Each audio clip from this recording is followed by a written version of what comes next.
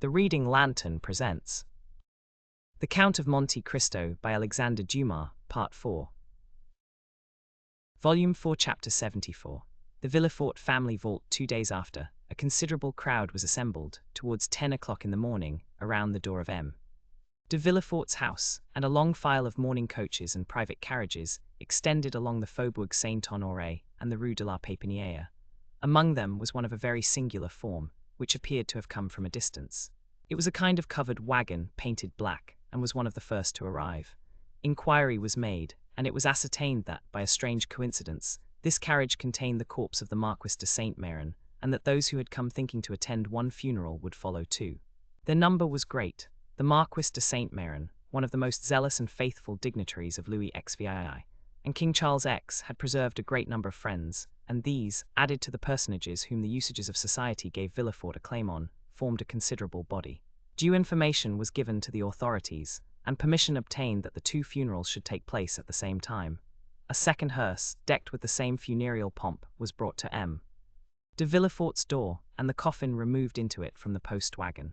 The two bodies were to be interred in the cemetery of Père-Lachaise, where M. de Villefort had long since had a tomb prepared for the reception of his family.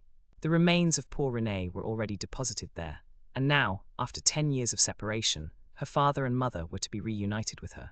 The Parisians, always curious, always affected by funereal display, looked on with religious silence while the splendid procession accompanied to their last abode two of the number of the old aristocracy, the greatest protectors of commerce and sincere devotees to their principles.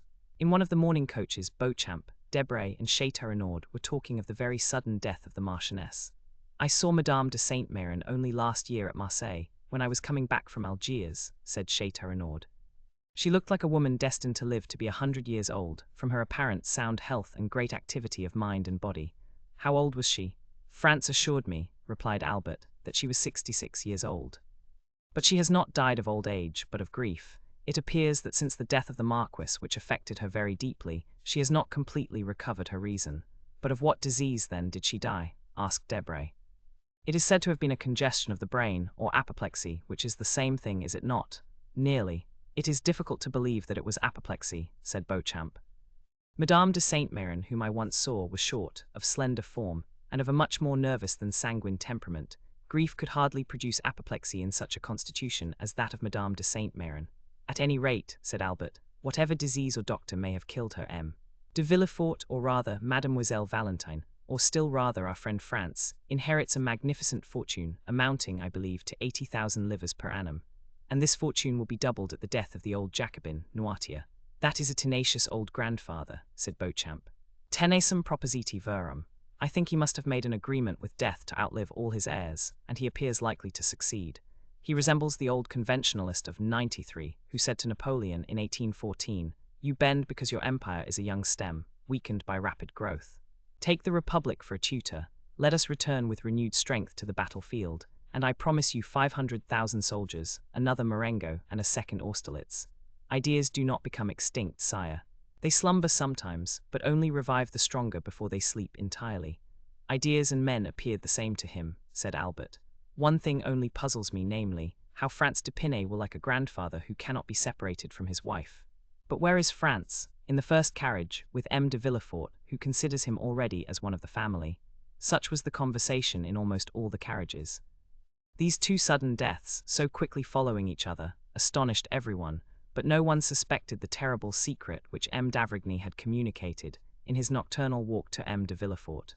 They arrived in about an hour at the cemetery. The weather was mild, but dull, and in harmony with the funeral ceremony.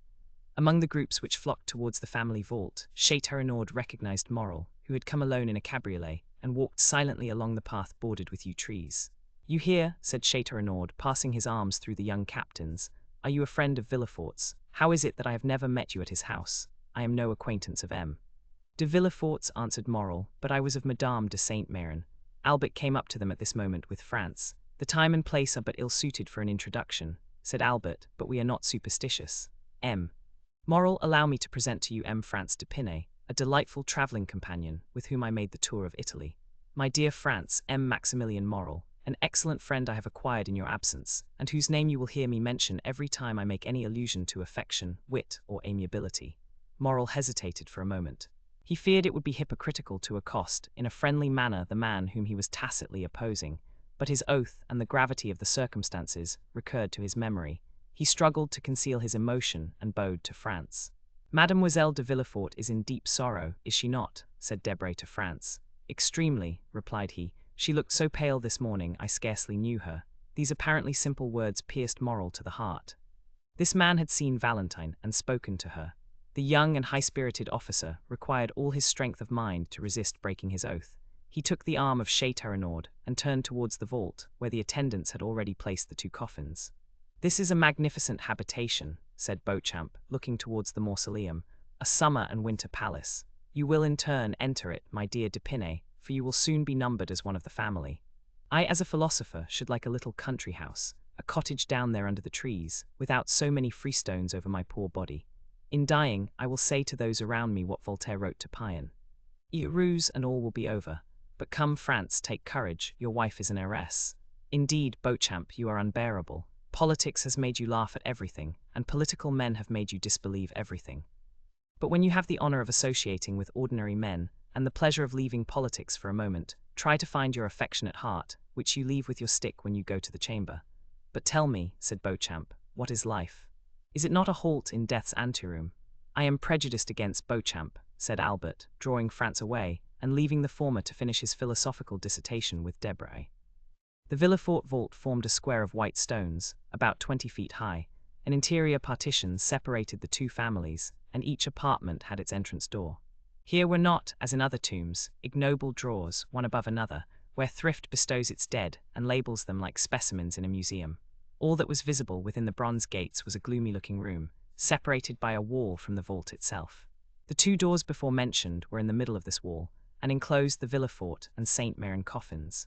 Their grief might freely expend itself without being disturbed by the trifling loungers who came from a picnic party to visit Père Lachaise, or by lovers who make it their rendezvous.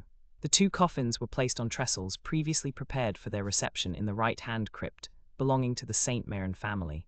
Villefort, France, and a few near relatives alone entered the sanctuary.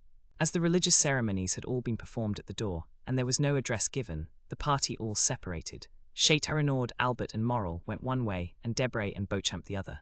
France remained with M. de Villefort. At the gate of the cemetery, Morrel made an excuse to wait. He saw France and M. de Villefort get into the same mourning coach, and thought this meeting foreboded evil. He then returned to Paris, and although in the same carriage with Châteaurenaud and Albert, he did not hear one word of their conversation. As France was about to take leave of M. de Villefort, "When shall I see you again?" said the latter. "At what time you please, sir," replied France. "As soon as possible. I am at your command, sir. Shall we return together? If not unpleasant to you. On the contrary, I shall feel much pleasure." Thus, the future father and son-in-law stepped into the same carriage, and Morrel, seeing them pass, became uneasy. Villefort and France returned to the Faubourg Saint-Honoré. The procureur, without going to see either his wife or his daughter, went at once to his study, and, offering the young man a chair, "M. d'Épinay," said he, "allow me to remind you at this moment, which is perhaps not so ill-chosen as at first sight may appear, for obedience to the wishes of the departed is the first offering which should be made at their tomb. Allow me then to remind you of the wish expressed by Madame de Saint Méran on her deathbed, that Valentine's wedding might not be deferred. You know the affairs of the deceased are in perfect order, and her will bequeaths to Valentine the entire property of the Saint Méran family. The notary showed me the documents yesterday, which will enable us to draw up the contract immediately. You may call on the notary, M. Deschamps, Place Beauvau, Faubourg Saint-Honoré, and you have my authority to inspect those deeds." "Sir," replied M. d'Épinay, "it is not, perhaps, the moment for Mademoiselle Valentine, who is in deep distress, to think of a husband. Indeed, I fear Valentine will have no greater pleasure than that of fulfilling her grandmother's last injunctions. There will be no obstacle from that quarter, I assure you." "In that case," replied France, "as I shall raise none, you may make arrangements when you please. I have pledged my word, and shall feel pleasure and happiness in adhering to it." "Then," said Villefort, "nothing further is required. The contract was to have been signed 3 days since. We shall find it all ready, and can sign it today. But the mourning," said France, hesitating. "Don't be uneasy on that score," replied Villefort. "No ceremony will be neglected in my house. Mademoiselle de Villefort may retire during the prescribed 3 months to her estate of Saint Méran. I say hers, for she inherits it today. There, after a few days, if you like, the civil marriage shall be celebrated without pomp or ceremony." Madame de Saint-Méran wished her daughter should be married there. When that is over, you, sir, can return to Paris, while your wife passes the time of her mourning with her mother-in-law. As you please, sir, said France. Then, replied M. de Villefort, have the kindness to wait half an hour. Valentine shall come down into the drawing-room. I will send for M. Deschamps. We will read and sign the contract before we separate, and this evening Madame de Villefort shall accompany Valentine to her estate, where we will rejoin them in a week. Sir, said France, I have one request to make. What is it? I wish Albert de Morcerf and Raoul de Châteaurenaud to be present at this signature. You know they are my witnesses. Half an hour will suffice to apprise them. Will you go for them yourself, or shall you send? I prefer going, sir. I shall expect you then. In half an hour Baron and Valentine will be ready. France bowed and left the room. Scarcely had the door closed, when M. de Villefort sent to tell Valentine to be ready in the drawing-room in half an hour, as he expected the notary and M. de Pinay and his witnesses. The news caused a great sensation throughout the house. Madame de Villefort would not believe it, and Valentine was thunderstruck. She looked around for help, and would have gone down to her grandfather's room, but on the stairs she met M. de Villefort, who took her arm and led her into the drawing-room. In the anteroom, Valentine met Barrois, and looked despairingly at the old servant. A moment later, Madame de Villefort entered the drawing-room with her little Edward. It was evident that she had shared the grief of the family, for she was pale and looked fatigued. She sat down, took Edward on her knees, and from time to time pressed this child, on whom her affections appeared centered, almost convulsively to her bosom. 2 carriages were soon heard to enter the courtyard. One was the notary's, the other, that of France and his friends. In a moment the whole party was assembled. Valentine was so pale one might trace the blue veins from her temples, round her eyes and down her cheeks. France was deeply affected. Châteaurenaud and Albert looked at each other with amazement. The ceremony, which was just concluded, had not appeared more sorrowful than did that which was about to begin. Madame de Villefort had placed herself in the shadow behind a velvet curtain, and as she constantly bent over her child, it was difficult to read the expression of her face. M. de Villefort was, as usual, unmoved. The notary, after having, according to the customary method, arranged the papers on the table, taken his place in an armchair, and raised his spectacles, turned towards France. Are you M. France de Quesnel, Baron de Pinay? Asked he, although he knew it perfectly. Yes, sir, replied France. The notary bowed. I have then to inform you, sir, at the request of M. de Villefort, that your projected marriage with Mademoiselle de Villefort has changed the feeling of M. Noirtier towards his grandchild, and that he disinherits her entirely of the fortune he would have left her. Let me hasten to add, continued he, that the testator, having only the right to alienate a part of his fortune, and having alienated it all, the will not bear scrutiny, and is declared null and void. Yes, said Villefort. But I warn M. de Pinay that during my lifetime my father's will shall never be questioned, my position forbidding any doubt to be entertained. Sir, said France, I regret much that such a question has been raised in the presence of Mademoiselle Valentine. I have never inquired the amount of her fortune, which, however limited it may be, exceeds mine. My family has sought consideration in this alliance with M. de Villefort. All I seek is happiness. Valentine imperceptibly thanked him, while 2 silent tears rolled down her cheeks. Besides, sir, said Villefort, addressing himself to his future son-in-law, accepting the loss of a portion of your hopes, this unexpected will need not personally wound you. M. Noirtier's weakness of mind sufficiently explains it. It is not because Mademoiselle Valentine is going to marry you that he is angry, but because she will marry. A union with any other would have caused him the same sorrow. Old age is selfish, sir, and Mademoiselle de Villefort has been a faithful companion to M. Noirtier, which she cannot be when she becomes the Baroness de Pinay. My father's melancholy state prevents our speaking to him on any subjects, which the weakness of his mind would incapacitate him from understanding, and I am perfectly convinced that at the present time, although he knows that his granddaughter is going to be married, M. Noirtier has even forgotten the name of his intended grandson. M. de Villefort had scarcely said this when the door opened and Barrois appeared. Gentlemen, said he, in a tone strangely firm for a servant speaking to his masters under such solemn circumstances, gentlemen, M. Noirtier de Villefort wishes to speak immediately to M. France de Quesnel, Baron de Pinay. He, as well as the notary, that there might be no mistake in the person, gave all his titles to the bridegroom-elect. Villefort started. Madame de Villefort let her son slip from her knees. Valentine rose, pale and dumb as a statue. Albert and Châteaurenaud exchanged a second look, more full of amazement than the first. The notary looked at Villefort. It is impossible, said the procureur. M. de Pinay cannot leave the drawing-room at present. It is at this moment, replied Barrois with the same firmness, that M. Noirtier, my master, wishes to speak on important subjects to M. France de Pinay. Grandpapa Noirtier can speak now then, said Edward with his habitual quickness. However, his remark did not make Madame de Villefort even smile, so much was every mind engaged, and so solemn was the situation. Tell M. Noirtier, resumed Villefort, that what he demands is impossible. Then M. Noirtier gives notice to these gentlemen, replied Barrois, that he will give orders to be carried to the drawing-room. Astonishment was at its height. Something like a smile was perceptible on Madame de Villefort's countenance. Valentine instinctively raised her eyes as if to thank heaven. Pray go, Valentine, said M. de Villefort, and see what this new fancy of your grandfather's is. Valentine rose quickly, and was hastening joyfully towards the door when M. de Villefort altered his intention. Stop, said he, I will go with you. Excuse me, sir, said France, since M. Noirtier sent for me, I am ready to attend to his wish. Besides, I shall be happy to pay my respects to him, not having yet had the honor of doing so. Pray, sir, said Villefort with marked uneasiness, do not disturb yourself. Forgive me, sir, said France in a resolute tone. I would not lose this opportunity of proving to M. Noirtier how wrong it would be of him to encourage feelings of dislike to me, which I am determined to conquer, whatever they may be, by my devotion. And without listening to Villefort he arose, and followed Valentine, who was running downstairs with the joy of a shipwrecked mariner who finds a rock to cling to. M. de Villefort followed them. Châteaurenaud and Morcerf exchanged a third look of still increasing wonder. Chapter 75. A signed statement. Noirtier was prepared to receive them, dressed in black and installed in his armchair. When the three persons he expected had entered, he looked at the door, which his valet immediately closed. Listen, whispered Villefort to Valentine, who could not conceal her joy. If M. Noirtier wishes to communicate anything which would delay your marriage, I forbid you to understand him. Valentine blushed but did not answer. Villefort approached Noirtier. Here is M. France d'Épinay, said he. You requested to see him.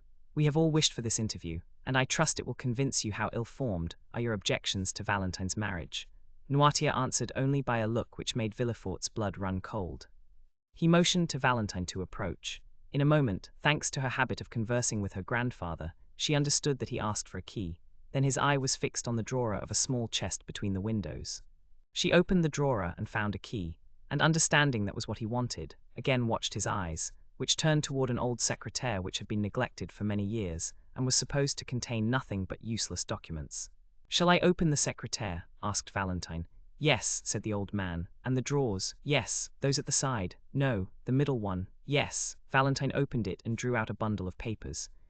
Is that what you wish for? Asked she. No. She took successively all the other papers out till the drawer was empty. But there are no more, said she. Noirtier's eye was fixed on the dictionary. Yes, I understand, grandfather, said the young girl. She pointed to each letter of the alphabet. At the letter S the old man stopped her. She opened and found the word secret. Ah, is there a secret spring? Said Valentine. Yes, said Noirtier, and who knows it? Noirtier looked at the door where the servant had gone out. Barrois, said she. Yes, shall I call him? Yes. Valentine went to the door and called Barrois. Villefort's impatience during this scene made the perspiration roll from his forehead, and France was stupefied. The old servant came.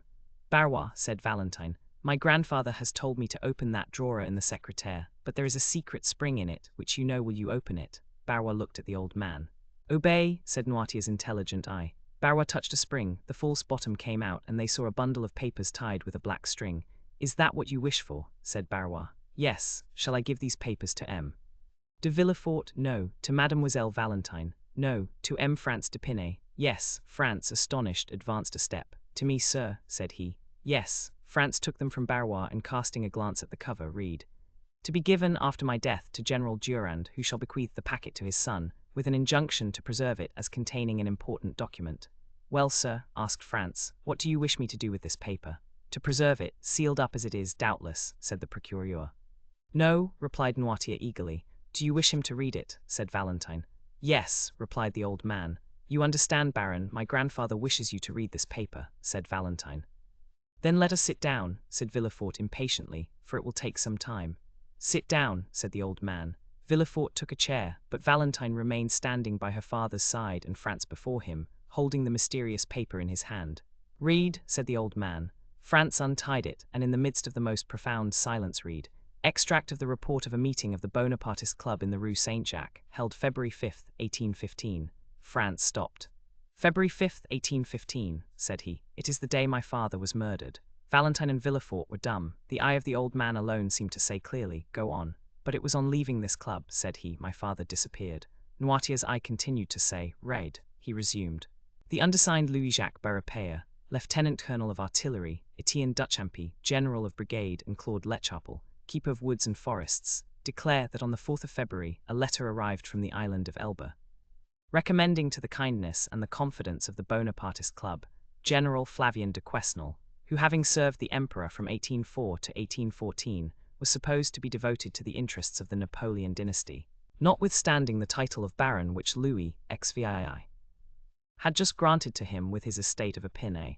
A note was in consequence addressed to General de Quesnel, begging him to be present at the meeting next day, the 5th. The note indicated neither the street nor the number of the house where the meeting was to be held. It bore no signature, but it announced to the general that someone would call for him if he would be ready at 9 o'clock. The meetings were always held from that time till midnight. At 9 o'clock the president of the club presented himself. The general was ready. The president informed him that one of the conditions of his introduction was that he should be eternally ignorant of the place of meeting, and that he would allow his eyes to be bandaged, swearing that he would not endeavor to take off the bandage. General de Quesnel accepted the condition, and promised on his honor not to seek to discover the road they took. The general's carriage was ready, but the president told him it was impossible for him to use it, since it was useless to blindfold the master if the coachman knew through what streets he went. What must be done then? Asked the general. I have my carriage here, said the president. Have you, then, so much confidence in your servant that you can entrust him with a secret you will not allow me to know? Our coachman is a member of the club, said the president. We shall be driven by a state councillor. Then we run another risk, said the general, laughing, that of being upset. We insert this joke to prove that the general was not in the least compelled to attend the meeting, but that he came willingly. When they were seated in the carriage, the president reminded the general of his promise to allow his eyes to be bandaged, to which he made no opposition. On the road, the president thought he saw the general make an attempt to remove the handkerchief, and reminded him of his oath. Sure enough, said the general. The carriage stopped at an alley leading out of the Rue Saint-Jacques. The general alighted, leaning on the arm of the president, of whose dignity he was not aware, considering him simply as a member of the club. They went through the alley, mounted a flight of stairs, and entered the assembly room. The deliberations had already begun. The members, apprised of the sort of presentation which was to be made that evening, were all in attendance. When in the middle of the room the general was invited to remove his bandage, he did so immediately, and was surprised to see so many well-known faces in a society of whose existence he had, till then, been ignorant. They questioned him as to his sentiments, but he contented himself with answering that the letters from the island of Elba ought to have informed them. France interrupted himself by saying, My father was a royalist. They need not have asked his sentiments, which were well known. And hence, said Villefort, arose my affection for your father, my dear M. France. Opinions held in common are a ready bond of union. Read again, said the old man. France continued. The president then sought to make him speak more explicitly, but M. de Quesnel replied that he wished first to know what they wanted with him.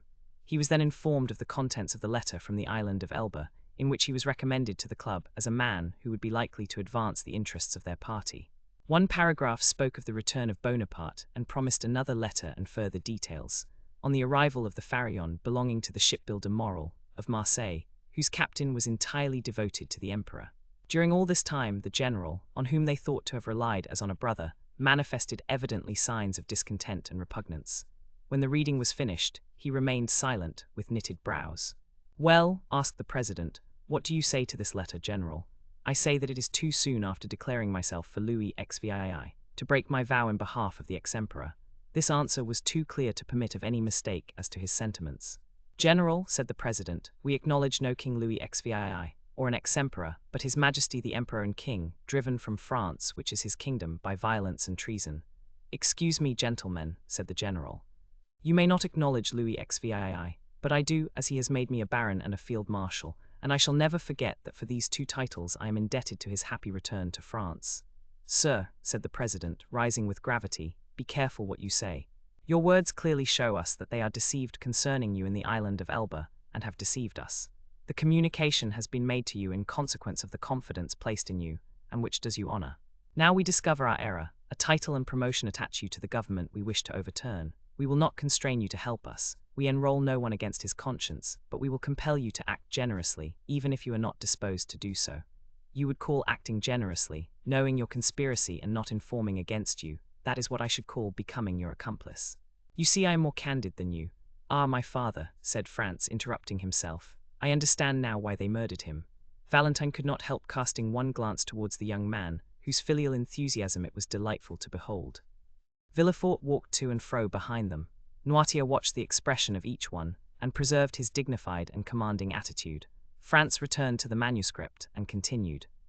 Sir, said the president, you have been invited to join this assembly. You were not forced here. It was proposed to you to come blindfolded. You accepted. When you complied with this twofold request, you well knew we did not wish to secure the throne of Louis XVI, or we should not take so much care to avoid the vigilance of the police. It would be conceding too much to allow you to put on a mask to aid you in the discovery of our secret, and then to remove it that you may ruin those who have confided in you. No, no, you must first say if you declare yourself for the king of a day who now reigns, or for his majesty the emperor. I am a royalist, replied the general. I have taken the oath of allegiance to Louis XVI, and I will adhere to it. These words were followed by a general murmur, and it was evident that several of the members were discussing the propriety of making the general repent of his rashness. The president again arose, and having imposed silence, said, Sir, you are too serious and too sensible a man not to understand the consequences of our present situation, and your candor has already dictated to us the conditions which remain for us to offer you. The general, putting his hand on his sword, exclaimed, If you talk of honor, do not begin by disavowing its laws, and impose nothing by violence. And you, sir, continued the president, with a calmness still more terrible than the general's anger, I advise you not to touch your sword. The general looked around him with slight uneasiness. However, he did not yield, but calling up all his fortitude, said, I will not swear. Then you must die, replied the president calmly. M. de Pinay became very pale. He looked round him a second time. Several members of the club were whispering, and getting their arms from under their cloaks. General, said the president, do not alarm yourself. You are among men of honor who will use every means to convince you before resorting to the last extremity, but as you have said, you are among conspirators, you are in possession of our secret, and you must restore it to us. A significant silence followed these words, and as the general did not reply, close the doors, said the president to the doorkeeper. The same deadly silence succeeded these words. Then the general advanced, and making a violent effort to control his feelings, I have a son, said he, and I ought to think of him, finding myself among assassins. General, said the chief of the assembly, one man may insult 50, it is the privilege of weakness. But he does wrong to use his privilege. Follow my advice, swear, and do not insult. The general, again daunted by the superiority of the chief, hesitated a moment. Then advancing to the president's desk, What is the form, said he. It is this. I swear by my honor not to reveal to anyone what I have seen and heard on the 5th of February, 1815, between 9 and 10 o'clock in the evening. And I plead guilty of death should I ever violate this oath. The general appeared to be affected by a nervous tremor, which prevented his answering for some moments. Then, overcoming his manifest repugnance, he pronounced the required oath, but in so low a tone as to be scarcely audible to the majority of the members, who insisted on his repeating it clearly and distinctly, which he did. Now am I at liberty to retire, said the general. The president rose, appointed 3 members to accompany him, and got into the carriage with the general after bandaging his eyes. One of those 3 members was the coachman who had driven them there. The other members silently dispersed. Where do you wish to be taken? Asked the president. Anywhere out of your presence, replied M. de Pinay. Beware, sir, replied the president. You are no longer in the assembly, and have only to do with individuals. Do not insult them unless you wish to be held responsible. But instead of listening, M. de Pinay went on, You are still as brave in your carriage as in your assembly because you are still 4 against 1. The president stopped the coach. They were at that part of the Quai des Ormes where the steps lead down to the river. Why do you stop here? Asked de Pinay. Because, sir, said the president, you have insulted a man, and that man will not go 1 step farther without demanding honorable reparation.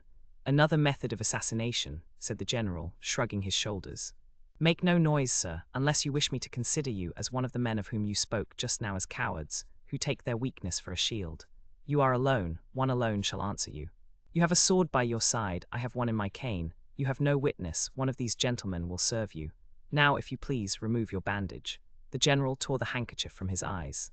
At last, said he, I shall know with whom I have to do. They opened the door and the 4 men alighted. France again interrupted himself and wiped the cold drops from his brow. There was something awful in hearing the son read aloud in trembling pallor these details of his father's death, which had hitherto been a mystery. Valentine clasped her hands as if in prayer. Noirtier looked at Villefort with an almost sublime expression of contempt and pride. France continued, It was, as we said, the 5th of February. For 3 days the mercury had been 5 or 6 degrees below freezing, and the steps were covered with ice. The general was stout and tall. The president offered him the side of the railing to assist him in getting down. The 2 witnesses followed. It was a dark night. The ground from the steps to the river was covered with snow and hoarfrost. The water of the river looked black and deep. One of the seconds went for a lantern in a coal barge near, and by its light they examined the weapons. The president's sword, which was simply, as he had said, one he carried in his cane, was 5 inches shorter than the general's and had no guard. The general proposed to cast lots for the swords, but the president said it was he who had given the provocation, and when he had given it he had supposed each would use his own arms. The witnesses endeavored to insist, but the president bade them be silent. The lantern was placed on the ground, the 2 adversaries took their stations, and the duel began. The light made the 2 swords appear like flashes of lightning. As for the men, they were scarcely perceptible. The darkness was so great. General d'Épinay passed for one of the best swordsmen in the army, but he was pressed so closely in the onset that he missed his aim and fell. The witnesses thought he was dead, but his adversary, who knew he had not struck him, offered him the assistance of his hand to rise. The circumstance irritated instead of calming the general, and he rushed on his adversary. But his opponent did not allow his guard to be broken. He received him on his sword, and 3 times the general drew back on finding himself too closely engaged, and then returned to the charge. At the 3rd he fell again. They thought he slipped as at first, and the witnesses, seeing he did not move, approached and endeavored to raise him, but the one who passed his arm around the body found it was moistened with blood. The general, who had almost fainted, revived. "Ah," said he, "they have sent some fencing master to fight with me." The president, without answering, approached the witness who held the lantern, and raising his sleeve, showed him 2 wounds he had received in his arm. Then opening his coat, and unbuttoning his waistcoat, displayed his side pierced with a 3rd wound. Still he had not even uttered a sigh. General d'Épinay died 5 minutes after. France read these last words in a voice so choked that they were hardly audible, and then stopped, passing his hand over his eyes as if to dispel a cloud. But after a moment's silence, he continued. The president went up the steps, after pushing his sword into his cane. A track of blood on the snow marked his course.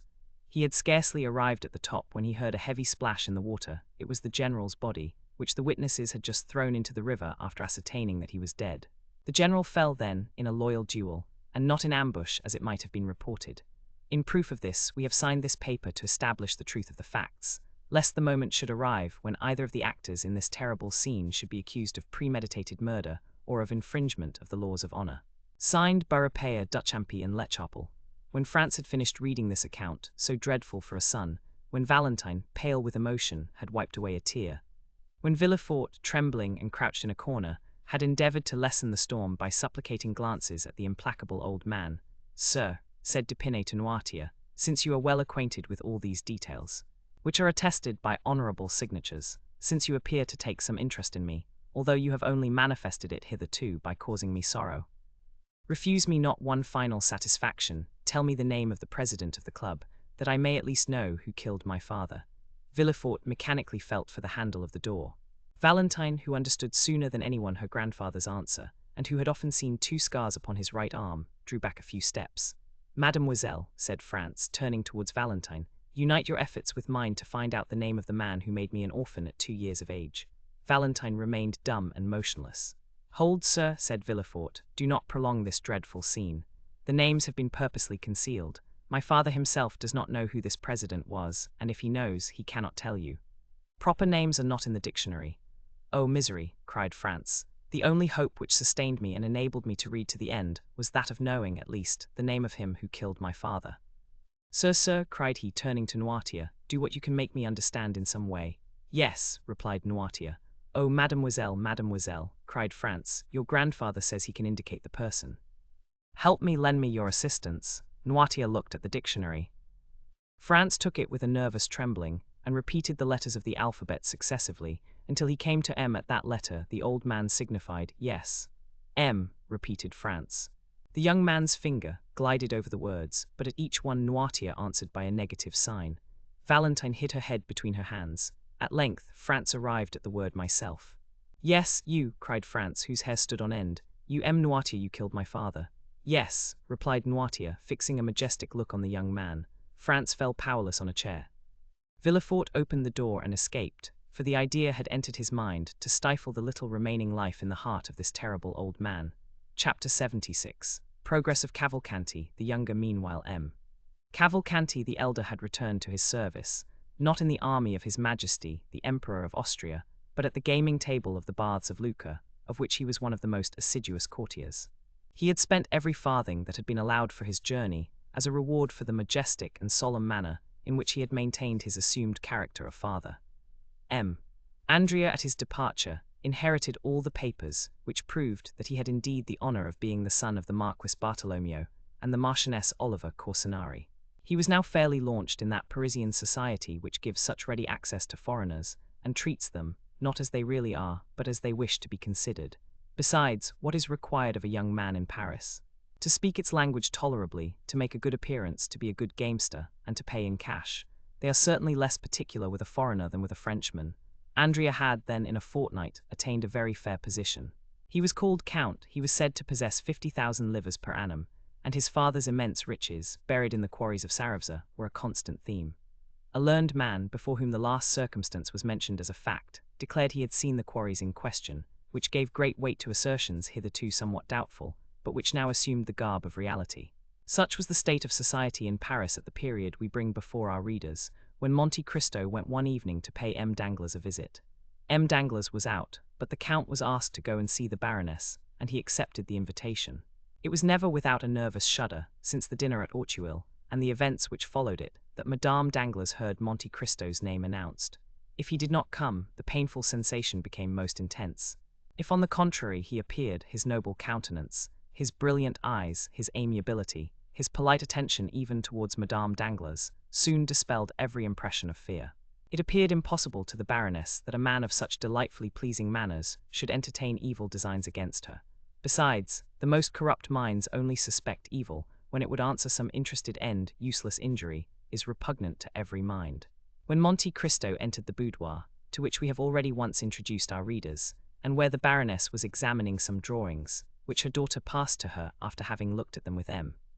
Cavalcanti, his presence soon produced its usual effect, and it was with smiles that the Baroness received the Count, although she had been a little disconcerted at the announcement of his name. The latter took in the whole scene at a glance. The Baroness was partially reclining on a sofa, Eugénie sat near her, and Cavalcanti was standing.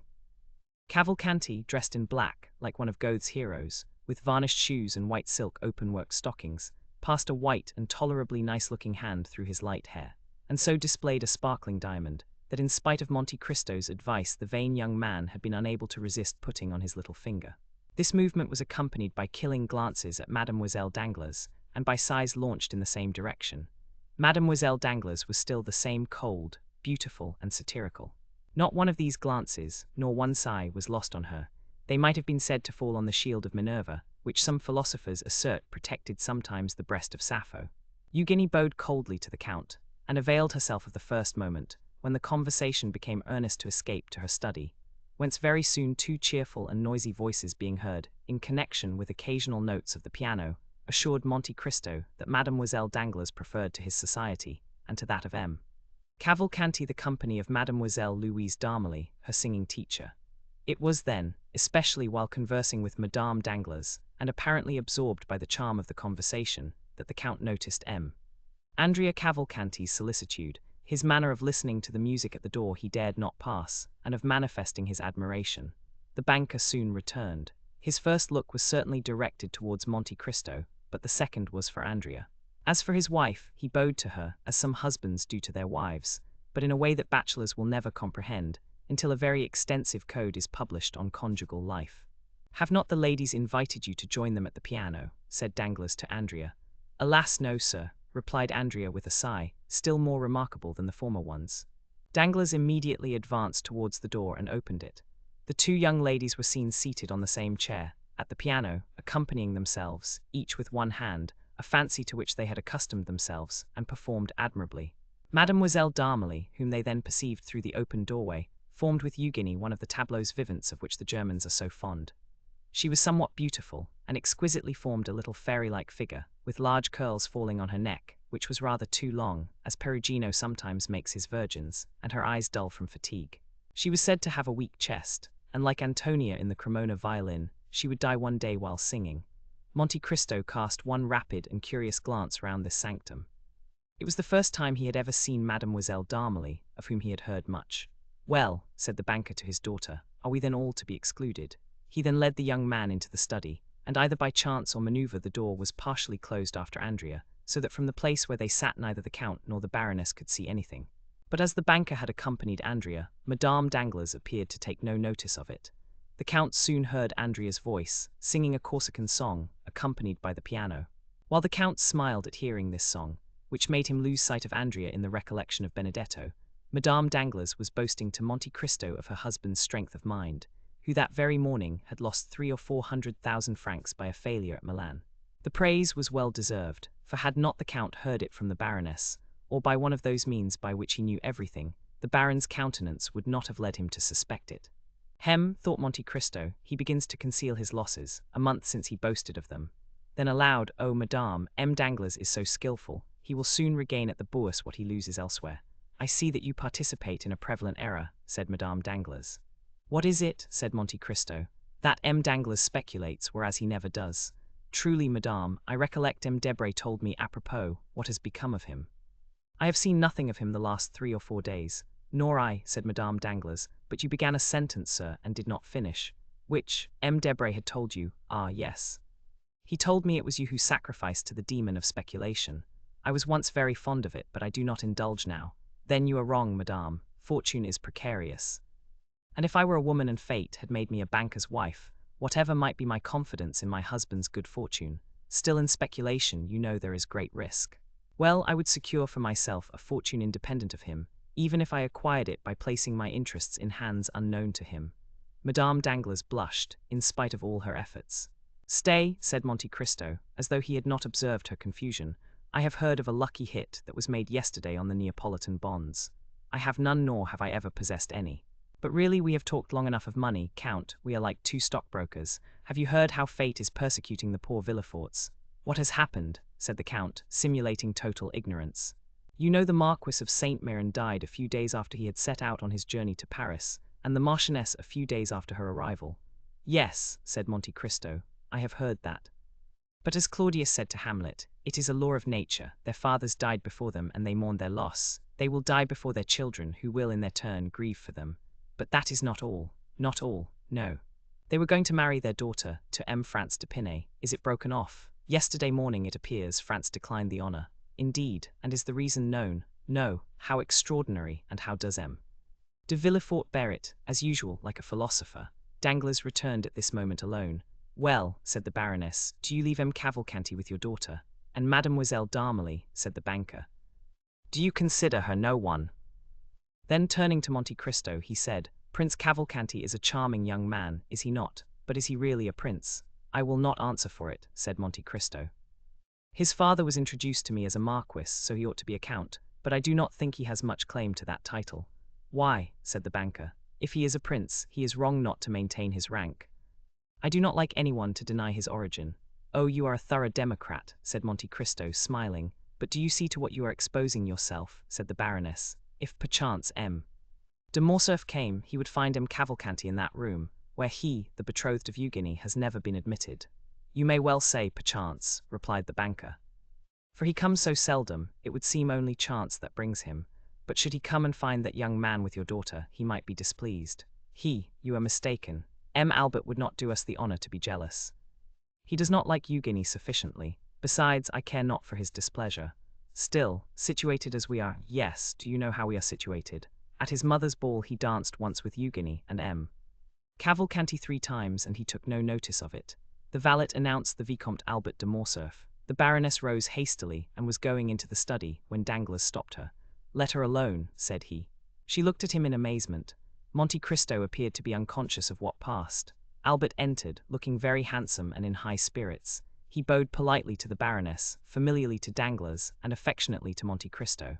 Then turning to the Baroness, "May I ask how Mademoiselle Danglars is?" said he. "She is quite well," replied Danglars quickly. "She is at the piano with M. Cavalcanti." Albert retained his calm and indifferent manner. He might feel perhaps annoyed, but he knew Monte Cristo's eye was on him. "M. Cavalcanti has a fine tenor voice," said he, "and Mademoiselle Eugénie a splendid soprano, and then she plays the piano like Thalberg. The concert must be a delightful one. They suit each other remarkably well, said Danglars. Albert appeared not to notice this remark, which was, however, so rude that Madame Danglars blushed. I too, said the young man, am a musician at least, my masters used to tell me so, but it is strange that my voice never would suit any other, and a soprano less than any. Danglars smiled and seemed to say, it is of no consequence. Then, hoping doubtless to effect his purpose, he said, the prince and my daughter were universally admired yesterday. You were not of the party, M. de Morcerf. What prince? Asked Albert. Prince Cavalcanti, said Danglars, who persisted in giving the young man that title. Pardon me, said Albert, I was not aware that he was a prince. And Prince Cavalcanti sang with Mademoiselle Eugénie yesterday. It must have been charming indeed. I regret not having heard them. But I was unable to accept your invitation, having promised to accompany my mother to a German concert given by the Baroness of Château-Renaud. This was followed by rather an awkward silence. May I also be allowed, said Morcerf, to pay my respects to Mademoiselle Danglars? Wait a moment, said the banker, stopping the young man. Do you hear that delightful cavatina? Ta-ta-ta-ti-ta-ti-ta-ta. It is charming, let them finish one moment. Bravo, bravi, brava. The banker was enthusiastic in his applause. Indeed, said Albert, it is exquisite. It is impossible to understand the music of his country better than Prince Cavalcanti does. You said prince, did you not? But he can easily become one, if he is not already. It is no uncommon thing in Italy.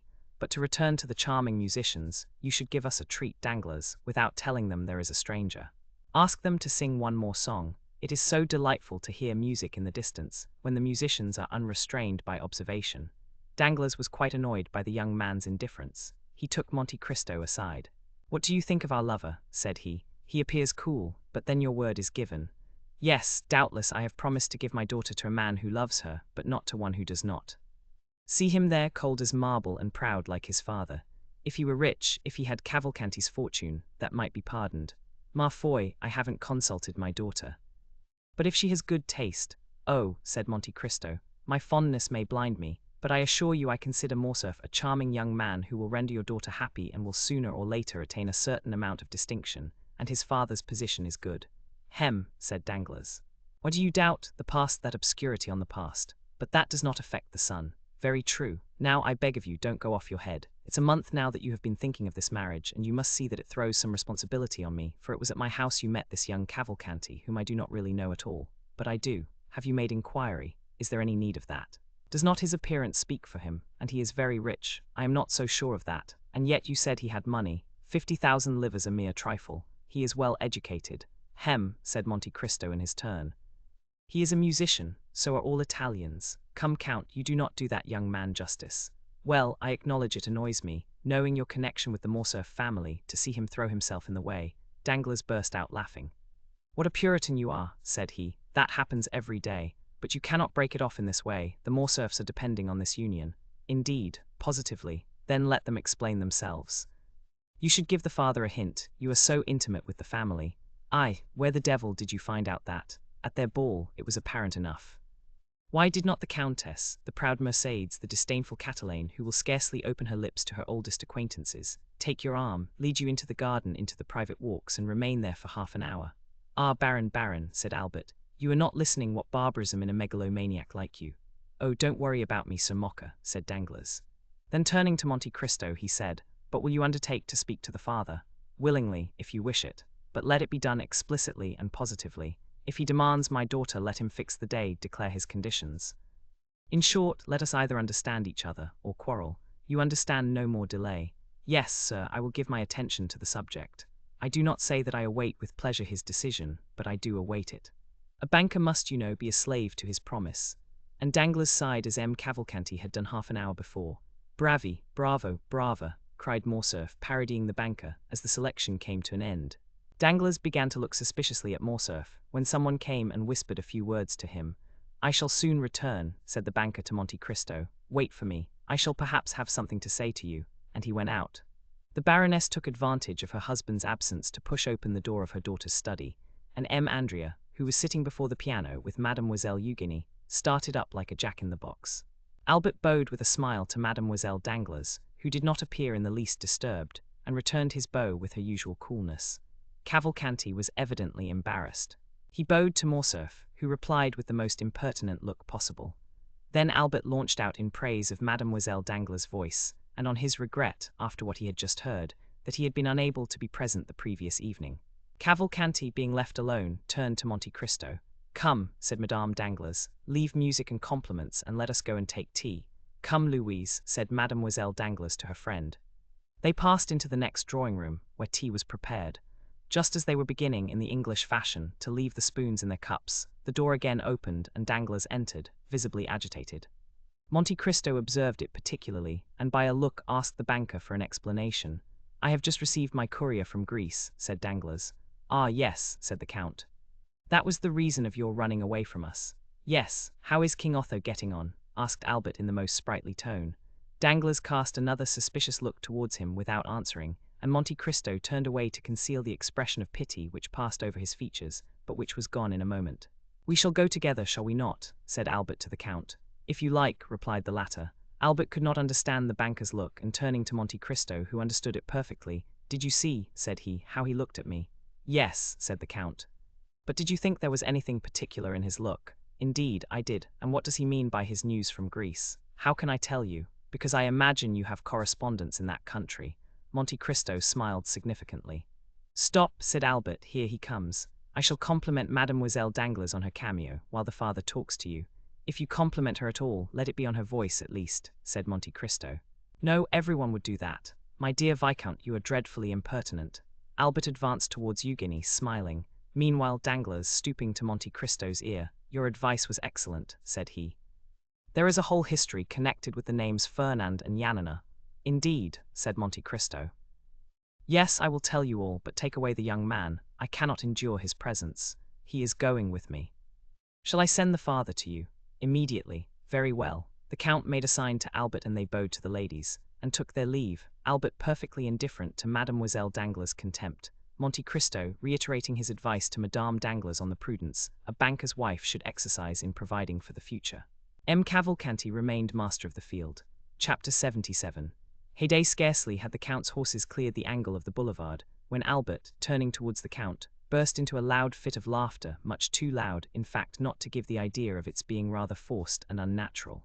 "Well," said he, "I will ask you the same question which Charles IX put to Catherine de' Medici after the massacre of St. Bartholomew. How have I played my little part?" "To what do you allude?" asked Monte Cristo. "To the installation of my rival at M. Danglars." "What rival?" "Ma foi, what rival? Why, your protégé, M. Andrea Cavalcanti." "Ah, no joking, Viscount, if you please. I do not patronize M. Andrea, at least, not as concerns M. Danglars, and you would be to blame for not assisting him, if the young man really needed your help in that quarter, but happily for me, he can dispense with it. What, do you think he is paying his addresses?" "I am certain of it." His languishing looks and modulated tones when addressing Mademoiselle Danglars fully proclaim his intentions. He aspires to the hand of the proud Eugénie. What does that signify, so long as they favour your suit? But it is not the case, my dear Count. On the contrary, I am repulsed on all sides. What? It is so indeed. Mademoiselle Eugénie scarcely answers me, and Mademoiselle d'Armilly, her confidante, does not speak to me at all. But the father has the greatest regard possible for you, said Monte Cristo. Oh no, he has plunged 1,000 daggers into my heart, tragedy weapons I own, which instead of wounding sheathe their points in their own handles, but daggers which he nevertheless believed to be real and deadly. Jealousy indicates affection. True. But I am not jealous. He is. Of whom? Of Debray. No, of you. Of me. I will engage to say that before a week is past the door will be closed against me. You are mistaken, my dear Viscount. Prove it to me. Do you wish me to do so? Yes. Well. I am charged with the commission of endeavouring to induce the Comte de Morcerf to make some definite arrangement with the Baron. By whom are you charged? By the Baron himself. Oh, said Albert with all the cajolery of which he was capable. You surely will not do that, my dear Count. Certainly I shall, Albert, as I have promised to do it. Well, said Albert with a sigh, it seems you are determined to marry me. I am determined to try and be on good terms with everybody, at all events, said Monte Cristo. But apropos of Debray, how is it that I have not seen him lately at the Baron's house? There has been a misunderstanding. What, with the Baroness? No, with the Baron. Has he perceived anything? Ah, that is a good joke. Do you think he suspects? Said Monte Cristo with charming artlessness. Where have you come from, my dear Count? Said Albert. From Congo, if you will. It must be farther off than even that. But what do I know of your Parisian husbands? Oh, my dear Count, husbands are pretty much the same everywhere. An individual husband of any country is a pretty fair specimen of the whole race. But then, what can have led to the quarrel between Danglars and Debray? They seem to understand each other so well, said Monte Cristo with renewed energy. Ah, now you are trying to penetrate into the mysteries of Isis, in which I am not initiated. When M. Andrea Cavalcanti has become one of the family, you can ask him that question. The carriage stopped. Here we are, said Monte Cristo. It is only 10:30. Come in. Certainly I will. My carriage shall take you back. No, thank you, I gave orders for my coupé to follow me. There it is then, said Monte Cristo, as he stepped out of the carriage. They both went into the house. The drawing room was lighted up. They went in there. You will make tea for us, Baptistin, said the Count. Baptistin left the room without waiting to answer, and in 2 seconds reappeared, bringing on a tray all that his master had ordered, ready prepared, and appearing to have sprung from the ground, like the repasts which we read of in fairy tales. Really, my dear Count, said Morcerf, what I admire in you is, not so much your riches, for perhaps there are people even wealthier than yourself, nor is it only your wit, for Beaumarchais might have possessed as much, but it is your manner of being served, without any questions, in a moment, in a second. It is as if they guessed what you wanted by your manner of ringing, and made a point of keeping everything you can possibly desire in constant readiness. What you say is perhaps true. They know my habits. For instance, you shall see. How do you wish to occupy yourself during tea time? Ma foi, I should like to smoke. Monte Cristo took the gong and struck it once. In about the space of a second, a private door opened, and Ali appeared, bringing 2 chibouks filled with excellent latakia. It is quite wonderful, said Albert. Oh no, it is as simple as possible, replied Monte Cristo. Ali knows I generally smoke while I am taking my tea or coffee. He has heard that I ordered tea, and he also knows that I brought you home with me.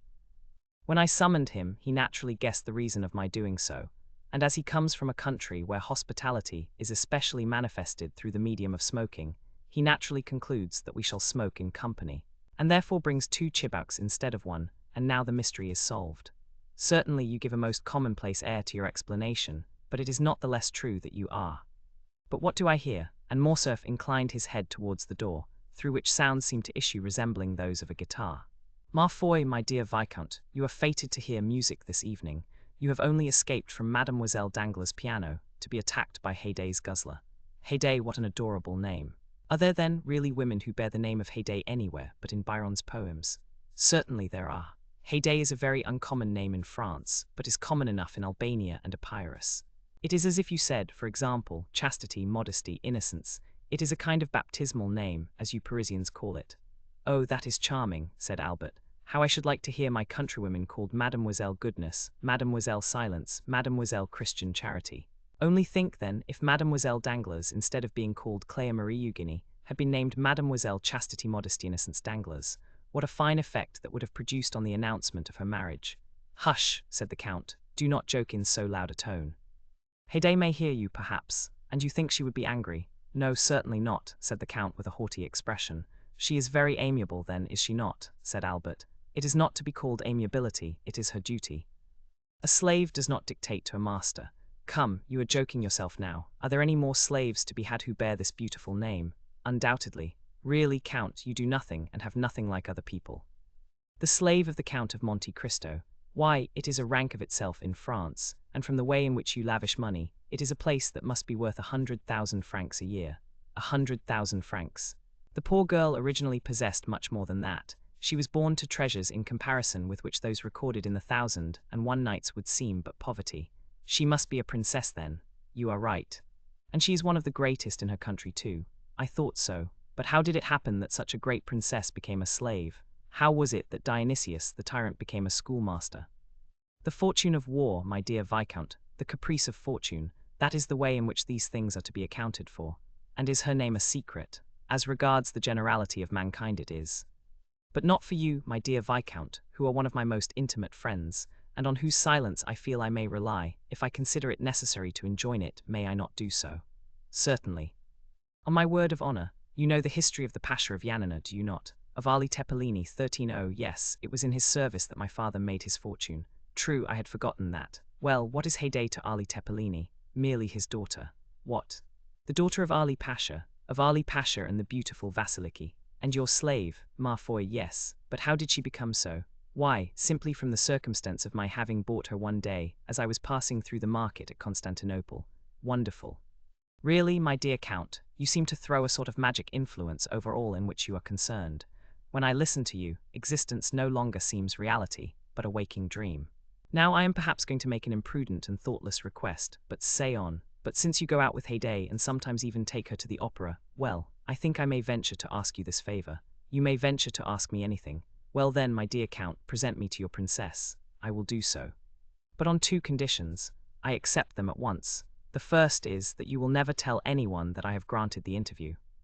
Very well, said Albert, extending his hand. I swear I will not. The second is that you will not tell her that your father ever served hers. I give you my oath that I will not. Enough, Viscount. You will remember those two vows, will you not? But I know you to be a man of honor. The Count again struck the gong. Ali reappeared. Tell Haydée, said he, that I will take coffee with her and give her to understand that I desire permission to present one of my friends to her. Ali bowed and left the room. Now understand me, said the Count. No direct questions, my dear Morcerf. If you wish to know anything, tell me and I will ask her. Agreed. Ali reappeared for the third time and drew back the tapestried hanging which concealed the door, to signify to his master and Albert that they were at liberty to pass on. Let us go in, said Monte Cristo.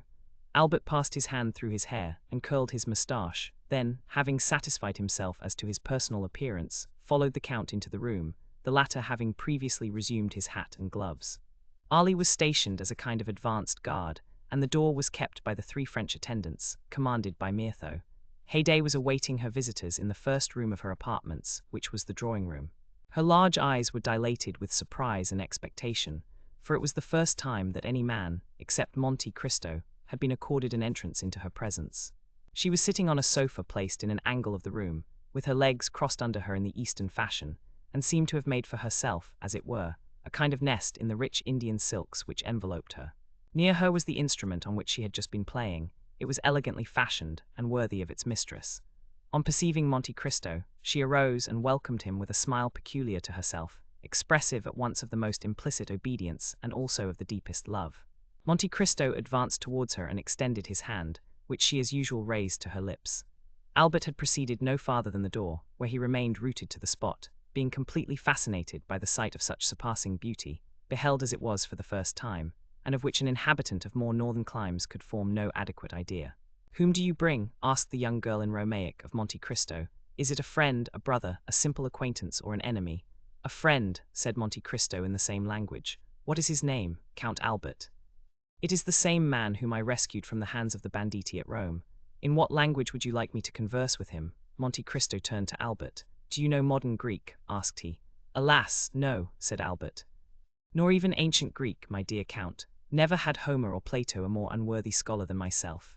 "Then," said Haydée, proving by her remark that she had quite understood Monte Cristo's question and Albert's answer, "then I will speak either in French or Italian, if my lord so wills it." Monte Cristo reflected one instant. "You will speak in Italian," said he. Then, turning towards Albert, "It is a pity you do not understand either ancient or modern Greek, both of which Haydée speaks so fluently. The poor child will be obliged to talk to you in Italian, which will give you but a very false idea of her powers of conversation." The Count made a sign to Haydée to address his visitor. "Sir," she said to Morcerf, "you are most welcome as the friend of my lord and master." This was said in excellent Tuscan, and with that soft Roman accent which makes the language of Dante as sonorous as that of Homer. Then, turning to Ali, she directed him to bring coffee and pipes, and when he had left the room to execute the orders of his young mistress, she beckoned Albert to approach nearer to her. Monte Cristo and Morcerf drew their seats towards a small table, on which were arranged music, drawings, and vases of flowers. Ali then entered bringing coffee and chibouques. As to M. Baptistin, this portion of the building was interdicted to him. Albert refused the pipe which the Nubian offered him. "Oh, take it," said the Count. "Haydée is almost as civilized as a Parisian. The smell of a Havana is disagreeable to her, but the tobacco of the East is a most delicious perfume, you know." Ali left the room. The cups of coffee were all prepared, with the addition of sugar, which had been brought for Albert. Monte Cristo and Haydée took the beverage in the original Arabian manner, that is to say, without sugar. Haydée took the porcelain cup in her little slender fingers, and conveyed it to her mouth with all the innocent artlessness of a child, when eating or drinking something which it likes. At this moment 2 women entered, bringing salvers filled with ices and sherbet, which they placed on 2 small tables appropriated to that purpose. "My dear host, and you, signora," said Albert in Italian, "excuse my apparent stupidity. I am quite bewildered, and it is natural that it should be so. Here I am in the heart of Paris, but a moment ago I heard the rumbling of the omnibuses and the tinkling of the bells of the lemonade sellers, and now I feel as if I were suddenly transporting to the East. Not such as I have seen it, but such as my dreams have painted it. Oh, Signora, if I could but speak Greek, your conversation, added to the fairy scene which surrounds me, would furnish an evening of such delight as it would be impossible for me ever to forget. I speak sufficient Italian to enable me to converse with you, sir, said Haydée quietly. And if you like what is Eastern, I will do my best to secure the gratification of your tastes while you are here. On what subject shall I converse with her? Said Albert, in a low tone to Monte Cristo. Just what you please. You may speak of her country and of her youthful reminiscences, or if you like it better you can talk of Rome, Naples, or Florence. Oh, said Albert, it is of no use to be in the company of a Greek if one converses just in the same style as with a Parisian. Let me speak to her of the East. Do so then, for of all themes which you could choose that will be the most agreeable to her taste. Albert turned towards Haydée. At what age did you leave Greece, Signora? Asked he. I left it when I was but 5 years old, replied Haydée. And have you any recollection of your country? When I shut my eyes and think, I seem to see it all again. The mind can see as well as the body forgets sometimes. But the mind always remembers. And how far back into the past do your recollections extend? I could scarcely walk when my mother, who was called Vasiliki, which means royal, said the young girl, tossing her head proudly, took me by the hand, and after putting in our purse all the money we possessed, we went out, both covered with veils, to solicit alms for the prisoners, saying, He who giveth to the poor lendeth to the Lord. Then, when our purse was full, we returned to the palace, and without saying a word to my father, we sent it to the convent, where it was divided amongst the prisoners. And how old were you at that time? I was 3 years old, said Haydée. Then you remember everything that went on about you from the time when you were 3 years old, said Albert. Everything. Count, said Albert, in a low tone to Monte Cristo, do allow the Signora to tell me something of her history. You prohibited my mentioning my father's name to her, but perhaps she will allude to him of her own accord in the course of the recital. And you have no idea how delighted I should be to hear our name pronounced by such beautiful lips.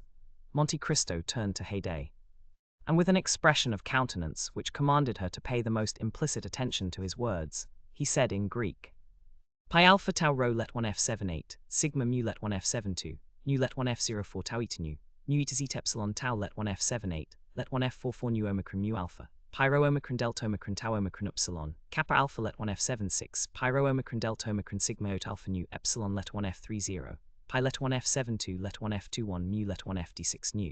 That is, tell us the fate of your father. But neither the name of the traitor nor the treason. Haydée sighed deeply, and a shade of sadness clouded her beautiful brow. What are you saying to her? Said Morcerf in an undertone. I again reminded her that you were a friend, and that she need not conceal anything from you. Then, said Albert, this pious pilgrimage in behalf of the prisoners was your first remembrance. What is the next? Oh, then I remember as if it were but yesterday sitting under the shade of some sycamore trees, on the borders of a lake, in the waters of which the trembling foliage was reflected, as in a mirror. Under the oldest and thickest of these trees, reclining on cushions, sat my father. My mother was at his feet, and I, childlike, amused myself by playing with his long white beard which descended to his girdle, or with the diamond hilt of the scimitar attached to his girdle. Then from time to time there came to him an Albanian who said something to which I paid no attention, but which he always answered in the same tone of voice, either kill or pardon. It is very strange, said Albert, to hear such words proceed from the mouth of anyone but an actress on the stage, and one needs constantly to be saying to oneself, this is no fiction, it is all reality, in order to believe it. And how does France appear in your eyes, accustomed as they have been to gaze on such enchanted scenes? I think it is a fine country, said Haydée, but I see France as it really is, because I look on it with the eyes of a woman. Whereas my own country, which I can only judge of from the impression produced on my childish mind, always seems enveloped in a vague atmosphere, which is luminous or otherwise, according as my remembrances of it are sad or joyous. So young, said Albert, forgetting at the moment the Count's command that he should ask no questions of the slave herself, is it possible that you can have known what suffering is except by name?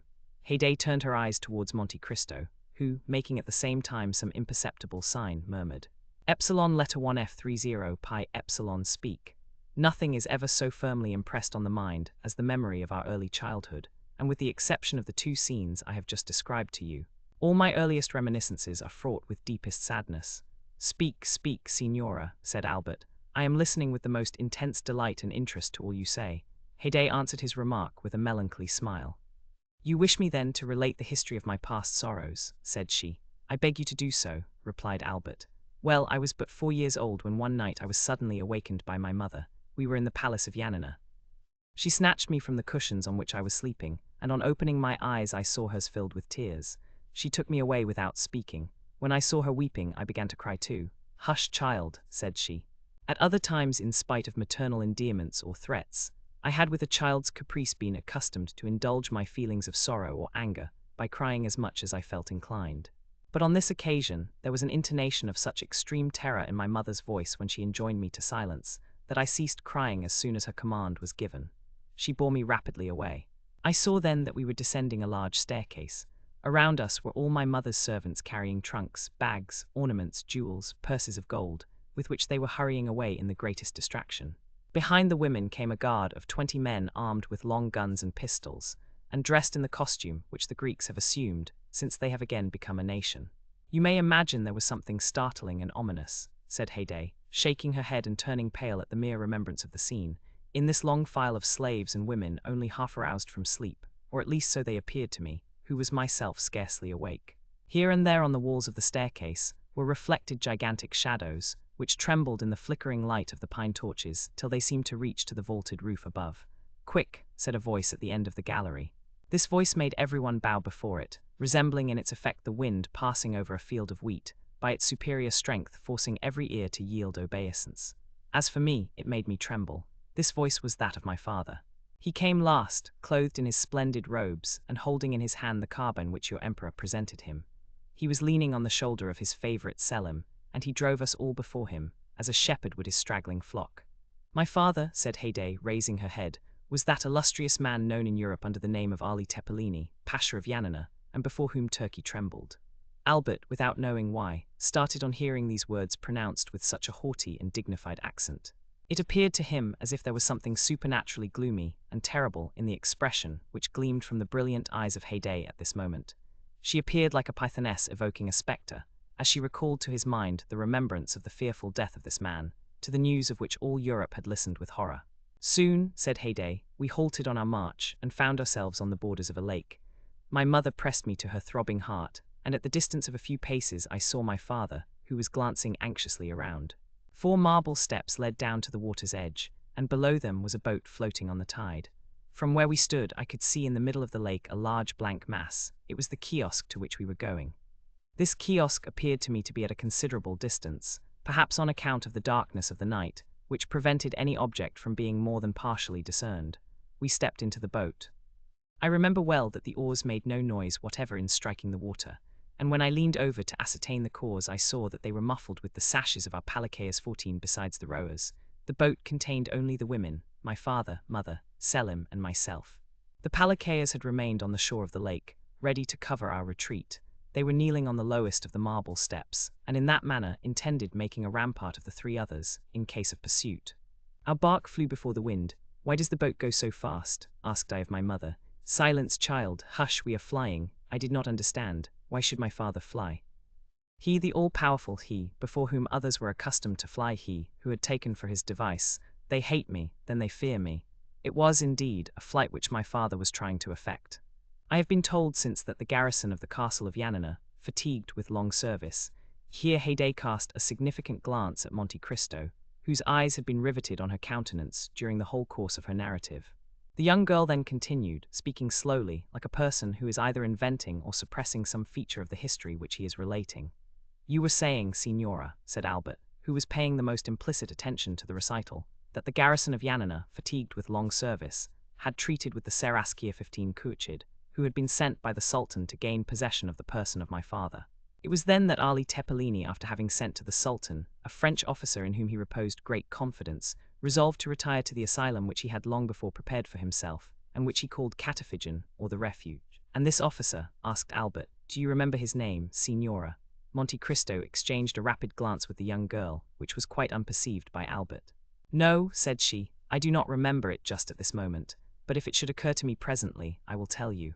Albert was on the point of pronouncing his father's name, when Monte Cristo gently held up his finger in token of reproach. The young man recollected his promise, and was silent. It was towards this kiosk that we were rowing. A ground floor, ornamented with arabesques, bathing its terraces in the water, and another floor looking on the lake, was all which was visible to the eye. But beneath the ground floor, stretching out into the island, was a large subterranean cavern, to which my mother, myself, and the women were conducted. In this place were together 60,000 pouches and 200 barrels. The pouches contained 25 million of money in gold, and the barrels were filled with 30,000 pounds of gunpowder. Near the barrels stood Selim, my father's favourite, whom I mentioned to you just now. He stood watch day and night with a lance provided with a lighted slow match in his hand, and he had orders to blow up everything: kiosk, guards, women, gold, and Ali Tepelini himself, at the first signal given by my father. I remember well that the slaves, convinced of the precarious tenure on which they held their lives, passed whole days and nights in praying, crying, and groaning. As for me, I can never forget the pale complexion and black eyes of the young soldier, and whenever the angel of death summons me to another world, I am quite sure I shall recognize Selim. I cannot tell you how long we remained in this state. At that period I did not even know what time meant. Sometimes, but very rarely, my father summoned me and my mother to the terrace of the palace. These were hours of recreation for me, as I never saw anything in the dismal cavern but the gloomy countenances of the slaves and Selim's fiery lance. My father was endeavouring to pierce with his eager looks the remotest verge of the horizon, examining attentively every black speck which appeared on the lake, while my mother, reclining by his side, rested her head on his shoulder. And I played at his feet, admiring everything I saw with that unsophisticated innocence of childhood which throws a charm round objects insignificant in themselves, but which in its eyes are invested with the greatest importance. The heights of Pindus towered above us. The castle of Yanina rose white and angular from the blue waters of the lake, and the immense masses of black vegetation which, viewed in the distance, gave the idea of lichens clinging to the rocks, were in reality gigantic fir trees and myrtles. One morning my father sent for us. My mother had been crying all the night and was very wretched. We found the Pasha calm, but paler than usual. "Take courage, Vasiliki," said he. "Today arrives the firman of the master, and my fate will be decided. If my pardon be complete, we shall return triumphant to Yanina. If the news be inauspicious, we must fly this night. But supposing our enemy should not allow us to do so," said my mother. "Oh, make yourself easy on that head," said Ali, smiling. "Selim and his flaming lance will settle that matter. They would be glad to see me dead, but they would not like themselves to die with me." My mother only answered by sighs to consolations which she knew did not come from my father's heart. She prepared the iced water which he was in the habit of constantly drinking, for since his sojourn at the kiosk he had been parched by the most violent fever, after which she anointed his white beard with perfumed oil, and lighted his chibuk, which he sometimes smoked for hours together, quietly watching the wreaths of vapor that ascended in spiral clouds and gradually melted away in the surrounding atmosphere. Presently he made such a sudden movement that I was paralyzed with fear. Then, without taking his eyes from the object which had first attracted his attention, he asked for his telescope.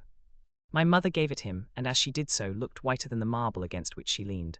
I saw my father's hand tremble. "A boat, 2, 3, murmured my father. 4. He then arose, seizing his arms and priming his pistols. "Vasiliki," said he to my mother, trembling perceptibly, "the instant approaches which will decide everything. In the space of half an hour we shall know the emperor's answer. Go into the cavern with Heyday." "I will not quit you," said Vasiliki. "If you die, my lord, I will die with you." "Go to Selim," cried my father. "Adieu, my lord," murmured my mother, determining quietly to await the approach of death. "Take away Vasiliki," said my father to his palikayas. As for me, I had been forgotten in the general confusion. I ran toward Ali Tepelini. He saw me hold out my arms to him, and he stooped down and pressed my forehead with his lips. Oh, how distinctly I remember that kiss. It was the last he ever gave me, and I feel as if it were still warm on my forehead. On descending, we saw through the latticework several boats which were gradually becoming more distinct to our view. At first they appeared like black specks, and now they looked like birds skimming the surface of the waves. During this time, in the kiosk at my father's feet were seated 20 palikayas, concealed from view by an angle of the wall and watching with eager eyes the arrival of the boats.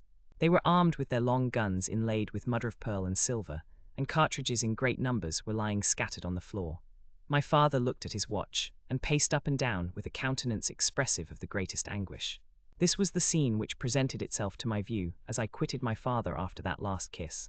My mother and I traversed the gloomy passage leading to the cavern. Selim was still at his post, and smiled sadly on us as we entered. We fetched our cushions from the other end of the cavern, and sat down by Selim. In great dangers the devoted ones cling to each other, and young as I was, I quite understood that some imminent danger was hanging over our heads. Albert had often heard not from his father, for he never spoke on the subject, but from strangers, the description of the last moments of the vizier of Yanina. He had read different accounts of his death, but the story seemed to acquire fresh meaning from the voice and expression of the young girl, and her sympathetic accent and the melancholy expression of her countenance at once charmed and horrified him. As to Haydée, these terrible reminiscences seemed to have overpowered her for a moment, for she ceased speaking, her head leaning on her hand like a beautiful flower bowing beneath the violence of the storm. And her eyes gazing on vacancy indicated that she was mentally contemplating the green summit of the Pindus and the blue waters of the lake of Yanina, which, like a magic mirror, seemed to reflect the somber picture which she sketched. Monte Cristo looked at her with an indescribable expression of interest and pity. "Go on, my child," said the Count in the Romaic language. Haydée looked up abruptly, as if the sonorous tones of Monte Cristo's voice had awakened her from a dream. And she resumed her narrative. It was about 4 o'clock in the afternoon, and although the day was brilliant out of doors, we were enveloped in the gloomy darkness of the cavern. One single, solitary light was burning there, and it appeared like a star set in a heaven of blackness. It was Selim's flaming lance. My mother was a Christian, and she prayed. Selim repeated from time to time the sacred words. God is great, however, my mother had still some hope. As she was coming down, she thought she recognized the French officer who had been sent to Constantinople, and in whom my father placed so much confidence. For he knew that all the soldiers of the French emperor were naturally noble and generous. She advanced some steps towards the staircase and listened. "They are approaching," said she. "Perhaps they bring us peace and liberty. What do you fear, Vasiliki?" said Selim, in a voice at once so gentle and yet so proud. "If they do not bring us peace, we will give them war. If they do not bring life, we will give them death."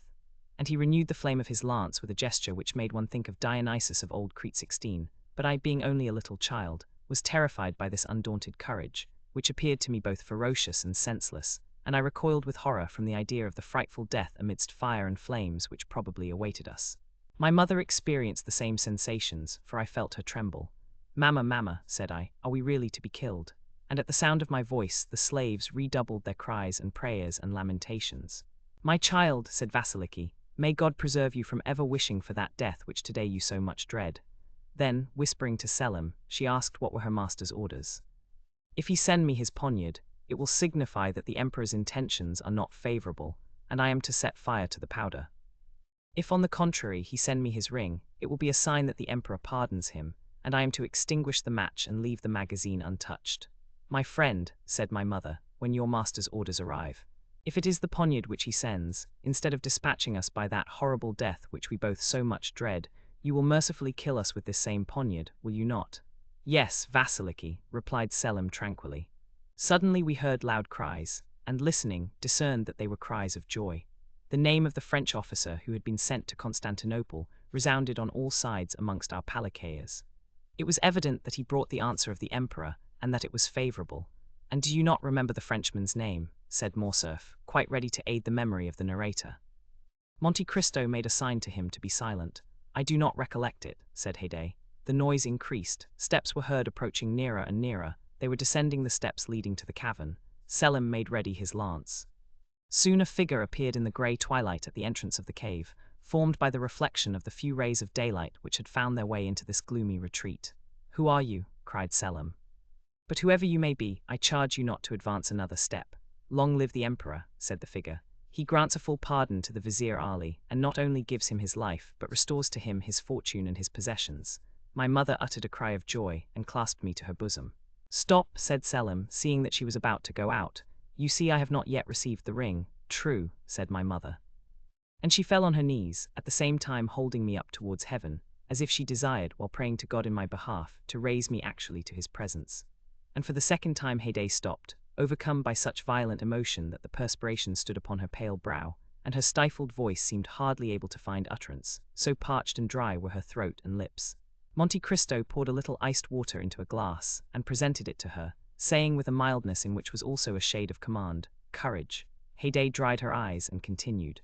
By this time our eyes, habituated to the darkness, had recognized the messenger of the Pasha. It was a friend. Selim had also recognized him, but the brave young man only acknowledged one duty, which was to obey.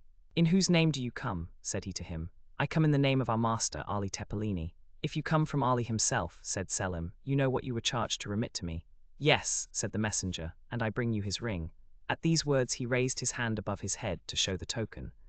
But it was too far off, and there was not light enough to enable Selim, where he was standing, to distinguish and recognize the object presented to his view. "I do not see what you have in your hand," said Selim. "Approach then," said the messenger, "or I will come nearer to you if you prefer it." "I will agree to neither one nor the other," replied the young soldier. "Place the object which I desire to see in the ray of light which shines there, and retire while I examine it." "Be it so," said the envoy. And he retired, after having first deposited the token agreed on in the place pointed out to him by Selim. Oh, how our hearts palpitated, for it did indeed seem to be a ring which was placed there. But was it my father's ring? That was the question. Selim, still holding in his hand the lighted match, walked towards the opening in the cavern, and, aided by the faint light which streamed in through the mouth of the cave, picked up the token. "It is well," said he, kissing it. "It is my master's ring," and throwing the match on the ground, he trampled on it and extinguished it. The messenger uttered a cry of joy and clapped his hands. At this signal 4 soldiers of the Seraskier Kuchid suddenly appeared, and Selim fell, pierced by 5 blows. Each man had stabbed him separately, and intoxicated by their crime, though still pale with fear, they sought all over the cavern to discover if there was any fear of fire, after which they amused themselves by rolling on the bags of gold. At this moment my mother seized me in her arms, and hurrying noiselessly along numerous turnings and windings known only to ourselves, she arrived at a private staircase of the kiosk, where was a scene of frightful tumult and confusion. The lower rooms were entirely filled with Kuchid's troops, that is to say, with our enemies. Just as my mother was on the point of pushing open a small door, we heard the voice of the Pasha sounding in a loud and threatening tone.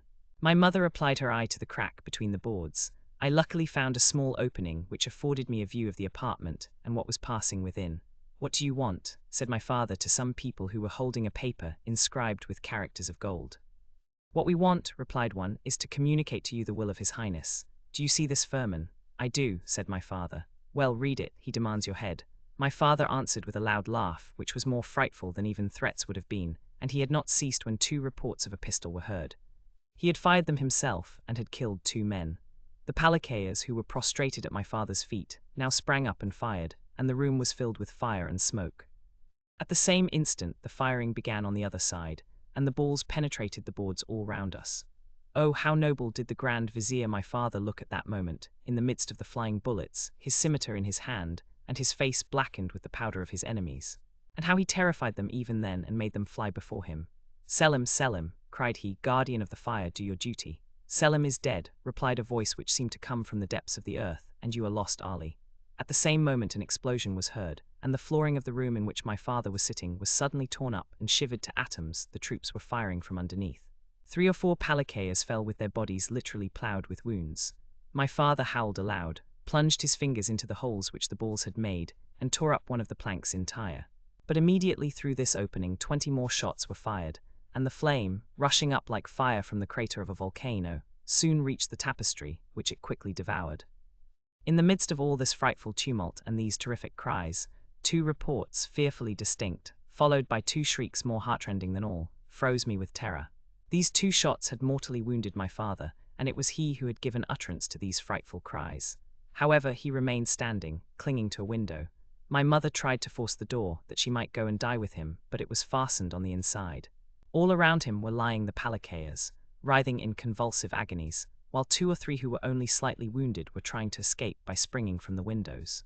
At this crisis the whole flooring suddenly gave way, my father fell on one knee, and at the same moment 20 hands were thrust forth, armed with sabres, pistols, and poniards. 20 blows were instantaneously directed against one man, and my father disappeared in a whirlwind of fire and smoke kindled by these demons, and which seemed like hell itself opening beneath his feet. I felt myself fall to the ground. My mother had fainted. Haydée's arms fell by her side, and she uttered a deep groan, at the same time looking towards the Count, as if to ask if he were satisfied with her obedience to his commands. Monte Cristo arose and approached her, took her hand, and said to her in Romaic, "Calm yourself, my dear child, and take courage in remembering that there is a God who will punish traitors." "It is a frightful story, Count," said Albert, terrified at the paleness of Haydée's countenance, "and I reproach myself now for having been so cruel and thoughtless in my request." "Oh, it is nothing," said Monte Cristo. Then, patting the young girl on the head, he continued, "Haydée is very courageous, and she sometimes even finds consolation in the recital of her misfortunes." "Because, my lord," said Haydée eagerly, "my miseries recall to me the remembrance of your goodness."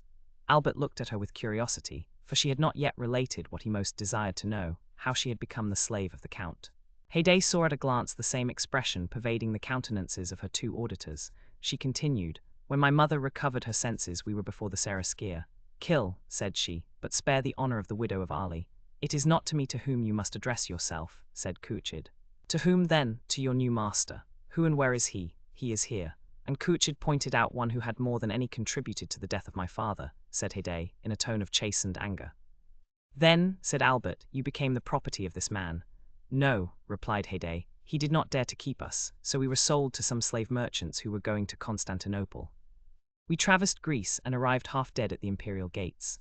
They were surrounded by a crowd of people, who opened a way for us to pass, when suddenly my mother, having looked closely at an object which was attracting their attention, uttered a piercing cry and fell to the ground, pointing as she did so to a head which was placed over the gates, and beneath which were inscribed these words: 'This is the head of Ali Tepelini, Pasha of Yanina.' I cried bitterly, and tried to raise my mother from the earth, but she was dead. I was taken to the slave market, and was purchased by a rich Armenian. He caused me to be instructed, gave me masters, and when I was 13 years of age he sold me to the Sultan Mahmud, of whom I bought her, said Monte Cristo, as I told you, Albert, with the emerald which formed a match to the one I had made into a box for the purpose of holding my hashish pills. Oh, you are good, you are great, my lord, said Haydée, kissing the Count's hand. And I am very fortunate in belonging to such a master. Albert remained quite bewildered with all that he had seen and heard. Come, finish your cup of coffee, said Monte Cristo. The history is ended. Chapter 78. We hear from Yanina if Valentine could have seen the trembling step and agitated countenance of France when he quitted the chamber of M. Noirtier, even she would have been constrained to pity him.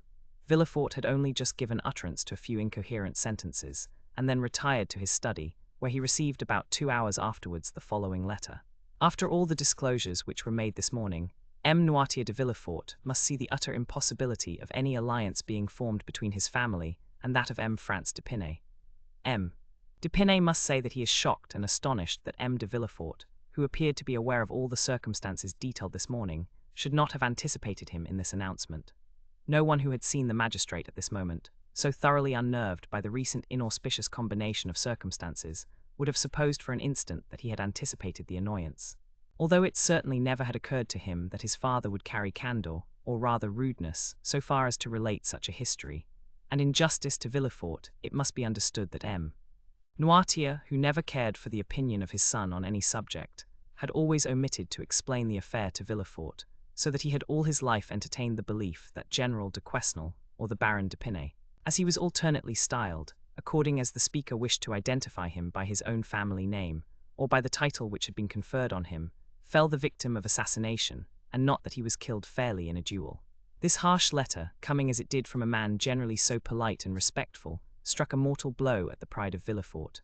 Hardly had he read the letter when his wife entered. The sudden departure of France, after being summoned by M. Noirtier, had so much astonished everyone, that the position of Madame de Villefort, left alone with the notary and the witnesses, became every moment more embarrassing. Determined to bear it no longer, she arose and left the room, saying she would go and make some inquiries into the cause of his sudden disappearance.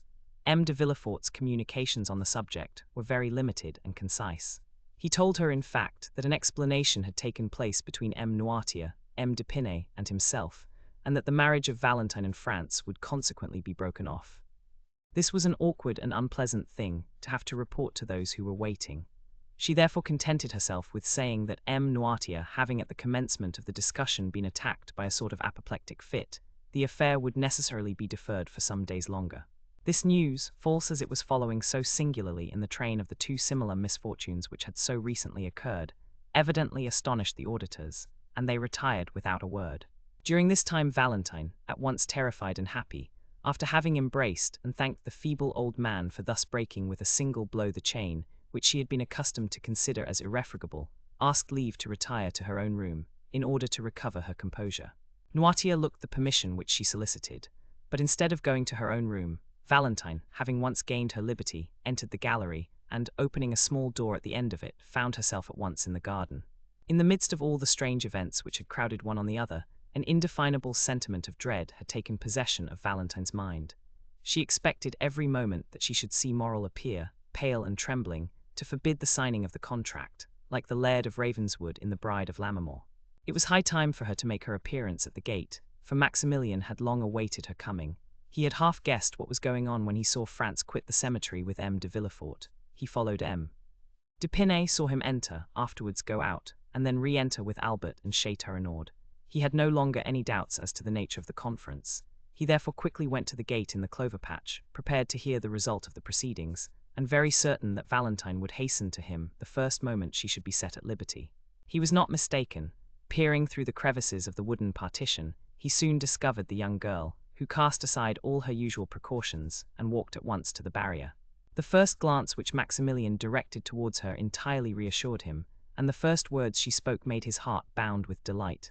"We are saved," said Valentine. "Saved," repeated Morrel, not being able to conceive such intense happiness. "By whom?" "By my grandfather. Oh, Morrel, pray love him for all his goodness to us." Morrel swore to love him with all his soul. And at that moment he could safely promise to do so, for he felt as though it were not enough to love him merely as a friend or even as a father. He worshipped him as a god. "But tell me, Valentine, how has it all been effected? What strange means has he used to compass this blessed end?" Valentine was on the point of relating all that had passed, but she suddenly remembered that in doing so she must reveal a terrible secret which concerned others as well as her grandfather, and she said, "At some future time I will tell you all about it. But when will that be? When I am your wife?" The conversation had now turned upon a topic so pleasing to Morrel that he was ready to accede to anything that Valentine thought fit to propose, and he likewise felt that a piece of intelligence such as he just heard ought to be more than sufficient to content him for one day. However, he would not leave without the promise of seeing Valentine again the next night. Valentine promised all that Morrel required of her, and certainly it was less difficult now for her to believe that she should marry Maximilian than it was an hour ago to assure herself that she should not marry France. During the time occupied by the interview we have just detailed, Madame de Villefort had gone to visit M. Noirtier. The old man looked at her with that stern and forbidding expression with which he was accustomed to receive her. "Sir," said she, "it is superfluous for me to tell you that Valentine's marriage is broken off, since it was here that the affair was concluded." Noirtier's countenance remained immovable. "But one thing I can tell you, of which I do not think you are aware, that is, that I have always been opposed to this marriage, and that the contract was entered into entirely without my consent or approbation." Noirtier regarded his daughter-in-law with the look of a man desiring an explanation. "Now that this marriage, which I know you so much disliked, is done away with, I come to you on an errand which neither M. de Villefort nor Valentine could consistently undertake." Noirtier's eyes demanded the nature of her mission. "I come to entreat you, sir," continued Madame de Villefort, "as the only one who has the right of doing so, inasmuch as I am the only one who will receive no personal benefit from the transaction, I come to entreat you to restore, not your love for that she has always possessed, but to restore your fortune to your granddaughter." There was a doubtful expression in Noirtier's eyes. He was evidently trying to discover the motive of this proceeding, and he could not succeed in doing so. "May I hope, sir," said Madame de Villefort, "that your intentions accord with my request?" Noirtier made a sign that they did. "In that case, sir," rejoined Madame de Villefort, "I will leave you overwhelmed with gratitude and happiness at your prompt acquiescence to my wishes." She then bowed to M. Noirtier and retired. The next day M. Noirtier sent for the notary. The first will was torn up and a second made, in which he left the whole of his fortune to Valentine, on condition that she should never be separated from him. It was then generally reported that Mademoiselle de Villefort, the heiress of the Marquis and Marchioness of Saint-Méran, had regained the good graces of her grandfather, and that she would ultimately be in possession of an income of 300,000 livres.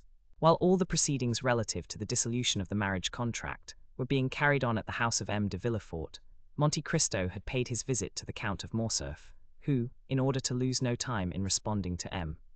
Danglars' wishes, and at the same time to pay all due deference to his position in society, donned his uniform of lieutenant general, which he ornamented with all his crosses, and thus attired, ordered his finest horses and drove to the Rue de la Chaussée-d'Antin. Danglars was balancing his monthly accounts, and it was perhaps not the most favorable moment for finding him in his best humor. At the first sight of his old friend, Danglars assumed his majestic air, and settled himself in his easy chair.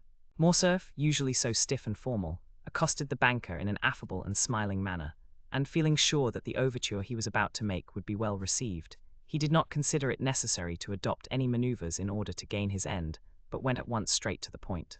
"Well, Baron," said he, "here I am at last. Some time has elapsed since our plans were formed, and they are not yet executed." Morcerf paused at these words, quietly waiting till the cloud should have dispersed which had gathered on the brow of Danglars, and which he attributed to his silence. But on the contrary, to his great surprise, it grew darker and darker. "To what do you allude, monsieur?" said Danglars, as if he were trying in vain to guess at the possible meaning of the general's words. "Ah," said Morcerf, "I see you are a stickler for forms, my dear sir. and you would remind me that the ceremonial rites should not be omitted. Ma foi, I beg your pardon, but as I have but one son, and it is the first time I have ever thought of marrying him, I am still serving my apprenticeship, you know. Come, I will reform. And Morcerf with a forced smile arose, and making a low bow to M. Danglars, said, Baron, I have the honor of asking of you the hand of Mademoiselle Eugénie Danglars for my son, the Vicomte Albert de Morcerf. But Danglars, instead of receiving this address in the favorable manner which Morcerf had expected, knit his brow, and without inviting the Count, who was still standing, to take a seat, he said, Monsieur, it will be necessary to reflect before I give you an answer. To reflect, said Morcerf, more and more astonished.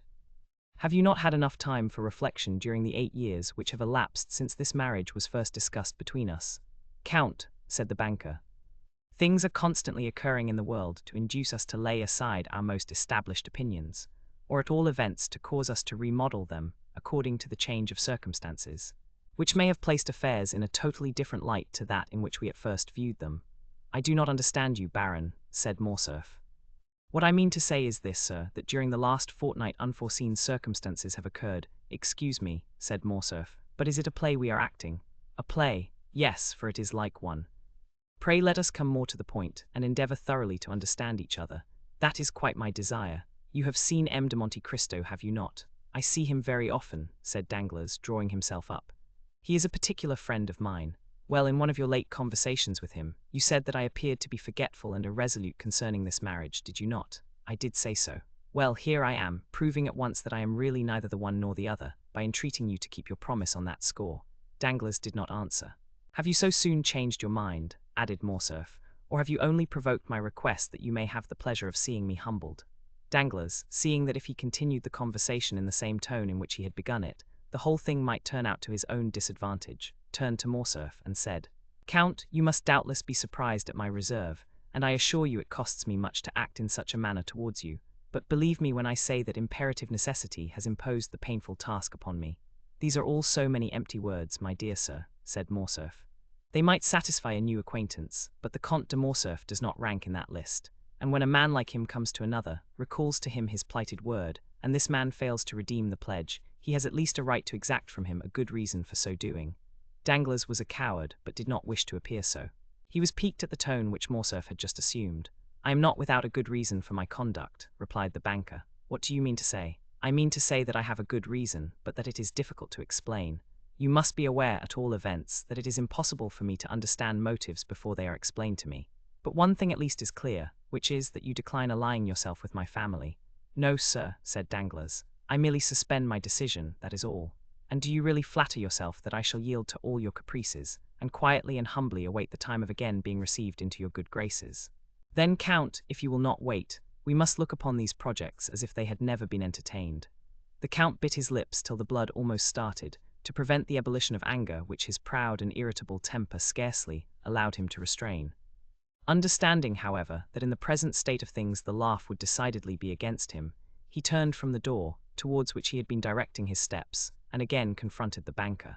A cloud settled on his brow, evincing decided anxiety and uneasiness, instead of the expression of offended pride which had lately reigned there. My dear Danglars, said Morcerf, we have been acquainted for many years, and consequently we ought to make some allowance for each other's failings.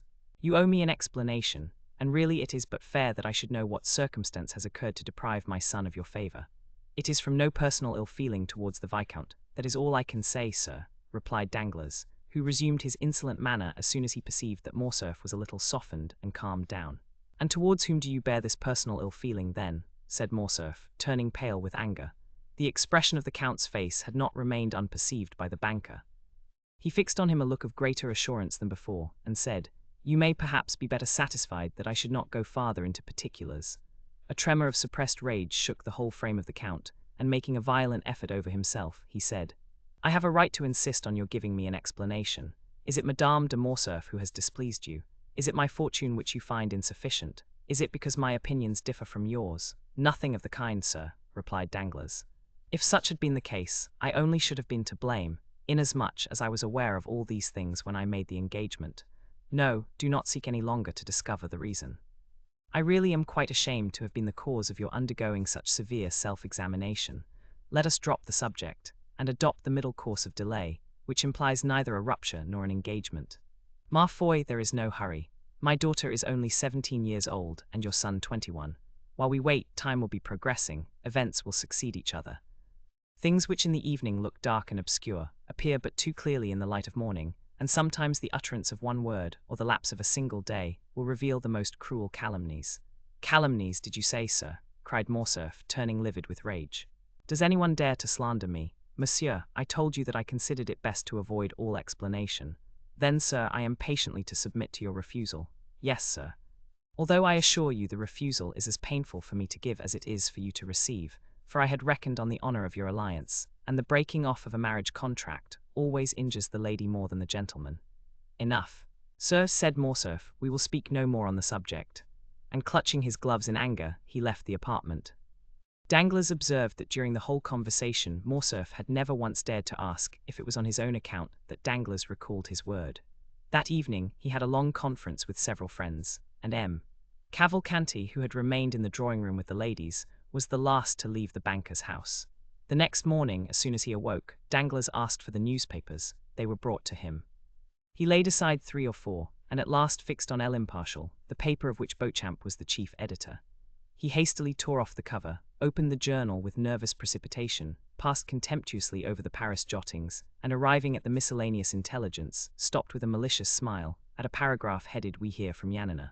Very good, observed Danglars, after having read the paragraph. Here is a little article on Colonel Fernand, which, if I am not mistaken, would render the explanation which the Comte de Morcerf required of me perfectly unnecessary. At the same moment, that is, at 9 o'clock in the morning, Albert de Morcerf, dressed in a black coat buttoned up to his chin, might have been seen walking with a quick and agitated step in the direction of Monte Cristo's house in the Champs-Élysées. When he presented himself at the gate, the porter informed him that the Count had gone out about half an hour previously. Did he take Baptistin with him? No, my lord. Call him, then. I wish to speak to him. The concierge went to seek the valet de chamber, and returned with him in an instant. My good friend, said Albert, I beg pardon for my intrusion, but I was anxious to know from your own mouth if your master was really out or not. He is really out, sir, replied Baptistin. Out even to me. I know how happy my master always is to receive the Vicomte, said Baptistin, and I should therefore never think of including him in any general order. You are right. And now I wish to see him on an affair of great importance. Do you think it will be long before he comes in? No, I think not, for he ordered his breakfast at 10 o'clock. Well, I will go and take a turn in the Champs-Élysées, and at 10 o'clock I will return here. Meanwhile, if the Count should come in, will you beg him not to go out again without seeing me? You may depend on my doing so, sir, said Baptistin. Albert left the cab in which he had come at the Count's door, intending to take a turn on foot. As he was passing the Allée des Veuves, he thought he saw the Count's horses standing at Gosset's shooting gallery. He approached, and soon recognized the coachman. Is the Count shooting in the gallery? Said Morcerf. Yes, sir, replied the coachman. While he was speaking, Albert had heard the report of 2 or 3 pistol shots. He entered, and on his way met the waiter. Excuse me, my lord, said the lad. But will you have the kindness to wait a moment?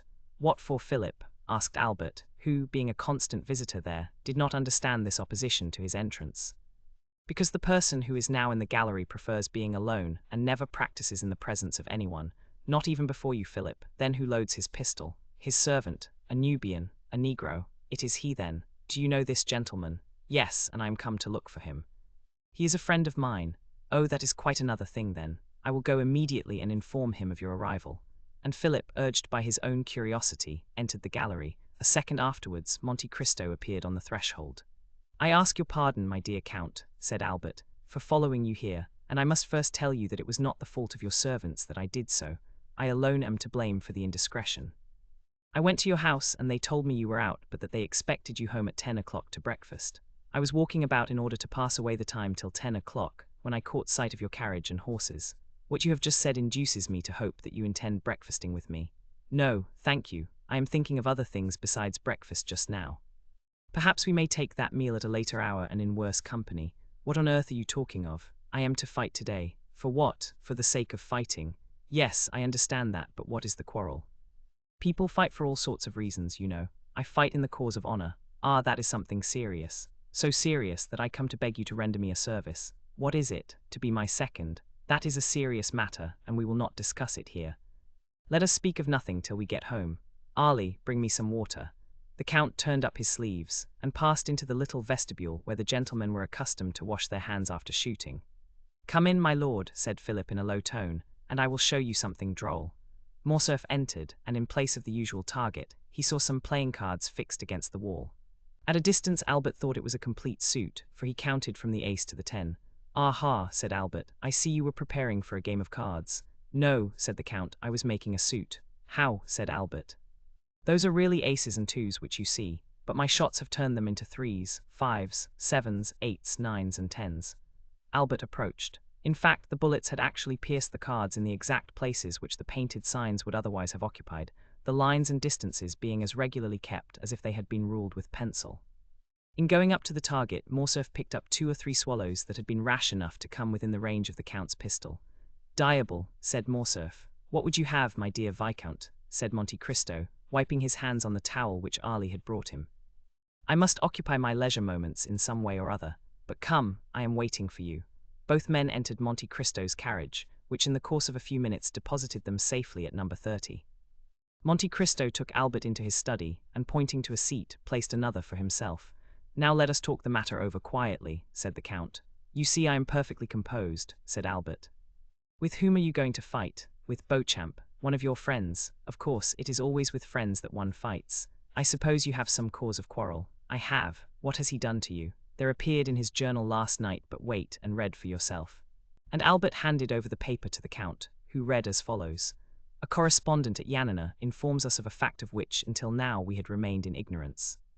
The castle which formed the protection of the town was given up to the Turks by a French officer named Fernand, in whom the Grand Vizier, Ali Tepelini, had reposed the greatest confidence." "Well," said Monte Cristo, "what do you see in that to annoy you?" "What do I see in it?" "Yes." "What does it signify to you if the castle of Yanina was given up by a French officer?" "It signifies to my father, the Count of Morcerf, whose Christian name is Fernand." "Did your father serve under Ali Pasha?" "Yes." "That is to say, he fought for the independence of the Greeks, and hence arises the calumny." "Oh, my dear Viscount, do talk reason." "I do not desire to do otherwise. Now, just tell me who the devil should know in France that the officer Fernand and the Count of Morcerf are one and the same person? And who cares now about Yanina, which was taken as long ago as the year 1822 or 1823. That just shows the meanness of this slander. They have allowed all this time to elapse, and then all of a sudden rake up events which have been forgotten to furnish materials for scandal, in order to tarnish the luster of our high position.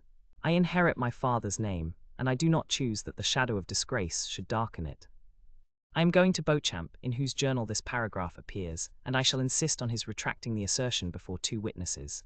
Beauchamp will never retract. Then we must fight. No, you will not, for he will tell you, what is very true, that perhaps there were 50 officers in the Greek army bearing the same name. We will fight nevertheless. I will efface that blot on my father's character.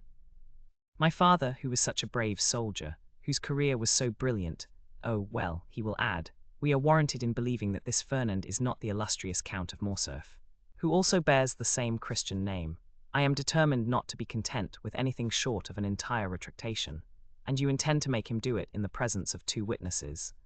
Do you? Yes, you do wrong, which means, I suppose, that you refuse the service which I asked of you. You know my theory regarding duels.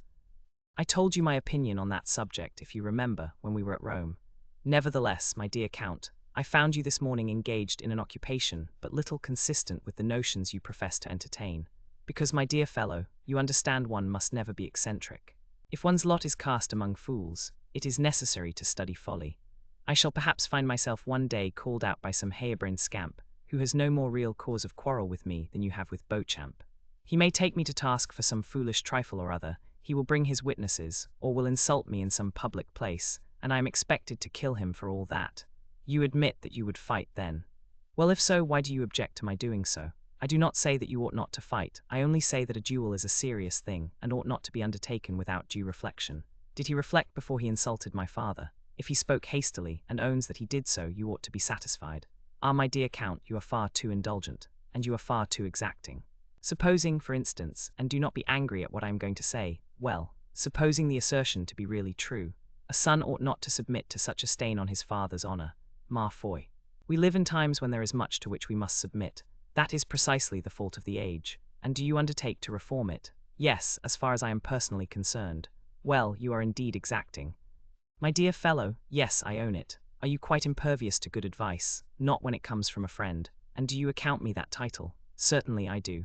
Well then, before going to Beauchamp with your witnesses, seek further information on the subject. From whom? From Haydée. Why, what can be the use of mixing a woman up in the affair? What can she do in it? She can declare to you, for example, that your father had no hand whatever in the defeat and death of the vizier. Or if by chance he had indeed the misfortune to, I have told you, my dear Count, that I would not for one moment admit of such a proposition. You reject this means of information. Then, I do most decidedly. Then let me offer one more word of advice. Do so then, but let it be the last. You do not wish to hear it, perhaps. On the contrary, I request it. Do not take any witnesses with you when you go to Beauchamp. Visit him alone. That would be contrary to all custom. Your case is not an ordinary one. And what is your reason for advising me to go alone? Because then the affair will rest between you and Beauchamp. Explain yourself. I will do so. If Beauchamp be disposed to retract, you ought at least to give him the opportunity of doing it of his own free will. The satisfaction to you will be the same. If on the contrary he refuses to do so, it will then be quite time enough to admit two strangers into your secret. They will not be strangers, they will be friends. Ah, but the friends of today are the enemies of tomorrow. Beauchamp, for instance. So you recommend, I recommend you to be prudent. Then you advise me to go alone to Beauchamp. I do, and I will tell you why. When you wish to obtain some concession from a man's self-love, you must avoid even the appearance of wishing to wound it. I believe you are right. I am glad of it. Then I will go alone. Go. But you would do better still by not going at all. That is impossible. Do so then. It will be a wiser plan than the first which you proposed. But if, in spite of all my precautions, I am at last obliged to fight, will you not be my second? My dear Viscount, said Monte Cristo gravely, you must have seen before today that at all times, and in all places, I have been at your disposal. But the service which you have just demanded of me is one which it is out of my power to render you. Why? Perhaps you may know at some future period. And in the meantime, I request you to excuse my declining to put you in possession of my reasons. Well, I will have France and Château-Renaud. They will be the very men for it. Do so then. But if I do fight, you will surely not object to giving me a lesson or two in shooting and fencing. That too is impossible. What a singular being you are. You will not interfere in anything. You are right, that is the principle on which I wish to act. We will say no more about it then. Goodbye, Count. Morcerf took his hat and left the room. He found his carriage at the door, and doing his utmost to restrain his anger, he went at once to find Beauchamp, who was in his office. It was a gloomy, dusty-looking apartment, such as journalists' offices have always been from time immemorial. The servant announced M. Albert de Morcerf. Beauchamp repeated the name to himself, as though he could scarcely believe that he had heard aright, and then gave orders for him to be admitted. Albert entered. Beauchamp uttered an exclamation of surprise on seeing his friend leap over and trample underfoot all the newspapers which were strewed about the room. This way, my dear Albert," said he, holding out his hand to the young man. "Are you out of your senses, or do you come peaceably to take breakfast with me? Try and find a seat. There is one by that geranium, which is the only thing in the room to remind me that there are other leaves in the world besides leaves of paper." "Beauchamp," said Albert, "it is of your journal that I come to speak." "Indeed. What do you wish to say about it?" "I desire that a statement contained in it should be rectified." "To what do you refer? But pray sit down." "Thank you," said Albert, with a cold and formal bow. "Will you now have the kindness to explain the nature of the statement which has displeased you? An announcement has been made which implicates the honor of a member of my family." "What is it?" said Beauchamp, much surprised. "Surely you must be mistaken. The story sent you from Yanina." "Yanina? Yes. Really you appear to be totally ignorant of the cause which brings me here. Such is really the case, I assure you, upon my honor." "Baptiste, give me yesterday's paper," cried Beauchamp. "Here, I have brought mine with me," replied Albert. Beauchamp took the paper and read the article to which Albert pointed in an undertone. "You see it is a serious annoyance," said Morcerf, when Beauchamp had finished the perusal of the paragraph. "Is the officer referred to a relation of yours, then?" demanded the journalist. "Yes," said Albert, blushing. "Well, what do you wish me to do for you?" said Beauchamp mildly. "My dear Beauchamp, I wish you to contradict this statement." Beauchamp looked at Albert with a benevolent expression. "Come," said he, "this matter will want a good deal of talking over. A retractation is always a serious thing, you know. Sit down, and I will read it again." Albert resumed his seat, and Beauchamp read, with more attention than at first, the lines denounced by his friend. "Well," said Albert in a determined tone, "you see that your paper has insulted a member of my family, and I insist on a retractation being made." "You insist?" "Yes, I insist. Permit me to remind you that you are not in the chamber, my dear Viscount." "Nor do I wish to be there," replied the young man, rising. "I repeat that I am determined to have the announcement of yesterday contradicted." You have known me long enough, continued Albert, biting his lips convulsively, for he saw that Beauchamp's anger was beginning to rise. You have been my friend, and therefore sufficiently intimate with me to be aware that I am likely to maintain my resolution on this point. If I have been your friend, Morcerf, your present manner of speaking would almost lead me to forget that I ever bore that title. But wait a moment, do not let us get angry, or at least not yet. You are irritated and vexed. Tell me how this Fernand is related to you. He is merely my father, said Albert. Fernand Mondego, Count of Morcerf, an old soldier who has fought in 20 battles, and whose honourable scars they would denounce as badges of disgrace. Is it your father? Said Beauchamp. That is quite another thing. Then I can well understand your indignation, my dear Albert. I will look at it again, and he read the paragraph for the third time, laying a stress on each word as he proceeded. But the paper nowhere identifies this Fernand with your father. No, but the connection will be seen by others, and therefore I will have the article contradicted. At the words "I will," Beauchamp steadily raised his eyes to Albert's countenance, and then as gradually lowering them, he remained thoughtful for a few moments. You will retract this assertion, will you not, Beauchamp? Said Albert with increased though stifled anger. Yes, replied Beauchamp. Immediately, said Albert, when I am convinced that the statement is false. What? The thing is worth looking into, and I will take pains to investigate the matter thoroughly. But what is there to investigate, sir? Said Albert, enraged beyond measure at Beauchamp's last remark. If you do not believe that it is my father, say so immediately, and if on the contrary you believe it to be him, state your reasons for doing so. Beauchamp looked at Albert with the smile which was so peculiar to him, and which in its numerous modifications served to express every varied emotion of his mind. Sir, replied he, if you came to me with the idea of demanding satisfaction, you should have gone at once to the point, and not have entertained me with the idle conversation to which I have been patiently listening for the last half-hour. Am I to put this construction on your visit? Yes, if you will not consent to retract that infamous calumny. Wait a moment, no threats, if you please, M. Fernand Mondego, Vicomte de Morcerf. I never allow them from my enemies, and therefore shall not put up with them from my friends. You insist on my contradicting the article relating to General Fernand, an article with which, I assure you on my word of honour, I had nothing whatever to do. Yes, I insist on it, said Albert, whose mind was beginning to get bewildered with the excitement of his feelings. And if I refuse to retract, you wish to fight, do you? Said Beauchamp in a calm tone. Yes, replied Albert, raising his voice. Well, said Beauchamp, here is my answer, my dear sir. The article was not inserted by me. I was not even aware of it. But you have, by the step you have taken, called my attention to the paragraph in question, and it will remain until it shall be either contradicted or confirmed by someone who has a right to do so. Sir, said Albert, rising, I will do myself the honour of sending my seconds to you, and you will be kind enough to arrange with them the place of meeting and the weapons. Certainly, my dear sir. And this evening, if you please, or tomorrow at the latest. We will meet. No, I will be on the ground at the proper time. But in my opinion, and I have a right to dictate the preliminaries, as it is I who have received the provocation, in my opinion, the time ought not to be yet. I know you to be well skilled in the management of the sword, while I am only moderately so. I know, too, that you are a good marksman, there we are about equal. I know that a duel between us two would be a serious affair, because you are brave, and I am brave also. I do not therefore wish either to kill you, or to be killed myself without a cause. Now I am going to put a question to you, and one very much to the purpose too. Do you insist on this retractation so far as to kill me if I do not make it, although I have repeated more than once, and affirmed on my honour, that I was ignorant of the thing with which you charge me, and although I still declare that it is impossible for anyone but you to recognize the Count of Morcerf under the name of Fernand, I maintain my original resolution. Very well, my dear sir.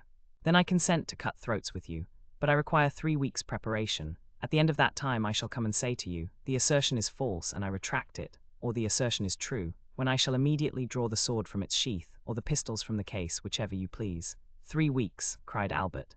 They will pass as slowly as 3 centuries when I am all the time suffering dishonour. Had you continued to remain on amicable terms with me, I should have said, patience, my friend, but you have constituted yourself my enemy, therefore I say, what does that signify to me, sir? Well, let it be 3 weeks then, said Morcerf. But remember, at the expiration of that time no delay or subterfuge will justify you in M. Albert de Morcerf, said Beauchamp, rising in his turn. I cannot throw you out of window for 3 weeks, that is to say, for 24 days to come, nor have you any right to split my skull open till that time has elapsed. Today is the 29th of August. The 21st of September will, therefore, be the conclusion of the term agreed on, until that time arrives, and it is the advice of a gentleman which I am about to give you. Till then we will refrain from growling and barking like 2 dogs chained within sight of each other. When he had concluded his speech, Beauchamp bowed coldly to Albert, turned his back upon him, and went to the press room. Albert vented his anger on a pile of newspapers, which he sent flying all over the office by switching them violently with his stick, after which ebullition he departed not, however, without walking several times to the door of the press room, as if he had half a mind to enter. While Albert was lashing the front of his carriage in the same manner that he had the newspapers which were the innocent agents of his discomfiture, as he was crossing the barrier he perceived Morrel, who was walking with a quick step and a bright eye. He was passing the Chinese baths, and appeared to have come from the direction of the Port Saint Martin, and to be going towards the Madeleine. "Ah," said Morcerf, "there goes a happy man," and it so happened Albert was not mistaken in his opinion. Chapter 79. The lemonade. Morrel was, in fact, very happy. M. Noirtier had just sent for him, and he was in such haste to know the reason of his doing so that he had not stopped to take a cab, placing infinitely more dependence on his own 2 legs than on the 4 legs of a cab-horse. He had therefore set off at a furious rate from the Rue Meslay, and was hastening with rapid strides in the direction of the Faubourg Saint-Honoré. Morrel advanced with a firm, manly tread, and poor Barrois followed him as he best might. Morrel was only 31, Barrois was 60 years of age. Morrel was deeply in love, and Barrois was dying with heat and exertion. These 2 men, thus opposed in age and interests, resembled 2 parts of a triangle, presenting the extremes of separation, yet nevertheless possessing their point of union. This point of union was Noirtier, and it was he who had just sent for Morrel, with the request that the latter would lose no time in coming to him, a command which Morrel obeyed to the letter, to the great discomfiture of Barrois. On arriving at the house, Morrel was not even out of breath, for love lends wings to our desires, but Barrois, who had long forgotten what it was to love, was sorely fatigued by the expedition he had been constrained to use. The old servant introduced Morrel by a private entrance, closed the door of the study, and soon the rustling of a dress announced the arrival of Valentine. She looked marvelously beautiful in her deep mourning dress, and Morrel experienced such intense delight in gazing upon her that he felt as if he could almost have dispensed with the conversation of her grandfather. But the easy chair of the old man was heard rolling along the floor, and he soon made his appearance in the room. Noirtier acknowledged by a look of extreme kindness and benevolence the thanks which Morrel lavished on him for his timely intervention on behalf of Valentine and himself, an intervention which had saved them from despair. Morrel then cast on the invalid an interrogative look as to the new favor which he designed to bestow on him. Valentine was sitting at a little distance from them, timidly awaiting the moment when she should be obliged to speak. Noirtier fixed his eyes on her. "Am I to say what you told me?" asked Valentine. Noirtier made a sign that she was to do so. "Monsieur Morrel," said Valentine to the young man, who was regarding her with the most intense interest, "my grandfather M. Noirtier had 1,000 things to say, which he told me 3 days ago, and now he has sent for you that I may repeat them to you. I will repeat them, then, and since he has chosen me as his interpreter, I will be faithful to the trust, and will not alter a word of his intentions." "Oh, I am listening with the greatest impatience," replied the young man. "Speak, I beg of you." Valentine cast down her eyes. This was a good omen for Morrel, for he knew that nothing but happiness could have the power of thus overcoming Valentine. "My grandfather intends leaving this house," said she, "and Barrois is looking out for suitable apartments for him in another. But you, Mademoiselle de Villefort, you, who are necessary to M. Noirtier's happiness—" "I," interrupted Valentine, "I shall not leave my grandfather, that is an understood thing between us. My apartment will be close to his. Now M. de Villefort must either give his consent to this plan or his refusal. In the first case, I shall leave directly, and in the second, I shall wait till I am of age, which will be in about 10 months. Then I shall be free, I shall have an independent fortune, and what?" demanded Morrel. "And with my grandfather's consent, I shall fulfill the promise which I have made you." Valentine pronounced these last few words in such a low tone, that nothing but Morrel's intense interest in what she was saying could have enabled him to hear them. "Have I not explained your wishes, grandpapa?" said Valentine, addressing Noirtier. "Yes," looked the old man. "Once under my grandfather's roof, M. Morrel can visit me in the presence of my good and worthy protector, if we still feel that the union we contemplated will be likely to ensure our future comfort and happiness. In that case I shall expect M. Morrel to come and claim me at my own hands. But alas, I have heard it said that hearts inflamed by obstacles to their desire grew cold in time of security. I trust we shall never find it so in our experience." "Oh," cried Morrel, almost tempted to throw himself on his knees before Noirtier and Valentine, and to adore them as 2 superior beings. "What have I ever done in my life to merit such unbounded happiness? Until that time," continued the young girl in a calm and self-possessed tone of voice, "we will conform to circumstances, and be guided by the wishes of our friends, so long as those wishes do not tend finally to separate us." In a word, and I repeat it because it expresses all I wish to convey, we will wait. And I swear to make all the sacrifices which this word imposes, sir, said Morrel, not only with resignation, but with cheerfulness. Therefore, continued Valentine, looking playfully at Maximilian, no more inconsiderate actions, no more rash projects. For you surely would not wish to compromise one who from this day regards herself as destined, honorably and happily, to bear your name. Morrel looked obedience to her commands. Noirtier regarded the lovers with a look of ineffable tenderness, while Barrois, who had remained in the room in the character of a man privileged to know everything that passed, smiled on the youthful couple as he wiped the perspiration from his bald forehead. "How hot you look, my good Barrois," said Valentine. "Ah, I have been running very fast, mademoiselle, but I must do M. Morrel the justice to say that he ran still faster."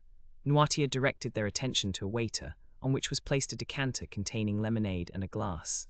The decanter was nearly full, with the exception of a little, which had been already drunk by M. Noirtier. "Come, Barrois," said the young girl, "take some of this lemonade. I see you are coveting a good draught of it."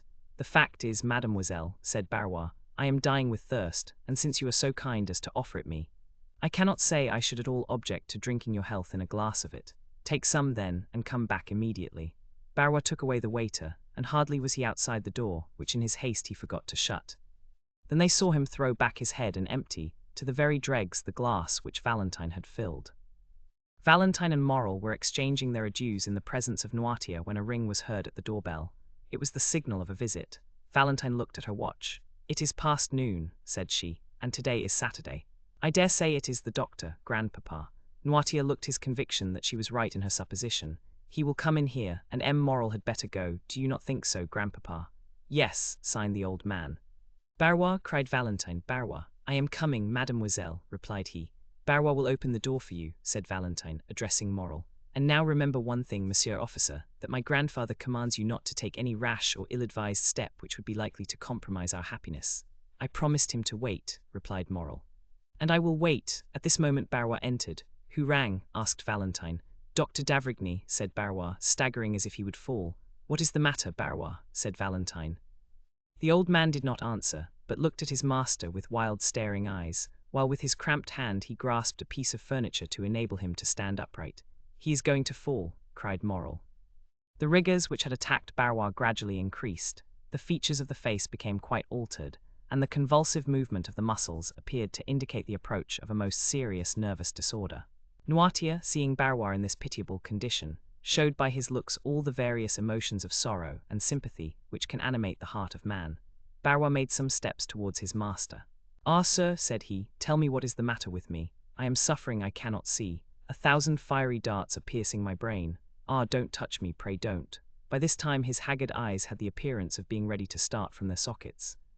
His head fell back and the lower extremities of the body began to stiffen. Valentine uttered a cry of horror. Morrel took her in his arms, as if to defend her from some unknown danger. "M. d'Avrigny, M. d'Avrigny," cried she in a stifled voice. "Help, help!" Barrois turned round and with a great effort stumbled a few steps, then fell at the feet of Noirtier, and resting his hand on the knee of the invalid, exclaimed, "My master, my good master!" At this moment M. de Villefort, attracted by the noise, appeared on the threshold. Morrel relaxed his hold of Valentine, and retreating to a distant corner of the room, remained half hidden behind a curtain. Pale as if he had been gazing on a serpent, he fixed his terrified eye on the agonized sufferer. Noirtier, burning with impatience and terror, was in despair at his utter inability to help his old domestic, whom he regarded more in the light of a friend than a servant. One might, by the fearful swelling of the veins of his forehead, and the contraction of the muscles round the eye, trace the terrible conflict which was going on between the living energetic mind and the inanimate and helpless body. Barrois, his features convulsed, his eyes suffused with blood and his head thrown back, was lying at full length, beating the floor with his hands, while his legs had become so stiff that they looked as if they would break rather than bend. A slight appearance of foam was visible around the mouth, and he breathed painfully and with extreme difficulty. Villefort seemed stupefied with astonishment, and remained gazing intently on the scene before him without uttering a word. He had not seen Morrel. After a moment of dumb contemplation, during which his face became pale and his hair seemed to stand on end, he sprang towards the door, crying out, "Doctor, doctor! Come instantly, pray come." "Madame, madame," cried Valentine, calling her stepmother and running upstairs to meet her. "Come quick, quick, and bring your bottle of smelling salts with you." "What is the matter?" said Madame de Villefort in a harsh and constrained tone. "Oh, come, come, but where is the doctor?" exclaimed Villefort. "Where is he?" Madame de Villefort now deliberately descended the staircase. In one hand she held her handkerchief, with which she appeared to be wiping her face, and in the other a bottle of English smelling salts. Her first look on entering the room was at Noirtier, whose face, independent of the emotion which such a scene could not fail of producing, proclaimed him to be in possession of his usual health. Her second glance was at the dying man. She turned pale, and her eye passed quickly from the servant and rested on the master. "In the name of heaven, madame," said Villefort, "where is the doctor? He was with you just now. You see this is a fit of apoplexy, and he might be saved if he could but be bled. Has he eaten anything lately?" asked Madame de Villefort, eluding her husband's question. "Madame," replied Valentine, "he has not even breakfasted. He has been running very fast on an errand with which my grandfather charged him, and when he returned took nothing but a glass of lemonade." "Ah," said Madame de Villefort, "why did he not take wine?" Lemonade was a very bad thing for him. Grandpapa's bottle of lemonade was standing just by his side. Poor Barrois was very thirsty, and was thankful to drink anything he could find. Madame de Villefort started. Noirtier looked at her with a glance of the most profound scrutiny. "He has such a short neck," said she. "Madame," said Villefort, "I ask where is M. d'Avrigny? In God's name answer me." "He is with Edward, who is not quite well," replied Madame de Villefort, no longer being able to avoid answering. Villefort rushed upstairs to fetch him. "Take this," said Madame de Villefort, giving her smelling bottle to Valentine. "They will, no doubt, bleed him. Therefore I will retire, for I cannot endure the sight of blood," and she followed her husband upstairs. Morrel now emerged from his hiding-place, where he had remained quite unperceived, so great had been the general confusion. "Go away as quick as you can, Maximilian," said Valentine, "and stay till I send for you." "Go." Morrel looked towards Noirtier for permission to retire. The old man, who had preserved all his usual coolness, made a sign to him to do so. The young man pressed Valentine's hand to his lips, and then left the house by a back staircase. At the same moment that he quitted the room, Villefort and the doctor entered by an opposite door. Barrois was now showing signs of returning consciousness. The crisis seemed past, a low moaning was heard, and he raised himself on one knee. D'Avrigny and Villefort laid him on a couch. "What do you prescribe, doctor?" demanded Villefort. "Give me some water and ether. You have some in the house, have you not?" "Yes, send for some oil of turpentine and tartar emetic." Villefort immediately dispatched a messenger.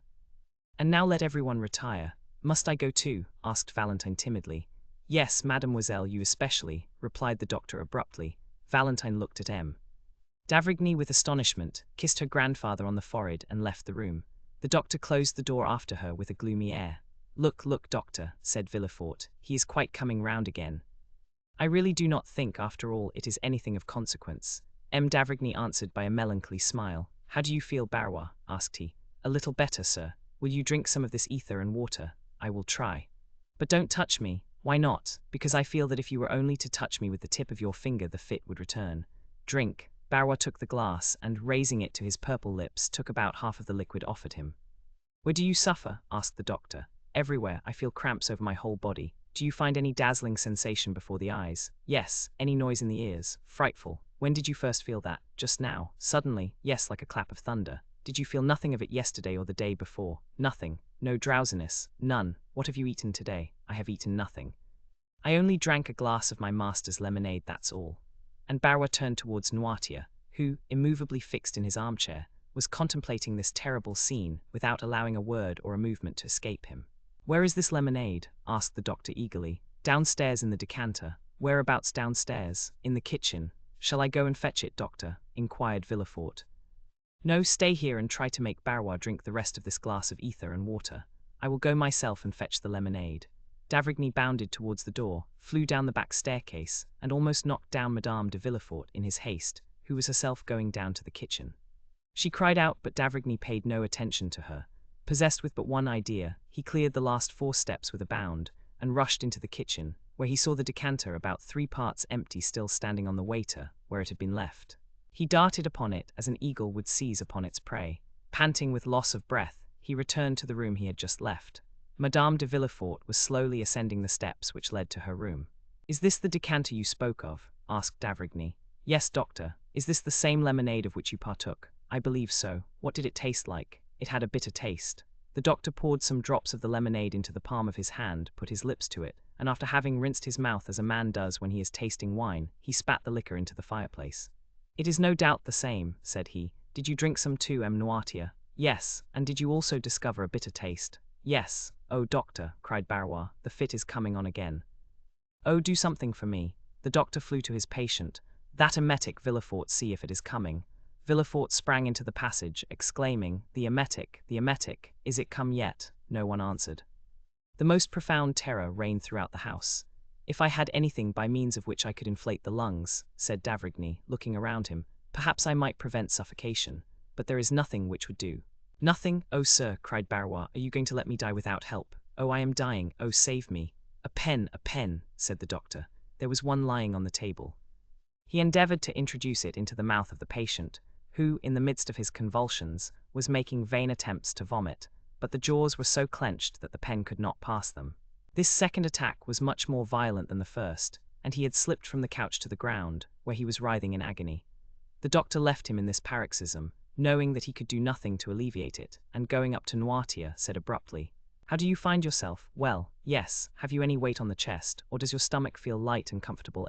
Yes. Then you feel pretty much as you generally do after you have had the dose which I am accustomed to give you every Sunday. Yes. Did Barrois make your lemonade? Yes. Was it you who asked him to drink some of it? No. Was it M.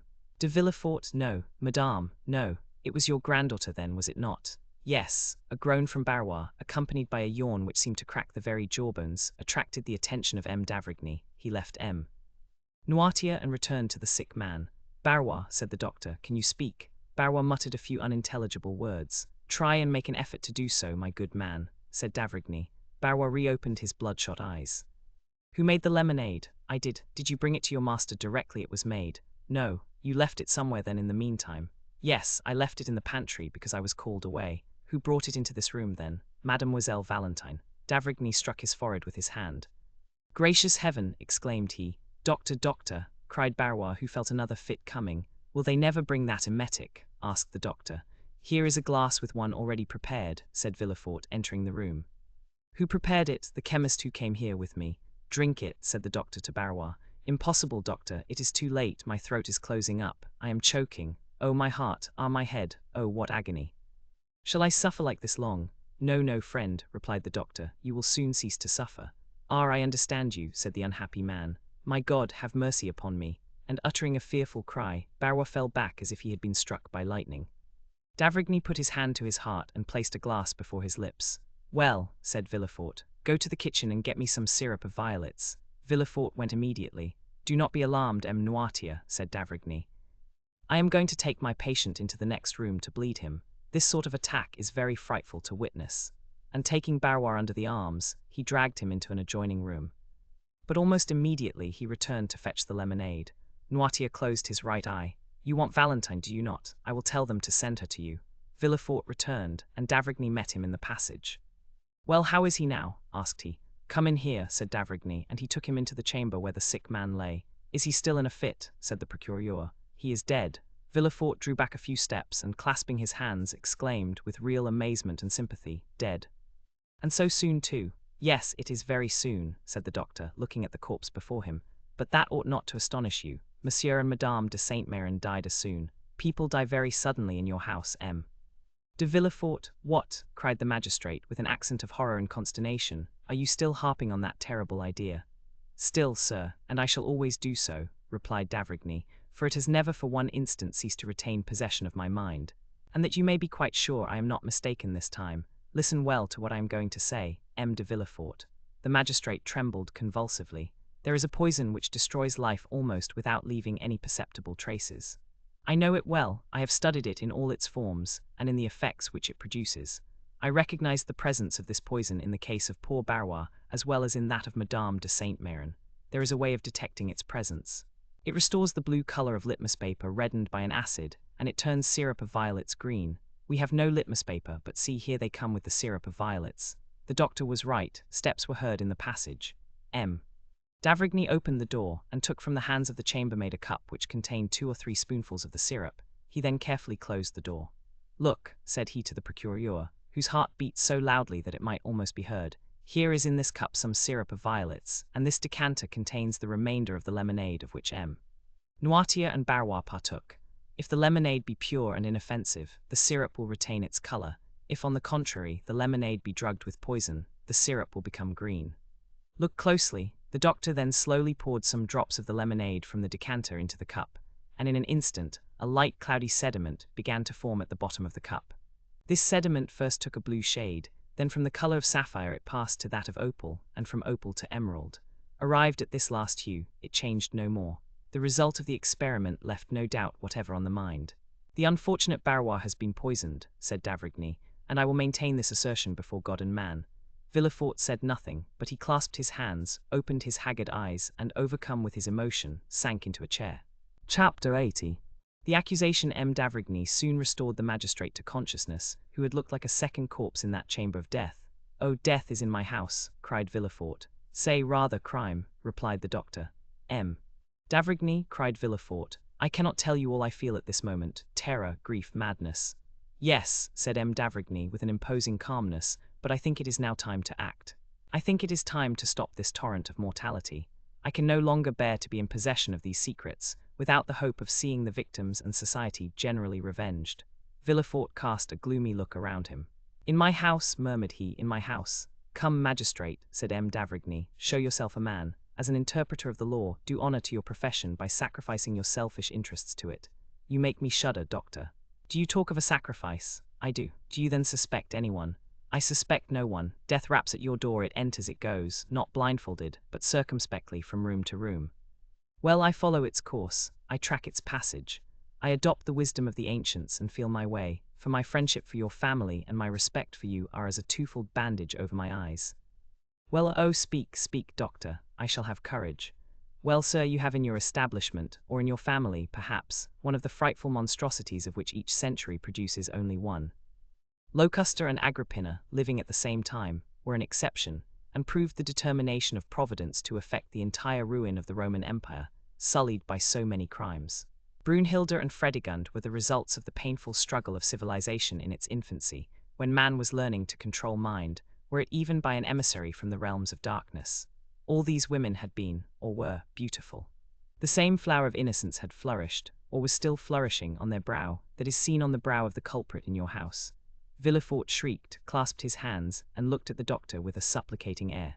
But the latter went on without pity. "Seek whom the crime will profit," says an axiom of jurisprudence. "Doctor," cried Villefort, "alas, doctor, how often has man's justice been deceived by those fatal words? I know not why, but I feel that this crime—" "You acknowledge, then, the existence of the crime?" "Yes, I see too plainly that it does exist, but it seems that it is intended to affect me personally. I fear an attack myself after all these disasters." "Oh, man," murmured d'Avrigny, "the most selfish of all animals, the most personal of all creatures, who believes the earth turns, the sun shines, and death strikes for him alone, an ant cursing God from the top of a blade of grass. And have those who have lost their lives lost nothing?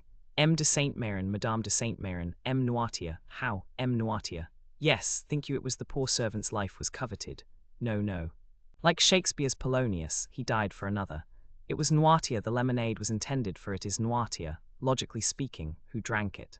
The other drank it only by accident, and although Barrois is dead, it was Noirtier whose death was wished for. But why did it not kill my father? I told you one evening in the garden after Madame de Saint-Méran's death, because his system is accustomed to that very poison, and the dose was trifling to him, which would be fatal to another. Because no one knows, not even the assassin, that for the last 12 months I have given M. Noirtier brucine for his paralytic affection, while the assassin is not ignorant, for he has proved that brucine is a violent poison." "Oh, have pity," murmured Villefort, wringing his hands. "Follow the culprit's steps. He first kills M. de Saint-Méran. Oh, doctor, I would swear to it. What I heard of his symptoms agrees too well with what I have seen in the other cases." Villefort ceased to contend. He only groaned. "He first kills M. de Saint-Méran," repeated the doctor, "then Madame de Saint-Méran, a double fortune to inherit." Villefort wiped the perspiration from his forehead. "Listen attentively." "Alas," stammered Villefort, "I do not lose a single word." "M. Noirtier," resumed M. d'Avrigny in the same pitiless tone, "M. Noirtier had once made a will against you, against your family, in favor of the poor, in fact. M. Noirtier is spared, because nothing is expected from him. But he has no sooner destroyed his first will and made a second, than, for fear he should make a third, he is struck down. The will was made the day before yesterday, I believe. You see there has been no time lost. Oh, mercy, M. d'Avrigny. No mercy, sir. The physician has a sacred mission on earth, and to fulfill it he begins at the source of life and goes down to the mysterious darkness of the tomb. When crime has been committed, and God, doubtless in anger, turns away his face, it is for the physician to bring the culprit to justice. "Have mercy on my child, sir," murmured Villefort. "You see it is yourself who have first named her, you, her father. Have pity on Valentine." "Listen, it is impossible. I would as willingly accuse myself. Valentine, whose heart is pure as a diamond or a lily. No pity, procureur. The crime is flagrant. Mademoiselle herself packed all the medicines which were sent to M. de Saint-Méran, and M. de Saint-Méran is dead. Mademoiselle de Villefort prepared all the cooling draughts which Madame de Saint-Méran took, and Madame de Saint-Méran is dead. Mademoiselle de Villefort took from the hands of Barrois, who was sent out, the lemonade which M. Noirtier had every morning, and he has escaped by a miracle. Mademoiselle de Villefort is the culprit, she is the poisoner. To you, as the king's attorney, I denounce Mademoiselle de Villefort. Do your duty. Doctor, I resist no longer, I can no longer defend myself, I believe you, but for pity's sake, spare my life, my honor. M. de Villefort, replied the doctor with increased vehemence, there are occasions when I dispense with all foolish human circumspection. If your daughter had committed only one crime and I saw her meditating another, I would say, warn her, punish her, let her pass the remainder of her life in a convent, weeping and praying. If she had committed 2 crimes, I would say, here M. de Villefort is a poison that the prisoner is not acquainted with, one that has no known antidote, quick as thought, rapid as lightning, mortal as the thunderbolt. Give her that poison, recommending her soul to God, and save your honor and your life, for it is yours she aims at. And I can picture her approaching your pillow with her hypocritical smiles and her sweet exhortations. Woe to you, M. de Villefort, if you do not strike first. This is what I would say had she only killed 2 persons, but she has seen 3 deaths, has contemplated 3 murdered persons, has knelt by 3 corpses. To the scaffold with the poisoner, to the scaffold. Do you talk of your honor? Do what I tell you, and immortality awaits you. Villefort fell on his knees. Listen, said he. I have not the strength of mind you have, or rather that which you would not have, if instead of my daughter Valentine your daughter Madeleine were concerned. The doctor turned pale. Doctor, every son of woman is born to suffer and to die. I am content to suffer and to await death. Beware, said M. d'Avrigny, it may come slowly. You will see it approach after having struck your father, your wife, perhaps your son. Villefort, suffocating, pressed the doctor's arm. Listen, cried he, pity me, help me. No, my daughter is not guilty. If you drag us both before a tribunal, I will still say, no, my daughter is not guilty. There is no crime in my house. I will not acknowledge a crime in my house, for when crime enters a dwelling, it is like death, it does not come alone. Listen, what does it signify to you if I am murdered? Are you my friend? Are you a man? Have you a heart? No, you are a physician. Well, I tell you I will not drag my daughter before a tribunal, and give her up to the executioner. The bare idea would kill me, would drive me like a madman to dig my heart out with my fingernails. And if you were mistaken, doctor, if it were not my daughter, if I should come one day, pale as a spectre, and say to you, assassin, you have killed my child. Hold, if that should happen, although I am a Christian, M. d'Avrigny, I should kill myself. Well, said the doctor, after a moment's silence, I will wait. Villefort looked at him as if he had doubted his words. Only, continued M. d'Avrigny with a slow and solemn tone, if anyone falls ill in your house, if you feel yourself attacked, do not send for me, for I will come no more. I will consent to share this dreadful secret with you, but I will not allow shame and remorse to grow and increase in my conscience, as crime and misery will in your house. Then you abandon me, doctor. Yes, for I can follow you no farther, and I only stop at the foot of the scaffold. Some further discovery will be made, which will bring this dreadful tragedy to a close. Adieu, I entreat you, doctor. All the horrors that disturb my thoughts make your house odious and fatal. Adieu, sir. One word, one single word more, doctor. You go, leaving me in all the horror of my situation, after increasing it by what you have revealed to me. But what will be reported of the sudden death of the poor old servant? True, said M. d'Avrigny, we will return. The doctor went out first, followed by M. de Villefort. The terrified servants were on the stairs, and in the passage where the doctor would pass. Sir, said d'Avrigny to Villefort, so loud that all might hear, poor Barrois has led too sedentary a life of late. Accustomed formerly to ride on horseback, or in the carriage, to the 4 corners of Europe, the monotonous walk around that armchair has killed him, his blood has thickened. He was stout, had a short, thick neck. He was attacked with apoplexy, and I was called in too late.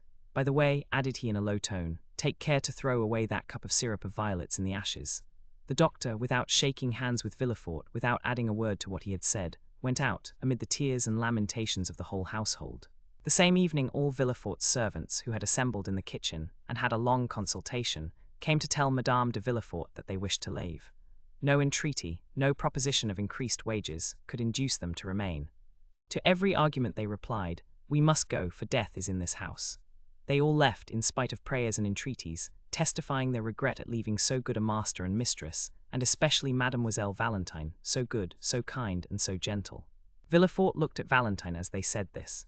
She was in tears, and strange as it was, in spite of the emotions he felt at the sight of these tears, he looked also at Madame de Villefort, and it appeared to him as if a slight gloomy smile had passed over her thin lips, like a meteor seen passing inauspiciously between two clouds in a stormy sky. Chapter 81. The room of the retired baker the evening of the day on which the Count of Morcerf had left Danglars' house, with feelings of shame and anger at the rejection of the projected alliance. Andrea Cavalcanti, with curled hair, moustaches in perfect order, and white gloves which fitted admirably, had entered the courtyard of the banker's house in Rue de la Chaussée-d'Antin. He had not been more than 10 minutes in the drawing-room before he drew Danglars aside into the recess of a bow window, and after an ingenious preamble, related to him all his anxieties and cares since his noble father's departure. He acknowledged the extreme kindness which had been shown him by the banker's family, in which he had been received as a son, and where, besides, his warmest affections had found an object on which to centre in Mademoiselle Danglars. Danglars listened with the most profound attention. He had expected this declaration for the last 2 or 3 days, and when at last it came his eyes glistened as much as they had lowered on listening to Morcerf. He would not, however, yield immediately to the young man's request, but made a few conscientious objections.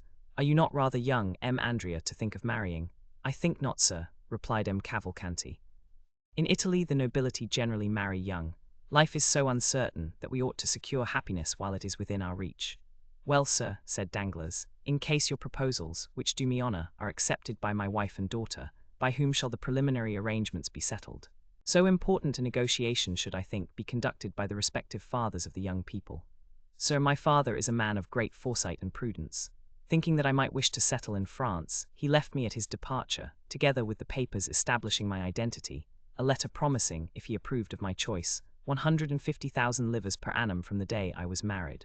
So far as I can judge, I suppose this to be a quarter of my father's revenue. I," said Danglars, "have always intended giving my daughter 500,000 francs as her dowry. She is, besides, my sole heiress. All would then be easily arranged if the Baroness and her daughter are willing. We should command an annuity of 175,000 livres. Supposing also I should persuade the Marquis to give me my capital, which is not likely, but still is possible, we would place these 2 or 3 millions in your hands, whose talent might make it realize 10%. I never give more than 4%, and generally only 3.5%. But to my son-in-law I would give 5%, and we would share the profits." "Very good, father-in-law," said Cavalcanti, yielding to his low-born nature, which would escape sometimes through the aristocratic gloss with which he sought to conceal it. Correcting himself immediately, he said, "Excuse me, sir, hope alone makes me almost mad. What will not reality do?" "But," said Danglars, who on his part did not perceive how soon the conversation, which was at first disinterested, was turning to a business transaction, "there is, doubtless, a part of your fortune your father could not refuse you." "Which?" asked the young man. "That you inherit from your mother." "Truly, from my mother, Leonora Corsinari. How much may it amount to?" "Indeed, sir," said Andrea, "I assure you I have never given the subject a thought. But I suppose it must have been at least 2 millions. Danglars felt as much overcome with joy as the miser who finds a lost treasure, or as the shipwrecked mariner who feels himself on solid ground, instead of in the abyss which he expected would swallow him up. "Well, sir," said Andrea, bowing to the banker respectfully, "may I hope?" "You may not only hope," said Danglars, "but consider it a settled thing if no obstacle arises on your part." "I am, indeed, rejoiced," said Andrea. "But," said Danglars thoughtfully, "how is it that your patron, M. de Monte Cristo, did not make his proposal for you?" Andrea blushed imperceptibly. "I have just left the count, sir," said he. "He is, doubtless, a delightful man, but inconceivably peculiar in his ideas. He esteems me highly. He even told me he had not the slightest doubt that my father would give me the capital, instead of the interest of my property. He has promised to use his influence to obtain it for me, but he also declared that he never had taken on himself the responsibility of making proposals for another, and he never would. I must, however, do him the justice to add that he assured me, if ever he had regretted the repugnance he felt to such a step it was on this occasion, because he thought the projected union would be a happy and suitable one. Besides, if he will do nothing officially, he will answer any questions you propose to him. And now," continued he with one of his most charming smiles, "having finished talking to the father-in-law, I must address myself to the banker." "And what may you have to say to him?" said Danglars, laughing in his turn. that the day after tomorrow I shall have to draw upon you for about 4,000 francs, but the Count, expecting my bachelor's revenue could not suffice for the coming month's outlay, has offered me a draft for 20,000 francs. It bears his signature, as you see, which is all sufficient. Bring me 1,000,000 such as that, said Danglars. I shall be well pleased, putting the draft in his pocket. Fix your own hour for tomorrow, and my cashier shall call on you with a cheque for 80,000 francs. At 10 o'clock then, if you please. I should like it early, as I am going into the country tomorrow. Very well, at 10 o'clock. You are still at the Hotel des Princes? Yes. The following morning, with the banker's usual punctuality, the 80,000 francs were placed in the young man's hands, as he was on the point of starting, after having left 200 francs for Cadraus. He went out chiefly to avoid this dangerous enemy, and returned as late as possible in the evening. But scarcely had he stepped out of his carriage when the porter met him with a parcel in his hand. Sir, said he, that man has been here. What man? Said Andrea carelessly, apparently forgetting him whom he but too well recollected. Him to whom your excellency pays that little annuity. Oh, said Andrea, my father's old servant. Well, you gave him the 200 francs I had left for him. Yes, your excellency. Andrea had expressed a wish to be thus addressed, but, continued the porter, he would not take them. Andrea turned pale, but as it was dark his pallor was not perceptible. What, he would not take them? Said he with slight emotion. No, he wished to speak to your excellency. I told him you were gone out, and after some dispute he believed me and gave me this letter, which he had brought with him already sealed. Give it me, said Andrea, and he read by the light of his carriage lamp. You know where I live. I expect you tomorrow morning at 9 o'clock. Andrea examined it carefully, to ascertain if the letter had been opened, or if any indiscreet eyes had seen its contents. But it was so carefully folded that no one could have read it, and the seal was perfect. Very well, said he. Poor man, he is a worthy creature. He left the porter to ponder on these words, not knowing which most to admire, the master or the servant. Take out the horses quickly, and come up to me, said Andrea to his groom. In 2 seconds the young man had reached his room and burnt Cadraus's letter. The servant entered just as he had finished. You are about my height, peer, said he. I have that honor, your excellency. You had a new livery yesterday. Yes, sir. I have an engagement with a pretty little girl for this evening, and do not wish to be known. Lend me your livery till tomorrow. I may sleep perhaps at an inn. Peer obeyed. 5 minutes after, Andrea left the hotel, completely disguised, took a cabriolet, and ordered the driver to take him to the Cheval Rouge at Picpus. The next morning he left that inn as he had left the Hotel des Princes, without being noticed, walked down the Faubourg Saint-Antoine, along the boulevard to Rue Ménilmontant, and stopping at the door of the third house on the left looked for someone of whom to make inquiry in the porter's absence. For whom are you looking, my fine fellow? Asked the fruiteress on the opposite side. Monsieur Palatin, if you please, my good woman, replied Andrea. A retired baker? Asked the fruiteress. Exactly. He lives at the end of the yard on the left, on the 3rd story. Andrea went as she directed him, and on the 3rd floor he found a hare's paw, which by the hasty ringing of the bell, it was evident he pulled with considerable ill temper. A moment after Cadraus's face appeared at the grating in the door. Ah, you are punctual, said he, as he drew back the door. Confound you and your punctuality, said Andrea, throwing himself into a chair in a manner which implied that he would rather have flung it at the head of his host. Come, come, my little fellow, don't be angry. See, I have thought about you. Look at the good breakfast we are going to have. Nothing but what you are fond of. Andrea, indeed, inhaled the scent of something cooking which was not unwelcome to him, hungry as he was. It was that mixture of fat and garlic peculiar to Provençal kitchens of an inferior order, added to that of dried fish, and above all, the pungent smell of musk and cloves. These odors escaped from 2 deep dishes which were covered and placed on a stove, and from a copper pan placed in an old iron pot. In an adjoining room Andrea saw also a tolerably clean table prepared for two bottles of wine sealed, the one with green, the other with yellow, a supply of brandy in a decanter, and a measure of fruit in a cabbage leaf, cleverly arranged on an earthenware plate. What do you think of it, my little fellow? Said Cadraus. Aye, that smells good. You know I used to be a good cook. Do you recollect how you used to lick your fingers? You were among the first who tasted any of my dishes, and I think you relished them tolerably. While speaking, Cadraus went on peeling a fresh supply of onions. But, said Andrea ill-temperedly, by my faith, if it was only to breakfast with you that you disturbed me, I wish the devil had taken you. My boy, said Cadraus sententiously, one can talk while eating. And then, you ungrateful being, you are not pleased to see an old friend. I am weeping with joy. He was truly crying, but it would have been difficult to say whether joy or the onions produced the greatest effect on the lacrimal glands of the old innkeeper of the Pont du Gard. Hold your tongue, hypocrite, said Andrea. You love me. Yes, I do, or may the devil take me. I know it is a weakness, said Cadraus, but it overpowers me. And yet it has not prevented your sending for me to play me some trick. Come, said K-Drouse, wiping his large knife on his apron, if I did not like you, do you think I should endure the wretched life you lead me?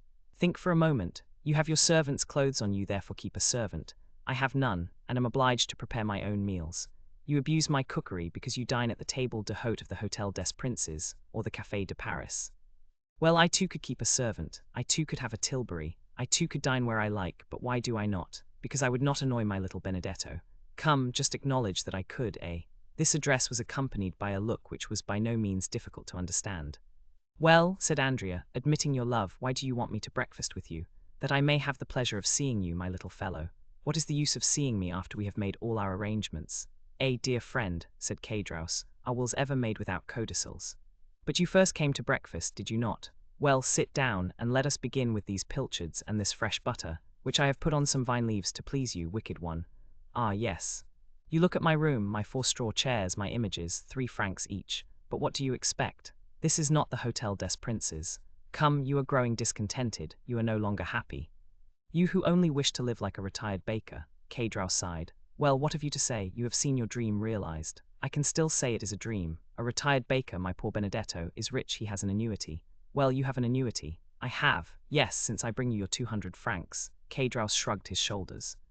It is humiliating, said he, thus to receive money given grudgingly, an uncertain supply which may soon fail.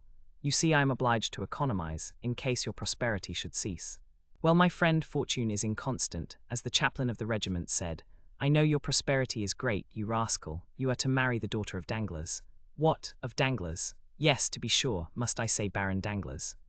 I might as well say Count Benedetto. He was an old friend of mine, and if he had not so bad a memory, he ought to invite me to your wedding, seeing he came to mine. Yes, yes, to mine. Gad, he was not so proud then, he was an underclerk to the good M. Morrel. I have dined many times with him and the Count of Morcerf, so you see I have some high connections, and were I to cultivate them a little, we might meet in the same drawing-rooms.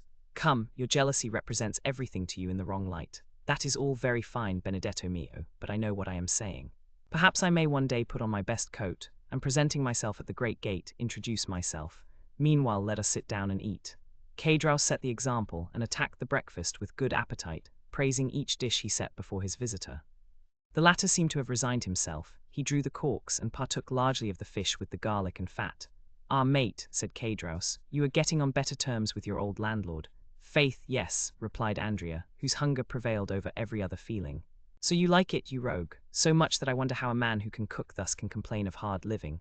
Do you see, said K-Drouse, all my happiness is marred by one thought. What is that? That I am dependent on another, I who have always gained my own livelihood honestly. Do not let that disturb you, I have enough for 2. No, truly. You may believe me if you will, at the end of every month I am tormented by remorse. Good K-Drouse, so much so that yesterday I would not take the 200 francs. Yes, you wished to speak to me. But was it indeed remorse, tell me? True remorse, and besides an idea had struck me.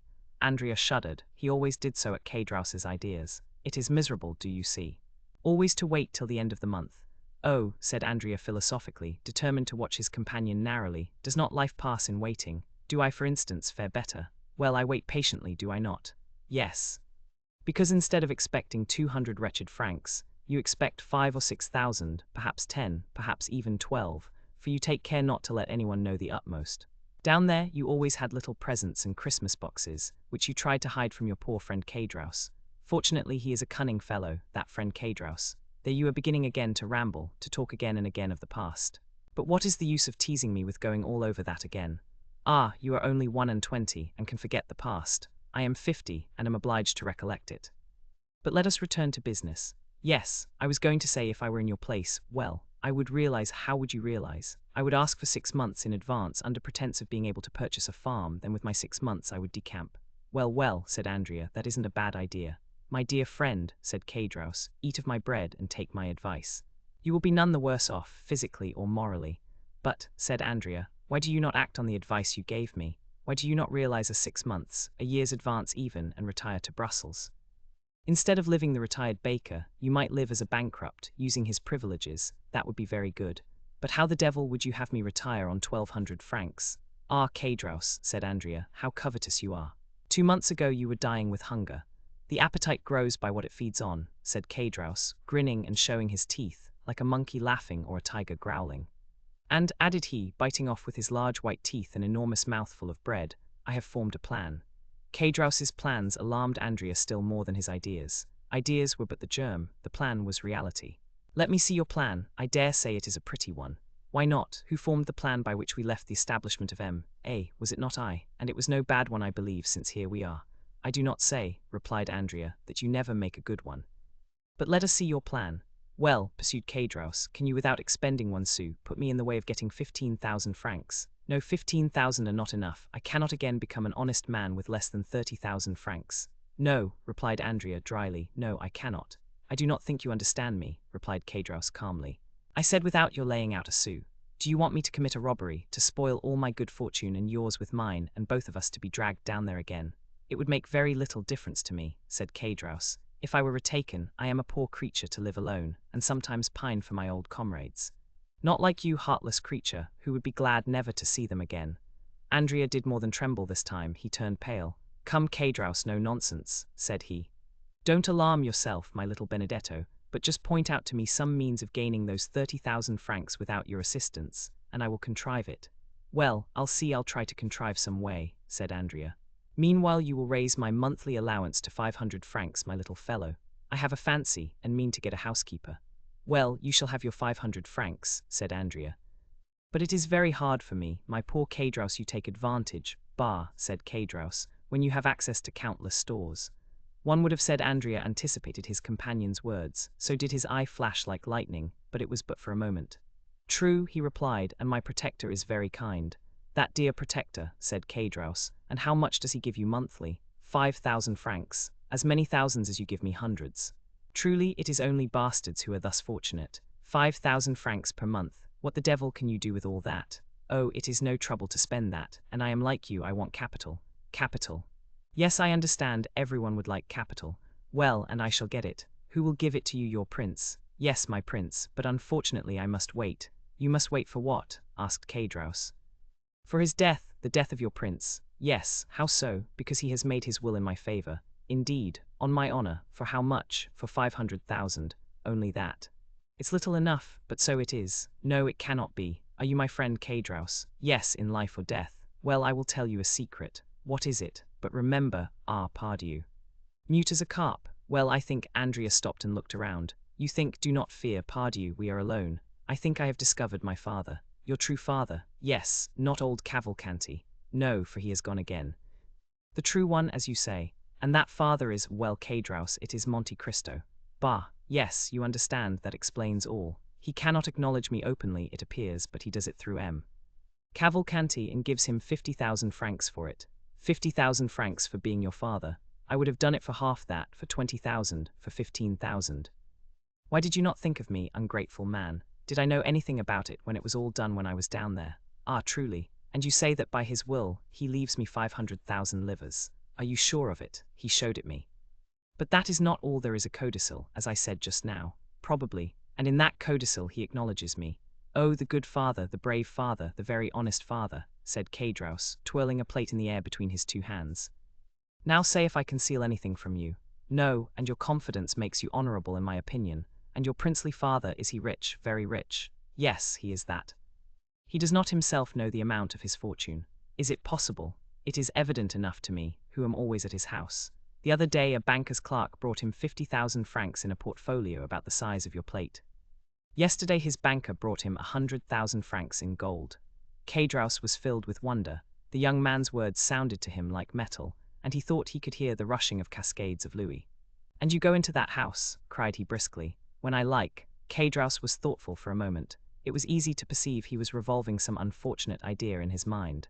Then suddenly, how I should like to see all that, cried he. How beautiful it must be. It is, in fact, magnificent, said Andrea. And does he not live in the Champs-Élysées? Yes, number 30.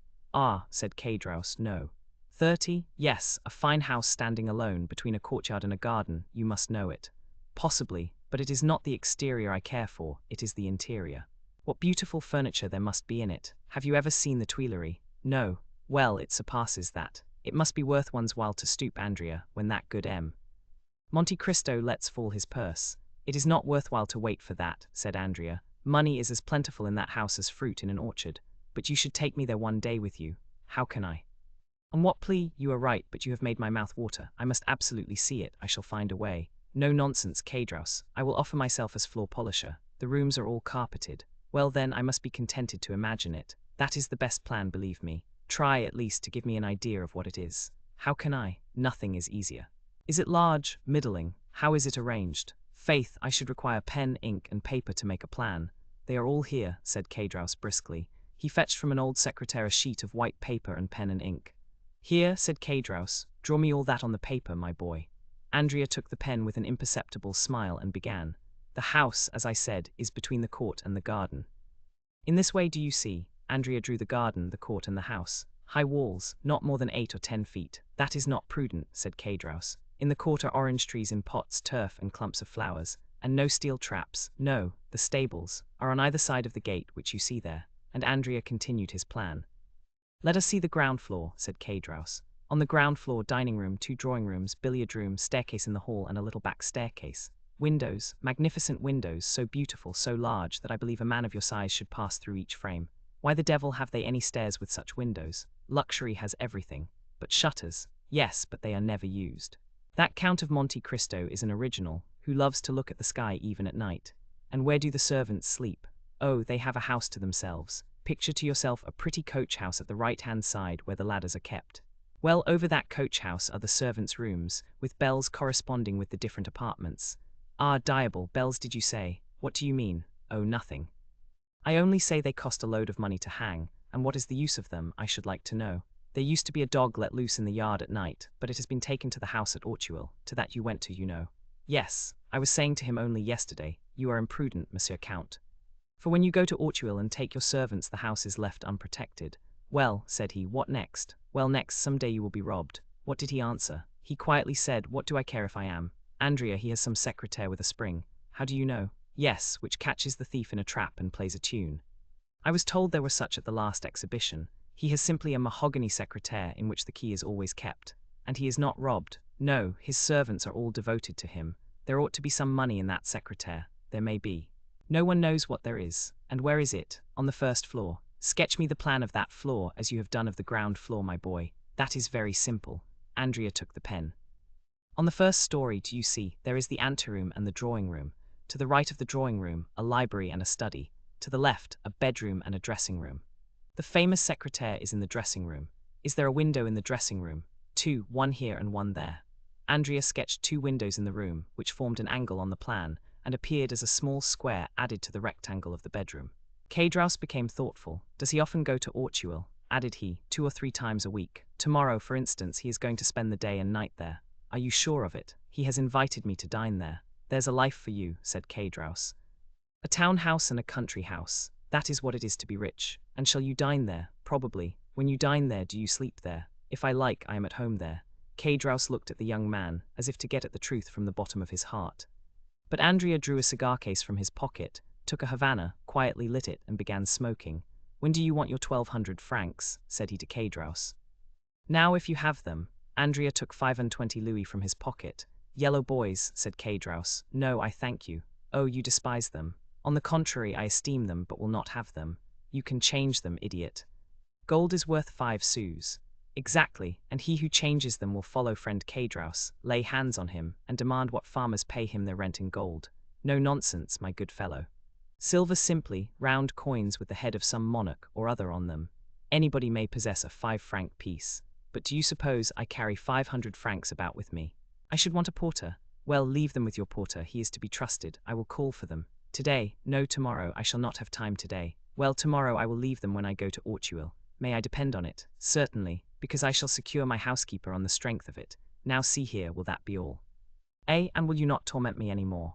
Never. Kadros had become so gloomy that Andrea feared he should be obliged to notice the change. He redoubled his gaiety and carelessness. How sprightly you are, said Kadros. One would say you were already in possession of your property. No, unfortunately, but when I do obtain it, well, I shall remember old friends, I can tell you that. Yes, since you have such a good memory. What do you want? It looks as if you were trying to fleece me. Aye, what an idea. I who am going to give you another piece of good advice. What is it? To leave behind you the diamond you have on your finger. We shall both get into trouble. You will ruin both yourself and me by your folly. How so? Said Andrea. How? You put on a livery, you disguise yourself as a servant, and yet keep a diamond on your finger worth 4 or 5 thousand francs. You guess well. I know something of diamonds. I have had some. You do well to boast of it, said Andrea, who, without becoming angry, as Cédras feared at this new extortion, quietly resigned the ring. Cédras looked so closely at it that Andrea well knew that he was examining to see if all the edges were perfect. It is a false diamond, said Cédras. You are joking now, replied Andrea. Do not be angry, we can try it. Cédras went to the window, touched the glass with it, and found it would cut. Confiteor, said Cédras, putting the diamond on his little finger. I was mistaken, but those thieves of jewelers imitate so well that it is no longer worthwhile to rob a jeweler's shop. It is another branch of industry paralyzed. Have you finished? Said Andrea. Do you want anything more? Will you have my waistcoat or my hat? Make free now you have begun. No, you are after all a good companion. I will not detain you and will try to cure myself of my ambition. But take care the same thing does not happen to you in selling the diamond you feared with the gold. I shall not sell it, do not fear. Not at least till the day after tomorrow, thought the young man. Happy rogue, said Cédras. You are going to find your servants, your horses, your carriage, and your betrothed. Yes, said Andrea. Well, I hope you will make a handsome wedding present the day you marry Mademoiselle Danglars. I have already told you it is a fancy you have taken in your head. What fortune has she? But I tell you, 1,000,000. Andrea shrugged his shoulders. Let it be 1,000,000, said Cédras. You can never have so much as I wish you. Thank you, said the young man. Oh, I wish it you with all my heart, added Cédras with his hoarse laugh. Stop, let me show you the way. It is not worthwhile. Yes, it is. Why? Because there is a little secret, a precaution I thought it desirable to take, one of Huret and Fichet's locks, revised and improved by Gaspard Cédras. I will manufacture you a similar one when you are a capitalist. Thank you, said Andrea. I will let you know a week beforehand. They parted. Cédras remained on the landing until he had not only seen Andrea go down the 3 stories, but also cross the court. Then he returned hastily, shut his door carefully, and began to study, like a clever architect, the plan Andrea had left him. Dear Benedetto, said he, I think he will not be sorry to inherit his fortune, and he who hastens the day when he can touch his 500,000 will not be his worst friend. Chapter 82. The burglary the day following that on which the conversation we have related took place, the Count of Monte Cristo set out for Auteuil, accompanied by Ali and several attendants, and also taking with him some horses whose qualities he was desirous of ascertaining. He was induced to undertake this journey, of which the day before he had not even thought, and which had not occurred to Andrea either, by the arrival of Bertuccio from Normandy, with intelligence respecting the house and sloop. The house was ready, and the sloop which had arrived a week before lay at anchor in a small creek with her crew of 6 men, who had observed all the requisite formalities, and were ready again to put to sea. The Count praised Bertuccio's zeal, and ordered him to prepare for a speedy departure, as his stay in France would not be prolonged more than a month. Now, said he, I may require to go in one night from Paris to Tréport. Let 8 fresh horses be in readiness on the road, which will enable me to go 50 leagues in 10 hours.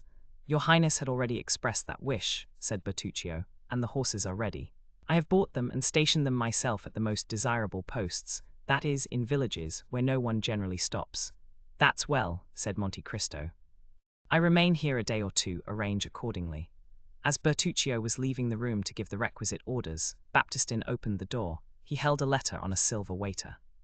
What are you doing here? Asked the Count, seeing him covered with dust. I did not send for you, I think. Baptistin, without answering, approached the Count and presented the letter. Important and urgent, said he. The Count opened the letter and read, M. de Monte Cristo is apprised that this night a man will enter his house in the Champs-Élysées with the intention of carrying off some papers supposed to be in the secrétaire in the dressing-room. The Count's well-known courage will render unnecessary the aid of the police, whose interference might seriously affect him who sends this advice.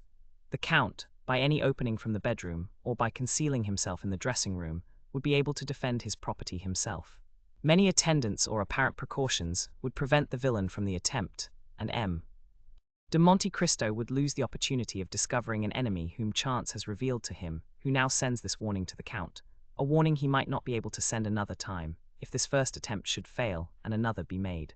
The Count's first idea was that this was an artifice, a gross deception, to draw his attention from a minor danger in order to expose him to a greater.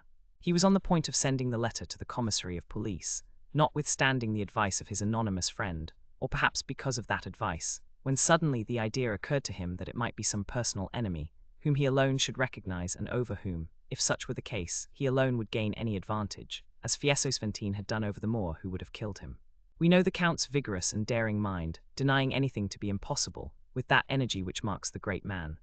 From his past life, from his resolution to shrink from nothing, the Count had acquired an inconceivable relish for the contests in which he had engaged, sometimes against nature, that is to say, against God, and sometimes against the world, that is, against the devil. "They do not want my papers," said Monte Cristo. "They want to kill me. They are no robbers, but assassins. I will not allow the prefect of police to interfere with my private affairs. I am rich enough, forsooth, to distribute his authority on this occasion." The Count recalled Baptistin, who had left the room after delivering the letter.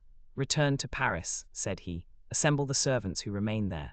"I want all my household at Auteuil." "But will no one remain in the house, my lord?" asked Baptistin. "Yes, the porter. My lord will remember that the lodge is at a distance from the house." "Well, the house might be stripped without his hearing the least noise." "By whom?" "By thieves." "You are a fool, M.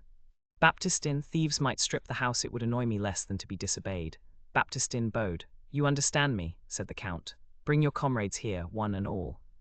But let everything remain as usual, only close the shutters of the ground floor, and those of the first floor. You know they are never closed. Go." The Count signified his intention of dining alone, and that no one but Ali should attend him. Having dined with his usual tranquillity and moderation, the Count, making a signal to Ali to follow him, went out by the side gate, and on reaching the Bois de Boulogne turned, apparently without design, towards Paris, and at twilight found himself opposite his house in the Champs-Élysées. All was dark. One solitary, feeble light was burning in the porter's lodge, about 40 paces distant from the house, as Baptistin had said. Monte Cristo leaned against a tree, and with that scrutinizing glance which was so rarely deceived, looked up and down the avenue, examined the passers-by, and carefully looked down the neighboring streets, to see that no one was concealed. 10 minutes passed thus, and he was convinced that no one was watching him. He hastened to the side door with Ali, entered hurriedly, and by the servants' staircase, of which he had the key, gained his bedroom without opening or disarranging a single curtain, without even the porter having the slightest suspicion that the house, which he supposed empty, contained its chief occupant. Arrived in his bedroom, the Count motioned to Ali to stop. Then he passed into the dressing-room, which he examined. Everything appeared as usual, the precious secretaire in its place, and the key in the secretaire. He double-locked it, took the key, returned to the bedroom door, removed the double staple of the bolt, and went in. Meanwhile Ali had procured the arms the Count required, namely, a short carbine and a pair of double-barreled pistols, with which as sure an aim might be taken as with a single-barreled one. Thus armed, the Count held the lives of 5 men in his hands. It was about 9:30. The Count and Ali ate in haste a crust of bread, and drank a glass of Spanish wine. Then Monte Cristo slipped aside one of the movable panels, which enabled him to see into the adjoining room. He had within his reach his pistols and carbine, and Ali, standing near him, held one of the small Arabian hatchets, whose form has not varied since the Crusades. Through one of the windows of the bedroom, on a line with that in the dressing-room, the Count could see into the street. 2 hours passed thus. It was intensely dark. Still Ali, thanks to his wild nature, and the Count, thanks doubtless to his long confinement, could distinguish in the darkness the slightest movement of the trees. The little light in the lodge had long been extinct. It might be expected that the attack, if indeed an attack was projected, would be made from the staircase of the ground floor, and not from a window. In Monte Cristo's opinion, the villains sought his life, not his money. It would be his bedroom they would attack, and they must reach it by the back staircase, or by the window in the dressing-room. The clock of the Invalides struck 11:45. The west wind bore on its moistened gusts the doleful vibration of the 3 strokes. As the last stroke died away, the Count thought he heard a slight noise in the dressing-room. This first sound, or rather this first grinding, was followed by a second, then a third. At the 4th, the Count knew what to expect. A firm and well-practiced hand was engaged in cutting the 4 sides of a pane of glass with a diamond. The Count felt his heart beat more rapidly. Inured as men may be to danger, forewarned as they may be of peril, they understand, by the fluttering of the heart and the shuddering of the frame, the enormous difference between a dream and a reality, between the project and the execution. However, Monte Cristo only made a sign to apprise Ali, who, understanding that danger was approaching from the other side, drew nearer to his master. Monte Cristo was eager to ascertain the strength and number of his enemies. The window whence the noise proceeded was opposite the opening by which the Count could see into the dressing-room.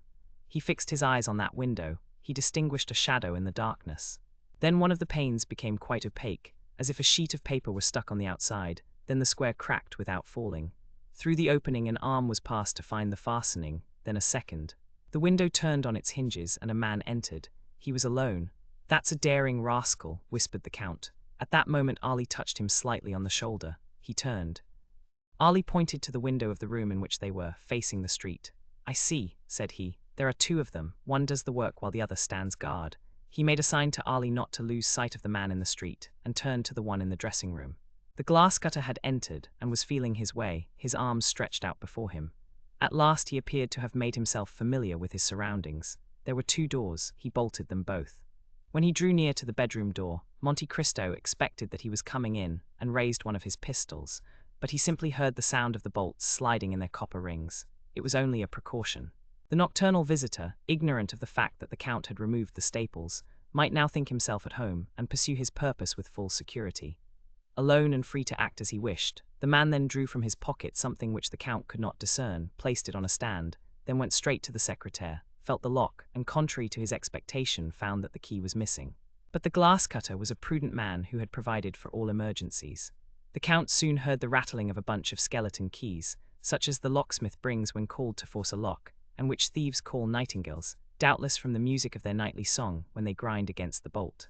"Aha," whispered Monte Cristo with a smile of disappointment, "he is only a thief." But the man in the dark could not find the right key. He reached the instrument he had placed on the stand, touched a spring, and immediately a pale light, just bright enough to render objects distinct, was reflected on his hands and countenance. "By heavens!" exclaimed Monte Cristo, starting back. "It is—" Ali raised his hatchet.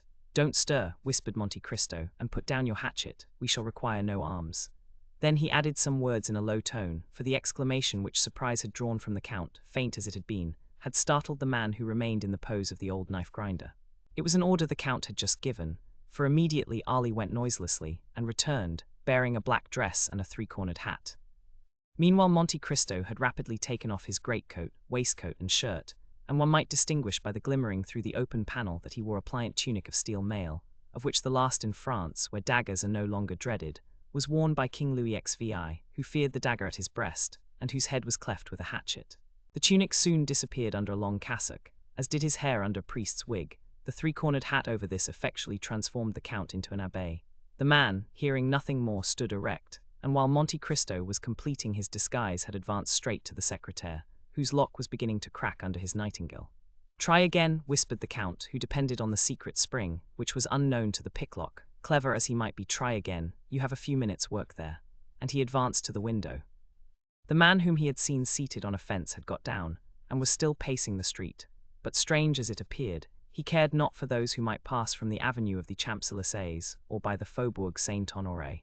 His attention was engrossed with what was passing at the Count's, and his only aim appeared to be to discern every movement in the dressing-room. Monte Cristo suddenly struck his finger on his forehead, and a smile passed over his lips. Then drawing near to Ali, he whispered, "Remain here, concealed in the dark, and whatever noise you hear, whatever passes, only come in or show yourself if I call you." Ali bowed in token of strict obedience. Monte Cristo then drew a lighted taper from a closet, and when the thief was deeply engaged with his lock, silently opened the door, taking care that the light should shine directly on his face. The door opened so quietly that the thief heard no sound, but to his astonishment, the room was suddenly illuminated. He turned. "Ah, good evening, my dear M. Cadraus," said Monte Cristo. "What are you doing here at such an hour?" "The Abbé Busoni," exclaimed Cadraus, and not knowing how this strange apparition could have entered when he had bolted the doors, he let fall his bunch of keys, and remained motionless and stupefied. The Count placed himself between Cadraus and the window, thus cutting off from the thief his only chance of retreat. "The Abbé Busoni," repeated Cadraus, fixing his haggard gaze on the Count. "Yes, undoubtedly the Abbé Busoni himself," replied Monte Cristo, "and I am very glad you recognize me, dear M. Cadraus. It proves you have a good memory, for it must be about 10 years since we last met." This calmness of Busoni, combined with his irony and boldness, staggered Cadraus. The abbé," murmured he, clenching his fists and his teeth chattering. "So you would rob the Count of Monte Cristo," continued the false abbé. "Reverend sir," murmured Cadraus, seeking to regain the window which the Count pitilessly blocked. "Reverend sir, I don't know, believe me, I take my oath. A pane of glass out," continued the Count, "a dark lantern, a bunch of false keys. A secretaire half forced, it is tolerably evident." Cadraus was choking. He looked around for some corner to hide in, some way of escape. "Come, come," continued the Count, "I see you are still the same, an assassin. Reverend sir, since you know everything, you know it was not I, it was La Carconte. That was proved at the trial, since I was only condemned to the galleys. Is your time, then, expired, since I find you in a fair way to return there?" "No, reverend sir. I have been liberated by someone. That someone has done society a great kindness.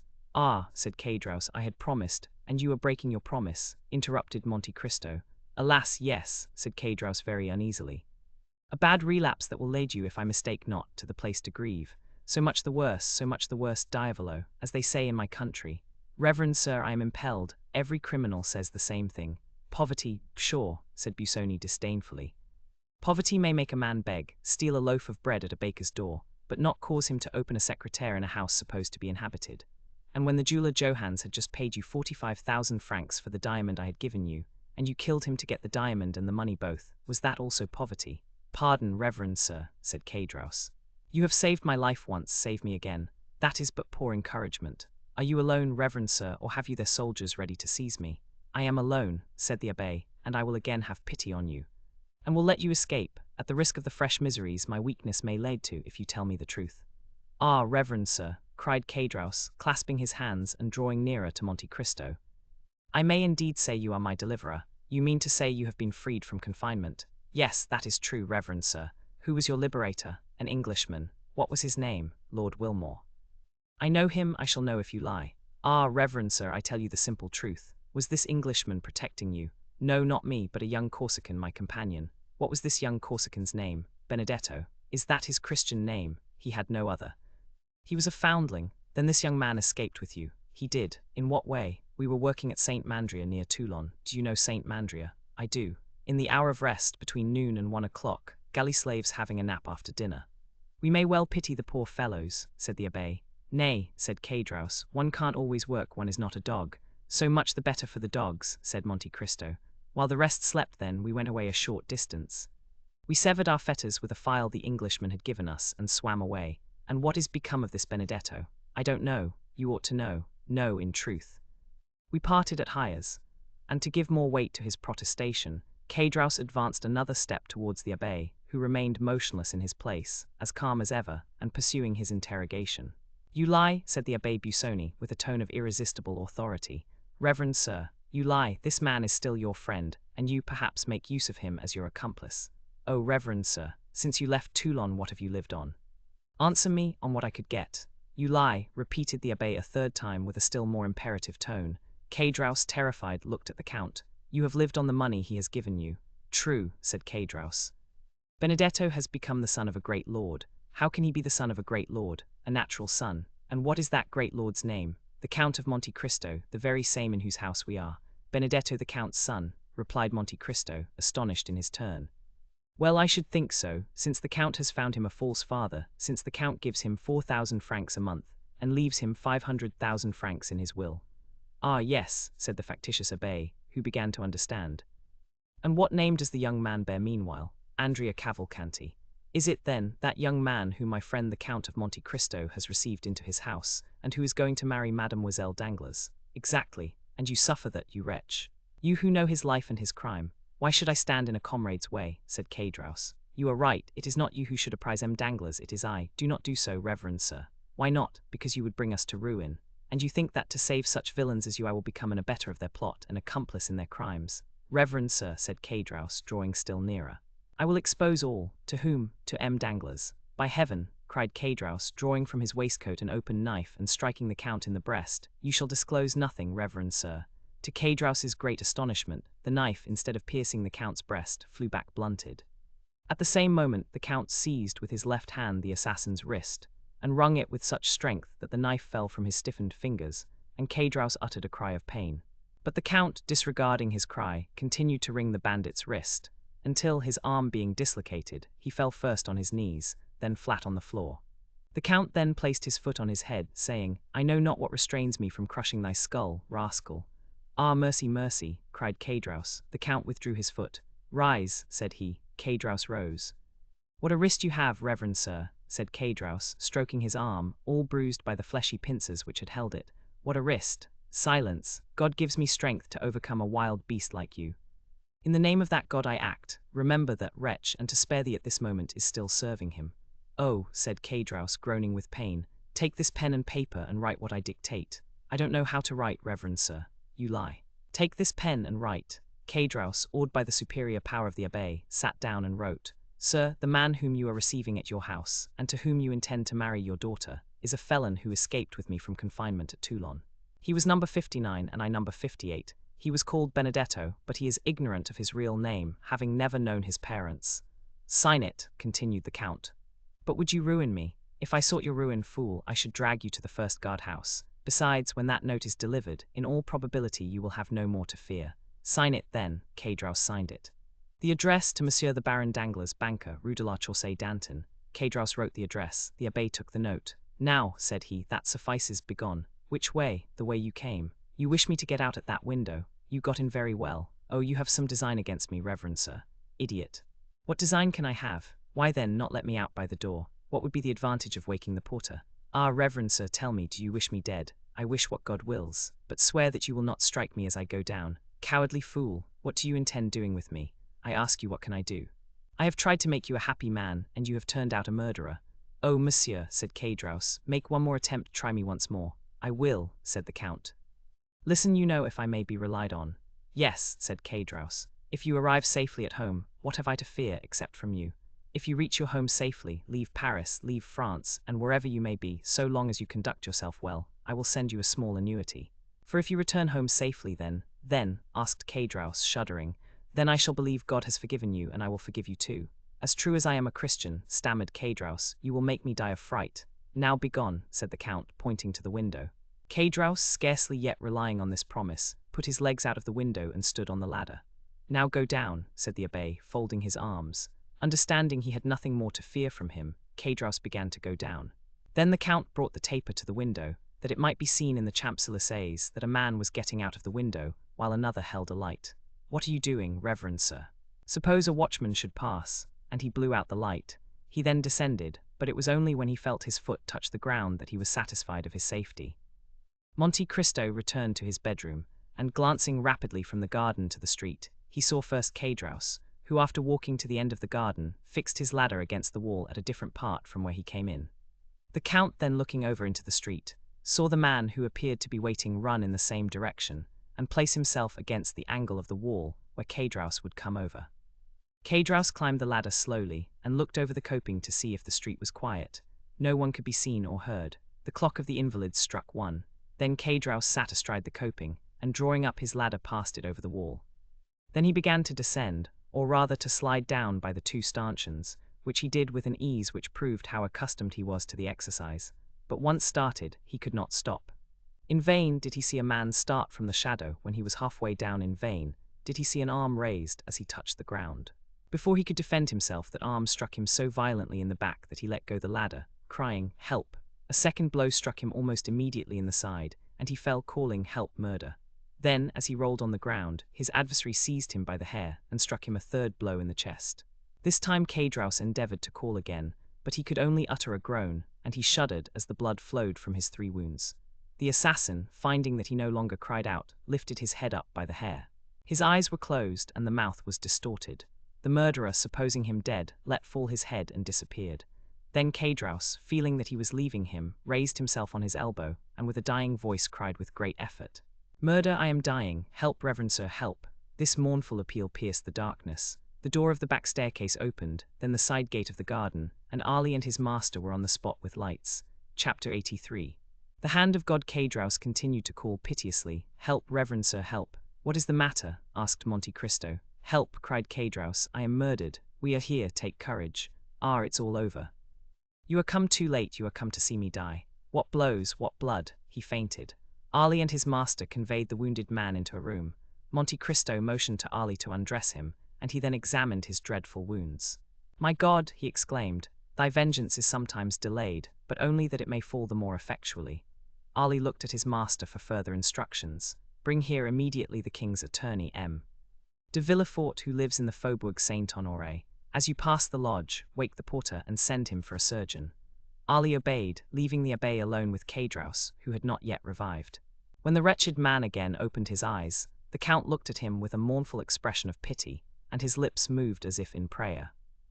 "A surgeon, reverend sir, a surgeon," said Caedros. "I have sent for one," replied the abbé. "I know he cannot save my life, but he may strengthen me to give my evidence." "Against whom?" "Against my murderer. Did you recognize him?" "Yes. It was Benedetto, the young Corsican, himself, your comrade. Yes, after giving me the plan of this house, doubtless hoping I should kill the Count and he thus become his heir, or that the Count would kill me and I should be out of his way, he waylaid me and has murdered me.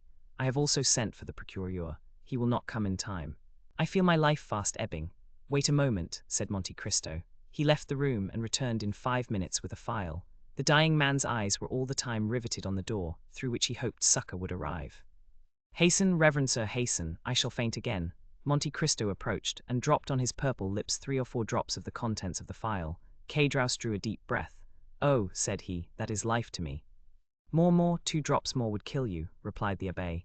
Oh, send for someone to whom I can denounce the wretch. Shall I write your deposition? You can sign it. Yes, said Caedros. And his eyes glistened at the thought of this posthumous revenge. Monte Cristo wrote, I die, murdered by the Corsican Benedetto, my comrade in the galleys at Toulon, no. 59, quick, said Caedros, or I shall be unable to sign it. Monte Cristo gave the pen to Caedros, who collected all his strength, signed it, and fell back on his bed, saying, You will relate all the rest, reverend sir. You will say he calls himself Andrea Cavalcanti. He lodges at the Hotel des Princes. Oh, I am dying. He again fainted. The abbé made him smell the contents of the phial, and he again opened his eyes. His desire for revenge had not forsaken him. Ah, you will tell all I have said, will you not, reverend sir? Yes, and much more. What more will you say? I will say he had doubtless given you the plan of this house, in the hope the Count would kill you. I will say, likewise, he had apprised the Count by a note of your intention, and the Count being absent, I read the note and sat up to await you. And he will be guillotined, will he not? Said Caedros. Promise me that, and I will die with that hope. I will say, continued the Count, that he followed and watched you the whole time, and when he saw you leave the house, ran to the angle of the wall to conceal himself. Did you see all that? Remember my words. If you return home safely, I shall believe God has forgiven you, and I will forgive you also. And you did not warn me, cried Caedros, raising himself on his elbows. You knew I should be killed on leaving this house, and did not warn me. No, for I saw God's justice placed in the hands of Benedetto, and should have thought it sacrilege to oppose the designs of Providence. God's justice. Speak not of it, reverend sir. If God were just, you know how many would be punished who now escape. Patience, said the abbé in a tone which made the dying man shudder. Have patience. Caedros looked at him with amazement. Besides, said the abbé, God is merciful to all as he has been to you. He is first a father, then a judge. Do you then believe in God? Said Caedros. Had I been so unhappy as not to believe in him until now, said Monte Cristo, I must believe on seeing you. Caedros raised his clenched hands towards heaven. Listen, said the abbé, extending his hand over the wounded man, as if to command him to believe. This is what the God in whom, on your deathbed, you refuse to believe, has done for you. He gave you health, strength, regular employment, even friends, a life, in fact, which a man might enjoy with a calm conscience. Instead of improving these gifts, rarely granted so abundantly, this has been your course. You have given yourself up to sloth and drunkenness, and in a fit of intoxication have ruined your best friend. Help, cried Caedros. I require a surgeon, not a priest. Perhaps I am not mortally wounded, I may not die. Perhaps they can yet save my life. Your wounds are so far mortal that without the 3 drops I gave you, you would now be dead. Listen then. Ah, murmured Caedros, what a strange priest you are. You drive the dying to despair instead of consoling them. Listen, continued the abbé. When you had betrayed your friend, God began not to strike, but to warn you. Poverty overtook you. You had already passed half your life in coveting that which you might have honorably acquired, and already you contemplated crime under the excuse of want, when God worked a miracle in your behalf, sending you, by my hands, a fortune brilliant, indeed for you who had never possessed any. But this unexpected, unhoped for, unheard of fortune sufficed you no longer when you once possessed it. You wished to double it, and how? By a murder. You succeeded, and then God snatched it from you and brought you to justice. It was not I who wished to kill the Jew, said Caedros. It was La Carconte. Yes, said Monte Cristo, and God, I cannot say in justice, for his justice would have slain you, but God in his mercy spared your life. Pardieu. To transport me for life, how merciful. You thought it a mercy then, miserable wretch. The coward who feared death rejoiced at perpetual disgrace, for like all galley slaves, you said, I may escape from prison, I cannot from the grave. And you said truly. The way was opened for you unexpectedly. An Englishman visited Toulon, who had vowed to rescue 2 men from infamy, and his choice fell on you and your companion. You received a second fortune, money and tranquility were restored to you, and you, who had been condemned to a felon's life, might live as other men. Then, wretched creature, then you tempted God a 3rd time. I have not enough, you said, when you had more than you before possessed, and you committed a 3rd crime without reason, without excuse. God is wearied, he has punished you. Caedros was fast sinking. Give me drink, said he. I thirst, I burn. Monte Cristo gave him a glass of water, and yet that villain Benedetto will escape. No one, I tell you, will escape. Benedetto will be punished. Then you too will be punished, for you did not do your duty as a priest. You should have prevented Benedetto from killing me. "I," said the Count, with a smile which petrified the dying man, "when you had just broken your knife against the coat of mail which protected my breast. Yet perhaps if I had found you humble and penitent, I might have prevented Benedetto from killing you, but I found you proud and bloodthirsty, and I left you in the hands of God." "I do not believe there is a God," howled Caedros. "You do not believe it, you lie, you lie." "Silence," said the abbé, "you will force the last drop of blood from your veins. What, you do not believe in God when he is striking you dead? You will not believe in him, who requires but a prayer, a word, a tear, and he will forgive. God, who might have directed the assassin's dagger so as to end your career in a moment, has given you this quarter of an hour for repentance. Reflect then, wretched man, and repent." "No," said Caedros, "no, I will not repent. There is no God, there is no providence, all comes by chance. There is a providence." "There is a God," said Monte Cristo, "of whom you are a striking proof, as you lie in utter despair, denying him, while I stand before you, rich, happy, safe, and entreating that God in whom you endeavor not to believe, while in your heart you still believe in him." "But who are you then?" asked Caedros, fixing his dying eyes on the Count. "Look well at me," said Monte Cristo, putting the light near his face. "Well, the Abbé Busoni." Monte Cristo took off the wig which disfigured him, and let fall his black hair, which added so much to the beauty of his pallid features. "Oh," said Caedros, thunderstruck, "but for that black hair, I should say you were the Englishman, Lord Wilmore." "I am neither the Abbé Busoni nor Lord Wilmore," said Monte Cristo. "Think again, do you not recollect me?" There was a magic effect in the Count's words, which once more revived the exhausted powers of the miserable man. "Yes, indeed," said he. "I think I have seen you and known you formerly." "Yes, Caedros, you have seen me, you knew me once. Who then are you, and why, if you knew me, did you let me die? Because nothing can save you, your wounds are mortal. Had it been possible to save you, I should have considered it another proof of God's mercy, and I would again have endeavored to restore you, I swear by my father's tomb." "By your father's tomb," said Caedros, supported by a supernatural power, and half raising himself to see more distinctly the man who had just taken the oath which all men hold sacred. "Who then are you?" The Count had watched the approach of death. He knew this was the last struggle. He approached the dying man, and leaning over him with a calm and melancholy look, he whispered, I am, and his almost closed lips uttered a name so low that the Count himself appeared afraid to hear it. Caedros, who had raised himself on his knees and stretched out his arm, tried to draw back, then clasping his hands, and raising them with a desperate effort. "Oh, my God," said he, "pardon me for having denied thee. Thou dost exist, thou art indeed man's father in heaven, and his judge on earth. My God, my Lord, I have long despised thee. Pardon me, my God, receive me, O my Lord." Caedros sighed deeply, and fell back with a groan. The blood no longer flowed from his wounds, he was dead. "One," said the Count mysteriously, his eyes fixed on the corpse, disfigured by so awful a death. 10 minutes afterwards the surgeon and the procureur arrived, the one accompanied by the porter, the other by Ali, and were received by the Abbé Busoni, who was praying by the side of the corpse. Chapter 84. Beauchamp, the daring attempt to rob the Count, was the topic of conversation throughout Paris for the next fortnight. The dying man had signed a deposition declaring Benedetto to be the assassin. The police had orders to make the strictest search for the murderer. Caedros's knife, dark lantern, bunch of keys, and clothing, excepting the waistcoat, which could not be found, were deposited at the registry. The corpse was conveyed to the morgue. The Count told everyone that this adventure had happened during his absence at Auteuil, and that he only knew what was related by the Abbé Busoni, who that evening, by mere chance, had requested to pass the night in his house, to examine some valuable books in his library. Bertuccio alone turned pale whenever Benedetto's name was mentioned in his presence, but there was no reason why anyone should notice his doing so. Villefort, being called on to prove the crime, was preparing his brief with the same ardor that he was accustomed to exercise when required to speak in criminal cases. But 3 weeks had already passed, and the most diligent search had been unsuccessful. The attempted robbery and the murder of the robber by his comrade were almost forgotten in anticipation of the approaching marriage of Mademoiselle Danglars to the Count Andrea Cavalcanti. It was expected that this wedding would shortly take place, as the young man was received at the banker's as the betrothed. Letters had been dispatched to M. Cavalcanti, as the Count's father, who highly approved of the union, regretted his inability to leave Parma at that time, and promised a wedding gift of 150,000 livres.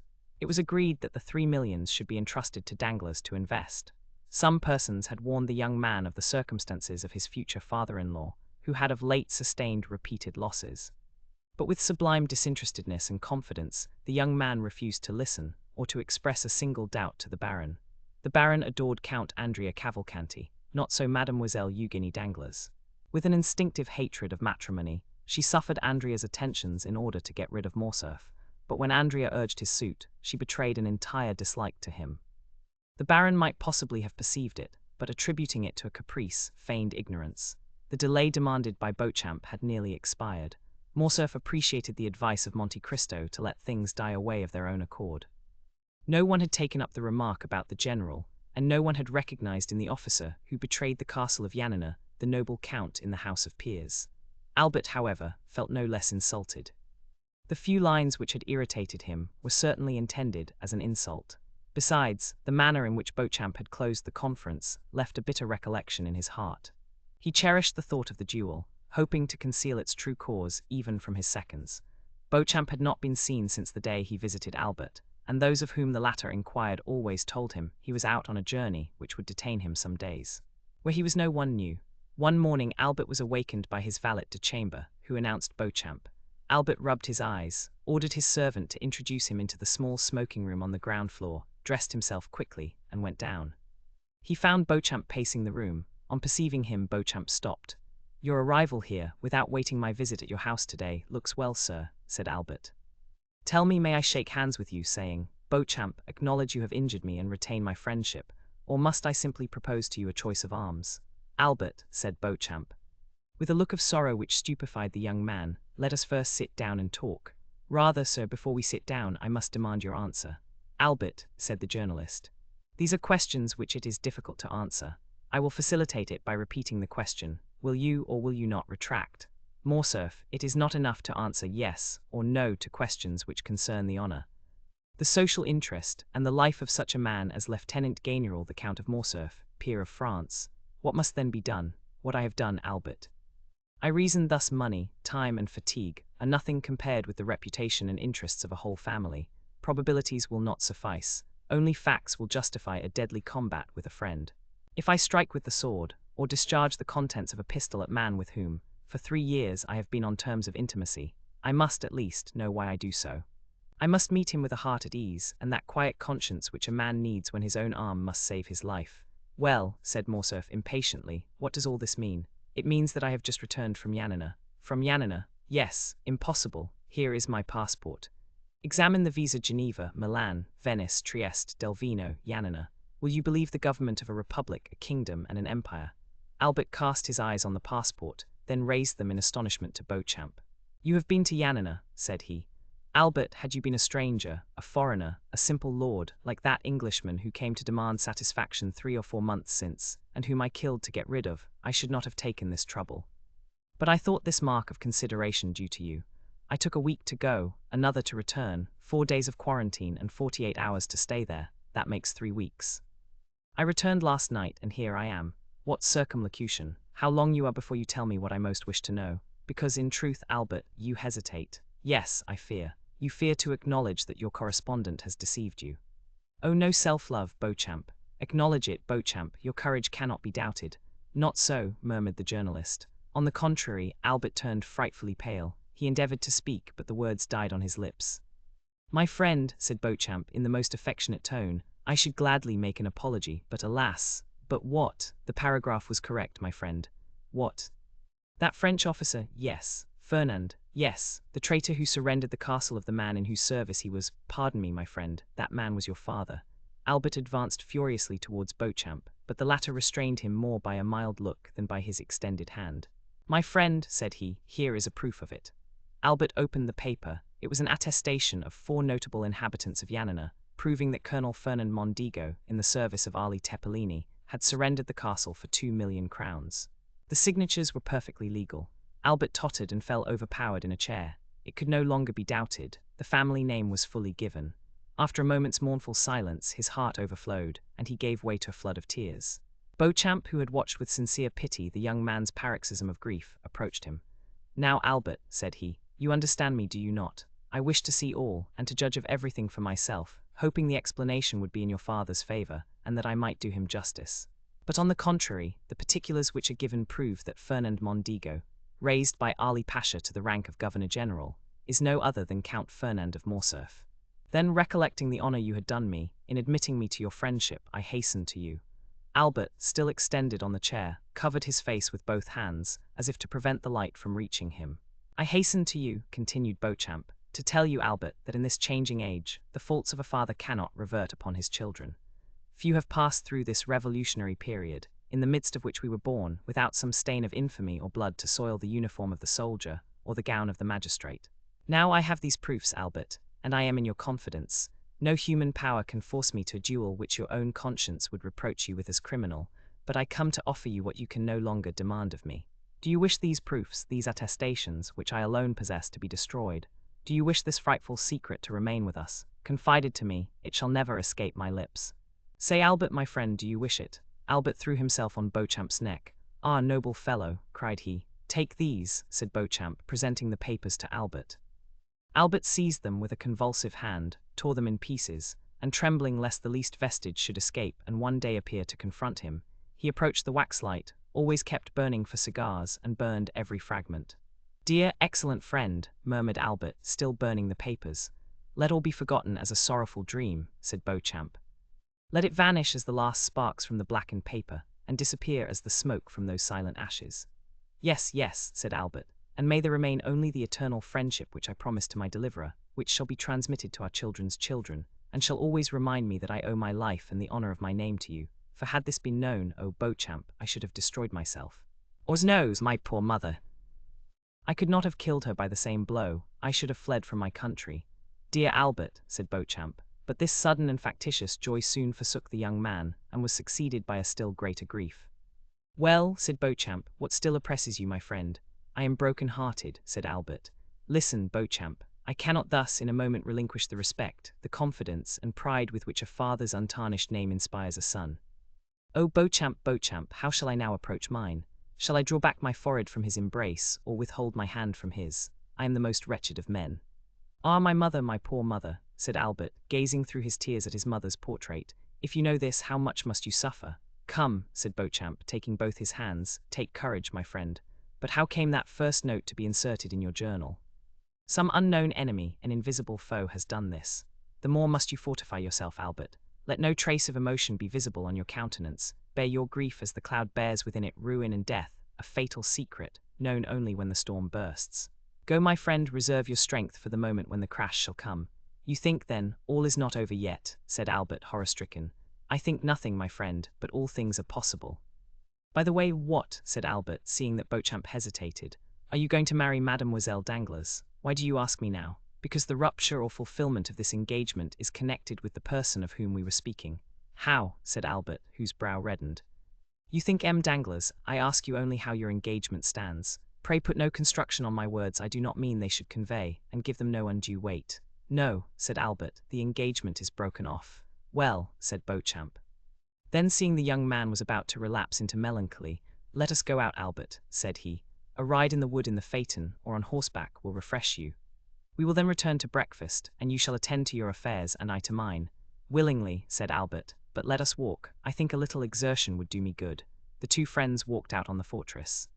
When they arrived at the Madeleine, "Since we are out," said Beauchamp, "let us call on M. de Monte Cristo. He is admirably adapted to revive one's spirits because he never interrogates, and in my opinion those who ask no questions are the best comforters." "Gladly," said Albert.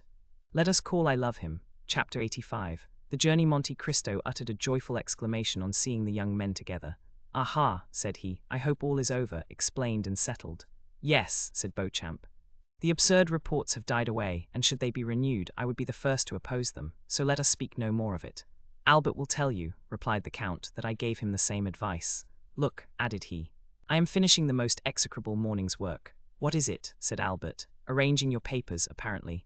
"My papers, thank God, no. My papers are all in capital order because I have none but M. Cavalcanti's." "Cavalcanti's?" asked Beauchamp. "Yes, do you not know that this is a young man whom the Count is introducing?" said Morcerf. "Let us not misunderstand each other," replied Monte Cristo. "I introduce no one, and certainly not M. Cavalcanti."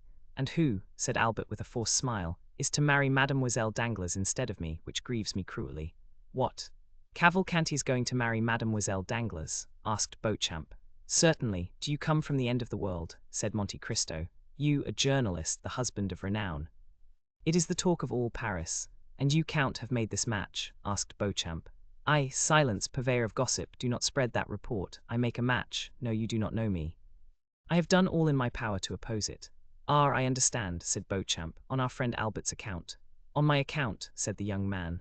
Oh no, indeed, the Count will do me the justice to assert that I have, on the contrary, always entreated him to break off my engagement, and happily it is ended. The Count pretends I have not him to thank. So be it, I will erect an altar Dio ignoto. Listen, said Monte Cristo. I have had little to do with it, for I am at variance both with the father-in-law and the young man. There is only Mademoiselle Eugénie, who appears but little charmed with the thoughts of matrimony, and who, seeing how little I was disposed to persuade her to renounce her dear liberty, retains any affection for me. And do you say this wedding is at hand? Oh yes, in spite of all I could say. I do not know the young man. He is said to be of good family and rich, but I never trust to vague assertions. I have warned M. Danglars of it till I am tired, but he is fascinated with his Lucanese. I have even informed him of a circumstance I consider very serious. The young man was either charmed by his nurse, stolen by gypsies, or lost by his tutor. I scarcely know which. But I do know his father lost sight of him for more than 10 years. What he did during these 10 years, God only knows. Well, all that was useless. They have commissioned me to write to the major to demand papers, and here they are. I send them, but like Pilate, washing my hands. And what does Mademoiselle Darmelie say to you for robbing her of her pupil? Oh well, I don't know, but I understand that she's going to Italy. Madame Danglars asked me for letters of recommendation for the impresarii. I gave her a few lines for the director of the Val Theatre, who is under some obligation to me. But what is the matter, Albert? You look dull. Are you after all unconsciously in love with Mademoiselle Eugénie? I am not aware of it, said Albert, smiling sorrowfully. Beauchamp turned to look at some paintings. But, continued Monte Cristo, you are not in your usual spirits. I have a dreadful headache, said Albert. Well, my dear Viscount, said Monte Cristo, I have an infallible remedy to propose to you. What is that? Asked the young man. A change. Indeed, said Albert. Yes, and as I am just now excessively annoyed, I shall go from home. Shall we go together? You annoyed Count, said Beauchamp, and by what? Ah, you think very lightly of it. I should like to see you with a brief preparing in your house. What brief? The 1M. De Villefort is preparing against my amiable assassin. Some brigand escaped from the gallows apparently. True, said Beauchamp. I saw it in the paper. Who is this Cadraus? Some Provençal, it appears. M. De Villefort heard of him at Marseille, and M. Danglars recollects having seen him. Consequently, the procureur is very active in the affair, and the prefect of police very much interested. And thanks to that interest, for which I am very grateful, they send me all the robbers of Paris and the neighborhood, under pretense of their being Cadraus's murderers, so that in 3 months, if this continues, every robber and assassin in France will have the plan of my house at his fingers' ends. I am resolved to desert them and go to some remote corner of the earth, and shall be happy if you will accompany me, Viscount. Willingly. Then it is settled. Yes, but where? I have told you, where the air is pure, where every sound soothes, where one is sure to be humbled, however proud may be his nature. I love that humiliation, I, who am master of the universe, as was Augustus. But where are you really going? To sea, Viscount. You know I am a sailor. I was rocked when an infant in the arms of old Ocean, and on the bosom of the beautiful Amphitrite. I have sported with the green mantle of the one and the azure robe of the other. I love the sea as a mistress, and pine if I do not often see her. Let us go, Count, to sea. Yes, you accept my proposal. I do. Well, Viscount, there will be in my courtyard this evening a good travelling britska, with 4 post-horses, in which one may rest as in a bed. M. Beauchamp, it holds 4 very well. Will you accompany us? Thank you, I have just returned from sea. What, you have been to sea? Yes, I have just made a little excursion to the Borromean island Satine. What of that? Come with us, said Albert. No, dear Morcerf, you know I only refuse when the thing is impossible. Besides, it is important, added he in a low tone, that I should remain in Paris just now to watch the paper. Ah, you are a good and an excellent friend, said Albert. Yes, you are right. Watch, Beauchamp, and try to discover the enemy who made this disclosure. Albert and Beauchamp parted, the last pressure of their hands expressing what their tongues could not before a stranger. Beauchamp is a worthy fellow, said Monte Cristo when the journalist was gone. Is he not, Albert? Yes, and a sincere friend. I love him devotedly. But now we are alone, although it is immaterial to me. Where are we going? Into Normandy, if you like. Delightful.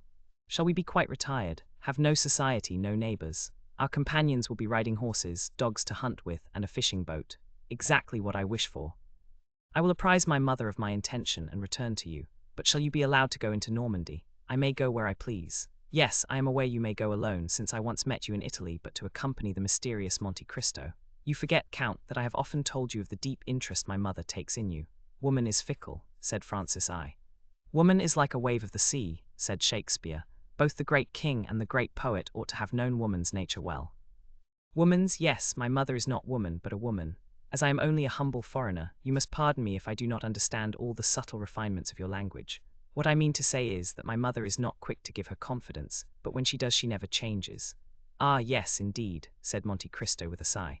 And do you think she is in the least interested in me? I repeat it, you must really be a very strange and superior man, for my mother is so absorbed by the interest you have excited, that when I am with her she speaks of no one else.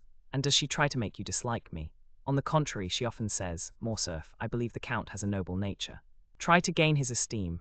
Indeed, said Monte Cristo, sighing. You see then, said Albert, that instead of opposing, she will encourage me. Adieu then until 5 o'clock. Be punctual and we shall arrive at 12:01. At Tréport, yes, or in the neighborhood, but can we travel 48 leagues in 8 hours? Easily, said Monte Cristo. You are certainly a prodigy. You will soon not only surpass the railway, which would not be very difficult in France, but even the telegraph. But Viscount, since we cannot perform the journey in less than 7 or 8 hours, do not keep me waiting. Do not fear, I have little to prepare. Monte Cristo smiled as he nodded to Albert, then remained a moment absorbed in deep meditation. But passing his hand across his forehead as if to dispel his reverie, he rang the bell twice and Bertuccio entered. Bertuccio, said he, I intend going this evening to Normandy, instead of tomorrow or the next day. You will have sufficient time before 5 o'clock. Dispatch a messenger to apprise the grooms at the first station. M. de Morcerf will accompany me. Bertuccio obeyed, and dispatched a courier to Pontoise to say the travelling carriage would arrive at 6 o'clock. From Pontoise another express was sent to the next stage, and in 6 hours all the horses stationed on the road were ready. Before his departure, the Count went to Haydée's apartments, told her his intention, and resigned everything to her care. Albert was punctual. The journey soon became interesting from its rapidity, of which Morcerf had formed no previous idea. Truly, said Monte Cristo, with your post-horses going at the rate of 2 leagues an hour, and that absurd law that one traveller shall not pass another without permission, so that an invalid or ill-tempered traveller may detain those who are well and active, it is impossible to move. I escaped this annoyance by travelling with my own postilion and horses, do I not, Ali? The Count put his head out of the window and whistled, and the horses appeared to fly. The carriage rolled with a thundering noise over the pavement, and everyone turned to notice the dazzling meteor. Ali, smiling, repeated the sound, grasped the reins with a firm hand, and spurred his horses, whose beautiful manes floated in the breeze. This child of the desert was in his element, and with his black face and sparkling eyes appeared, in the cloud of dust he raised, like the genius of the simoom and the god of the hurricane. I never knew till now the delight of speed, said Morcerf, and the last cloud disappeared from his brow. But where the devil do you get such horses? Are they made to order? Precisely, said the Count. 6 years since I bought a horse in Hungary remarkable for its swiftness. The 32 that we shall use tonight are its progeny. They are all entirely black, with the exception of a star upon the forehead. That is perfectly admirable. But what do you do, Count, with all these horses? You see, I travel with them, but you are not always traveling. When I no longer require them, Bertuccio will sell them. And he expects to realize 30 or 40,000 francs by the sale, but no monarch in Europe will be wealthy enough to purchase them. Then he will sell them to some Eastern vizier, who will empty his coffers to purchase them, and refill them by applying the bastinado to his subjects. Count, may I suggest one idea to you? Certainly. It is that next to you, Bertuccio must be the richest gentleman in Europe. You are mistaken, Viscount. I believe he has not a franc in his possession. Then he must be a wonder. My dear Count, if you tell me many more marvelous things, I warn you I shall not believe them. I countenance nothing that is marvelous, M. Albert. Tell me, why does a steward rob his master? Because I suppose it is his nature to do so, for the love of robbing. You are mistaken. It is because he has a wife and family, and ambitious desires for himself and them. Also because he is not sure of always retaining his situation, and wishes to provide for the future. Now, M. Bertuccio is alone in the world. He uses my property without accounting for the use he makes of it. He is sure never to leave my service. Why? Because I should never get a better. Probabilities are deceptive, but I deal in certainties. He is the best servant over whom one has the power of life and death. Do you possess that right over Bertuccio? Yes, there are words which close a conversation with an iron door. Such was the Count's, yes. The whole journey was performed with equal rapidity. The 32 horses, dispersed over 7 stages, brought them to their destination in 8 hours. At midnight they arrived at the gate of a beautiful park. The porter was in attendance. He had been apprised by the groom of the last stage of the Count's approach. At 2:30 in the morning, Morcerf was conducted to his apartments, where a bath and supper were prepared. The servant who had travelled at the back of the carriage waited on him. Baptistin, who rode in front, attended the count. Albert bathed, took his supper, and went to bed. All night he was lulled by the melancholy noise of the surf. On rising, he went to his window, which opened on a terrace, having the sea in front, and at the back a pretty park bounded by a small forest. In a creek lay a little sloop, with a narrow keel and high masts, bearing on its flag the Monte Cristo arms, which were a mountain or on a sea azure, with a cross gules in chief, which might be an allusion to his name that recalled Calvary, the mount rendered by our Lord's passion more precious than gold, and to the degrading cross which his blood had rendered holy. Or it might be some personal remembrance of suffering and regeneration, buried in the night of this mysterious personage's past life. Around the schooner lay a number of small fishing boats belonging to the fishermen of the neighboring village, like humble subjects awaiting orders from their queen. There, as in every spot where Monte Cristo stopped, if but for 2 days, luxury abounded, and life went on with the utmost ease. Albert found in his anteroom 2 guns, with all the accoutrements for hunting. A lofty room on the ground floor, containing all the ingenious instruments the English eminent in piscatory pursuits, since they are patient and sluggish, have invented for fishing.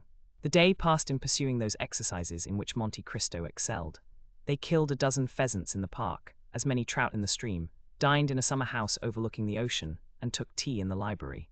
Towards the evening of the 3rd day, Albert, completely exhausted with the exercise which invigorated Monte Cristo, was sleeping in an armchair near the window, while the Count was designing with his architect the plan of a conservatory in his house, when the sound of a horse at full speed on the high road made Albert look up.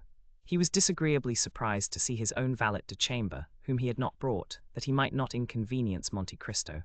"Florentin here," cried he, starting up. "Is my mother ill?" And he hastened to the door. Monte Cristo watched and saw him approach the valet, who drew a small sealed parcel from his pocket, containing a newspaper and a letter. "From whom is this?" said he eagerly. "From M. Beauchamp," replied Florentin. "Did he send you?" "Yes, sir, he sent for me to his house, gave me money for my journey, procured a horse, and made me promise not to stop till I had reached you. I have come in 15 hours. Albert opened the letter with fear, uttered a shriek on reading the first line, and seized the paper. His sight was dimmed, his legs sank under him, and he would have fallen had not Florentin supported him. "Poor young man," said Monte Cristo in a low voice, "it is then true that the sin of the father shall fall on the children to the 3rd and 4th generation." Meanwhile Albert had revived, and continuing to read, he threw back his head, saying, "Florentin, is your horse fit to return immediately? It is a poor lame post-horse. In what state was the house when you left?" "All was quiet, but on returning from M. Beauchamp's, I found Madame in tears. She had sent for me to know when you would return. I told her my orders from M. Beauchamp. She first extended her arms to prevent me, but after a moment's reflection, 'Yes, go, Florentin,' said she, 'and may he come quickly.' 'Yes, my mother,' said Albert, 'I will return, and woe to the infamous wretch. But first of all I must get there.' He went back to the room where he had left Monte Cristo. 5 minutes had sufficed to make a complete transformation in his appearance. His voice had become rough and hoarse. His face was furrowed with wrinkles, his eyes burned under the blue-veined lids, and he tottered like a drunken man. "Count," said he, "I thank you for your hospitality, which I would gladly have enjoyed longer. But I must return to Paris. What has happened? A great misfortune, more important to me than life. Don't question me, I beg of you, but lend me a horse. My stables are at your command, Viscount, but you will kill yourself by riding on horseback. Take a postchaise or a carriage." "No, it would delay me, and I need the fatigue you warn me of." "It will do me good." Albert reeled as if he had been shot, and fell on a chair near the door.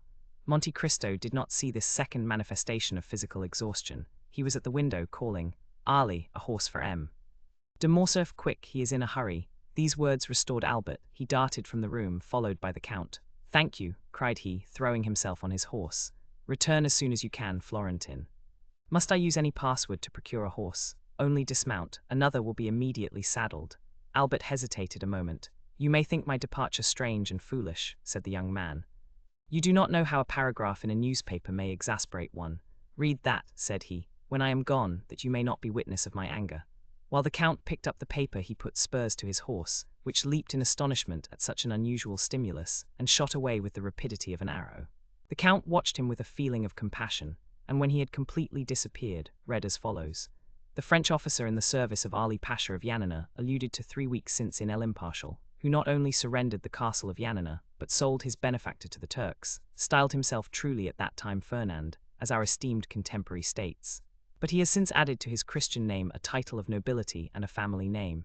He now calls himself the Count of Morcerf and ranks among the peers. Thus the terrible secret, which Beauchamp had so generously destroyed, appeared again like an armed phantom. And another paper, deriving its information from some malicious source, had published 2 days after Albert's departure for Normandy the few lines which had rendered the unfortunate young man almost crazy. Chapter 86. The trial at 8 o'clock in the morning. Albert had arrived at Beauchamp's door. The valet de chambre had received orders to usher him in at once. Beauchamp was in his bath. "Here I am," Albert said. "Well, my poor friend," replied Beauchamp, "I expected you. I need not say I think you are too faithful and too kind to have spoken of that painful circumstance. Your having sent for me is another proof of your affection. So without losing time, tell me, have you the slightest idea whence this terrible blow proceeds? I think I have some clue, but first tell me all the particulars of this shameful plot." Beauchamp proceeded to relate to the young man, who was overwhelmed with shame and grief, the following facts. 2 days previously, the article had appeared in another paper besides L'Impartial, and, what was more serious, one that was well known as a government paper. Beauchamp was breakfasting when he read the paragraph. He sent immediately for a cabriolet and hastened to the publisher's office. Although professing diametrically opposite principles from those of the editor of the other paper, Beauchamp, as it sometimes, we may say often, happens, was his intimate friend. The editor was reading, with apparent delight, a leading article in the same paper on beet sugar, probably a composition of his own. "Ah, pardieu," said Beauchamp, "with the paper in your hand, my friend, I need not tell you the cause of my visit." "Are you interested in the sugar question?" asked the editor of the ministerial paper. "No," replied Beauchamp, "I have not considered the question. A totally different subject interests me." "What is it?" "The article relative to Morcerf." "Indeed, is it not a curious affair? So curious that I think you are running a great risk of a prosecution for defamation of character." "Not at all. We have received with the information all the requisite proofs, and we are quite sure M. de Morcerf will not raise his voice against us. Besides, it is rendering a service to one's country to denounce these wretched criminals who are unworthy of the honor bestowed on them." Beauchamp was thunderstruck. "Who then has so correctly informed you?" asked he. "For my paper, which gave the first information on the subject, has been obliged to stop for want of proof, and yet we are more interested than you in exposing M. de Morcerf, as he is a peer of France, and we are of the opposition." "Oh, that is very simple. We have not sought to scandalize. This news was brought to us. A man arrived yesterday from Yanina, bringing a formidable array of documents. And when we hesitated to publish the accusatory article, he told us it should be inserted in some other paper." Beauchamp understood that nothing remained but to submit, and left the office to dispatch a courier to Morcerf. But he had been unable to send to Albert the following particulars, as the events had transpired after the messenger's departure. Namely, that the same day a great agitation was manifest in the House of Peers, among the usually calm members of that dignified assembly. Every one had arrived almost before the usual hour, and was conversing on the melancholy event, which was to attract the attention of the public towards one of their most illustrious colleagues. Some were perusing the article, others making comments and recalling circumstances which substantiated the charges still more. The Count of Morcerf was no favorite with his colleagues. Like all upstarts, he had recourse to a great deal of haughtiness to maintain his position. The true nobility laughed at him, the talented repelled him, and the honorable instinctively despised him. He was, in fact, in the unhappy position of the victim marked for sacrifice. The finger of God once pointed at him. Every one was prepared to raise the hue and cry. The Count of Morcerf alone was ignorant of the news. He did not take in the paper containing the defamatory article, and had passed the morning in writing letters and in trying a horse. He arrived at his usual hour, with a proud look and insolent demeanor. He alighted, passed through the corridors, and entered the house without observing the hesitation of the doorkeepers or the coolness of his colleagues. Business had already been going on for half an hour when he entered. Everyone held the accusing paper, but as usual, no one liked to take upon himself the responsibility of the attack. At length an honorable peer, Morcerf's acknowledged enemy, ascended the tribune with that solemnity which announced that the expected moment had arrived. There was an impressive silence. Morcerf alone knew not why such profound attention was given to an orator who was not always listened to with so much complacency. The Count did not notice the introduction, in which the speaker announced that his communication would be of that vital importance that it demanded the undivided attention of the House. But at the mention of Yanina and Colonel Fernand, he turned so frightfully pale that every member shuddered and fixed his eyes upon him. Moral wounds have this peculiarity: they may be hidden, but they never close. Always painful, always ready to bleed when touched, they remain fresh and open in the heart.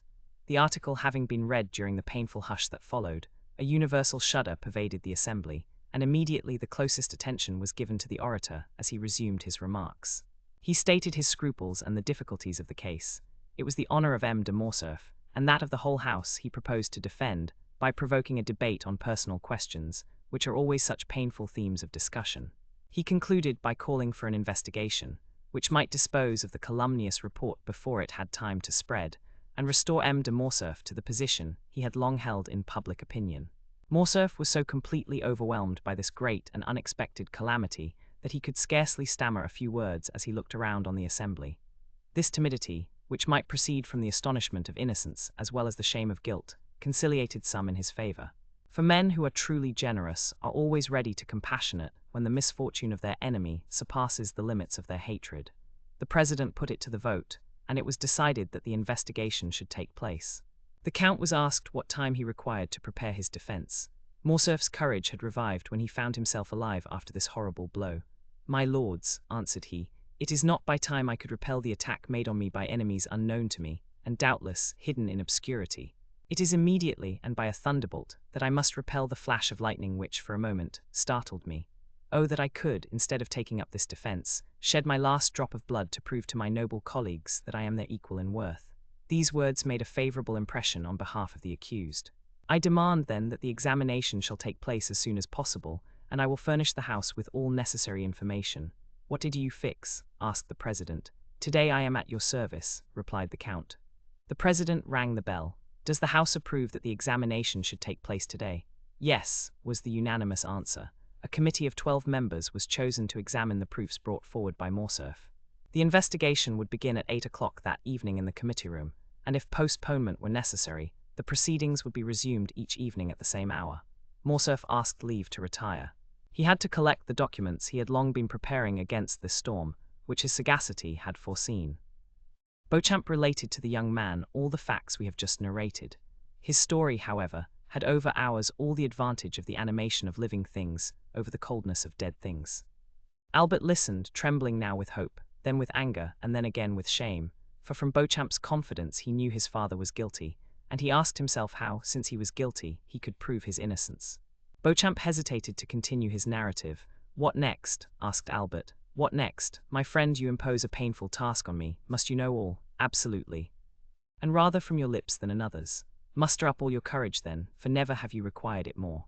Albert passed his hand over his forehead, as if to try his strength, as a man who is preparing to defend his life proves his shield and bends his sword. He thought himself strong enough, for he mistook fever for energy. "Go on," said he. "The evening arrived. All Paris was in expectation. Many said your father had only to show himself to crush the charge against him. Many others said he would not appear, while some asserted that they had seen him start for Brussels, and others went to the police office to inquire if he had taken out a passport. I used all my influence with one of the committee, a young peer of my acquaintance, to get admission to one of the galleries. He called for me at 7 o'clock, and before anyone had arrived, asked one of the doorkeepers to place me in a box. I was concealed by a column, and might witness the whole of the terrible scene which was about to take place. At 8 o'clock all were in their places, and M. de Morcerf entered at the last stroke. He held some papers in his hand. His countenance was calm, and his step firm, and he was dressed with great care in his military uniform, which was buttoned completely up to the chin. His presence produced a good effect. The committee was made up of liberals, several of whom came forward to shake hands with him. Albert felt his heart bursting at these particulars, but gratitude mingled with his sorrow. He would gladly have embraced those who had given his father this proof of esteem at a moment when his honor was so powerfully attacked. At this moment, one of the doorkeepers brought in a letter for the president. "You are at liberty to speak, M." "De Morcerf," said the president, as he unsealed the letter, and the count began his defense, "I assure you, Albert, in a most eloquent and skillful manner." He produced documents proving that the vizier of Yanina had up to the last moment honored him with his entire confidence, since he had interested him with a negotiation of life and death with the emperor. He produced the ring, his mark of authority, with which Ali Pasha generally sealed his letters, and which the latter had given him, that he might, on his return at any hour of the day or night, gain access to the presence, even in the harem. Unfortunately, the negotiation failed, and when he returned to defend his benefactor, he was dead. "But," said the count, "so great was Ali Pasha's confidence that on his deathbed he resigned his favorite mistress and her daughter to my care." Albert started on hearing these words. The history of Haydée recurred to him, and he remembered what she had said of that message and the ring, and the manner in which she had been sold and made a slave. And what effect did this discourse produce? Anxiously inquired Albert. I acknowledge it affected me, and indeed, all the committee also, said Beauchamp. Meanwhile, the president carelessly opened the letter which had been brought to him, but the first lines aroused his attention. He read them again and again, and fixing his eyes on M. de Morcerf, Count, said he, you have said that the vizier of Yanina confided his wife and daughter to your care. Yes, sir, replied Morcerf. But in that, like all the rest, misfortune pursued me. On my return, Vasiliki and her daughter Haydée had disappeared. Did you know them? My intimacy with the Pasha and his unlimited confidence had gained me an introduction to them, and I had seen them above 20 times. Have you any idea what became of them? Yes, sir. I heard they had fallen victims to their sorrow, and perhaps to their poverty. I was not rich, my life was in constant danger, I could not seek them, to my great regret. The president frowned imperceptibly. Gentlemen, said he, you have heard the Comte de Morcerf's defense. Can you, sir, produce any witnesses to the truth of what you have asserted? Alas, no, monsieur, replied the Count. All those who surrounded the vizier, or who knew me at his court, are either dead or gone away, I know not where. I believe that I alone, of all my countrymen, survived that dreadful war. I have only the letters of Ali Tepelini, which I have placed before you, the ring, a token of his goodwill, which is here, and lastly, the most convincing proof I can offer, after an anonymous attack, and that is the absence of any witness against my veracity and the purity of my military life. A murmur of approbation ran through the assembly. And at this moment Albert had nothing more transpired, your father's cause had been gained. It only remained to put it to the vote, when the president resumed. Gentlemen, and you, monsieur, you will not be displeased, I presume, to listen to one who calls himself a very important witness, and who has just presented himself. He is, doubtless, come to prove the perfect innocence of our colleague. Here is a letter I have just received on the subject. Shall it be read, or shall it be passed over? And shall we take no notice of this incident? M. De Morcerf turned pale and clenched his hands on the papers he held. The committee decided to hear the letter. The Count was thoughtful and silent. The president read, Mr. President, I can furnish the committee of inquiry into the conduct of the Lieutenant General the Count of Morcerf in Epirus and in Macedonia with important particulars. The president paused, and the Count turned pale.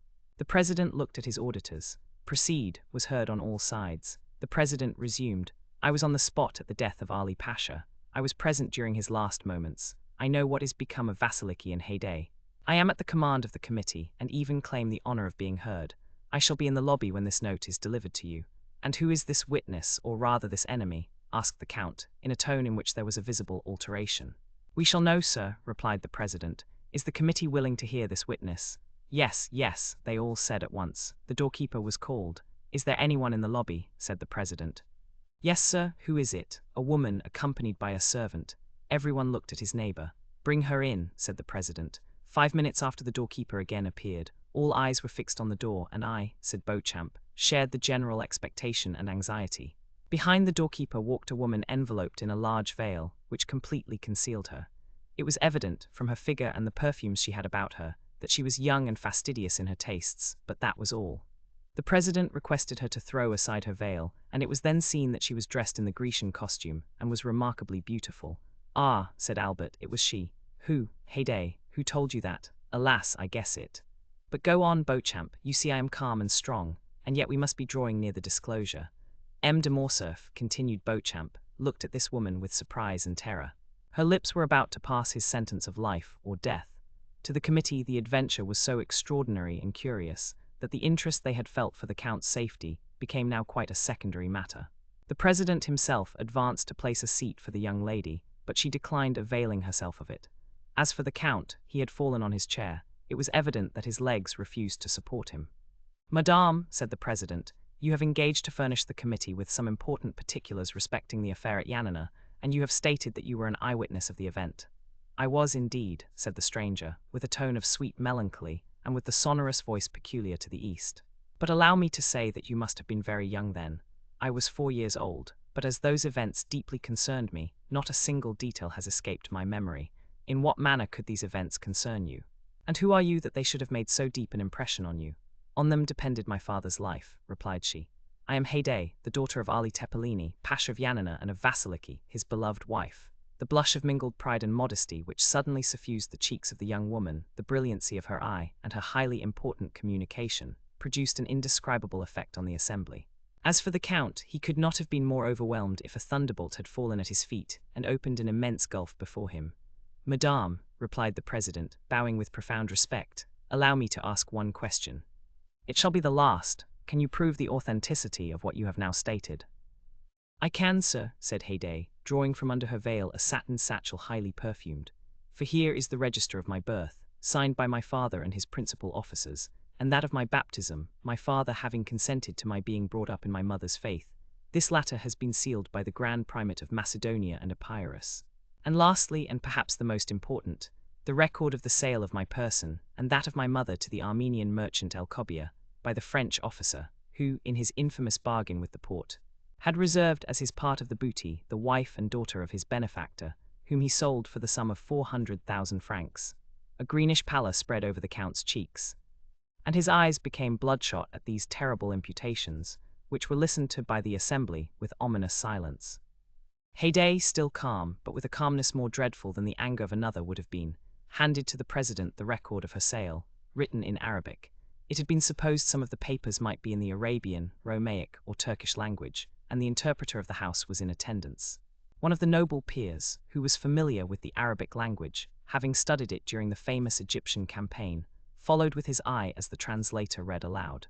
"I, Alcobia, a slave merchant, and purveyor of the harem of His Highness, acknowledge having received for transmission to the Sublime Emperor, from the French lord, the Count of Monte Cristo, an emerald valued at 800,000 francs, as the ransom of a young Christian slave of 11 years of age, named Haydée, the acknowledged daughter of the late Lord Ali Tepelini, Pasha of Yanina and of Vasiliki, his favorite.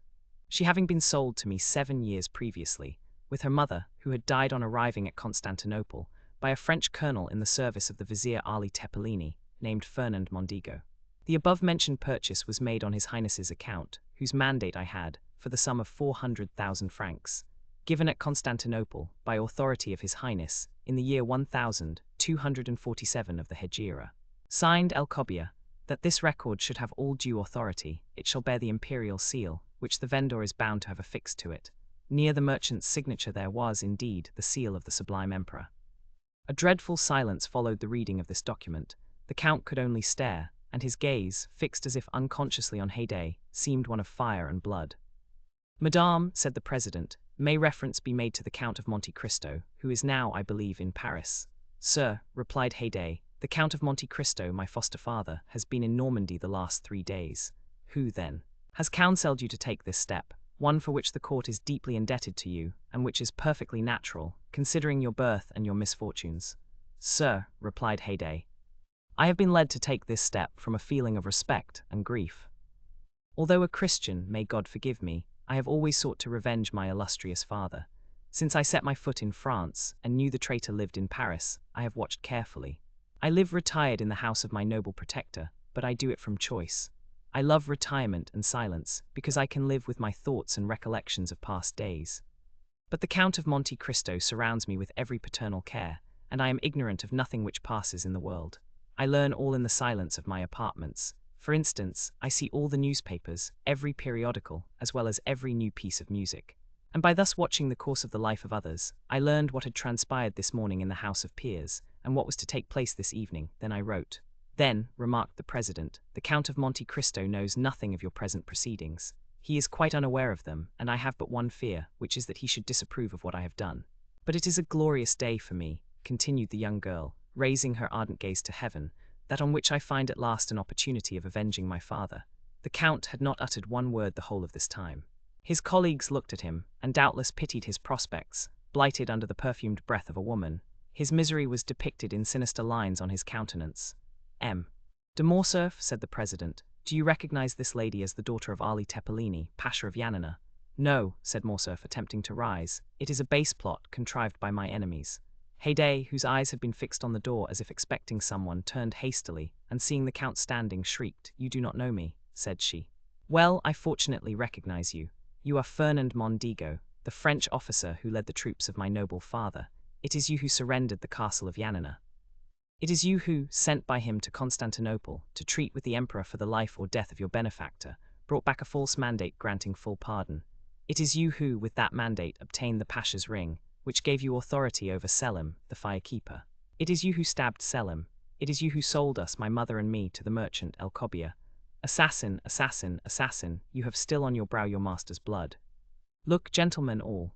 These words had been pronounced with such enthusiasm and evident truth, that every eye was fixed on the Count's forehead, and he himself passed his hand across it, as if he felt Ali's blood still lingering there.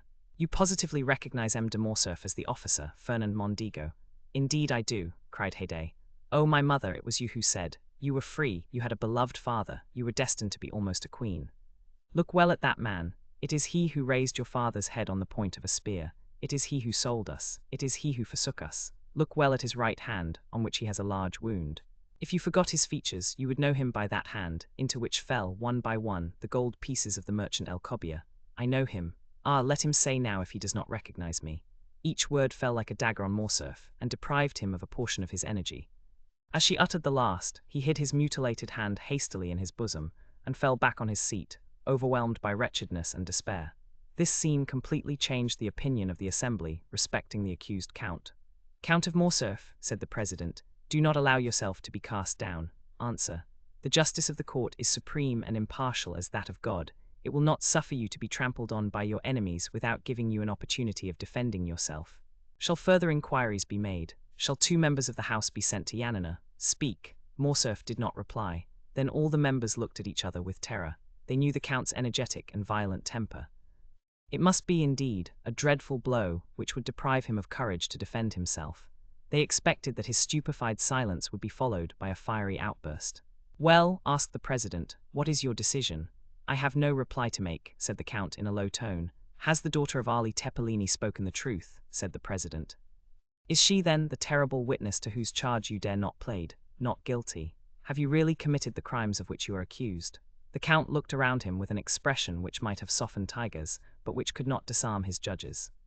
Then he raised his eyes towards the ceiling, but withdrew then, immediately, as if he feared the roof would open and reveal to his distressed view that second tribunal called Heaven, and that other judge named God.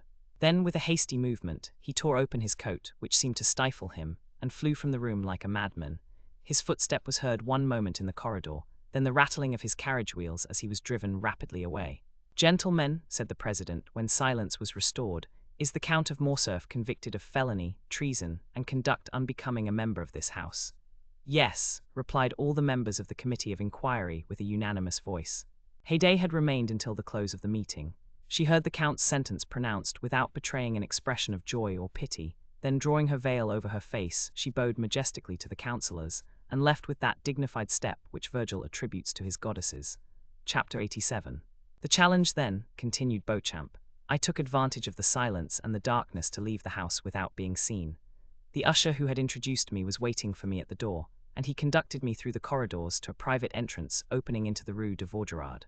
I left with mingled feelings of sorrow and delight. Excuse me, Albert, sorrow on your account, and delight with that noble girl, thus pursuing paternal vengeance. Yes, Albert, from whatever source the blow may have proceeded, it may be from an enemy, but that enemy is only the agent of Providence. Albert held his head between his hands. He raised his face, red with shame and bathed in tears, and seizing Beauchamp's arm, My friend, said he, my life is ended. I cannot calmly say with you, Providence has struck the blow, but I must discover who pursues me with this hatred, and when I have found him I shall kill him, or he will kill me. I rely on your friendship to assist me, Beauchamp, if contempt has not banished it from your heart. Contempt, my friend, how does this misfortune affect you? No, happily that unjust prejudice is forgotten which made the son responsible for the father's actions. Review your life, Albert. Although it is only just beginning, did a lovely summer's day ever dawn with greater purity than has marked the commencement of your career? No, Albert, take my advice. You are young and rich, leave Paris, all is soon forgotten in this great Babylon of excitement and changing tastes. You will return after 3 or 4 years with a Russian princess for a bride, and no one will think more of what occurred yesterday than if it had happened 16 years ago. Thank you, my dear Beauchamp, thank you for the excellent feeling which prompts your advice. But it cannot be. I have told you my wish, or rather my determination. You understand that, interested as I am in this affair, I cannot see it in the same light as you do. What appears to you to emanate from a celestial source seems to me to proceed from one far less pure. Providence appears to me to have no share in this affair, and happily so, for instead of the invisible, impalpable agent of celestial rewards and punishments, I shall find one both palpable and visible, on whom I shall revenge myself, I assure you, for all I have suffered during the last month. Now I repeat, Beauchamp, I wish to return to human and material existence, and if you are still the friend you profess to be, help me to discover the hand that struck the blow." "Be it so," said Beauchamp. "If you must have me descend to earth, I submit, and if you will seek your enemy, I will assist you, and I will engage to find him, my honor being almost as deeply interested as yours." "Well then, you understand, Beauchamp, that we begin our search immediately. Each moment's delay is an eternity for me. The calumniator is not yet punished, and he may hope that he will not be, but on my honor if he thinks so, he deceives himself.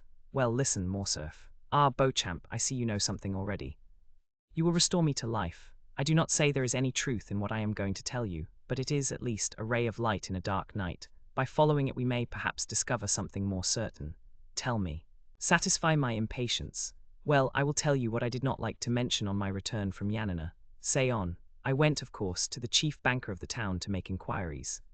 At the first word, before I had even mentioned your father's name, "Ah," said he, "I guess what brings you here. How and why? Because a fortnight since I was questioned on the same subject." "By whom?" "By a banker of Paris, my correspondent." "Whose name is Danglars?" "He," cried Albert.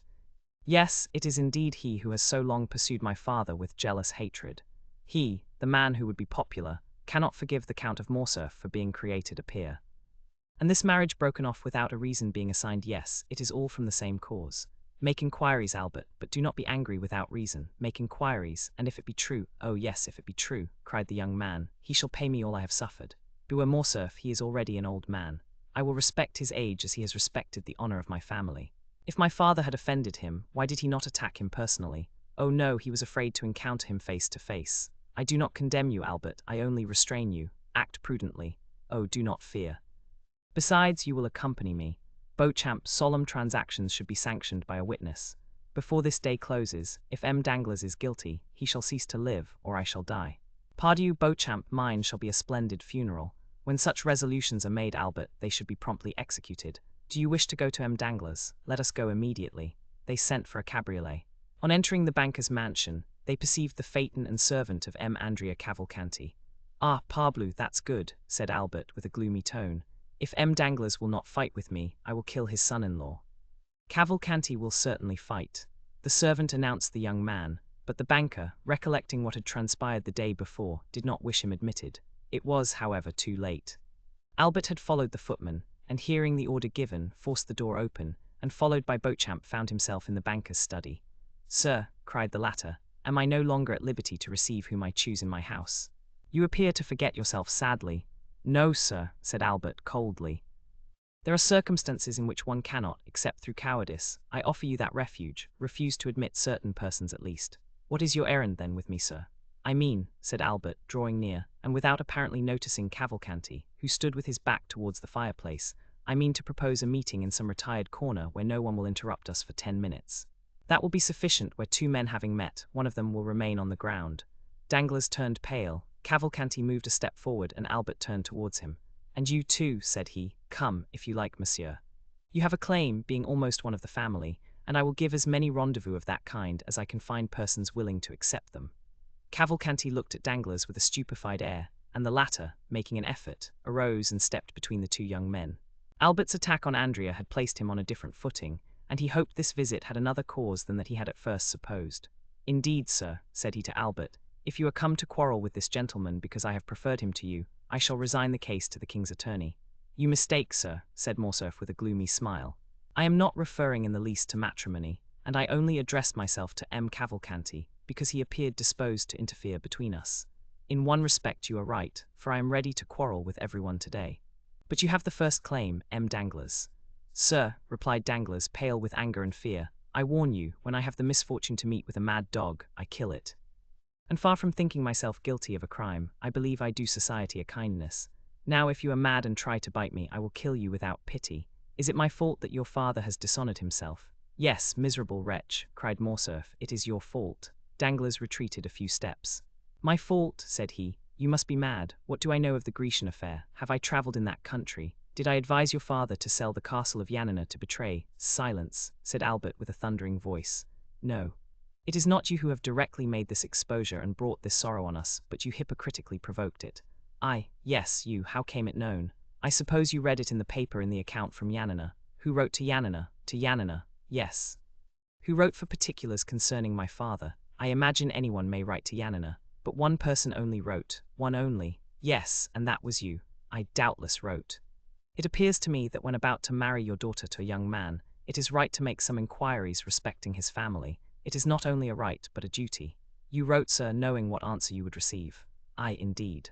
I assure you, cried Danglars, with a confidence and security proceeding less from fear than from the interest he really felt for the young man, I solemnly declare to you that I should never have thought of writing to Yanina, did I know anything of Ali Pasha's misfortunes. Who, then, urged you to write? Tell me, pardieu, it was the most simple thing in the world. I was speaking of your father's past history. I said the origin of his fortune remained obscure. The person to whom I addressed my scruples asked me where your father had acquired his property. I answered, in Greece. Then, said he, write to Yanina. And who thus advised you? No other than your friend Monte Cristo. The Count of Monte Cristo told you to write to Yanina. Yes.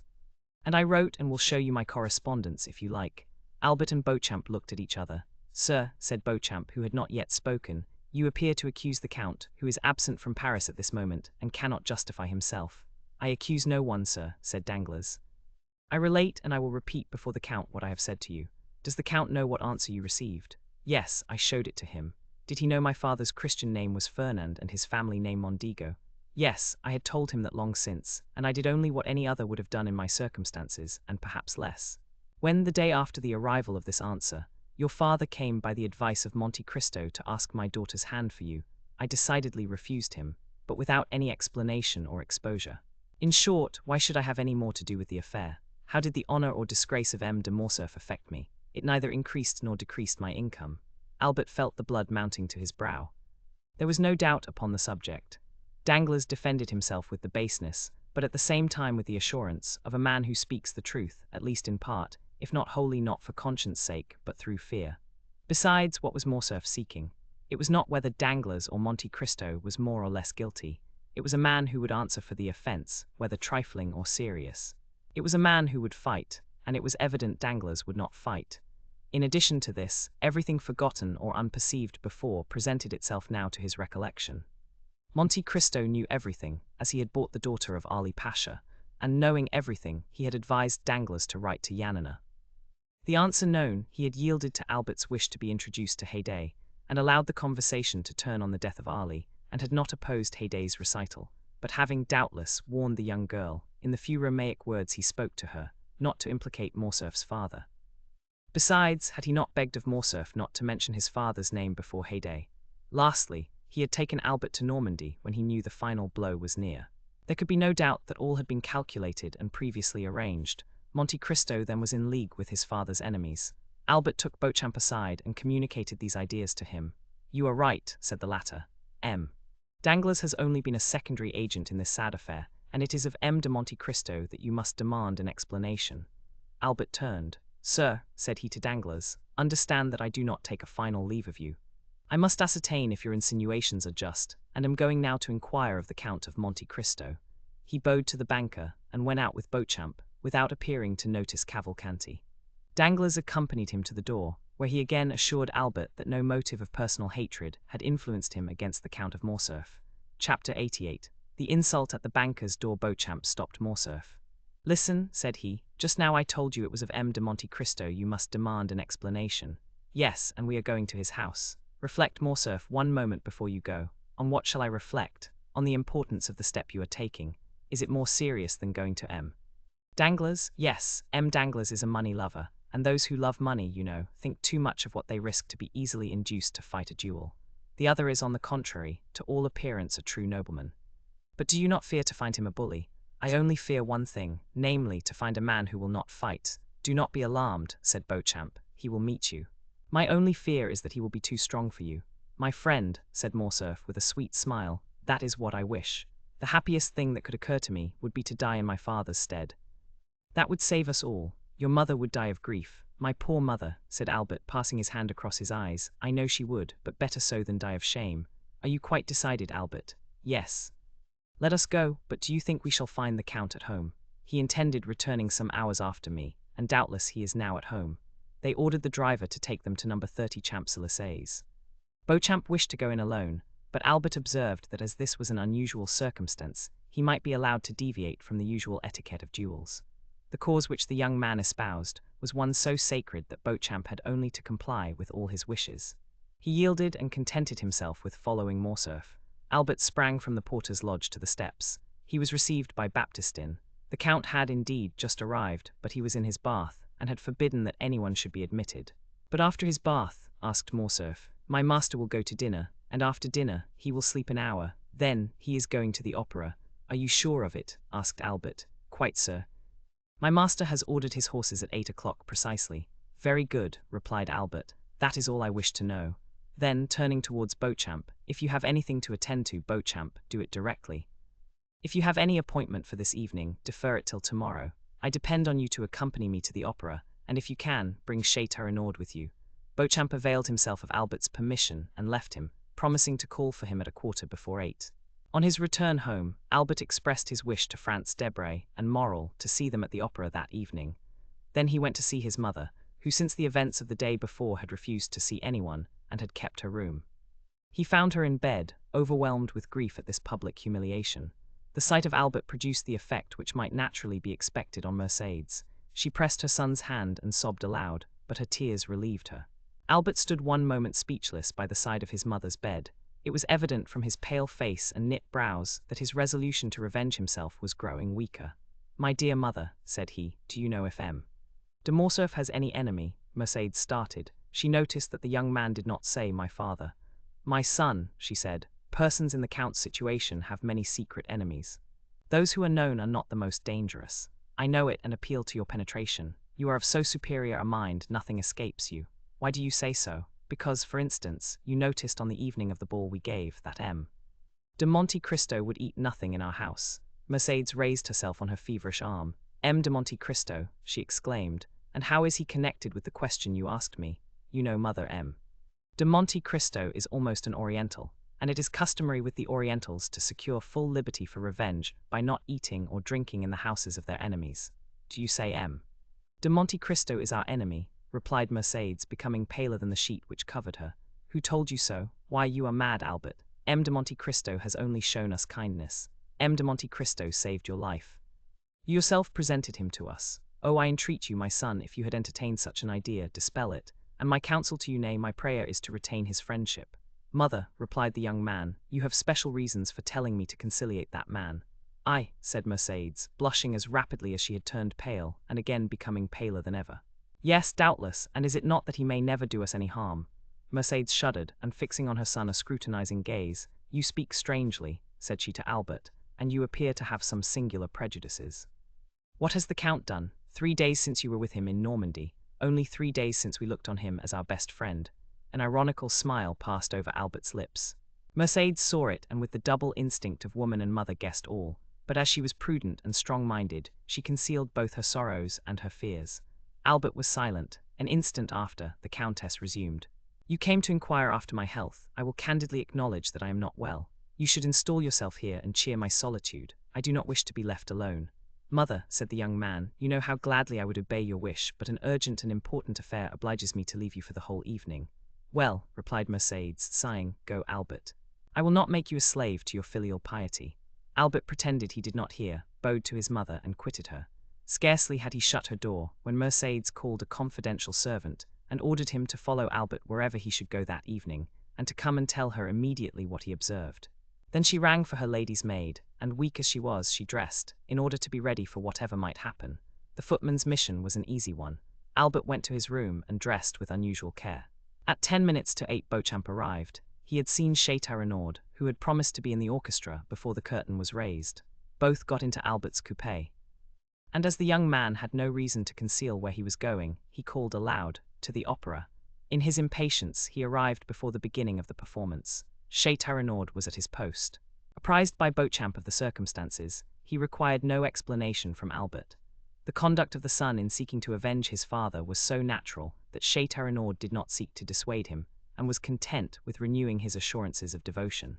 Debray was not yet come, but Albert knew that he seldom lost a scene at the opera. Albert wandered about the theatre until the curtain was drawn up. He hoped to meet with M. de Monte Cristo either in the lobby or on the stairs. The bell summoned him to his seat, and he entered the orchestra with Chateaurenaud and Beauchamp, but his eyes scarcely quitted the box between the columns, which remained obstinately closed during the whole of the first act. At last, as Albert was looking at his watch for about the 100th time, at the beginning of the second act the door opened, and Monte Cristo entered, dressed in black, and leaning over the front of the box, looked around the pit. Morrel followed him and looked also for his sister and brother-in-law. He soon discovered them in another box and kissed his hand to them. The Count, in his survey of the pit, encountered a pale face and threatening eyes, which evidently sought to gain his attention. He recognized Albert, but thought it better not to notice him, as he looked so angry and discomposed. Without communicating his thoughts to his companion, he sat down, drew out his opera glass, and looked another way. Although apparently not noticing Albert, he did not, however, lose sight of him, and when the curtain fell at the end of the second act, he saw him leave the orchestra with his two friends. Then his head was seen passing at the back of the boxes, and the Count knew that the approaching storm was intended to fall on him. He was at the moment conversing cheerfully with Morrel, but he was well prepared for what might happen. The door opened, and Monte Cristo, turning round, saw Albert, pale and trembling, followed by Beauchamp and Château-Renaud. "Well," cried he, with that benevolent politeness which distinguished his salutation from the common civilities of the world, "my cavalier has attained his object. Good evening, M. de Morcerf." The countenance of this man, who possessed such extraordinary control over his feelings, expressed the most perfect cordiality. Morrel only then recollected the letter he had received from the Viscount, in which, without assigning any reason, he begged him to go to the opera, but he understood that something terrible was brooding. "We are not come here, sir, to exchange hypocritical expressions of politeness or false professions of friendship," said Albert, "but to demand an explanation." The young man's trembling voice was scarcely audible. "An explanation at the opera," said the Count, with that calm tone and penetrating eye which characterize the man who knows his cause is good. "Little acquainted as I am with the habits of Parisians, I should not have thought this the place for such a demand. Still, if people will shut themselves up," said Albert, "and cannot be seen because they are bathing, dining, or asleep, we must avail ourselves of the opportunity whenever they are to be seen. I am not difficult of access, sir. For yesterday, if my memory does not deceive me, you were at my house." "Yesterday I was at your house, sir," said the young man, "because then I knew not who you were." In pronouncing these words, Albert had raised his voice so as to be heard by those in the adjoining boxes and in the lobby. Thus the attention of many was attracted by this altercation. "Where are you come from, sir?" said Monte Cristo. "You do not appear to be in the possession of your senses." "Provided I understand your perfidy, sir, and succeed in making you understand that I will be revenged, I shall be reasonable enough," said Albert furiously. "I do not understand you, sir," replied Monte Cristo, "and if I did, your tone is too high. I am at home here, and I alone have a right to raise my voice above another's." "Leave the box, sir." Monte Cristo pointed towards the door with the most commanding dignity. "Ah, I shall know how to make you leave your home," replied Albert, clasping in his convulsed grasp the glove, which Monte Cristo did not lose sight of. "Well, well," said Monte Cristo quietly, "I see you wish to quarrel with me, but I would give you one piece of advice, which you will do well to keep in mind. It is in poor taste to make a display of a challenge. Display is not becoming to everyone, M. de Morcerf." At this name, a murmur of astonishment passed around the group of spectators of this scene. They had talked of no one but Morcerf the whole day. Albert understood the allusion in a moment, and was about to throw his glove at the Count, when Morrel seized his hand, while Beauchamp and Château-Renaud, fearing the scene would surpass the limits of a challenge, held him back. But Monte Cristo, without rising and leaning forward in his chair, merely stretched out his arm and, taking the damp, crushed glove from the clenched hand of the young man. "Sir," said he in a solemn tone, "I consider your glove thrown, and will return it to you wrapped around a bullet. Now leave me, or I will summon my servants to throw you out at the door." Wild, almost unconscious, and with eyes inflamed, Albert stepped back, and Morrel closed the door. Monte Cristo took up his glass again as if nothing had happened. His face was like marble, and his heart was like bronze. Morrel whispered, "What have you done to him?" "Nothing, at least personally," said Monte Cristo. "But there must be some cause for this strange scene. The Count of Morcerf's adventure exasperates the young man. Have you anything to do with it? It was through Haydée that the Chamber was informed of his father's treason." "Indeed," said Morrel. "I had been told, but would not credit it, that the Grecian slave I have seen with you here in this very box was the daughter of Ali Pasha. It is true, nevertheless." "Then," said Morrel, "I understand it all, and this scene was premeditated." "How so?" "Yes. Albert wrote to request me to come to the opera, doubtless that I might be a witness to the insult he meant to offer you." "Probably," said Monte Cristo with his imperturbable tranquillity.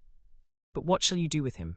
"With whom?" "With Albert." "What shall I do with Albert?" "As certainly, Maximilian, as I now press your hand, I shall kill him before 10 o'clock tomorrow morning." Moral, in his turn, took Monte Cristo's hand in both of his, and he shuddered to feel how cold and steady it was. "Ah, Count," said he, "his father loves him so much." "Do not speak to me of that," said Monte Cristo, with the first movement of anger he had betrayed. "I will make him suffer." Moral, amazed, let fall Monte Cristo's hand. Count," said he. "Dear Maximilian," interrupted the Count, "listen how adorably Duprez is singing that line, 'O Mathilda, idle de mon âme.' I was the first to discover Duprez at Naples, and the first to applaud him." "Bravo, bravo!" Moral saw it was useless to say more, and refrained. The curtain, which had risen at the close of the scene with Albert, again fell, and a rap was heard at the door. "Come in," said Monte Cristo with a voice that betrayed not the least emotion, and immediately Beauchamp appeared. "Good evening, M. Beauchamp," said Monte Cristo, as if this was the first time he had seen the journalist that evening. "Be seated." Beauchamp bowed, and sitting down, "Sir," said he, "I just now accompanied M. de Morcerf, as you saw." "And that means," replied Monte Cristo, laughing, "that you had probably just dined together." "I am happy to see, M. Beauchamp, that you are more sober than he was." "Sir," said M. Beauchamp, "Albert was wrong, I acknowledge, to betray so much anger, and I come, on my own account, to apologize for him. And having done so, entirely on my own account, be it understood, I would add that I believe you too gentlemanly to refuse giving him some explanation concerning your connection with Yanina. Then I will add 2 words about the young Greek girl." Monte Cristo motioned him to be silent. "Come," said he, laughing, "there are all my hopes about to be destroyed." "How so?" asked Beauchamp. "Doubtless you wish to make me appear a very eccentric character. I am, in your opinion, a Lara, a Manfred, a Lord Ruthven. Then, just as I am arriving at the climax, you defeat your own end and seek to make an ordinary man of me. You bring me down to your own level and demand explanations. Indeed, M. Beauchamp, it is quite laughable." "Yet," replied Beauchamp haughtily, "there are occasions when probity commands, M." "Beauchamp," interposed this strange man, "the Count of Monte Cristo bows to none but the Count of Monte Cristo himself. Say no more, I entreat you. I do what I please, M. Beauchamp, and it is always well done." "Sir," replied the young man, "honest men are not to be paid with such coin. I require honorable guarantees." "I am, sir, a living guarantee," replied Monte Cristo, motionless, but with a threatening look. "We have both blood in our veins which we wish to shed, that is our mutual guarantee. Tell the Viscount so, and that tomorrow, before 10 o'clock, I shall see what color his is. Then I have only to make arrangements for the duel," said Beauchamp. "It is quite immaterial to me," said Monte Cristo, "and it was very unnecessary to disturb me at the opera for such a trifle. In France people fight with the sword or pistol, in the colonies with the carbine, in Arabia with the dagger.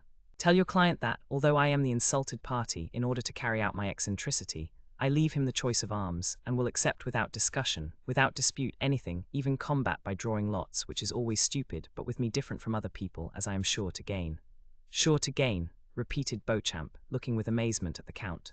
"Certainly," said Monte Cristo, slightly shrugging his shoulders, "otherwise I would not fight with M. de Morcerf. I shall kill him, I cannot help it. Only by a single line this evening at my house let me know the arms and the hour. I do not like to be kept waiting." "Pistols, then, at 8 o'clock, in the Bois de Vincennes," said Beauchamp, quite disconcerted, not knowing if he was dealing with an arrogant braggadocio or a supernatural being. "Very well, sir," said Monte Cristo. "Now all that is settled, do let me see the performance, and tell your friend Albert not to come any more this evening. He will hurt himself with all his ill-chosen barbarisms. Let him go home and go to sleep." Beauchamp left the box, perfectly amazed. "Now," said Monte Cristo, turning towards Moral, "I may depend upon you, may I not?" "Certainly," said Moral, "I am at your service, Count." "Still, what? It is desirable I should know the real cause. That is to say, you would rather not." "No. The young man himself is acting blindfolded, and knows not the true cause, which is known only to God and to me. But I give you my word, Moral, that God, who does know it, will be on our side." "Enough," said Moral. "Who is your second witness?" "I know no one in Paris, Moral, on whom I could confer that honor besides you and your brother Emmanuel." "Do you think Emmanuel would oblige me?" "I will answer for him, Count." "Well, that is all I require. Tomorrow morning at 7 o'clock you will be with me, will you not?" "We will." "Hush, the curtain is rising. Listen. I never lose a note of this opera if I can avoid it. The music of William Tell is so sweet." Chapter 89. The night Monte Cristo waited, according to his usual custom, until Duprez had sung his famous Suivez moi. Then he rose and went out. Moral took leave of him at the door, renewing his promise to be with him the next morning at 7 o'clock, and to bring Emmanuel.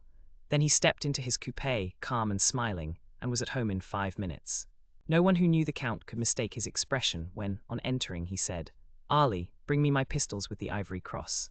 Ali brought the box to his master, who examined the weapons with a solicitude very natural to a man who is about to entrust his life to a little powder and shot.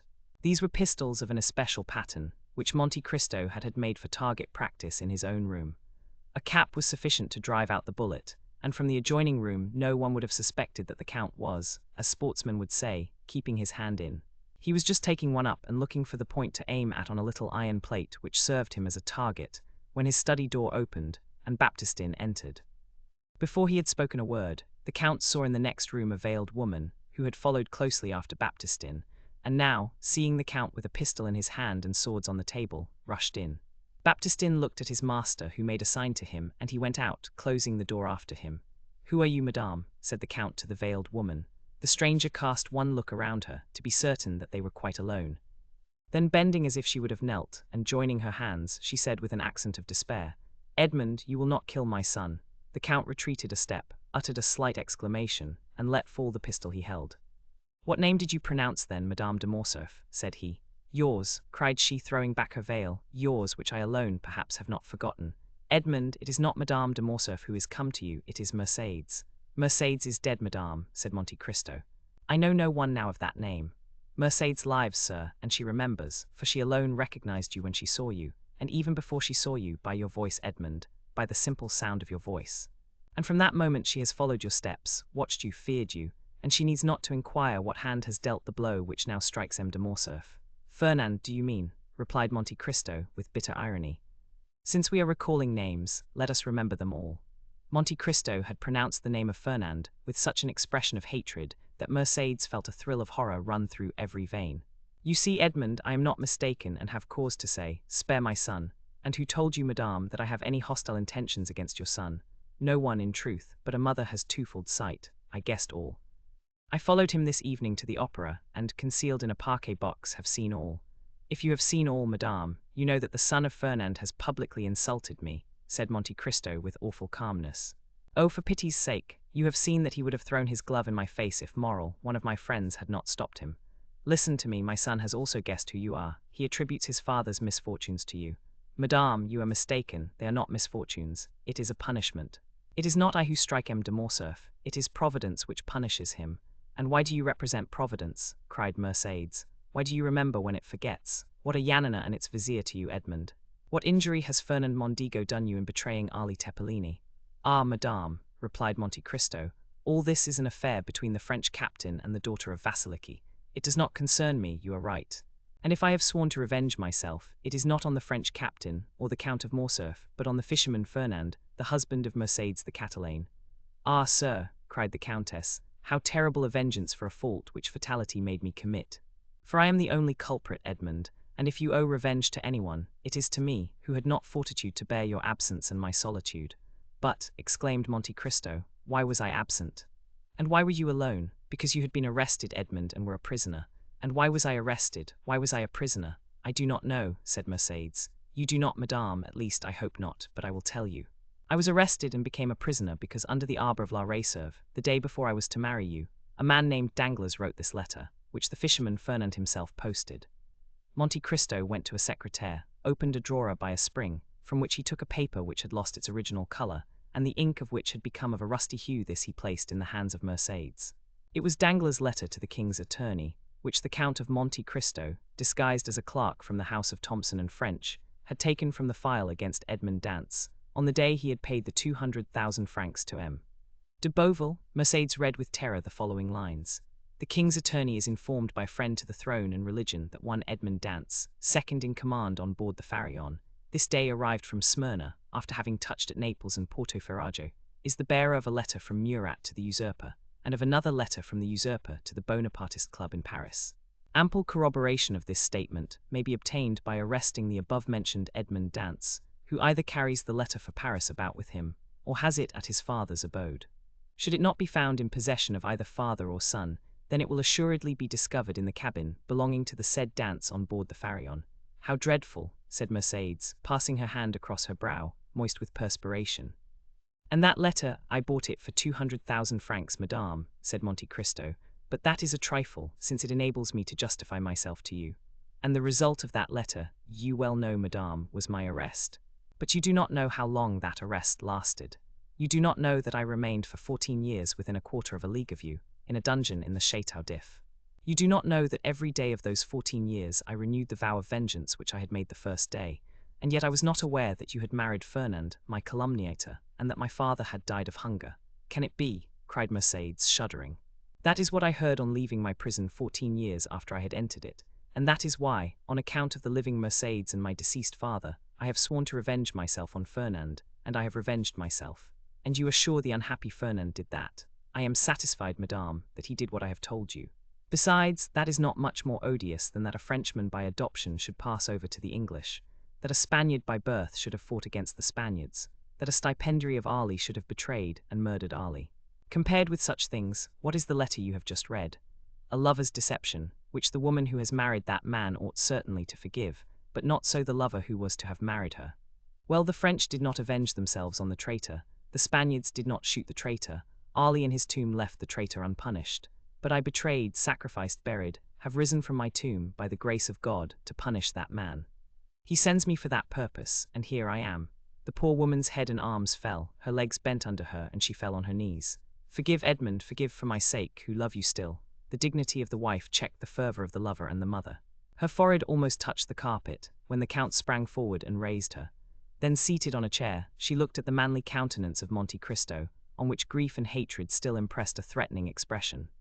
Not crush that accursed race, murmured he, abandon my purpose at the moment of its accomplishment. Impossible, madame, impossible. Edmond, said the poor mother, who tried every means, when I call you Edmond, why do you not call me Mercédès? Mercédès, repeated Monte Cristo. Mercédès, well yes, you are right, that name has still its charms, and this is the first time for a long period that I have pronounced it so distinctly. O Mercédès, I have uttered your name with the sigh of melancholy, with the groan of sorrow, with the last effort of despair. I have uttered it when frozen with cold, crouched on the straw in my dungeon.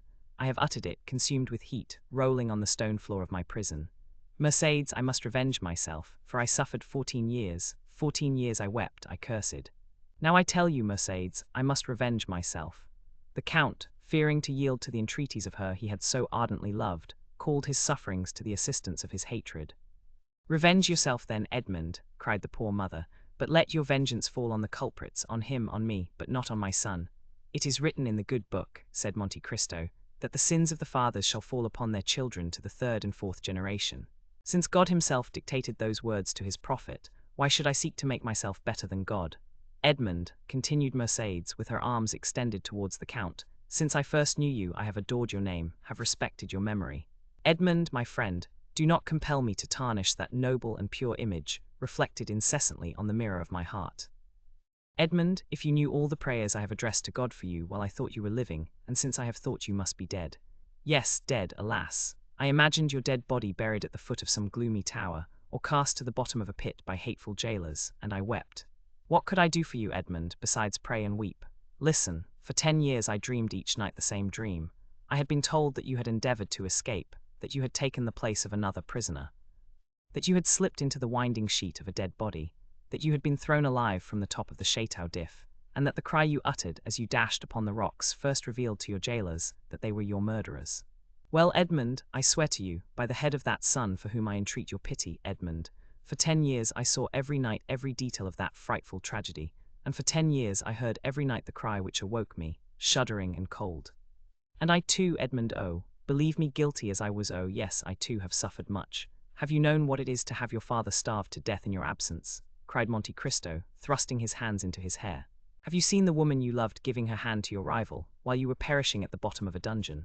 No, interrupted Mercédès, but I have seen him whom I loved on the point of murdering my son. Mercédès uttered these words with such deep anguish, with an accent of such intense despair, that Monte Cristo could not restrain a sob. The lion was daunted, the avenger was conquered. What do you ask of me? Said he. Your son's life. Well, he shall live. Mercédès uttered a cry which made the tears start from Monte Cristo's eyes. But these tears disappeared almost instantaneously, for doubtless God had sent some angel to collect them. Far more precious were they in his eyes than the richest pearls of Guzerat and Ophir. Oh, said she, seizing the Count's hand and raising it to her lips. Oh, thank you, Edmond. Now you are exactly what I dreamt you were, the man I always loved. Oh, now I may say so much the better, replied Monte Cristo, as that poor Edmond will not have long to be loved by you. Death is about to return to the tomb, the phantom to retire in darkness. What do you say, Edmond? I say, since you command me, Mercedes, I must die. Die. And why so? Who talks of dying? Whence have you these ideas of death? You do not suppose that, publicly outraged in the face of a whole theatre, in the presence of your friends and those of your son, challenged by a boy who will glory in my forgiveness as if it were a victory, you do not suppose that I can for one moment wish to live. What I most loved after you, Mercedes, was myself, my dignity, and that strength which rendered me superior to other men. That strength was my life. With one word you have crushed it, and I die. But the duel will not take place, Edmond, since you forgive. It will take place, said Monte Cristo in a most solemn tone. But instead of your son's blood to stain the ground, mine will flow. Mercedes shrieked and sprang towards Monte Cristo, but suddenly stopping, Edmond, said she, there is a God above us, since you live and since I have seen you again. I trust to him from my heart. While waiting his assistance, I trust to your word. You have said that my son should live, have you not? Yes, madame, he shall live, said Monte Cristo, surprised that without more emotion Mercedes had accepted the heroic sacrifice he made for her. Mercedes extended her hand to the count. Edmond, said she, and her eyes were wet with tears while looking at him to whom she spoke, how noble it is of you, how great the action you have just performed. How sublime to have taken pity on a poor woman who appealed to you with every chance against her. Alas, I am grown old with grief more than with years, and cannot now remind my Edmond by a smile or by a look of that Mercedes whom he once spent so many hours in contemplating. Ah, believe me, Edmond, as I told you, I too have suffered much. I repeat, it is melancholy to pass one's life without having one joy to recall, without preserving a single hope, but that proves that all is not yet over. No, it is not finished. I feel it by what remains in my heart. Oh, I repeat it, Edmond, what you have just done is beautiful, it is grand, it is sublime. Do you say so now, Mercedes? Then what would you say if you knew the extent of the sacrifice I make to you? Suppose that the Supreme Being, after having created the world and fertilized chaos, had paused in the work to spare an angel the tears that might one day flow for mortal sins from her immortal eyes. Suppose that when everything was in readiness, and the moment had come for God to look upon his work, and see that it was good, suppose he had snuffed out the sun, and tossed the world back into eternal night, then even then, Mercedes, you could not imagine what I lose in sacrificing my life at this moment. Mercedes looked at the Count in a way which expressed at the same time her astonishment, her admiration, and her gratitude. Monte Cristo pressed his forehead on his burning hands, as if his brain could no longer bear alone the weight of its thoughts. Edmond, said Mercedes, I have but one word more to say to you. The Count smiled bitterly. Edmond, continued she, you will see that if my face is pale, if my eyes are dull, if my beauty is gone, if Mercedes, in short, no longer resembles her former self in her features, you will see that her heart is still the same. Adieu then, Edmond. I have nothing more to ask of heaven. I have seen you again, and have found you as noble and as great as formerly you were. Adieu, Edmond, adieu, and thank you. But the Count did not answer.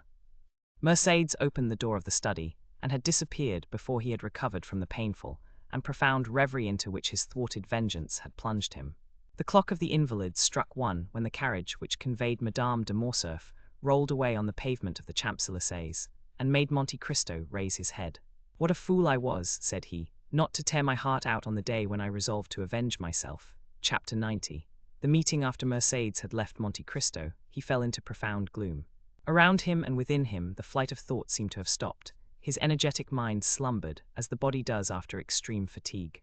What, said he to himself, while the lamp and the wax lights were nearly burnt out, and the servants were waiting impatiently in the anteroom. What, this edifice which I have been so long preparing, which I have reared with so much care and toil, is to be crushed by a single touch, a word, a breath. Yes, this self of whom I thought so much, of whom I was so proud, who had appeared so worthless in the dungeons of the Château d'If, and whom I had succeeded in making so great, will be but a lump of clay tomorrow. Alas, it is not the death of the body I regret, for is not the destruction of the vital principle, the repose to which everything is tending, to which every unhappy being aspires, is not this the repose of matter after which I so long sighed, and which I was seeking to attain by the painful process of starvation, when Faria appeared in my dungeon? What is death for me? 1 step farther into rest, 2 perhaps into silence. No, it is not existence then that I regret, but the ruin of projects so slowly carried out, so laboriously framed. Providence is now opposed to them, when I most thought it would be propitious. It is not God's will that they should be accomplished. This burden, almost as heavy as a world, which I had raised, and I had thought to bear to the end, was too great for my strength, and I was compelled to lay it down in the middle of my career. Oh, shall I then again become a fatalist, whom 14 years of despair and 10 of hope had rendered a believer in Providence? And all this, because my heart, which I thought dead, was only sleeping. Because it has awakened and has begun to beat again, because I have yielded to the pain of the emotion, excited in my breast by a woman's voice. Yet, continued the Count, becoming each moment more absorbed in the anticipation of the dreadful sacrifice for the morrow, which Mercédès had accepted, yet, it is impossible that so noble-minded a woman should thus through selfishness consent to my death, when I am in the prime of life and strength. It is impossible that she can carry to such a point maternal love, or rather delirium. There are virtues which become crimes by exaggeration. No, she must have conceived some pathetic scene. She will come and throw herself between us. And what would be sublime here will there appear ridiculous. The blush of pride mounted to the Count's forehead as this thought passed through his mind. Ridiculous, repeated he, and the ridicule will fall on me. I ridiculous. No, I would rather die. By thus exaggerating to his own mind the anticipated ill fortune of the next day, to which he had condemned himself by promising Mercédès to spare her son, the Count at last exclaimed, Folly, folly, folly, to carry generosity so far as to put myself up as a mark for that young man to aim at. He will never believe that my death was suicide. And yet it is important for the honor of my memory, and this surely is not vanity, but a justifiable pride. It is important the world should know that I have consented, by my free will, to stop my arm, already raised to strike, and that with the arm which has been so powerful against others I have struck myself. It must be, it shall be. Seizing a pen, he drew a paper from a secret drawer in his desk, and wrote at the bottom of the document, which was no other than his will, made since his arrival in Paris, a sort of codicil, clearly explaining the nature of his death. I do this, O my God, said he, with his eyes raised to heaven, as much for thy honor as for mine.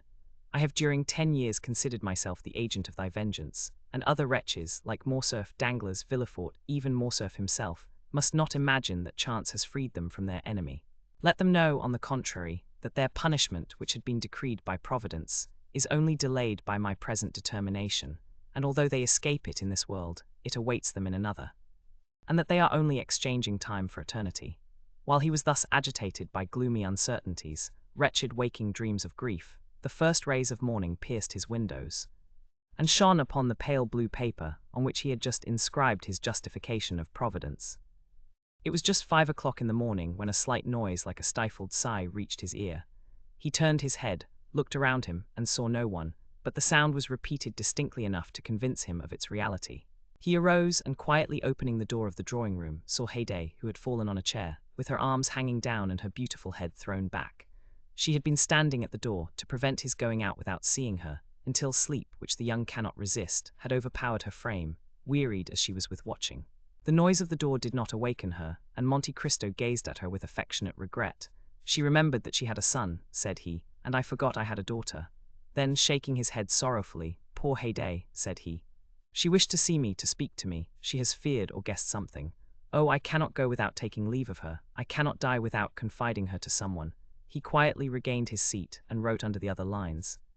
I bequeath to Maximilian Morrel, captain of Spahis, and son of my former patron, Pierre Morrel, shipowner at Marseille, the sum of 20 millions, a part of which may be offered to his sister Julie and brother-in-law Emmanuel, if he does not fear this increase of fortune may mar their happiness. These 20 millions are concealed in my grotto at Monte Cristo, of which Bertuccio knows the secret. If his heart is free, and he will marry Haydée, the daughter of Ali Pasha of Yanina, whom I have brought up with the love of a father, and who has shown the love and tenderness of a daughter for me, he will thus accomplish my last wish. This will has already constituted Haydée heiress of the rest of my fortune, consisting of lands, funds in England, Austria, and Holland, furniture in my different palaces and houses, and which without the 20 millions and the legacies to my servants, may still amount to 60 millions. He was finishing the last line when a cry behind him made him start, and the pen fell from his hand. Haydée, said he, did you read it? Oh, my lord, said she, why are you writing thus at such an hour? Why are you bequeathing all your fortune to me? Are you going to leave me? I am going on a journey, dear child, said Monte Cristo, with an expression of infinite tenderness and melancholy. And if any misfortune should happen to me, the Count stopped. Well, asked the young girl, with an authoritative tone the Count had never observed before, and which startled him. Well, if any misfortune happened to me, replied Monte Cristo, I wish my daughter to be happy. Haydée smiled sorrowfully and shook her head. Do you think of dying, my lord? Said she. The wise man, my child, has said, it is good to think of death. Well, if you die, said she, bequeath your fortune to others, for if you die I shall require nothing. And taking the paper, she tore it in 4 pieces, and threw it into the middle of the room. Then, the effort having exhausted her strength, she fell, not asleep this time, but fainting on the floor. The Count leaned over her and raised her in his arms, and seeing that sweet pale face, those lovely eyes closed, that beautiful form motionless and to all appearance lifeless, the idea occurred to him for the first time that perhaps she loved him otherwise than as a daughter loves a father. "Alas," murmured he with intense suffering, "I might then have been happy yet." Then he carried Haydée to her room, resigned her to the care of her attendants, and returning to his study, which he shut quickly this time, he again copied the destroyed will. As he was finishing, the sound of a cabriolet entering the yard was heard. Monte Cristo approached the window and saw Maximilian and Emmanuel alight. "Good," said he, "it was time," and he sealed his will with 3 seals. A moment afterwards he heard a noise in the drawing-room, and went to open the door himself. Morrel was there. He had come 20 minutes before the time appointed. "I am perhaps come too soon, Count," said he, "but I frankly acknowledge that I have not closed my eyes all night, nor has anyone in my house. I need to see you strong in your courageous assurance, to recover myself." Monte Cristo could not resist this proof of affection. He not only extended his hand to the young man, but flew to him with open arms. "Morrel," said he, "it is a happy day for me, to feel that I am beloved by such a man as you. Good morning, Emmanuel. You will come with me then, Maximilian." "Did you doubt it?" said the young captain. "But if I were wrong, I watched you during the whole scene of that challenge yesterday. I have been thinking of your firmness all night, and I said to myself that justice must be on your side, or man's countenance is no longer to be relied on. But Morrel, Albert is your friend, simply an acquaintance, sir. You met on the same day you first saw me. Yes, that is true. But I should not have recollected it if you had not reminded me. Thank you, Morrel." Then ringing the bell once, "Look," said he to Ali, who came immediately, "take that to my solicitor. It is my will, Morrel. When I am dead, you will go and examine it." "What," said Morrel, "you dead?" "Yes, must I not be prepared for everything, dear friend? But what did you do yesterday after you left me?" "I went to Tortoni's, where, as I expected, I found Beauchamp and Chateau Renaud. I own I was seeking them. Why, when all was arranged— Listen, Count, the affair is serious and unavoidable. Did you doubt it? No, the offense was public, and everyone is already talking of it. Well, well, I hope to get an exchange of arms, to substitute the sword for the pistol." "The pistol is blind. Have you succeeded?" asked Monte Cristo quickly, with an imperceptible gleam of hope. "No, for your skill with the sword is so well known." "Ah! Who has betrayed me? The skillful swordsman whom you have conquered. And you failed. They positively refused." "Morrel," said the Count, "have you ever seen me fire a pistol?" "Never." "Well, we have time. Look." Monte Cristo took the pistols he held in his hand when Mercédès entered, and fixing an ace of clubs against the iron plate, with 4 shots he successively shot off the 4 sides of the club. At each shot Morrel turned pale. He examined the bullets with which Monte Cristo performed this dexterous feat, and saw that they were no larger than buckshot. "It is astonishing," said he. "Look, Emmanuel." Then turning towards Monte Cristo, "Count," said he, "in the name of all that is dear to you, I entreat you not to kill Albert. The unhappy youth has a mother." "You are right," said Monte Cristo, "and I have none." These words were uttered in a tone which made Morrel shudder. "You are the offended party, Count." "Doubtless." "What does that imply? That you will fire first?" "I fire first." "Oh, I obtained, or rather claimed, that we had conceded enough for them to yield us that." "And at what distance?" 20 paces. A smile of terrible import passed over the Count's lips. "Morrel," said he, "do not forget what you have just seen. The only chance for Albert's safety, then, will arise from your emotion." "I suffer from emotion," said Monte Cristo. "Or from your generosity, my friend. To so good a marksman as you are, I may say what would appear absurd to another." "What is that?" "Break his arm, wound him, but do not kill him." "I will tell you, Morrel," said the Count, "that I do not need entreating to spare the life of M. de Morcerf. He shall be so well spared that he will return quietly with his 2 friends, while and you. That will be another thing. I shall be brought home." "No, no," cried Maximilian, quite unable to restrain his feelings. "As I told you, my dear Morrel, M. de Morcerf will kill me." Morrel looked at him in utter amazement. "But what has happened, then, since last evening, Count?" "The same thing that happened to Brutus the night before the battle of Philippi. I have seen a ghost, and that ghost told me, Morrel, that I had lived long enough." Maximilian and Emmanuel looked at each other. Monte Cristo drew out his watch. "Let us go," said he. "It is 5 minutes past 7, and the appointment was for 8 o'clock." A carriage was in readiness at the door. Monte Cristo stepped into it with his 2 friends. He had stopped a moment in the passage to listen at a door, and Maximilian and Emmanuel, who had considerately passed forward a few steps, thought they heard him answer by a sigh to a sob from within. As the clock struck 8, they drove up to the place of meeting. "We are first," said Morrel, looking out of the window. "Excuse me, sir," said Baptistin, who had followed his master with indescribable terror, "but I think I see a carriage down there under the trees." Monte Cristo sprang lightly from the carriage, and offered his hand to assist Emmanuel and Maximilian. The latter retained the Count's hand between his. "I like," said he, "to feel a hand like this when its owner relies on the goodness of his cause." "It seems to me," said Emmanuel, "that I see two young men down there who are evidently waiting." Monte Cristo drew Morrel a step or two behind his brother-in-law. "Maximilian," said he, "are your affections disengaged?" Morrel looked at Monte Cristo with astonishment. "I do not seek your confidence, my dear friend. I only ask you a simple question. Answer it." "That is all I require. I love a young girl, Count. Do you love her much, more than my life?" "Another hope defeated," said the Count. Then with a sigh, "Poor heyday," murmured he. "To tell the truth, Count, if I knew less of you, I should think that you were less brave than you are, because I sigh when thinking of someone I am leaving. Come, Morrel, it is not like a soldier to be so bad a judge of courage. Do I regret life? What is it to me, who have passed 20 years between life and death?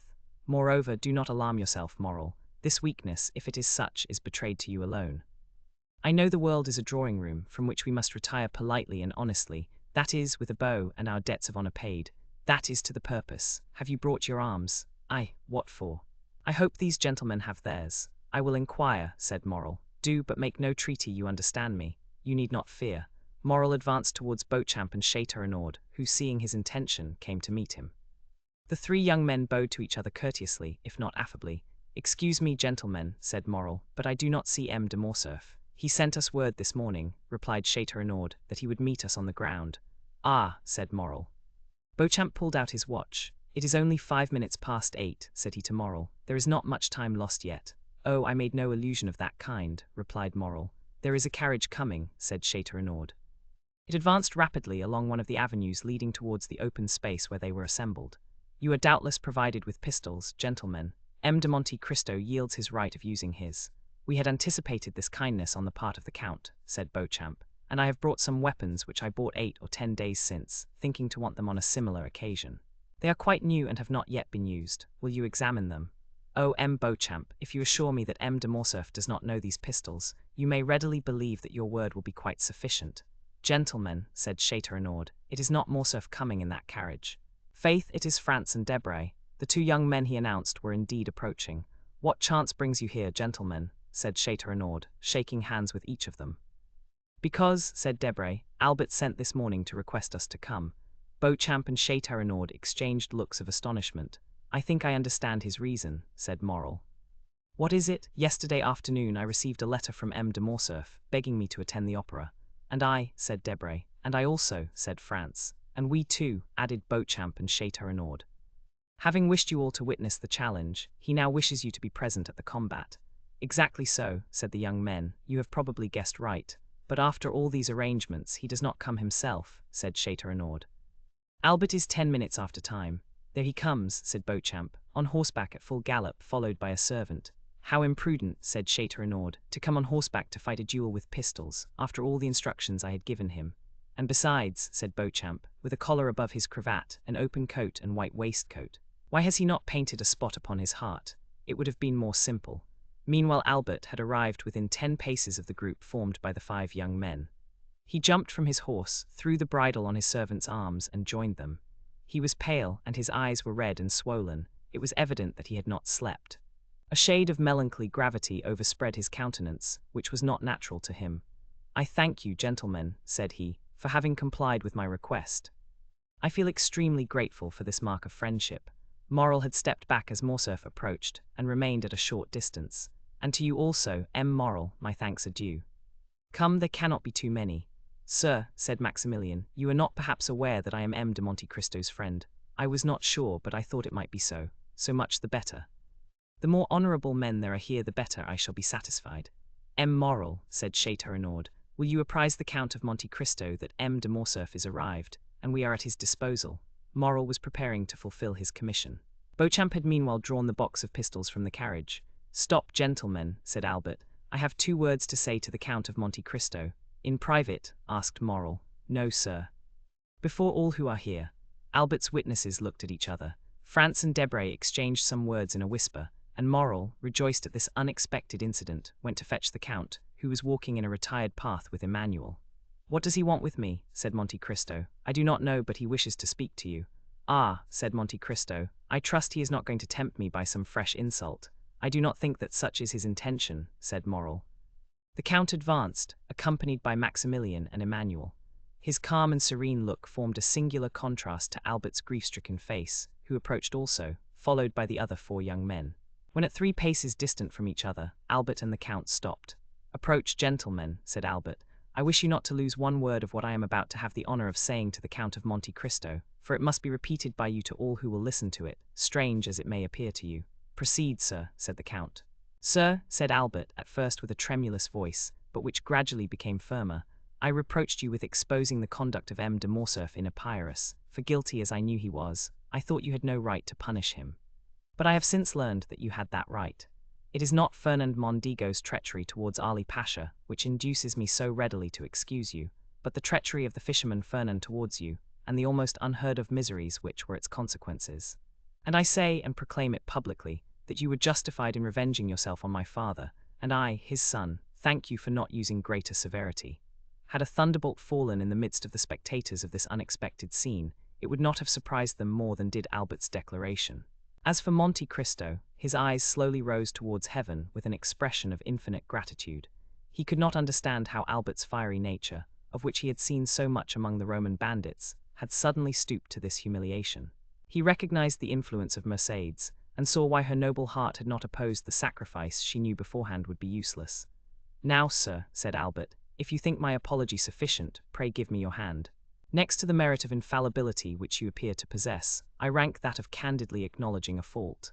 But this confession concerns me only. I acted well as a man, but you have acted better than man. An angel alone could have saved one of us from death. That angel came from heaven, if not to make us friends, which, alas, fatality renders impossible, at least to make us esteem each other." Monte Cristo, with moistened eye, heaving breast, and lips half open, extended to Albert a hand which the latter pressed with a sentiment resembling respectful fear. "Gentlemen," said he, "M. de Monte Cristo receives my apology. I had acted hastily towards him. Hasty actions are generally bad ones. Now my fault is repaired. I hope the world will not call me cowardly for acting as my conscience dictated. But if anyone should entertain a false opinion of me," added he, drawing himself up as if he would challenge both friends and enemies, "I shall endeavor to correct his mistake." "What happened during the night?" asked Beauchamp of Château-Renaud. "We appear to make a very sorry figure here. In truth, what Albert has just done is either very despicable or very noble," replied the Baron. "What can it mean?" said Debray to France. "The Count of Monte Cristo acts dishonorably to M. de Morcerf, and is justified by his son. Had I 10 Yaninas in my family, I should only consider myself the more bound to fight 10 times. As for Monte Cristo, his head was bent down, his arms were powerless.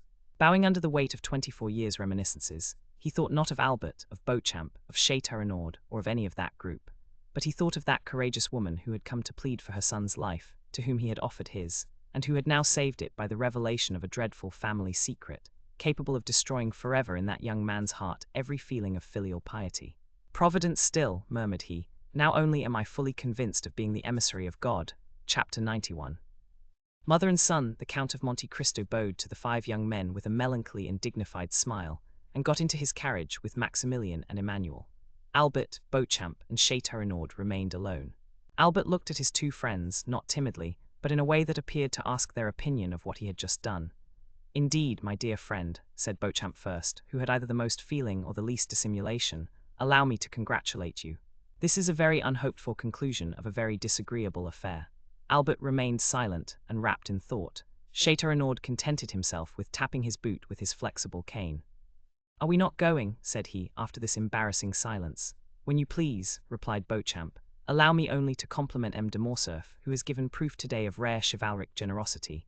"Oh yes," said Château-Renaud. "It is magnificent," continued Beauchamp, "to be able to exercise so much self-control." "Assuredly. As for me, I should have been incapable of it," said Château-Renaud with most significant coolness. "Gentlemen," interrupted Albert, "I think you did not understand that something very serious had passed between M. de Monte Cristo and myself." Possibly," said Beauchamp immediately. "But every simpleton would not be able to understand your heroism, and sooner or later you will find yourself compelled to explain it to them more energetically than would be convenient to your bodily health and the duration of your life. May I give you a friendly counsel? Set out for Naples, The Hague, or St. Petersburg, calm countries, where the point of honor is better understood than among our hot-headed Parisians. Seek quietude and oblivion so that you may return peaceably to France after a few years. Am I not right, M. de Châteaurenaud? That is quite my opinion, said the gentleman. Nothing induces serious duels so much as a duel forsworn. Thank you, gentlemen, replied Albert, with a smile of indifference. I shall follow your advice not because you give it, but because I had before intended to quit France. I thank you equally for the service you have rendered me in being my seconds. It is deeply engraved on my heart, and after what you have just said, I remember that only. Châteaurenaud and Beauchamp looked at each other. The impression was the same on both of them, and the tone in which Morcerf had just expressed his thanks was so determined that the position would have become embarrassing for all if the conversation had continued. Goodbye, Albert, said Beauchamp suddenly, carelessly extending his hand to the young man.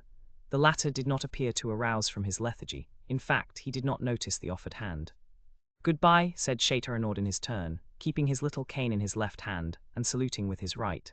Albert's lips scarcely whispered goodbye, but his look was more explicit. It expressed a whole poem of restrained anger, proud disdain, and generous indignation. He preserved his melancholy and motionless position for some time after his two friends had regained their carriage. Then suddenly unfastening his horse from the little tree to which his servant had tied it, he mounted and galloped off in the direction of Paris. In a quarter of an hour he was entering the house in the Rue du Helder. As he alighted, he thought he saw his father's pale face behind the curtain of the Count's bedroom. Albert turned away his head with a sigh, and went to his own apartments. He cast one lingering look on all the luxuries which had rendered life so easy and so happy since his infancy. He looked at the pictures, whose faces seemed to smile, and the landscapes, which appeared painted in brighter colors. Then he took away his mother's portrait, with its oaken frame, leaving the gilt frame from which he took it black and empty. Then he arranged all his beautiful Turkish arms, his fine English guns, his Japanese china, his cups mounted in silver, his artistic bronzes by Fuchs or Barye. Examined the cupboards and placed the key in each, threw into a drawer of his secretaire, which he left open, all the pocket money he had about him, and with it the 1,000 fancy jewels from his vases and his jewel boxes. Then he made an exact inventory of everything, and placed it in the most conspicuous part of the table, after putting aside the books and papers which had collected there. At the beginning of this work, his servant, notwithstanding orders to the contrary, came to his room. "What do you want?" asked he, with a more sorrowful than angry tone. "Pardon me, sir," replied the valet. "You had forbidden me to disturb you, but the Count of Morcerf has called me." "Well," said Albert, "I did not like to go to him without first seeing you." "Why?" "Because the Count is doubtless aware that I accompanied you to the meeting this morning." "It is probable," said Albert. "And since he has sent for me, it is doubtless to question me on what happened there. What must I answer? The truth. Then I shall say the duel did not take place. You will say I apologized to the Count of Monte Cristo. Go." The valet bowed and retired, and Albert returned to his inventory. As he was finishing this work, the sound of horses prancing in the yard, and the wheels of a carriage shaking his window, attracted his attention. He approached the window and saw his father get into it and drive away. The door was scarcely closed when Albert bent his steps to his mother's room, and no one being there to announce him, he advanced to her bedchamber, and distressed by what he saw and guessed, stopped for one moment at the door. As if the same idea had animated these two beings, Mercédès was doing the same in her apartments that he had just done in his. Everything was in order: laces, dresses, jewels, linen, money, all were arranged in the drawers, and the Countess was carefully collecting the keys. Albert saw all these preparations and understood them, and exclaiming, "My mother," he threw his arms around her neck. The artist who could have depicted the expression of these two countenances would certainly have made of them a beautiful picture. All these proofs of an energetic resolution, which Albert did not fear on his own account, alarmed him for his mother. "What are you doing?" asked he. "What were you doing?" replied she. "Oh, my mother!" exclaimed Albert, so overcome he could scarcely speak. "It is not the same with you and me. You cannot have made the same resolution I have, for I have come to warn you that I bid adieu to your house, and unto you." "I also," replied Mercédès, "am going, and I acknowledge I had depended on your accompanying me." "Have I deceived myself?" "Mother," said Albert with firmness, "I cannot make you share the fate I have planned for myself. I must live henceforth without rank and fortune, and to begin this hard apprenticeship, I must borrow from a friend the loaf I shall eat until I have earned one. So, my dear mother, I am going at once to ask France to lend me the small sum I shall require to supply my present wants. You, my poor child, suffer poverty and hunger. Oh, do not say so." "It will break my resolutions, but not mine, mother," replied Albert. "I am young and strong, I believe I am courageous, and since yesterday I have learned the power of will. Alas, my dear mother, some have suffered so much, and yet live. and have raised a new fortune on the ruin of all the promises of happiness, which heaven had made them on the fragments of all the hope which God had given them. I have seen that, mother. I know that from the gulf in which their enemies have plunged them, they have risen with so much vigor and glory, that in their turn they have ruled their former conquerors, and have punished them. No, mother. From this moment I have done with the past, and accept nothing from it, not even a name, because you can understand that your son cannot bear the name of a man who ought to blush for it before another. Albert, my child, said Mercedes, if I had a stronger heart, that is the counsel I would have given you. Your conscience has spoken when my voice became too weak. Listen to its dictates. You had friends, Albert, break off their acquaintance. But do not despair. You have life before you, my dear Albert, for you are yet scarcely 22 years old. And as a pure heart like yours wants a spotless name, take my father's, it was Herrera. I am sure, my dear Albert, whatever may be your career, you will soon render that name illustrious. Then, my son, return to the world still more brilliant because of your former sorrows, and if I am wrong, still let me cherish these hopes, for I have no future to look forward to. For me the grave opens when I pass the threshold of this house. I will fulfill all your wishes, my dear mother, said the young man. Yes, I share your hopes. The anger of heaven will not pursue us, since you are pure and I am innocent. But since our resolution is formed, let us act promptly. M. de Morcerf went out about half an hour ago. The opportunity is favorable to avoid an explanation. I am ready, my son, said Mercedes. Albert ran to fetch a carriage. He recollected that there was a small furnished house to let in the Rue des Saints-Spiers, where his mother would find a humble but decent lodging, and thither he intended conducting the Countess.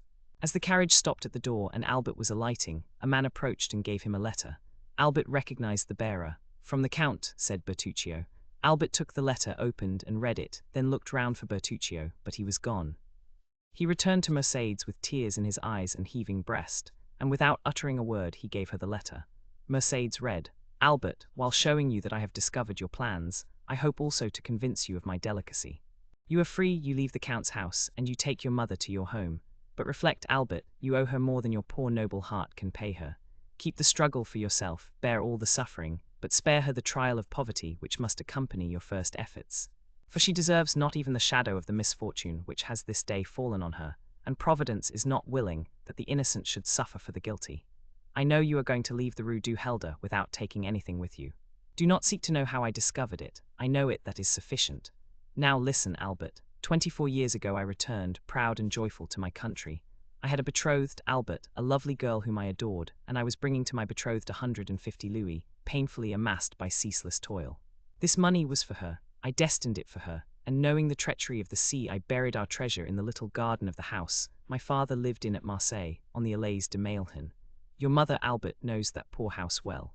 A short time since I passed through Marseille, and went to see the old place, which revived so many painful recollections, and in the evening I took a spade and dug in the corner of the garden where I had concealed my treasure.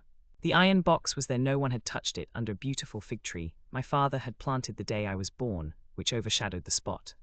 Well, Albert, this money, which was formerly designed to promote the comfort and tranquility of the woman I adored, may now, through strange and painful circumstances, be devoted to the same purpose. Oh, feel for me, who could offer millions to that poor woman, but who return her only the piece of black bread forgotten under my poor roof, since the day I was torn from her I loved. You are a generous man, Albert, but perhaps you may be blinded by pride or resentment.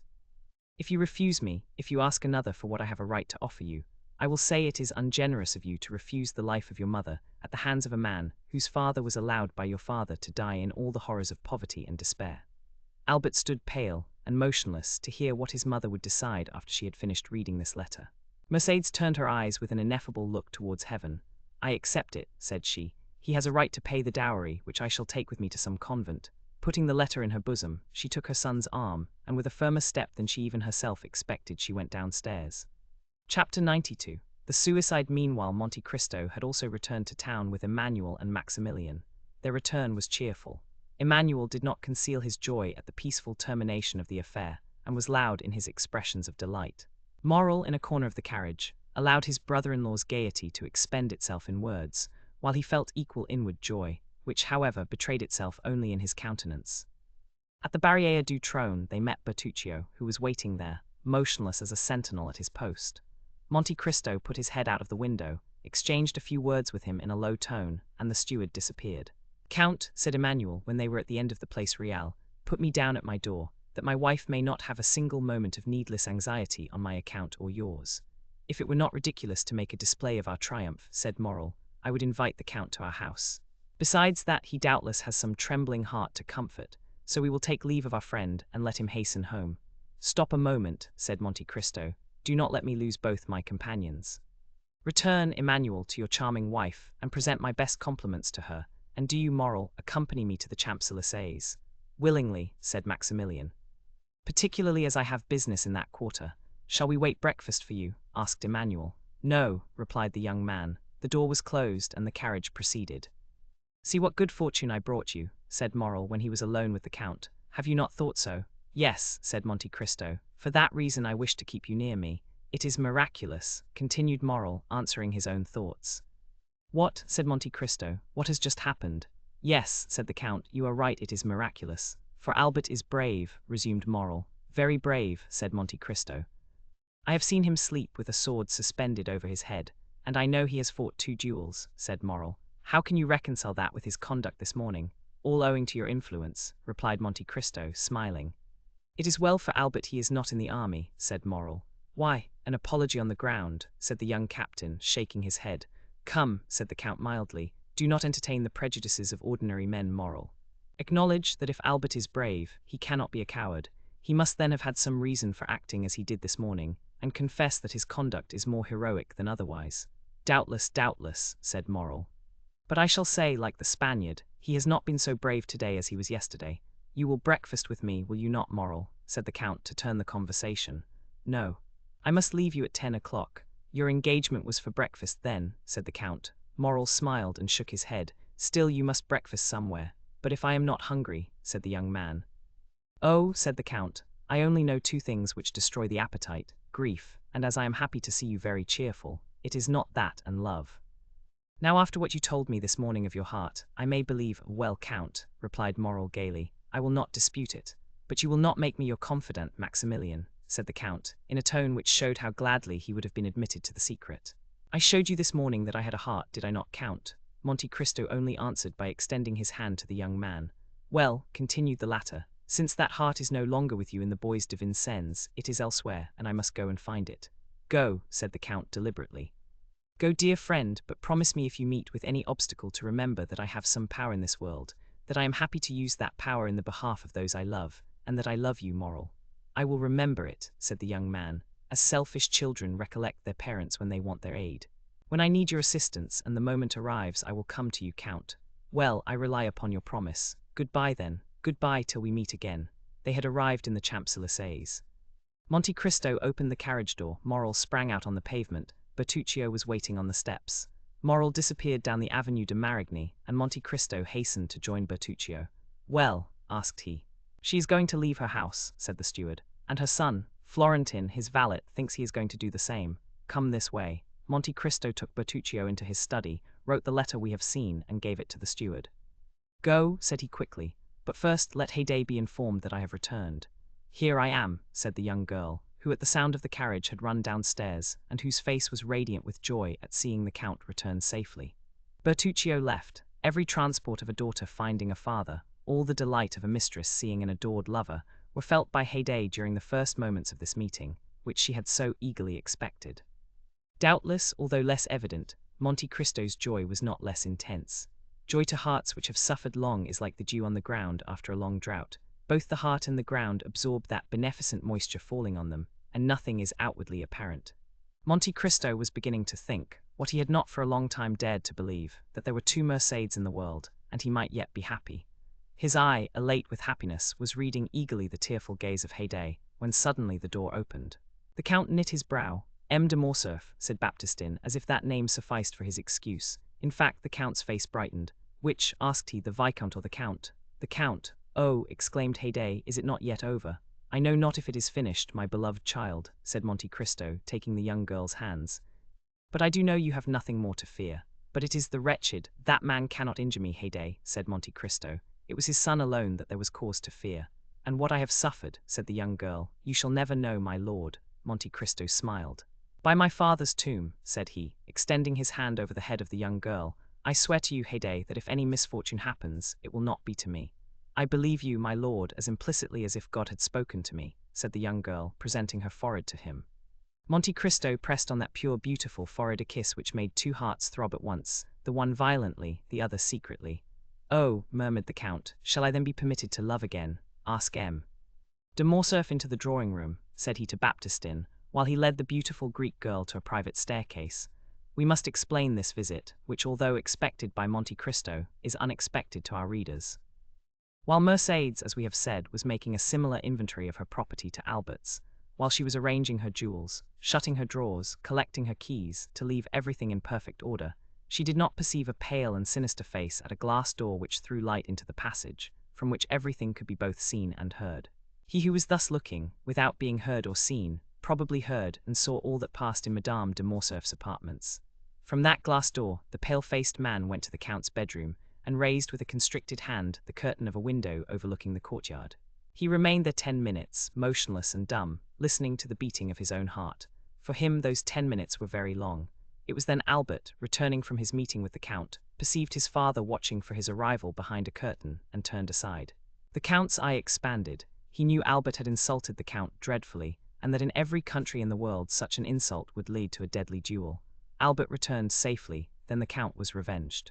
An indescribable ray of joy illumined that wretched countenance, like the last ray of the sun before it disappears behind the clouds which bear the aspect, not of a downy couch, but of a tomb. But as we have said, he waited in vain for his son to come to his apartment with the account of his triumph. He easily understood why his son did not come to see him before he went to avenge his father's honor. But when that was done, why did not his son come and throw himself into his arms? It was then, when the Count could not see Albert, that he sent for his servant, who he knew was authorized not to conceal anything from him. 10 minutes afterwards, General Morcerf was seen on the steps in a black coat with a military collar, black pantaloons, and black gloves. He had apparently given previous orders, for as he reached the bottom step his carriage came from the coach-house ready for him. The valet threw into the carriage his military cloak, in which 2 swords were wrapped, and shutting the door he took his seat by the side of the coachman. The coachman stooped down for his orders. "To the Champs-Élysées," said the general. The Count of Monte Cristo's. Hurry! The horses bounded beneath the whip, and in 5 minutes they stopped before the Count's door. M. de Morcerf opened the door himself, and as the carriage rolled away he passed up the walk, rang, and entered the open door with his servant. A moment afterwards, Baptistin announced the Count of Morcerf to Monte Cristo, and the latter, leading Haydée aside, ordered that Morcerf be asked into the drawing-room. The general was pacing the room the 3rd time when, in turning, he perceived Monte Cristo at the door. "Ah, it is M. de Morcerf," said Monte Cristo quietly. "I thought I had not heard aright." "Yes, it is I," said the Count, whom a frightful contraction of the lips prevented from articulating freely. "May I know the cause which procures me the pleasure of seeing M. de Morcerf so early? Had you not a meeting with my son this morning?" asked the general. "I had," replied the Count. "And I know my son had good reasons to wish to fight with you, and to endeavor to kill you." "Yes, sir, he had very good ones, but you see that in spite of them he has not killed me, and did not even fight. Yet he considered you the cause of his father's dishonor, the cause of the fearful ruin which has fallen on my house." "It is true, sir," said Monte Cristo with his dreadful calmness. "A secondary cause, but not the principal. Doubtless you made then some apology or explanation." "I explained nothing, and it is he who apologized to me. But to what do you attribute this conduct? To the conviction, probably, that there was one more guilty than I, and who was that? His father." "That may be," said the Count, turning pale. "But you know the guilty do not like to find themselves convicted. I know it, and I expected this result." "You expected my son would be a coward," cried the Count. "M. Albert de Morcerf is no coward," said Monte Cristo. "A man who holds a sword in his hand, and sees a mortal enemy within reach of that sword, and does not fight, is a coward. Why is he not here that I may tell him so?" "Sir," replied Monte Cristo coldly, "I did not expect that you had come here to relate to me your little family affairs. Go and tell M. Albert that, and he may know what to answer you." "Oh, no, no," said the general, smiling faintly. "I did not come for that purpose. You are right. I came to tell you that I also look upon you as my enemy. I came to tell you that I hate you instinctively, that it seems as if I had always known you and always hated you. And in short, since the young people of the present day will not fight, it remains for us to do so." "Do you think so, sir?" "Certainly, and when I told you I had foreseen the result, it is the honor of your visit I alluded to. So much the better. Are you prepared?" "Yes, sir. You know that we shall fight till one of us is dead," said the general, whose teeth were clenched with rage. "Until one of us dies," repeated Monte Cristo, moving his head slightly up and down. "Let us start then, we need no witnesses." "Very true," said Monte Cristo. "It is unnecessary, we know each other so well." "On the contrary," said the Count, "we know so little of each other." "Indeed," said Monte Cristo with the same indomitable coolness. "Let us see. Are you not the soldier Fernand, who deserted on the eve of the Battle of Waterloo? Are you not the Lieutenant Fernand, who served as guide and spy to the French army in Spain? Are you not the Captain Fernand who betrayed, sold, and murdered his benefactor Ali? And have not all these Fernands united made Lieutenant General, the Count of Morcerf, peer of France?" "Oh," cried the general, as if branded with a hot iron, "wretch, to reproach me with my shame when about, perhaps, to kill me. No, I did not say I was a stranger to you.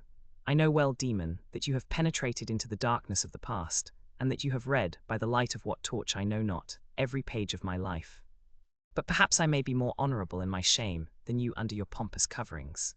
No, no, I am aware you know me, but I know you only as an adventurer sewn up in gold and jewelry.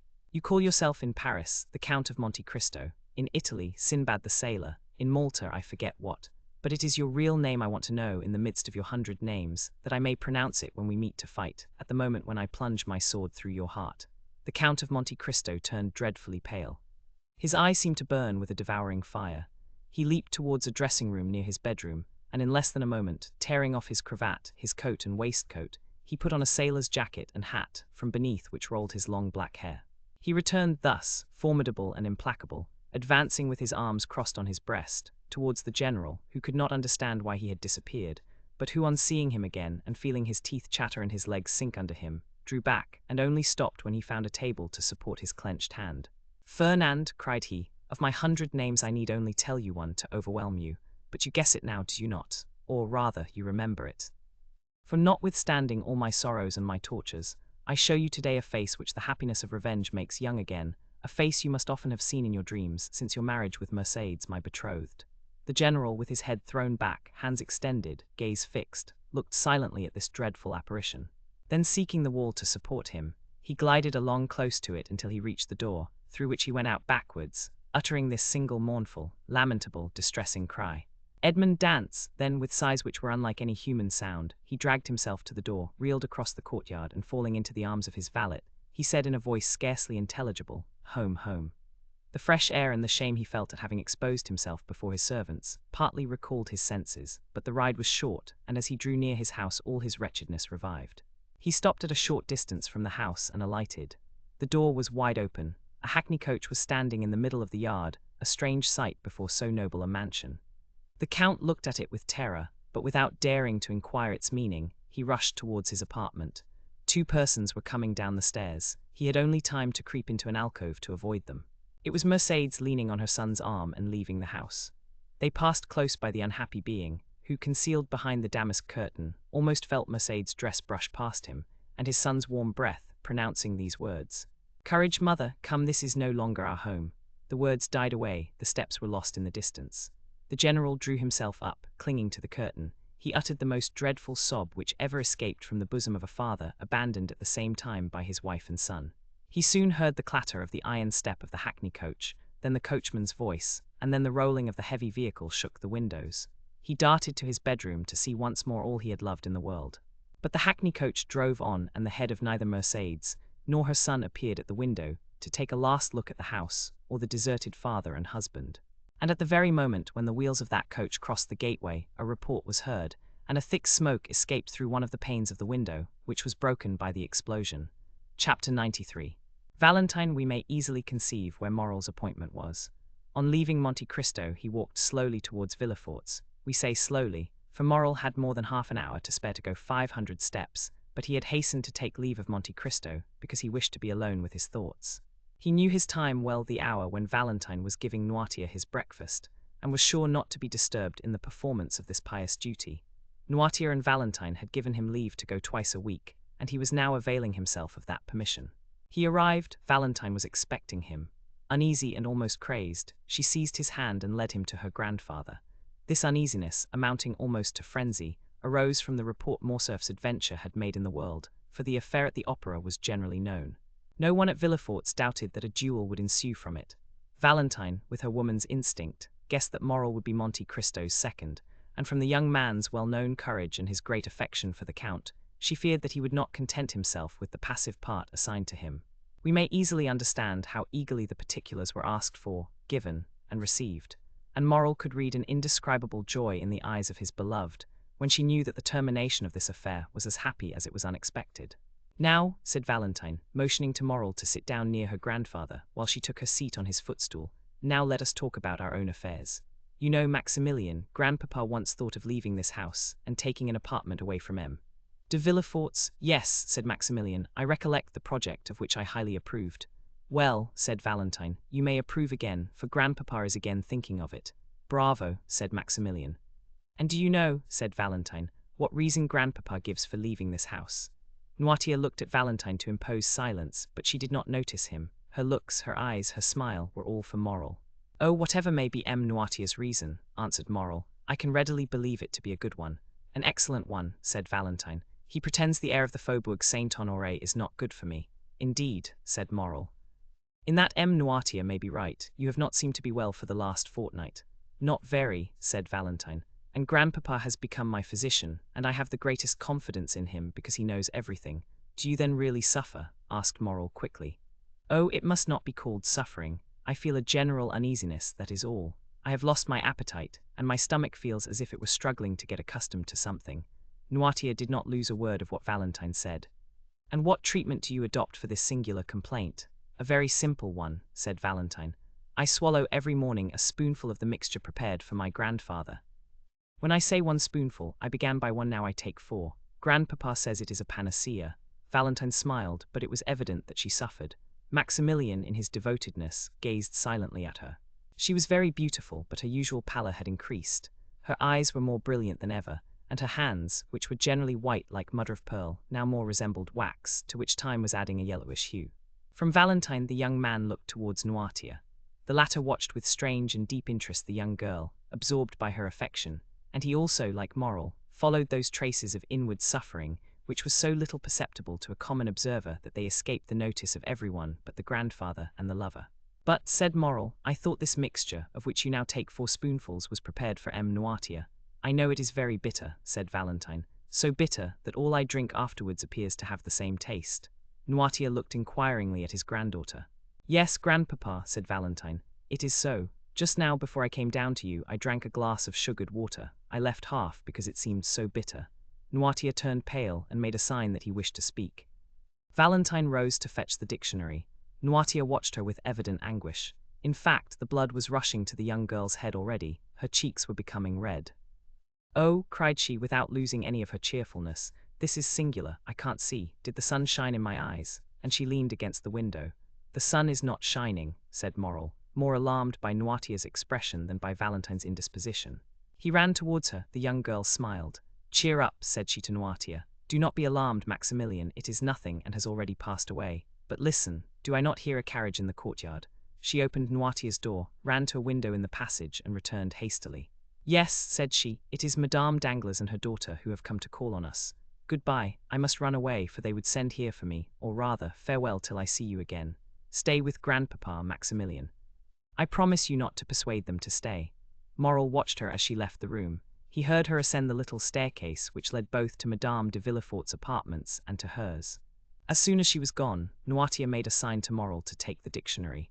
Morrel obeyed. Guided by Valentine, he had learned how to understand the old man quickly. Accustomed, however, as he was to the work, he had to repeat most of the letters of the alphabet and to find every word in the dictionary, so that it was 10 minutes before the thought of the old man was translated by these words: "Fetch the glass of water and the decanter from Valentine's room." Morrel rang immediately for the servant who had taken Barroir's situation, and in Noirtier's name gave that order. The servant soon returned. The decanter and the glass were completely empty. Noirtier made a sign that he wished to speak. "Why are the glass and decanter empty?" asked he. Valentine said she only drank half the glassful.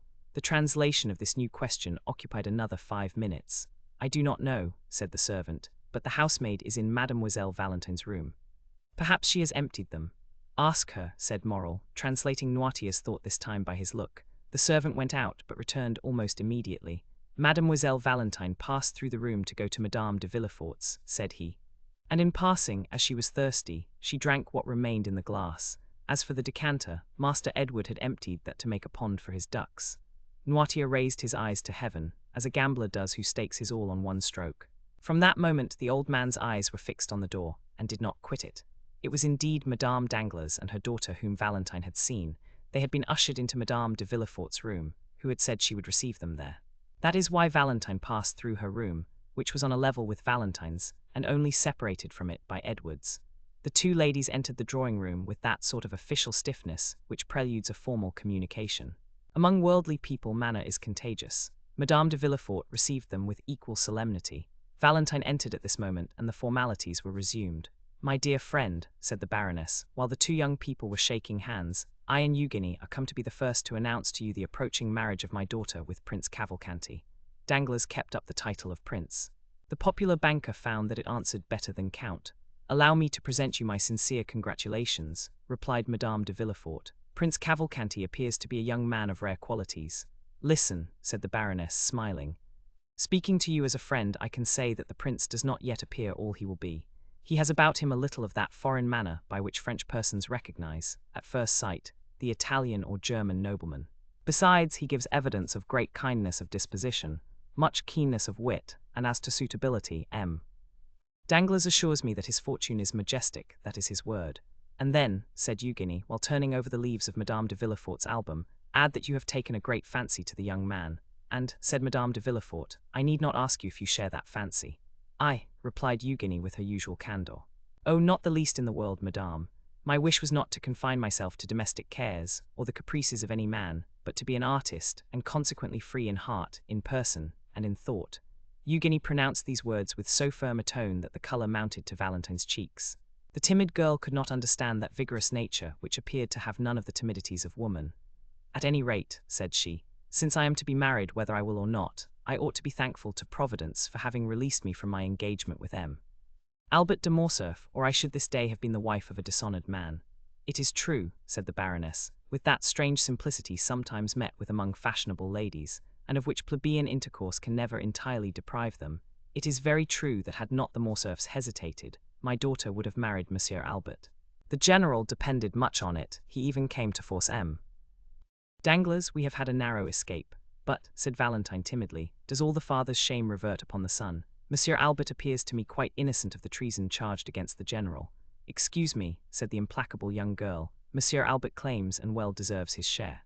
It appears that after having challenged M. de Monte Cristo at the opera yesterday, he apologized on the ground today." "Impossible," said Madame de Villefort. "Ah, my dear friend," said Madame Danglars with the same simplicity we before noticed, "it is a fact. I heard it from M. Debray, who was present at the explanation." Valentine also knew the truth, but she did not answer. A single word had reminded her that Morrel was expecting her in M. Noirtier's room. Deeply engaged with a sort of inward contemplation, Valentine had ceased for a moment to join in the conversation. She would, indeed, have found it impossible to repeat what had been said the last few minutes, when suddenly Madame Danglars' hand, pressed on her arm, aroused her from her lethargy. "What is it?" said she, starting at Madame Danglars' touch as she would have done from an electric shock. "It is, my dear Valentine," said the Baroness, "that you are doubtless suffering." "I," said the young girl, passing her hand across her burning forehead. "Yes, look at yourself in that glass. You have turned pale and then red successively, 3 or 4 times in 1 minute." "Indeed," cried Eugenie, "you are very pale. Oh, do not be alarmed." "I have been so for many days." Artless as she was, the young girl knew that this was an opportunity to leave, and besides, Madame de Villefort came to her assistance. "Retire, Valentine," said she. "You are really suffering, and these ladies will excuse you. Drink a glass of pure water, it will restore you." Valentine kissed Eugenie, bowed to Madame Danglars, who had already risen to take her leave, and went out. "That poor child," said Madame de Villefort when Valentine was gone, "she makes me very uneasy, and I should not be astonished if she had some serious illness." Meanwhile, Valentine, in a sort of excitement which she could not quite understand, had crossed Edward's room without noticing some trick of the child, and through her own had reached the little staircase. She was within 3 steps of the bottom. She already heard Morrel's voice, when suddenly a cloud passed over her eyes, her stiffened foot missed the step, her hands had no power to hold the baluster, and falling against the wall she lost her balance wholly and toppled to the floor. Morrel bounded to the door, opened it, and found Valentine stretched out at the bottom of the stairs. Quick as a flash, he raised her in his arms and placed her in a chair. Valentine opened her eyes. "Oh, what a clumsy thing I am," said she with feverish volubility. "I don't know my way. I forgot there were 3 more steps before the landing." "You have hurt yourself, perhaps," said Morrel. "What can I do for you, Valentine?" Valentine looked around her. She saw the deepest terror depicted in Noirtier's eyes. "Don't worry, dear grandpapa," said she, endeavoring to smile. "It is nothing, it is nothing. I was giddy, that is all." "Another attack of giddiness," said Morrel, clasping his hands. "Oh, attend to it, Valentine, I entreat you." "But no," said Valentine. "No, I tell you it is all past, and it was nothing. Now let me tell you some news. Eugenie is to be married in a week, and in 3 days there is to be a grand feast, a betrothal festival. We are all invited, my father, Madame de Villefort, and I at least. I understood it so. When will it be our turn to think of these things? Oh, Valentine, you who have so much influence over your grandpapa, try to make him answer soon. And do you," said Valentine, "depend on me to stimulate the tardiness and arouse the memory of grandpapa." "Yes," cried Morrel, "make haste. So long as you are not mine, Valentine, I shall always think I may lose you."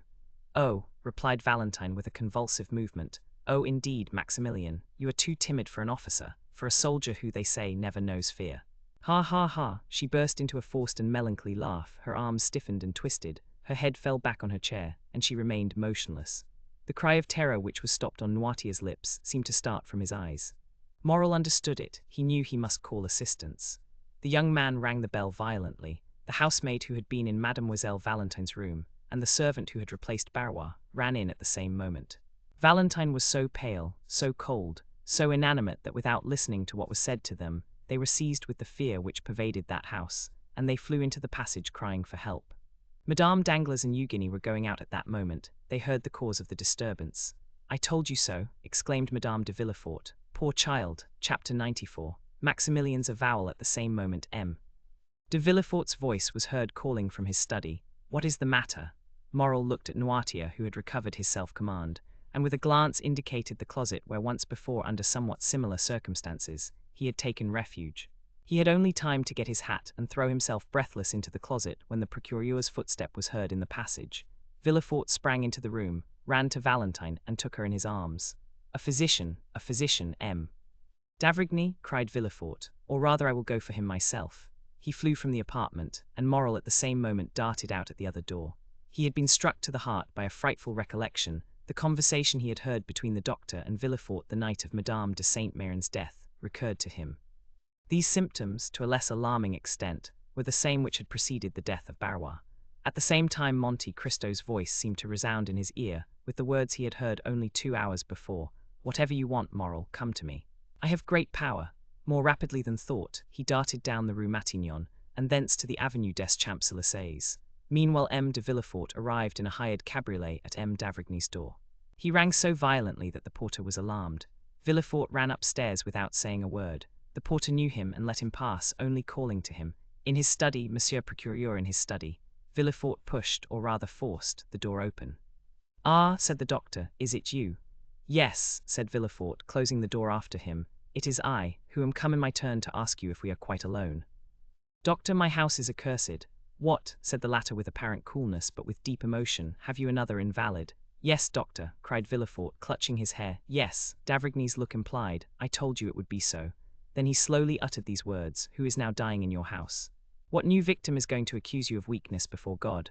A mournful sob burst from Villefort's heart. He approached the doctor, and seizing his arm, "Valentine," said he. "It is Valentine's turn." "Your daughter," cried d'Avrigny with grief and surprise. "You see you were deceived," murmured the magistrate. "Come and see her, and on her bed of agony entreat her pardon for having suspected her." "Each time you have applied to me," said the doctor, "it has been too late. Still I will go. But let us make haste, sir. With the enemies you have to do with there is no time to be lost. Oh, this time, doctor, you shall not have to reproach me with weakness. This time I will know the assassin and will pursue him. Let us try first to save the victim before we think of revenging her," said d'Avrigny. "Come." The same cabriolet which had brought Villefort took them back at full speed, and at this moment Morrel rapped at Monte Cristo's door. The count was in his study, and was reading with an angry look something which Bertuccio had brought in haste. Hearing the name of Morrel, who had left him only 2 hours before, the count raised his head, arose, and sprang to meet him. "What is the matter, Maximilian?" asked he. "You are pale, and the perspiration rolls from your forehead." Morrel fell into a chair. "Yes," said he, "I came quickly, I wanted to speak to you." "Are all your family well?" asked the count, with an affectionate benevolence, whose sincerity no one could for a moment doubt. "Thank you, count, thank you," said the young man, evidently embarrassed how to begin the conversation. "Yes, everyone in my family is well." "So much the better, yet you have something to tell me," replied the count with increased anxiety. "Yes," said Morrel, "it is true. I have but now left a house where death has just entered to run to you." Are you then come from M. de Morcerf's? Asked Monte Cristo. No, said Morrel. Is someone dead in his house? The general has just blown his brains out, replied Monte Cristo with great coolness. Oh, what a dreadful event, cried Maximilian. Not for the Countess or for Albert, said Monte Cristo.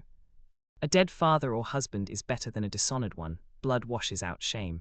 Poor Countess, said Maximilian. I pity her very much. She is so noble a woman. Pity Albert also, Maximilian. For believe me, he is the worthy son of the Countess. But let us return to yourself. You have hastened to me. Can I have the happiness of being useful to you? Yes, I need your help. That is, I thought like a madman that you could lend me your assistance in a case where God alone can succor me. Tell me what it is, replied Monte Cristo.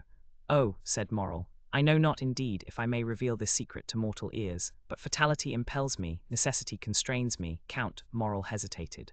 Do you think I love you? Said Monte Cristo, taking the young man's hand affectionately in his. Oh, you encourage me, and something tells me there, placing his hand on his heart, that I ought to have no secret from you. You are right, Morrel. God is speaking to your heart, and your heart speaks to you. Tell me what it says. Count, will you allow me to send Baptistin to inquire after someone you know? I am at your service, and still more my servants. Oh, I cannot live if she is not better. Shall I ring for Baptistin? No, I will go and speak to him myself. Morrel went out, called Baptistin, and whispered a few words to him. The valet ran directly. Well, have you sent? Asked Monte Cristo, seeing Morrel return. Yes, and now I shall be more calm. You know I am waiting, said Monte Cristo, smiling. Yes, and I will tell you. One evening I was in a garden. A clump of trees concealed me. No one suspected I was there. 2 persons passed near me. Allow me to conceal their names for the present. They were speaking in an undertone, and yet I was so interested in what they said that I did not lose a single word. This is a gloomy introduction, if I may judge from your pallor and shuddering, Morrel. Oh yes, very gloomy, my friend. Someone had just died in the house to which that garden belonged. One of the persons whose conversation I overheard was the master of the house, the other the physician.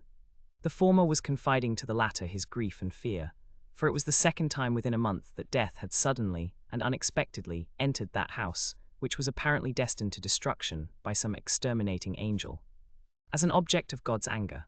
Ah, indeed, said Monte Cristo, looking earnestly at the young man, and by an imperceptible movement turning his chair, so that he remained in the shade while the light fell full on Maximilian's face. Yes, continued Morrel, death had entered that house twice within 1 month. And what did the doctor answer? Asked Monte Cristo. He replied that the death was not a natural one and must be attributed to what? To poison. Indeed, said Monte Cristo with a slight cough which in moments of extreme emotion helped him to disguise a blush, or his pallor, or the intense interest with which he listened. Indeed, Maximilian, did you hear that? Yes, my dear Count, I heard it, and the doctor added that if another death occurred in a similar way he must appeal to justice. Monte Cristo listened, or appeared to do so, with the greatest calmness. Well, said Maximilian, death came a 3rd time, and neither the master of the house nor the doctor said a word. Death is now, perhaps, striking a 4th blow. Count, what am I bound to do, being in possession of this secret? My dear friend, said Monte Cristo, you appear to be relating an adventure which we all know by heart. I know the house where you heard it, or one very similar to it, a house with a garden, a master, a physician, and where there have been 3 unexpected and sudden deaths. Well, I have not intercepted your confidence, and yet I know all that as well as you, and I have no conscientious scruples. No, it does not concern me. You say an exterminating angel appears to have devoted that house to God's anger. Well, who says your supposition is not reality? Do not notice things which those whose interest it is to see them pass over. If it is God's justice instead of his anger, which is walking through that house, Maximilian, turn away your face and let his justice accomplish its purpose. Morrel shuddered. There was something mournful, solemn, and terrible in the Count's manner. Besides, continued he, in so changed a tone that no one would have supposed it was the same person speaking, besides, who says that it will begin again? It has returned, Count, exclaimed Morrel. That is why I hastened to you. Well, what do you wish me to do? Do you wish me, for instance, to give information to the procureur? Monte Cristo uttered the last words with so much meaning that Morrel, starting up, cried out. You know of whom I speak, Count, do you not? Perfectly well, my good friend, and I will prove it to you by putting the dots to the I, or rather by naming the persons. You were walking one evening in M. de Villefort's garden. From what you relate, I suppose it to have been the evening of Madame de Saint-Méran's death. You heard M. de Villefort talking to M. d'Avrigny about the death of M. de Saint-Méran, and that no less surprising, of the Countess. M. d'Avrigny said he believed they both proceeded from poison, and you, honest man, have ever since been asking your heart and sounding your conscience to know if you ought to expose or conceal the secret. We are no longer in the Middle Ages. There is no longer Vaimgericht or free tribunals. What do you want to ask these people? Conscience, what hast thou to do with me? As Sterne said, my dear fellow, let them sleep on if they are asleep. Let them grow pale in their drowsiness if they are disposed to do so, and pray do you remain in peace, who have no remorse to disturb you. Deep grief was depicted on Morrel's features. He seized Monte Cristo's hand. But it is beginning again, I say. Well, said the Count, astonished at his perseverance, which he could not understand, and looking still more earnestly at Maximilian, let it begin again. It is like the house of the Atreides. 19 God has condemned them, and they must submit to their punishment. They will all disappear, like the fabrics children build with cards, and which fall, one by one, under the breath of their builder, even if there are 200 of them. 3 months since it was M. de Saint-Méran. Madame de Saint-Méran 2 months since. The other day it was Barrois, today the old Noirtier or young Valentine. You knew it, cried Morrel, in such a paroxysm of terror that Monte Cristo started, he whom the falling heavens would have found unmoved.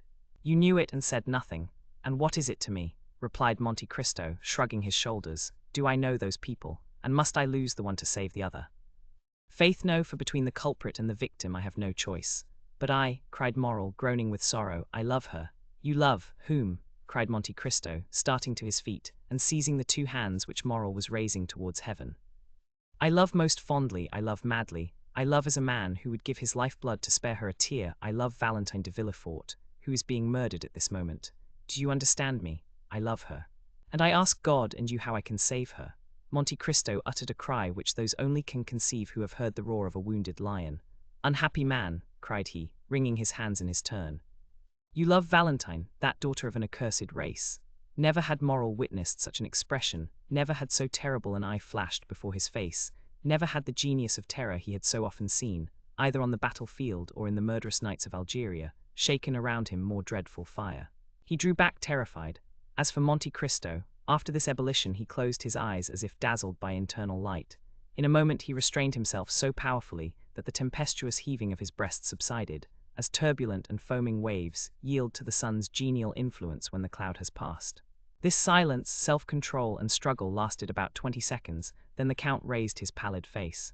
See, said he, my dear friend, how God punishes the most thoughtless and unfeeling men for their indifference, by presenting dreadful scenes to their view. I who was looking on, an eager and curious spectator, I who was watching the working of this mournful tragedy, I who like a wicked angel was laughing at the evil men committed protected by secrecy. A secret is easily kept by the rich and powerful. I am in my turn bitten by the serpent whose tortuous course I was watching, and bitten to the heart. Morrel groaned.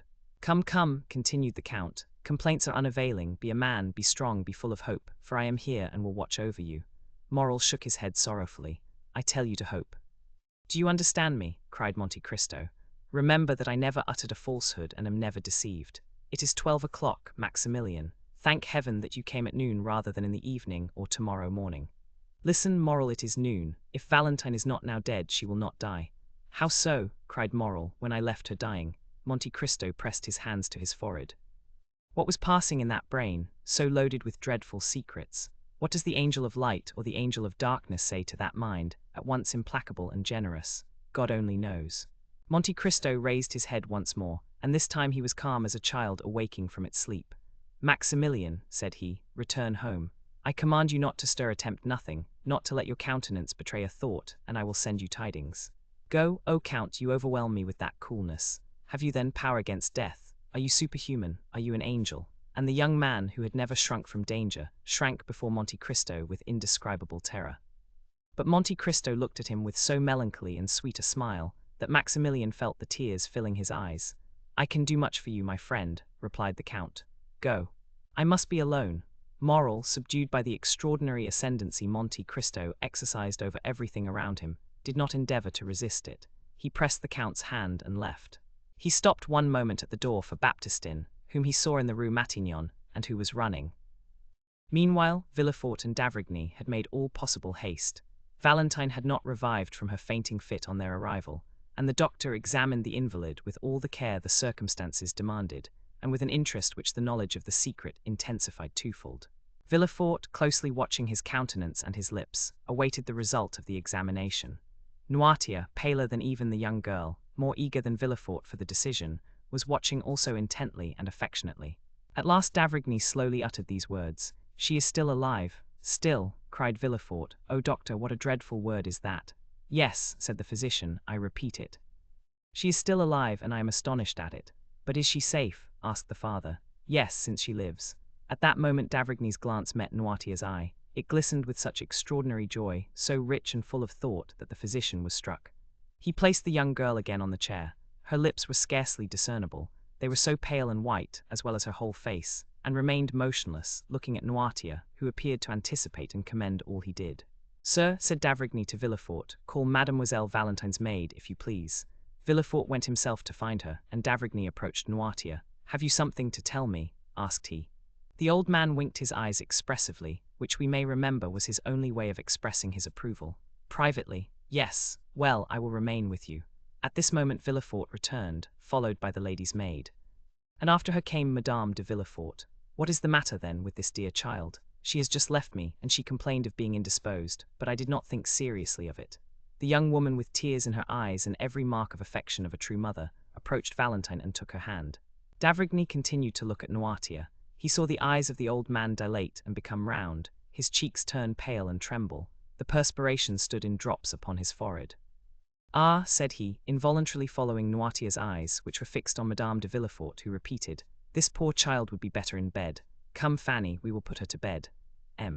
D'Avrigny, who saw that would be a means of his remaining alone with Noirtier, expressed his opinion that it was the best thing that could be done, but he forbade that anything should be given to her, except what he ordered. They carried Valentine away. She had revived, but could scarcely move or speak, so shaken was her frame by the attack. She had, however, just power to give one parting look to her grandfather, who in losing her seemed to be resigning his very soul. D'Avrigny followed the invalid, wrote a prescription, ordered Villefort to take a cabriolet, go in person to a chemist's to get the prescribed medicine, bring it himself, and wait for him in his daughter's room.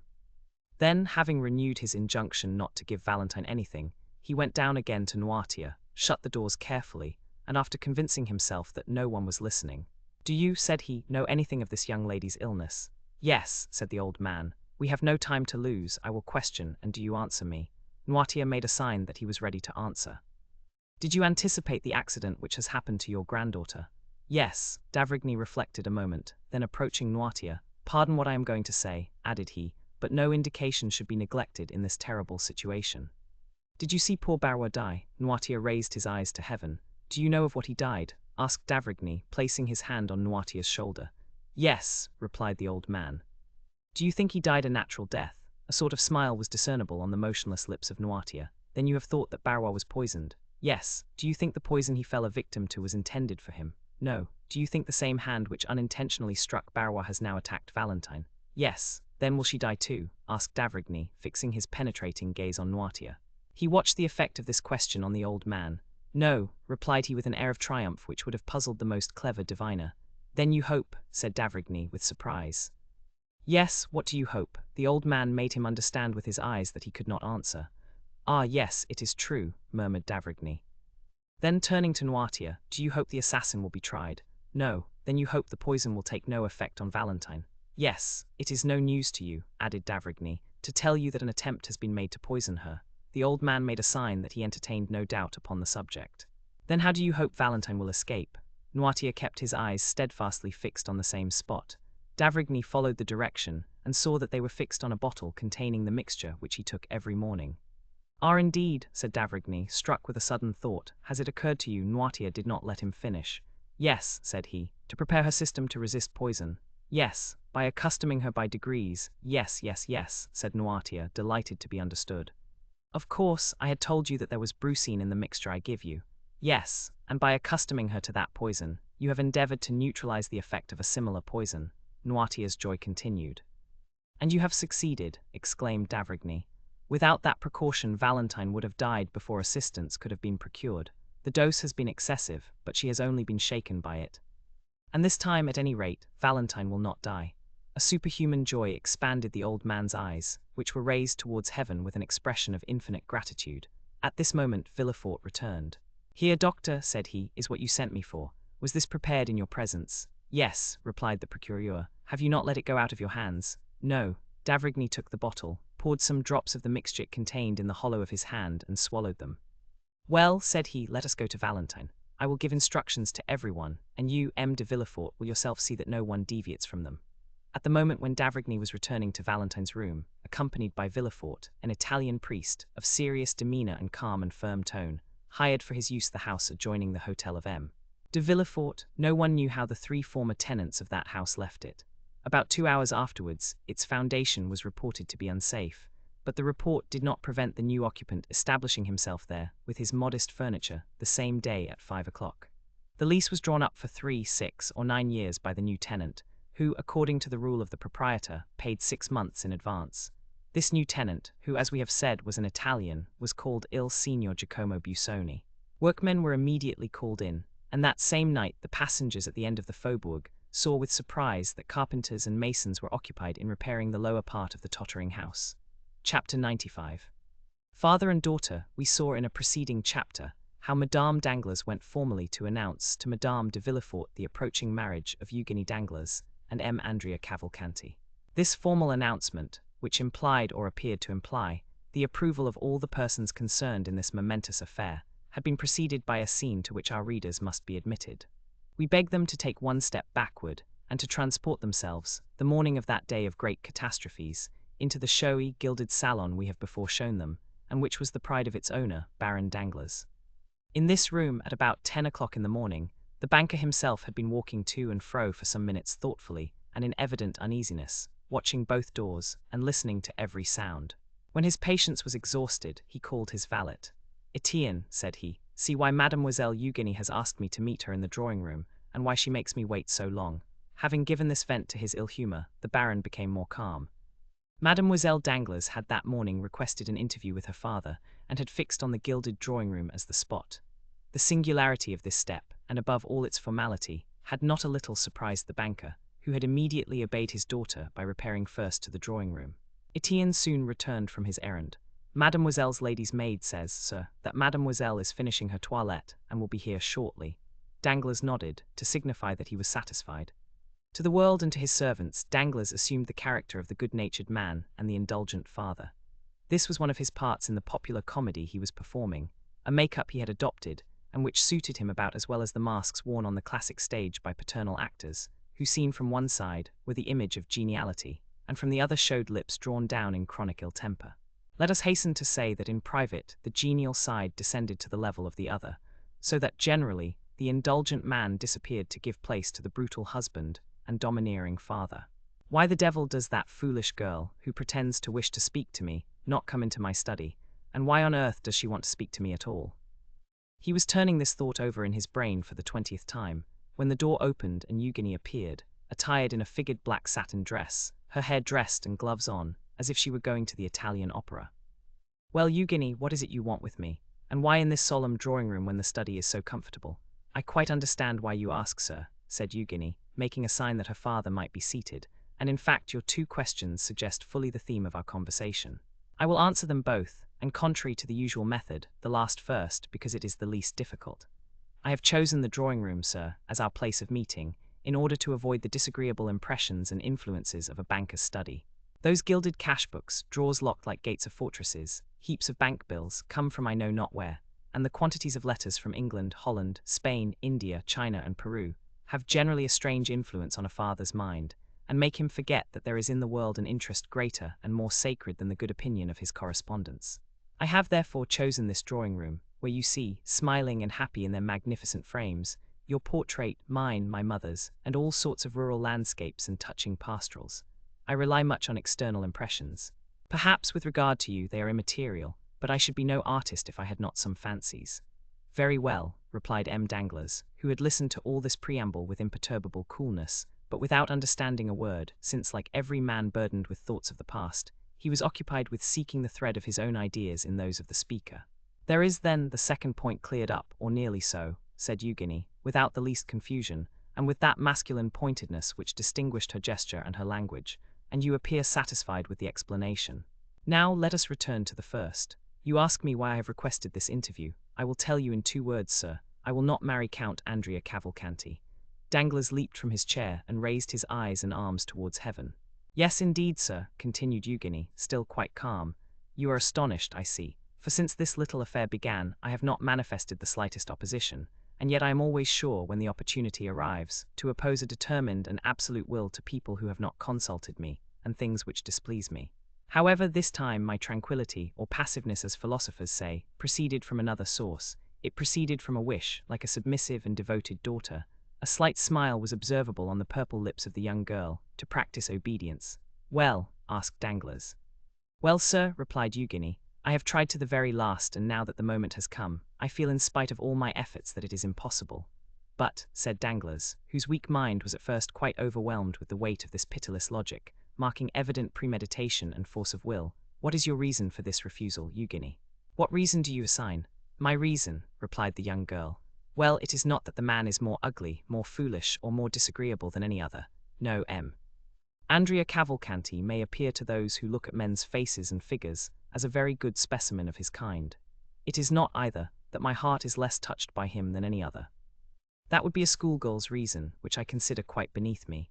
I actually love no one, sir. You know it, do you not? I do not then see why, without real necessity, I should encumber my life with a perpetual companion.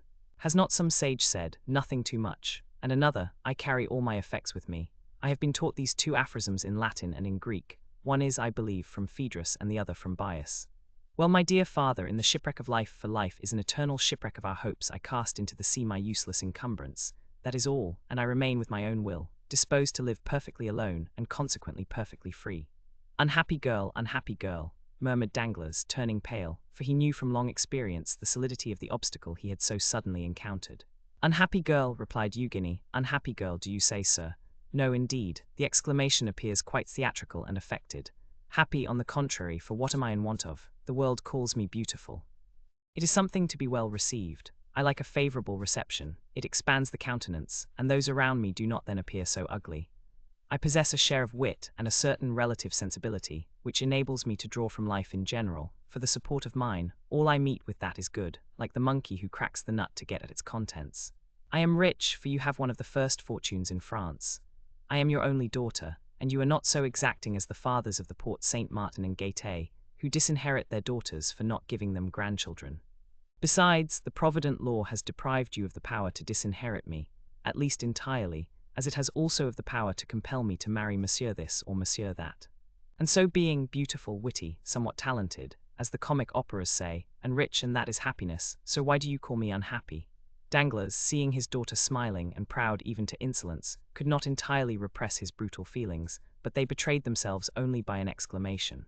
Under the fixed and inquiring gaze levelled at him from under those beautiful black eyebrows, he prudently turned away, and calmed himself immediately, daunted by the power of a resolute mind. "Truly, my daughter," replied he with a smile, "you are all you boast of being, excepting one thing. I will not too hastily tell you which, but would rather leave you to guess it."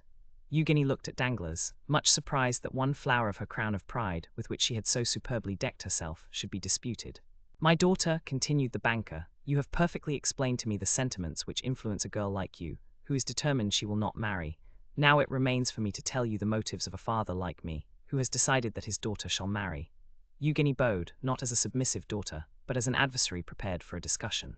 "My daughter," continued Danglars, "when a father asks his daughter to choose a husband, he has always some reason for wishing her to marry. Some are affected with the mania of which you spoke just now, that of living again in their grandchildren.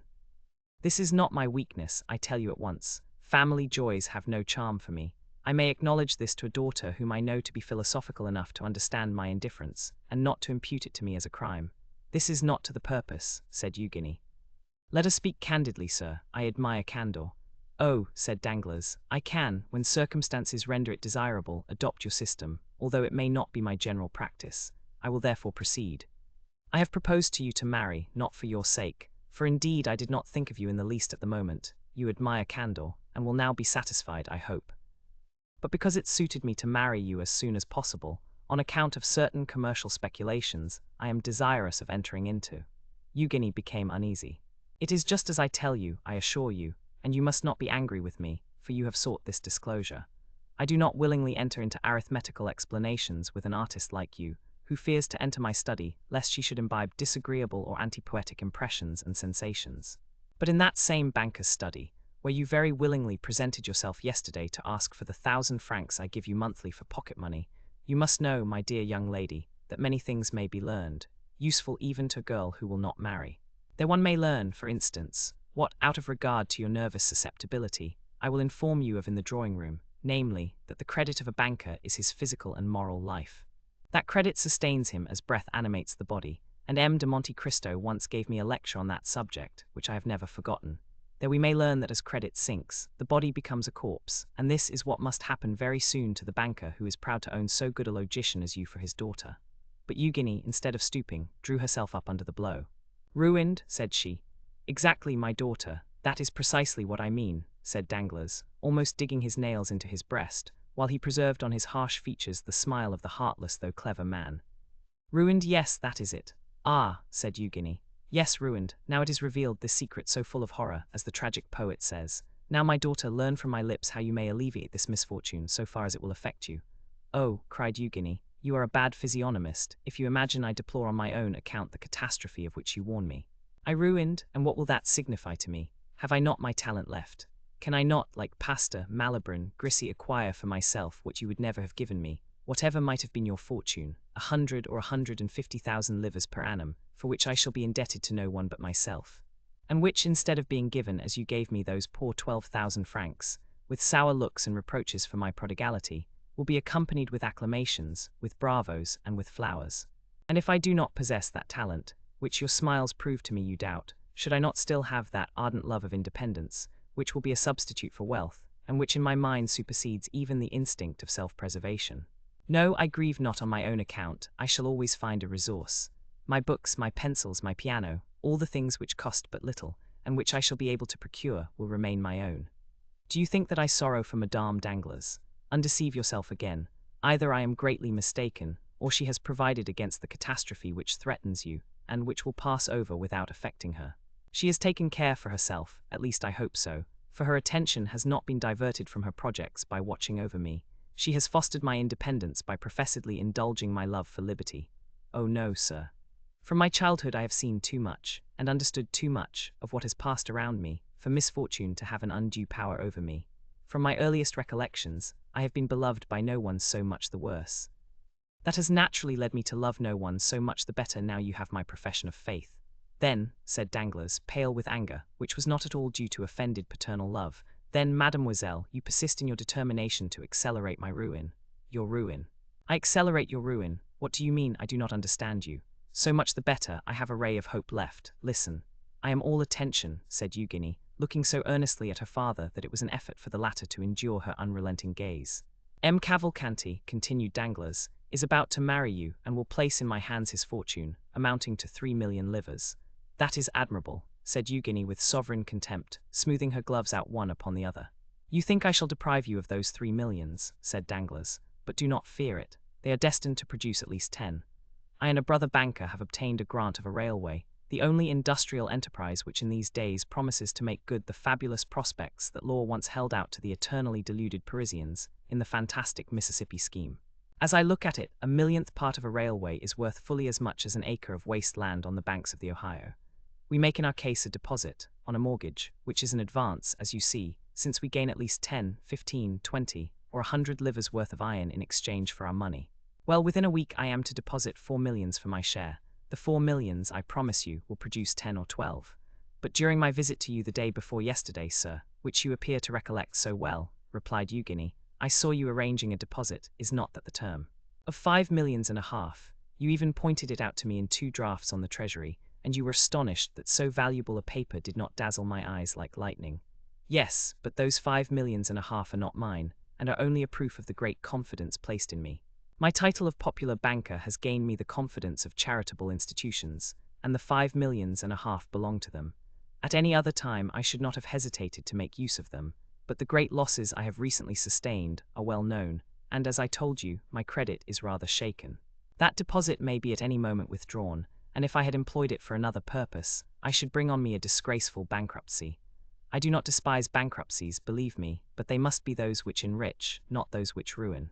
Now, if you marry M. Cavalcanti, and I get the 3 millions, or even if it is thought I am going to get them, my credit will be restored, and my fortune, which for the last month or 2 has been swallowed up in gulfs which have been opened in my path by an inconceivable fatality, will revive. Do you understand me? Perfectly. You pledge me for 3 millions, do you not? The greater the amount, the more flattering it is to you. It gives you an idea of your value. Thank you. One word more, sir. Do you promise me to make what use you can of the report of the fortune M. Cavalcanti will bring without touching the money? This is no act of selfishness, but of delicacy. I am willing to help rebuild your fortune, but I will not be an accomplice in the ruin of others. But since I tell you, cried Danglars, that with these 3 million, do you expect to recover your position, sir, without touching those 3 million? I hope so. If the marriage should take place and confirm my credit, shall you be able to pay M. Cavalcanti the 500,000 francs you promise for my dowry? He shall receive them on returning from the mayor's 20. Very well. What next? What more do you want? I wish to know if, in demanding my signature, you leave me entirely free in my person. Absolutely. Then, as I said before, sir, very well. I am ready to marry M. Cavalcanti. But what are you up to? Ah, that is my affair. What advantage should I have over you, if knowing your secret I were to tell you mine? Danglars bit his lips. Then, said he, you are ready to pay the official visits, which are absolutely indispensable. Yes, replied Eugénie, and to sign the contract in 3 days. Yes. Then, in my turn, I also say, very well. Danglars pressed his daughter's hand in his. But extraordinary to relate, the father did not say, thank you, my child, nor did the daughter smile at her father. Is the conference ended? Asked Eugénie, rising. Danglars motioned that he had nothing more to say. 5 minutes afterwards, the piano resounded to the touch of Mademoiselle d'Armilly's fingers, and Mademoiselle Danglars was singing Brabantio's Malediction on Desdemona. At the end of the piece, Etienne entered, and announced to Eugénie that the horses were to the carriage, and that the Baroness was waiting for her to pay her visits. We have seen them at Villafort's. They proceeded then on their course. The day after this important information had been given to the king's attorney, a man alighted from a carriage at the corner of the Rue Férou, and rapping at an olive-green door, asked if the Abbé Busoni were within. No, he went out early this morning, replied the valet. I might not always be content with that answer, replied the visitor, for I come from one to whom everyone must be at home. But have the kindness to give the Abbé Busoni. I told you he was not at home, repeated the valet. Then on his return give him that card and this sealed paper. Will he be at home at 8 o'clock this evening? Doubtless, unless he is at work, which is the same as if he were out. I will come again at that time, replied the visitor, who then retired. At the appointed hour the same man returned in the same carriage, which, instead of stopping this time at the end of the Rue Férou, drove up to the green door. He knocked, and it opened immediately to admit him. From the signs of respect the valet paid him, he saw that his note had produced a good effect. Is the abbé at home? Asked he. Yes, he is at work in his library, but he expects you, sir, replied the valet. The stranger ascended a rough staircase, and before a table, illumined by a lamp whose light was concentrated by a large shade, while the rest of the apartment was in partial darkness, he perceived the abbé in a monk's dress, with a cowl on his head such as was used by learned men of the Middle Ages. Have I the honor of addressing the Abbé Busoni? Asked the visitor. Yes, sir, replied the abbé, and you are the person whom M. de Beauville, formerly an inspector of prisons, sends to me from the prefect of police. Exactly, sir, one of the agents appointed to secure the safety of Paris. Yes, sir, replied the stranger with a slight hesitation and blushing. The abbé replaced the large spectacles, which covered not only his eyes but his temples, and sitting down motioned to his visitor to do the same. I am at your service, sir, said the abbé, with a marked Italian accent. The mission with which I am charged, sir, replied the visitor, speaking with hesitation, is a confidential one on the part of him who fulfills it, and him by whom he is employed. The abbé bowed. Your probity, replied the stranger, is so well known to the prefect that he wishes as a magistrate to ascertain from you some particulars connected with the public safety, to ascertain which I am deputed to see you.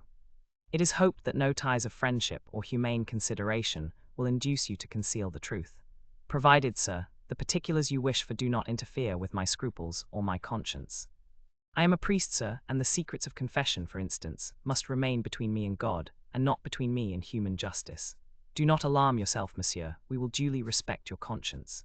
At this moment the abbé pressed down his side of the shade and so raised it on the other, throwing a bright light on the stranger's face, while his own remained obscured.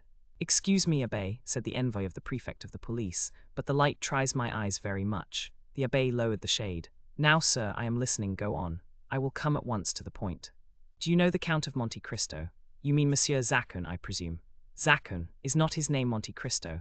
Monte Cristo is the name of an estate, or rather of a rock, and not a family name. Well, be it so, let us not dispute about words. And since M. de Monte Cristo and M. Zacon are the same, absolutely the same, let us speak of M. Zacon. Agreed. I asked you if you knew him. Extremely well. Who is he? The son of a rich shipbuilder in Malta. I know that is the report. But as you are aware, the police does not content itself with vague reports. However, replied the abbé with an affable smile, when that report is in accordance with the truth, everybody must believe it, the police as well as all the rest. Are you sure of what you assert? What do you mean by that question? Understand, sir, I do not in the least suspect your veracity. I ask if you are certain of it. I knew his father, M. Zaccone, indeed, and when a child I often played with the son in the timber yards. But whence does he derive the title of Count? You are aware that may be bought. In Italy, everywhere, and his immense riches. Whence does he procure them? They may not be so very great. How much do you suppose he possesses? From 150 to 200,000 livres per annum. That is reasonable, said the visitor. I have heard he had 3 or 4 millions. 200,000 per annum would make 4 millions of capital, but I was told he had 4 millions per annum. That is not probable. Do you know this island of Monte Cristo? Certainly. Everyone who has come from Palermo, Naples, or Rome to France by sea must know it.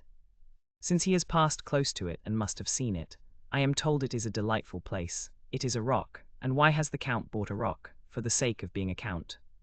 In Italy one must have territorial possessions to be a Count. You have doubtless heard the adventures of M. Zaccone's youth, the fathers, no the sons, I know nothing certain. At that period of his life I lost sight of my young comrade. Was he in the wars? I think he entered the service. In what branch? In the navy. Are you not his confessor? No, sir. I believe he is a Lutheran. A Lutheran. I say I believe such is the case, I do not affirm it. Besides, liberty of conscience is established in France. Doubtless, and we are not now inquiring into his creed, but his actions. In the name of the prefect of police, I ask you what you know of him. He passes for a very charitable man. Our Holy Father, the Pope, has made him a knight of Jesus Christ for the services he rendered to the Christians in the East. He has 5 or 6 rings as testimonials from Eastern monarchs of his services. Does he wear them? No, but he is proud of them.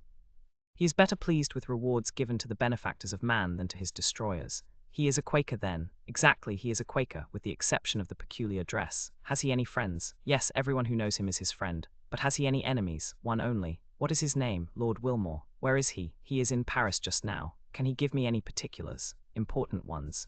He was in India with Zaccone. Do you know his abode? It's somewhere in the Chaussee d'Antin, but I know neither the street nor the number. 30,289 million. Are you at variance with the Englishman? I love Zaccone and he hates him. We are consequently not friends. Do you think the Count of Monte Cristo had ever been in France before he made this visit to Paris? To that question I can answer positively. No, sir, he had not, because he applied to me 6 months ago for the particulars he required, and as I did not know when I might again come to Paris, I recommended M. Cavalcanti to him. Andrea, no, Bartolomeo his father. Now, sir, I have but one question more to ask, and I charge you in the name of honor, of humanity, and of religion to answer me candidly. What is it, sir? Do you know with what design M. de Monte Cristo purchased a house at Ortuel? Certainly, for he told me. What is it, sir? To make a lunatic asylum of it, similar to that founded by the Count of Pisani at Palermo. Do you know about that institution? I have heard of it. It is a magnificent charity. Having said this, the abbé bowed to imply he wished to pursue his studies. The visitor either understood the abbé's meaning, or had no more questions to ask. He arose, and the abbé accompanied him to the door. You are a great almsgiver, said the visitor, and although you are said to be rich, I will venture to offer you something for your poor people. Will you accept my offering? I thank you, sir. I am only jealous in one thing, and that is that the relief I give should be entirely from my own resources. However, my resolution, sir, is unchangeable, but you have only to search for yourself and you will find, alas, but too many objects upon whom to exercise your benevolence. The abbé once more bowed as he opened the door, the stranger bowed and took his leave, and the carriage conveyed him straight to the house of M. de Villefort. An hour afterwards the carriage was again ordered, and this time it went to the Rue Fontaine St. George's, and stopped at number 5, where Lord Wilmore lived. The stranger had written to Lord Wilmore, requesting an interview, which the latter had fixed for 10 o'clock. As the envoy of the prefect of police arrived 10 minutes before 10, he was told that Lord Wilmore, who was precision and punctuality personified, was not yet come in, but that he would be sure to return as the clock struck. The visitor was introduced into the drawing-room, which was like all other furnished drawing-rooms. A mantelpiece with 2 modern Sevres vases, a timepiece representing Cupid with his bent bow, a mirror with an engraving on each side, one representing Homer carrying his guide, the other Belisarius begging, a greyish paper. Red and black tapestry, such was the appearance of Lord Wilmore's drawing-room. It was illuminated by lamps with ground-glass shades, which gave only a feeble light, as if out of consideration for the envoy's weak sight. After 10 minutes' expectation, the clock struck 10. At the fifth stroke the door opened and Lord Wilmore appeared. He was rather above the middle height, with thin reddish whiskers, light complexion and light hair, turning rather grey. He was dressed with all the English peculiarity, namely, in a blue coat, with gilt buttons and high collar, in the fashion of 1811, a white kerseymere waistcoat and nankeen pantaloons, 3 inches too short, but which were prevented by straps from slipping up to the knee. His first remark on entering was, "You know, sir, I do not speak French." "I know you do not like to converse in our language," replied the envoy. "But you may use it," replied Lord Wilmore.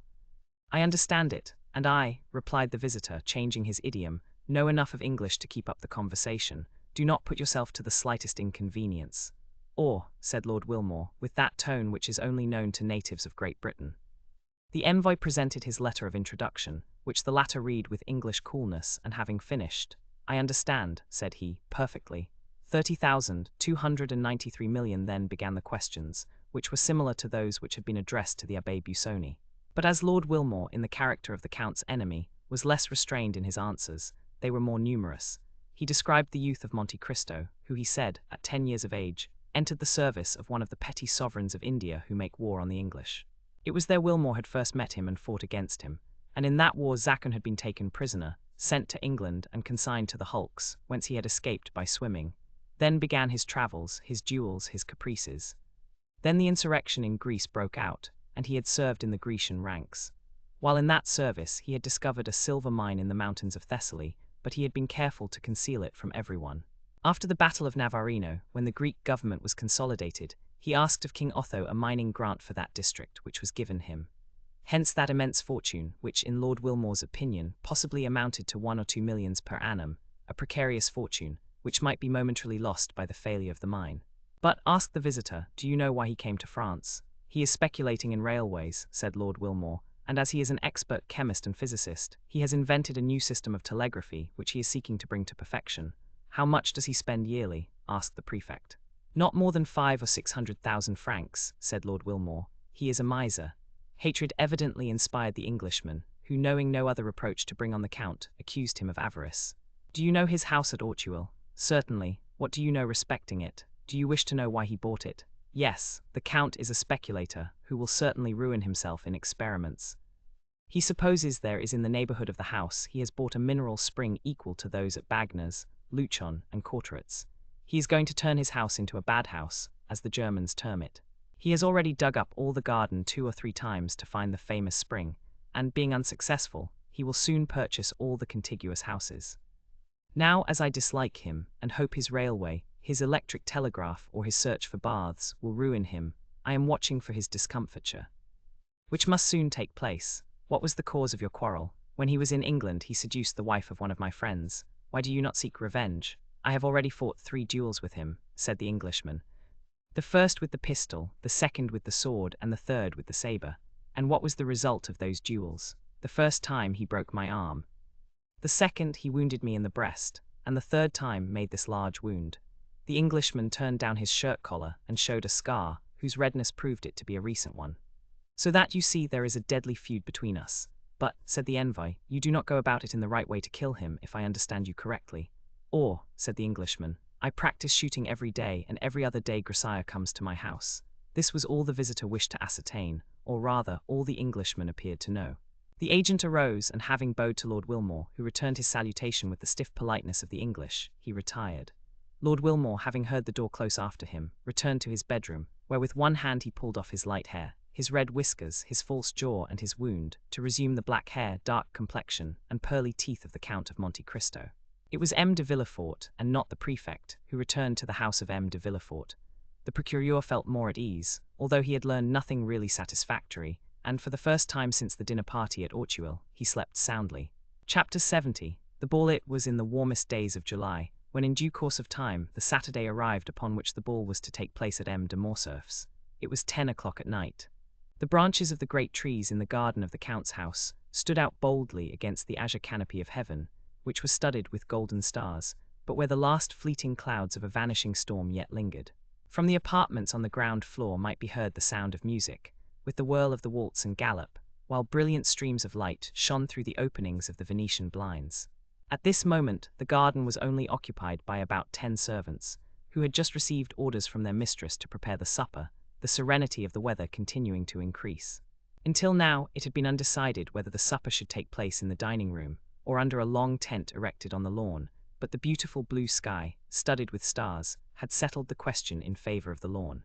The gardens were illuminated with colored lanterns, according to the Italian custom, and, as is usual in countries where the luxuries of the table, the rarest of all luxuries in their complete form, are well understood, the supper table was loaded with wax lights and flowers. 30,297 million at the time the Countess of Morcerf returned to the rooms. After giving her orders, many guests were arriving, more attracted by the charming hospitality of the Countess than by the distinguished position of the Count. For owing to the good taste of Mercedes, one was sure of finding some devices at her entertainment worthy of describing, or even copying in case of need. Madame Danglars, in whom the events we have related had caused deep anxiety, had hesitated about going to Madame de Morcerf's, when during the morning her carriage happened to meet that of Villefort. The latter made a sign, and when the carriages had drawn close together, said, "You are going to Madame de Morcerf's, are you not?" "No," replied Madame Danglars, "I am too ill." "You are wrong," replied Villefort significantly. "It is important that you should be seen there." "Do you think so?" asked the Baroness. "I do. In that case I will go," and the two carriages passed on towards their different destinations. Madame Danglars therefore came, not only beautiful in person, but radiant with splendor. She entered by one door at the time when Mercedes appeared at the door. The Countess took Albert to meet Madame Danglars. He approached, paid her some well-merited compliments on her toilet, and offered his arm to conduct her to a seat. Albert looked around him. "You are looking for my daughter," said the Baroness, smiling. "I confess it," replied Albert. "Could you have been so cruel as not to bring her? Calm yourself. She has met Mademoiselle de Villefort and has taken her arm. See, they are following us, both in white dresses, one with a bouquet of camellias, the other with one of myosotis. But tell me, well, what do you wish to know? Will not the Count of Monte Cristo be here tonight?" 17, replied Albert. "What do you mean?" "I only mean that the Count seems the rage," replied the Viscount, smiling, "and that you are the 17th person that has asked me the same question. The Count is in fashion, I congratulate him upon it. And have you replied to everyone as you have to me? Ah, to be sure, I have not answered you. Be satisfied, we shall have this lion. We are among the privileged ones. Were you at the opera yesterday?" "No, he was there." "Ah, indeed. And did the eccentric person commit any new originality? Can he be seen without doing so?" Elsler was dancing in the diable Boitu. The Greek princess was in ecstasies. After the cachucha he placed a magnificent ring on the stem of a bouquet, and threw it to the charming danseuse, who, in the third act, to do honor to the gift, reappeared with it on her finger. "And the Greek princess, will she be here?" "No, you will be deprived of that pleasure. Her position in the Count's establishment is not sufficiently understood. Wait, leave me here, and go and speak to Madame de Villefort, who is trying to attract your attention." Albert bowed to Madame Danglars, and advanced towards Madame de Villefort, whose lips opened as he approached. "I wager anything," said Albert, interrupting her, "that I know what you were about to say." "Well, what is it? If I guess rightly, will you confess it?" "Yes, on your honor." "On my honor. You were going to ask me if the Count of Monte Cristo had arrived or was expected." "Not at all. It is not of him that I am now thinking. I was going to ask you if you had received any news of Monsieur France." "Yes, yesterday." "What did he tell you?" "That he was leaving at the same time as his letter." "Well, now then, the Count will come." "Of that you may be satisfied. You know that he has another name besides Monte Cristo." "No, I did not know it. Monte Cristo is the name of an island, and he has a family name." "I never heard it." "Well then, I am better informed than you. His name is Zacchone." "It is possible. He is a Maltese." "That is also possible. The son of a shipowner." "Really, you should relate all this aloud, you would have the greatest success. He served in India, discovered a mine in Thessaly, and comes to Paris to establish a mineral water cure at Ortuel." "Well, I'm sure," said Morcerf, "this is indeed news. Am I allowed to repeat it?" "Yes, but cautiously, tell one thing at a time, and do not say I told you." "Why so?" "Because it is a secret just discovered." "By whom?" "The police." "Then the news originated at the prefect's last night." Paris, you can understand, is astonished at the sight of such unusual splendor, and the police have made inquiries. Well, well, nothing more is wanting than to arrest the Count as a vagabond, on the pretext of his being too rich. Indeed, that doubtless would have happened if his credentials had not been so favorable. Poor Count. And is he aware of the danger he has been in? I think not. Then it will be but charitable to inform him. When he arrives, I will not fail to do so. Just then, a handsome young man, with bright eyes, black hair, and glossy moustache, respectfully bowed to Madame de Villefort. Albert extended his hand. "Madame," said Albert, Allow me to present to you M. Maximilian Morrel, captain of Spahis, one of our best, and above all, of our bravest officers. I have already had the pleasure of meeting this gentleman at Auteuil, at the house of the Count of Monte Cristo, replied Madame de Villefort, turning away with marked coldness of manner. This answer, and especially the tone in which it was uttered, chilled the heart of poor Morrel, but a recompense was in store for him. Turning around, he saw near the door a beautiful fair face, whose large blue eyes were, without any marked expression, fixed upon him, while the bouquet of myosotis was gently raised to her lips. The salutation was so well understood that Morrel, with the same expression in his eyes, placed his handkerchief to his mouth, and these two living statues, whose hearts beat so violently under their marble aspect, separated from each other by the whole length of the room, forgot themselves for a moment, or rather forgot the world in their mutual contemplation. They might have remained much longer lost in one another, without anyone noticing their abstraction. The Count of Monte Cristo had just entered. We have already said that there was something in the Count which attracted universal attention wherever he appeared. It was not the coat, unexceptional in its cut, though simple and unornamented. It was not the plain white waistcoat. It was not the trousers that displayed the foot so perfectly formed. It was none of these things that attracted the attention. It was his pale complexion, his waving black hair, his calm and serene expression, his dark and melancholy eye, his mouth, chiseled with such marvelous delicacy, which so easily expressed such high disdain. These were what fixed the attention of all upon him. Many men might have been handsomer, but certainly there could be none whose appearance was more significant, if the expression may be used. Everything about the Count seemed to have its meaning, for the constant habit of thought which he had acquired had given an ease and vigor to the expression of his face, and even to the most trifling gesture, scarcely to be understood. Yet the Parisian world is so strange, that even all this might not have won attention had there not been connected with it a mysterious story, gilded by an immense fortune. 30,301 million meanwhile, he advanced through the assemblage of guests under a battery of curious glances towards Madame de Morcerf, who, standing before a mantelpiece ornamented with flowers, had seen his entrance in a looking-glass placed opposite the door, and was prepared to receive him. She turned towards him with a serene smile just at the moment he was bowing to her. No doubt she fancied the Count would speak to her, while on his side, the Count thought she was about to address him. But both remained silent, and after a mere bow, Monte Cristo directed his steps to Albert, who received him cordially. "Have you seen my mother?" asked Albert. "I have just had the pleasure," replied the Count. "But I have not seen your father. See, he is down there, talking politics with that little group of great geniuses."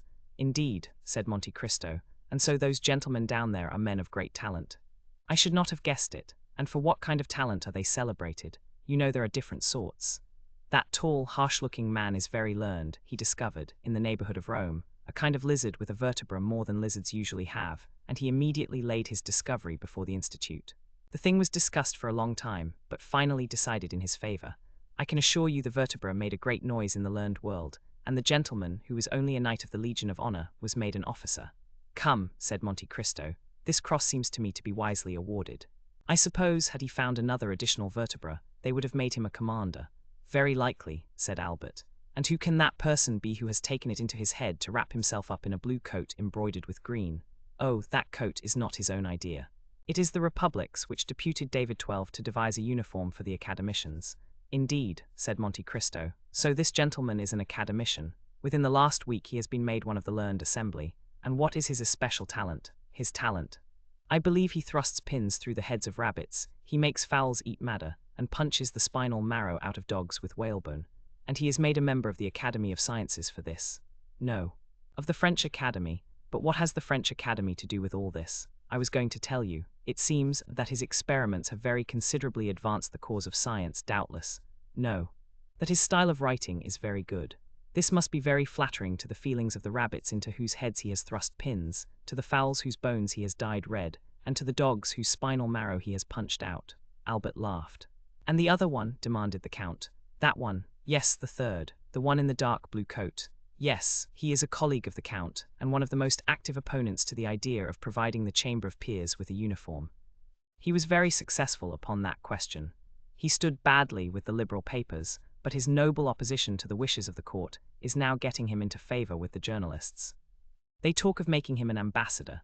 30,303 million, and what are his claims to the peerage? He has composed 2 or 3 comic operas, written 4 or 5 articles in the cycle, and voted 5 or 6 years on the ministerial side." "Bravo, Viscount," said Monte Cristo, smiling. "You are a delightful cicerone, and now you will do me a favor, will you not?" What is it? Do not introduce me to any of these gentlemen, and should they wish it, you will warn me." Just then the Count felt his arm pressed. He turned round, it was Danglars. "Ah, is it you, Baron?" said he. "Why do you call me Baron?" said Danglars. "You know that I care nothing for my title. I am not like you, Viscount." "You like your title, do you not?" "Certainly," replied Albert, "seeing that without my title I should be nothing, while you, sacrificing the Baron, would still remain the millionaire." "Which seems to me the finest title under the royalty of July," replied Danglars. "Unfortunately," said Monte Cristo, "one's title to a millionaire does not last for life, like that of Baron, Peer of France, or Academician. For example, the millionaires Frank and Palman, of Frankfurt, who have just become bankrupts." "Indeed," said Danglars, becoming pale. "Yes, I received the news this evening by a courier. I had about 1 million in their hands, but warned in time, I withdrew it a month ago." "Ah, mon Dieu!" exclaimed Danglars, "they have drawn on me for 200,000 francs. Well, you can throw out the draft. Their signature is worth 5%. "Yes, but it is too late," said Danglars. "I have honored their bills." "Then," said Monte Cristo, "here are 200,000 francs gone after." "Hush, do not mention these things," said Danglars. Then, approaching Monte Cristo, he added, "especially before young M. Cavalcanti," after which he smiled, and turned towards the young man in question. Albert had left the Count to speak to his mother, Danglars to converse with young Cavalcanti. Monte Cristo was for an instant alone. Meanwhile the heat became excessive. The footmen were hastening through the rooms with waiters loaded with ices. Monte Cristo wiped the perspiration from his forehead, but drew back when the waiter was presented to him. He took no refreshment. Madame de Morcerf did not lose sight of Monte Cristo. She saw that he took nothing, and even noticed his gesture of refusal. "Albert," she asked, "did you notice that?" "What, mother?" "That the Count has never been willing to partake of food under the roof of M. de Morcerf." "Yes. But then he breakfasted with me indeed. He made his first appearance in the world on that occasion." "But your house is not M. de Morcerf's," murmured Mercédès, "and since he has been here I have watched him." Well, he has taken nothing yet. The Count is very temperate." Mercédès smiled sadly. "Approach him," said she, "and when the next waiter passes, insist upon his taking something." "But why, mother?" "Just to please me, Albert," said Mercédès. Albert kissed his mother's hand and drew near the Count. Another salver passed, loaded like the preceding ones. She saw Albert attempt to persuade the Count, but he obstinately refused. Albert rejoined his mother. She was very pale. "Well," said she, "you see he refuses." "Yes. But why need this annoy you? You know, Albert, women are singular creatures. I should like to have seen the Count take something in my house, if only an ice. Perhaps he cannot reconcile himself to the French style of living, and might prefer something else." "Oh no. I have seen him eat of everything in Italy." "No doubt he does not feel inclined this evening. And besides," said the Countess, "accustomed as he is to burning climates, possibly he does not feel the heat as we do." "I do not think that. For he has complained of feeling almost suffocated, and asked why the Venetian blinds were not opened as well as the windows." "In a word," said Mercédès, "it was a way of assuring me that his abstinence was intended," and she left the room. A minute afterwards the blinds were thrown open, and through the jessamine and clematis that overhung the window one could see the garden ornamented with lanterns, and the supper laid under the tent. Dancers, players, talkers, all uttered an exclamation of joy. Everyone inhaled with delight the breeze that floated in. At the same time Mercédès reappeared, paler than before, but with that imperturbable expression of countenance which she sometimes wore. She went straight to the group of which her husband formed the centre. "Do not detain those gentlemen here, Count," she said. "They would prefer, I should think, to breathe in the garden rather than suffocate here, since they are not playing." "Ah," said a gallant old general, who, in 1809, had sung Partant pour la Syrie, "we will not go alone to the garden." "Then," said Mercédès, "I will lead the way." Turning towards Monte Cristo, she added, "Count, will you oblige me with your arm?" The Count almost staggered at these simple words. Then he fixed his eyes on Mercédès. It was only a momentary glance, but it seemed to the Countess to have lasted for a century, so much was expressed in that one look. He offered his arm to the Countess. She took it, or rather just touched it with her little hand, and they together descended the steps, lined with rhododendrons and camellias. Behind them, by another outlet, a group of about 20 persons rushed into the garden with loud exclamations of delight. Chapter 71. Bread and salt. Madame de Morcerf entered an archway of trees with her companion. It led through a grove of lindens to a conservatory. "It was too warm in the room, was it not, Count?" she asked. "Yes, madame. And it was an excellent idea of yours to open the doors and the blinds." As he ceased speaking, the Count felt the hand of Mercédès tremble. "But you," he said, "with that light dress, and without anything to cover you but that gauze scarf, perhaps you feel cold." "Do you know where I am leading you?" said the Countess, without replying to the question. No, madame, replied Monte Cristo, but you see I make no resistance. We are going to the greenhouse that you see at the other end of the grove. The Count looked at Mercédès as if to interrogate her, but she continued to walk on in silence, and he refrained from speaking. They reached the building, ornamented with magnificent fruits, which ripen at the beginning of July in the artificial temperature which takes the place of the sun, so frequently absent in our climate.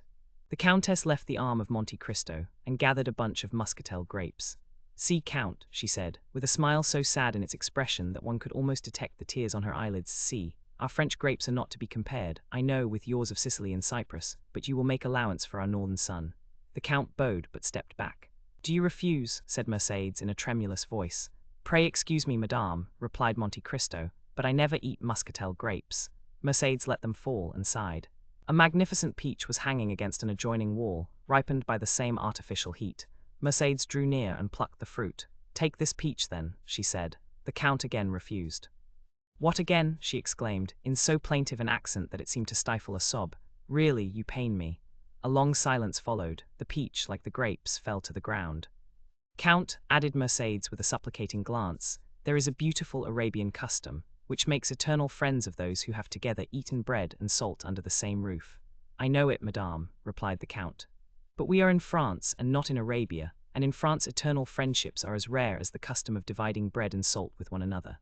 But, said the Countess breathlessly with her eyes fixed on Monte Cristo, whose arm she convulsively pressed with both hands, we are friends, are we not? The Count became pale as death, the blood rushed to his heart, and then again rising, dyed his cheeks with crimson.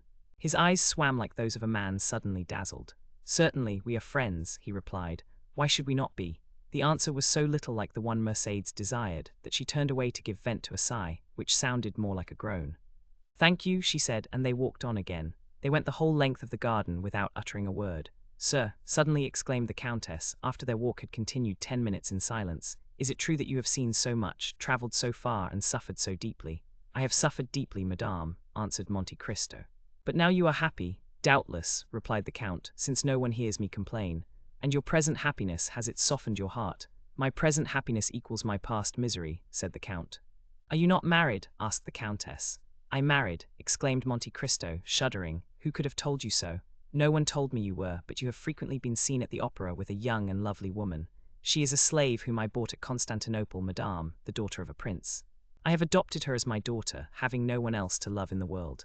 You live alone, then? I do. You have no sister, no son, no father. I have no one. How can you exist thus without anyone to attach you to life? It is not my fault, madame. At Malta, I loved a young girl, was on the point of marrying her, when war came and carried me away. I thought she loved me well enough to wait for me, and even to remain faithful to my memory. When I returned, she was married. This is the history of most men who have passed 20 years of age. Perhaps my heart was weaker than the hearts of most men, and I suffered more than they would have done in my place. That is all. The Countess stopped for a moment, as if gasping for breath. Yes, she said, and you have still preserved this love in your heart. One can only love once, and did you ever see her again? 30,309 million, never. Never. I never returned to the country where she lived. To Malta, yes. Malta, she is then now at Malta. I think so. And have you forgiven her for all she has made you suffer? Her, yes, but only her. Do you then still hate those who separated you? I hate them, not at all. Why should I? The Countess placed herself before Monte Cristo, still holding in her hand a portion of the perfumed grapes. Take some, she said. Madame, I never eat muscatel grapes, replied Monte Cristo, as if the subject had not been mentioned before. The Countess dashed the grapes into the nearest thicket, with a gesture of despair. Inflexible man, she murmured. Monte Cristo remained as unmoved as if the reproach had not been addressed to him. Albert at this moment ran in.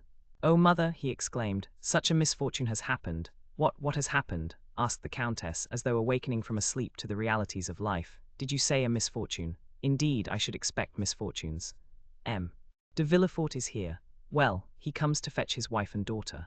Why so? Because Madame de Saint-Méran is just arrived in Paris, bringing the news of M. de Saint-Méran's death, which took place on the first stage after he left Marseille. Madame de Villefort, who was in very good spirits, would neither believe nor think of the misfortune, but Mademoiselle Valentine, at the first words, guessed the whole truth, notwithstanding all the precautions of her father. The blow struck her like a thunderbolt, and she fell senseless. And how was M. de Saint-Méran related to Mademoiselle de Villefort? Said the Count. He was her grandfather on the mother's side. He was coming here to hasten her marriage with France. Ah, indeed, so France must wait. Why was not M. de Saint-Méran also grandfather to Mademoiselle Danglars? Albert, Albert, said Madame de Morcerf in a tone of mild reproof, what are you saying? Ah, Count, he esteems you so highly, tell him that he has spoken amiss. And she took 2 or 3 steps forward. Monte Cristo watched her with an air so thoughtful, and so full of affectionate admiration, that she turned back and grasped his hand. At the same time she seized that of her son, and joined them together. We are friends, are we not? She asked. Oh, madame, I do not presume to call myself your friend, but at all times I am your most respectful servant. The Countess left with an indescribable pang in her heart, and before she had taken 10 steps the Count saw her raise her handkerchief to her eyes. Do not my mother and you agree? Asked Albert, astonished. On the contrary, replied the Count, did you not hear her declare that we were friends? They re-entered the drawing-room, which Valentine and Madame de Villefort had just quitted. It is perhaps needless to add that Morrel departed almost at the same time. Chapter 72. Madame de Saint-Méran, a gloomy scene had indeed just passed at the house of M. de Villefort. After the ladies had departed for the ball, whither all the entreaties of Madame de Villefort had failed in persuading him to accompany them, the procureur had shut himself up in his study, according to his custom, with a heap of papers calculated to alarm anyone else, but which generally scarcely satisfied his inordinate desires. But this time the papers were a mere matter of form. Villefort had secluded himself, not to study, but to reflect, and with the door locked and orders given that he should not be disturbed excepting for important business, he sat down in his armchair and began to ponder over the events, the remembrance of which had during the last 8 days filled his mind with so many gloomy thoughts and bitter recollections. Then, instead of plunging into the mass of documents piled before him, he opened the drawer of his desk, touched a spring, and drew out a parcel of cherished memoranda, amongst which he had carefully arranged in characters only known to himself, the names of all those who, either in his political career, in money matters, at the bar, or in his mysterious love affairs, had become his enemies. Their number was formidable, now that he had begun to fear, and yet these names, powerful though they were, had often caused him to smile with the same kind of satisfaction experienced by a traveller who from the summit of a mountain beholds at his feet the craggy eminences, the almost impassable paths, and the fearful chasms, through which he has so perilously climbed. When he had run over all these names in his memory, again read and studied them, commenting meanwhile upon his lists, he shook his head. No, he murmured, none of my enemies would have waited so patiently and laboriously for so long a space of time, that they might now come and crush me with this secret. Sometimes, as Hamlet says, foul deeds will rise though all the earth o'erwhelm them to men's eyes, but like a phosphoric light they rise but to mislead. The story has been told by the Corsican to some priest, who in his turn has repeated it. M. de Monte Cristo may have heard it, and to enlighten himself, but why should he wish to enlighten himself upon the subject? Asked Villefort, after a moment's reflection. What interest can this M. de Monte Cristo, or M. Zacone, son of a shipowner of Malta, discoverer of a mine in Thessaly, now visiting Paris for the first time, what interest, I say, can he take in discovering a gloomy, mysterious, and useless fact like this? However, among all the incoherent details given to me by the Abbé Busoni and by Lord Wilmore, by that friend and that enemy, one thing appears certain and clear in my opinion, that in no period, in no case, in no circumstance, could there have been any contact between him and me. But Villefort uttered words which even he himself did not believe. He dreaded not so much the revelation, for he could reply to or deny its truth. He cared little for that mean, tekel-up parson, which appeared suddenly in letters of blood upon the wall. But what he was really anxious for was to discover whose hand had traced them. While he was endeavoring to calm his fears, and instead of dwelling upon the political future that had so often been the subject of his ambitious dreams, was imagining a future limited to the enjoyments of home. In fear of awakening the enemy that had so long slept, the noise of a carriage sounded in the yard. Then he heard the steps of an aged person ascending the stairs, followed by tears and lamentations, such as servants always give vent to when they wish to appear interested in their master's grief. He drew back the bolt of his door, and almost directly an old lady entered, unannounced, carrying her shawl on her arm and her bonnet in her hand. The white hair was thrown back from her yellow forehead, and her eyes, already sunken by the furrows of age, now almost disappeared beneath the eyelids swollen with grief. "Oh, sir," she said, "oh, sir, what a misfortune! I shall die of it. Oh, yes, I shall certainly die of it." And then, falling upon the chair nearest the door, she burst into a paroxysm of sobs. The servants, standing in the doorway, not daring to approach nearer, were looking at Noirtier's old servant, who had heard the noise from his master's room, and run there also, remaining behind the others.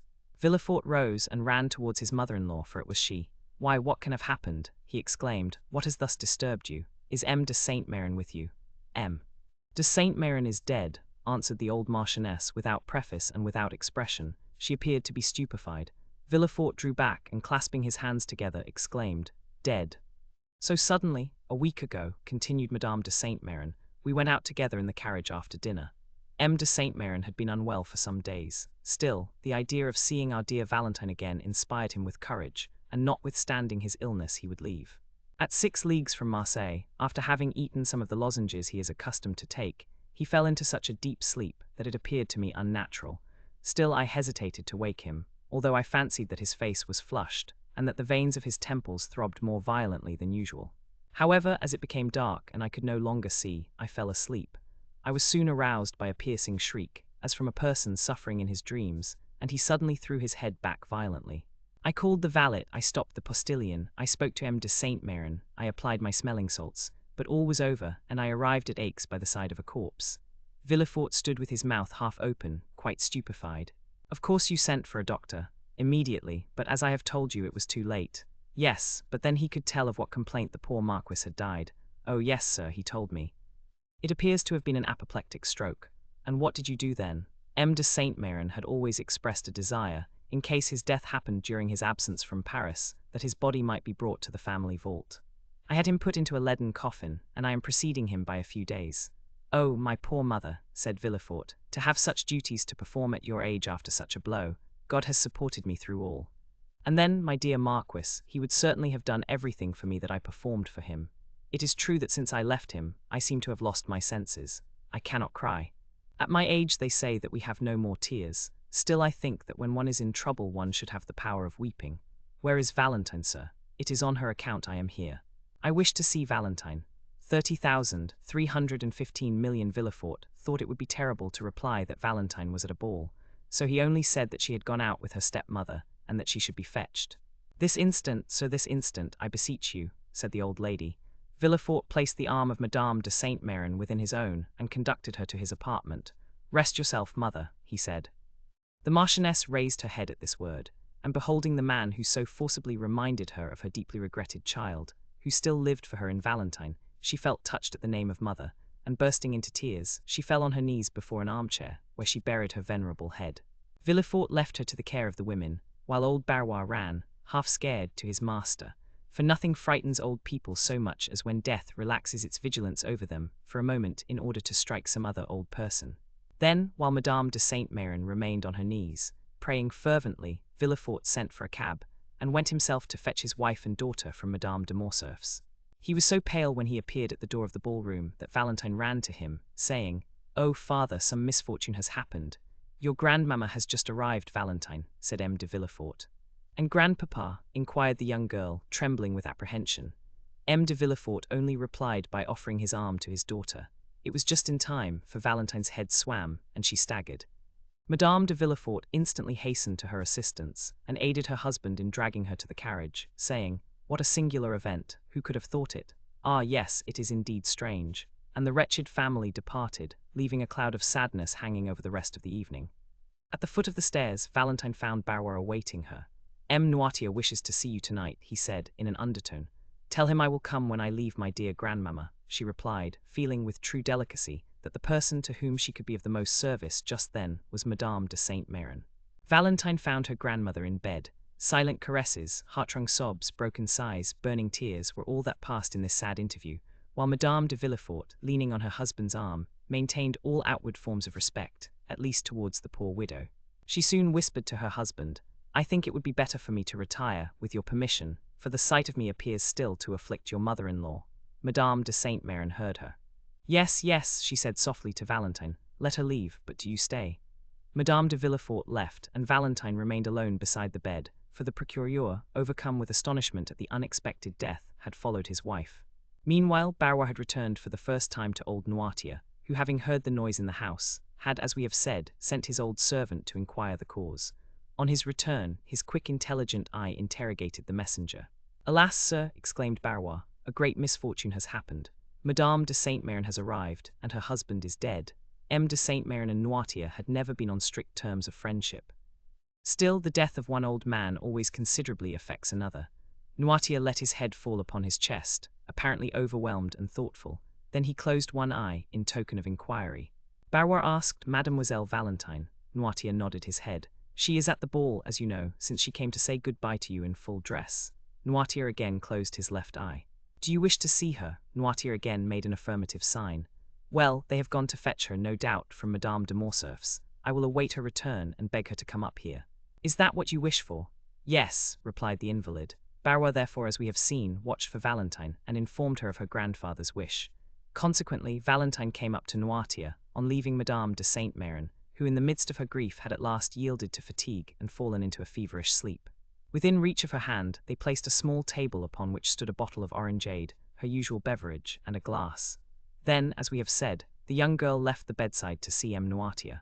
Valentine kissed the old man, who looked at her with such tenderness that her eyes again filled with tears, whose sources he thought must be exhausted. The old gentleman continued to dwell upon her with the same expression. Yes, yes, said Valentine, you mean that I have yet a kind grandfather left, do you not? The old man intimated that such was his meaning. Ah, yes, happily I have, replied Valentine. Without that, what would become of me? It was 1 o'clock in the morning. Barrois, who wished to go to bed himself, observed that after such sad events everyone stood in need of rest. Noirtier would not say that the only rest he needed was to see his child, but wished her good night, for grief and fatigue had made her appear quite ill. The next morning she found her grandmother in bed. The fever had not abated, on the contrary her eyes glistened, and she appeared to be suffering from violent nervous irritability. "Oh dear grandmamma, are you worse?" exclaimed Valentine, perceiving all these signs of agitation. "No, my child, no," said Madame de Saint-Méran, "but I was impatiently waiting for your arrival, that I might send for your father." "My father?" inquired Valentine, uneasily. "Yes, I wish to speak to him." Valentine durst not oppose her grandmother's wish, the cause of which she did not know, and an instant afterwards Villefort entered. "Sir," said Madame de Saint-Méran, without using any circumlocution, and as if fearing she had no time to lose, "you wrote to me concerning the marriage of this child." "Yes, madame," replied Villefort, "it is not only projected but arranged. Your intended son-in-law is named M. Franz d'Épinay?" "Yes, madame. Is he not the son of General d'Épinay, who was on our side, and who was assassinated some days before the usurper returned from the island of Elba?" "The same. Does he not dislike the idea of marrying the granddaughter of a Jacobin?" "Our civil dissensions are now happily extinguished, mother," said Villefort.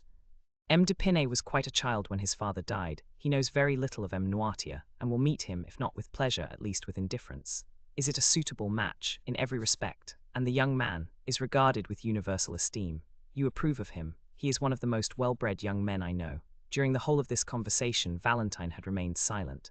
"Well, sir," said Madame de Saint-Méran, after a few minutes' reflection, "I must hasten the marriage, for I have but a short time to live." "You, madame, you dear mamma," exclaimed M. de Villefort and Valentine at the same time. "I know what I am saying," continued the Marchioness. "I must hurry you, so that as she has no mother she may at least have a grandmother to bless her marriage. I am all that is left to her belonging to my poor Renée, whom you have so soon forgotten, sir." "Ah, madame," said Villefort, "you forget that I was obliged to give a mother to my child." "A stepmother is never a mother, sir. But this is not to the purpose. Our business concerns Valentine. Let us leave the dead in peace." All this was said with such exceeding rapidity that there was something in the conversation that seemed like the beginning of delirium. "It shall be as you wish, madame," said Villefort, "more especially since your wishes coincide with mine, and as soon as M. d'Épinay arrives in Paris, 30,319 million, my dear grandmother," interrupted Valentine, "consider decorum the recent death. You would not have me marry under such sad auspices." "My child," exclaimed the old lady sharply, "let us hear none of the conventional objections that deter weak minds from preparing for the future. I also was married at the deathbed of my mother, and certainly I have not been less happy on that account." "Still that idea of death, madame," said Villefort. "Still, always, I tell you I am going to die, do you understand? Well, before dying, I wish to see my son-in-law. I wish to tell him to make my child happy. I wish to read in his eyes whether he intends to obey me. In fact, I will know him, I will," continued the old lady with a fearful expression, "that I may rise from the depths of my grave to find him, if he should not fulfill his duty." "Madame," said Villefort, "you must lay aside these exalted ideas, which almost assume the appearance of madness. The dead, once buried in their grave, rise no more, and I tell you, sir, that you are mistaken. This night I have had a fearful sleep.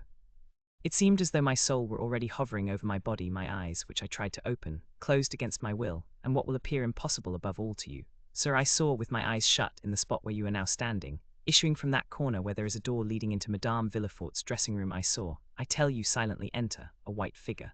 Valentine screamed. It was the fever that disturbed you, madame, said Villefort. 30,321 million doubt, if you please, but I am sure of what I say.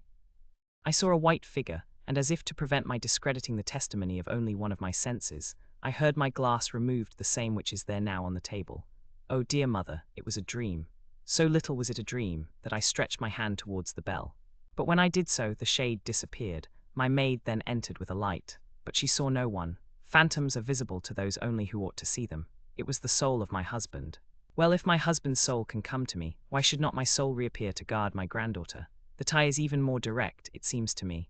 Oh, madame, said Villefort, deeply affected in spite of himself, do not yield to those gloomy thoughts. You will long live with us, happy, loved, and honored, and we will make you forget. Never, never, never, said the Marchioness. When does M. d'Épinay return? We expect him every moment. It is well. As soon as he arrives, inform me. We must be expeditious. And then I also wish to see a notary, that I may be assured that all our property returns to Valentine. Ah, grandmamma, murmured Valentine, pressing her lips on the burning brow, do you wish to kill me? Oh, how feverish you are. We must not send for a notary, but for a doctor. A doctor, said she, shrugging her shoulders. I am not ill. I am thirsty, that is all. 30,323 million. What are you drinking, dear grandmamma? The same as usual, my dear. My glass is there on the table. Give it to me, Valentine. Valentine poured the orangeade into a glass and gave it to her grandmother with a certain degree of dread, for it was the same glass she fancied that had been touched by the spectre. The Marchioness drained the glass at a single draught, and then turned on her pillow, repeating, the notary, the notary. M. de Villefort left the room, and Valentine seated herself at the bedside of her grandmother. The poor child appeared herself to require the doctor she had recommended to her aged relative. A bright spot burned in either cheek, her respiration was short and difficult, and her pulse beat with feverish excitement. She was thinking of the despair of Maximilian, when he should be informed that Madame de Saint-Méran, instead of being an ally, was unconsciously acting as his enemy. More than once she thought of revealing all to her grandmother, and she would not have hesitated a moment if Maximilian Morrel had been named Albert de Morcerf or Réal de Châteaurenaud. But Morrel was of plebeian extraction, and Valentine knew how the haughty Marquise de Saint-Méran despised all who were not noble. Her secret had each time been repressed when she was about to reveal it, by the sad conviction that it would be useless to do so. For were it once discovered by her father and mother, all would be lost. 2 hours passed thus. Madame de Saint-Méran was in a feverish sleep, and the notary had arrived. Though his coming was announced in a very low tone, Madame de Saint-Méran arose from her pillow. The notary, she exclaimed, let him come in. The notary, who was at the door, immediately entered. Go, Valentine, said Madame de Saint-Méran, and leave me with this gentleman.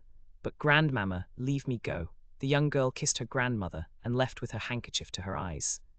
At the door she found the valet de chamber, who told her that the doctor was waiting in the dining room. Valentine instantly ran down. The doctor was a friend of the family, and at the same time one of the cleverest men of the day, and very fond of Valentine, whose birth he had witnessed. He had himself a daughter about her age, but whose life was one continued source of anxiety and fear to him from her mother having been consumptive. Oh, said Valentine, we have been waiting for you with such impatience, dear M. d'Avrigny, but first of all, how are Madeleine and Antoinette? Madeleine was the daughter of M. d'Avrigny, and Antoinette his niece. M. d'Avrigny smiled sadly. Antoinette is very well, he said, and Madeleine tolerably so. But you sent for me, my dear child. It is not your father or Madame de Villefort who is ill. As for you, although we doctors cannot divest our patients of nerves, I fancy you have no further need of me than to recommend you not to allow your imagination to take too wide a field. Valentine coloured. M. d'Avrigny carried the science of divination almost to a miraculous extent, for he was one of the physicians who always work upon the body through the mind. 30,325 million, no, she replied. It is for my poor grandmother. You know the calamity that has happened to us, do you not? I know nothing, said M. d'Avrigny. Alas, said Valentine, restraining her tears, my grandfather is dead. M. de Saint-Méran, yes, suddenly, from an apoplectic stroke. An apoplectic stroke, repeated the doctor. Yes, and my poor grandmother fancies that her husband, whom she never left, has called her, and that she must go and join him. Oh, M. d'Avrigny, I beseech you, do something for her. Where is she? In her room with the notary. And M. Noirtier, just as he was, his mind perfectly clear, but the same incapability of moving or speaking.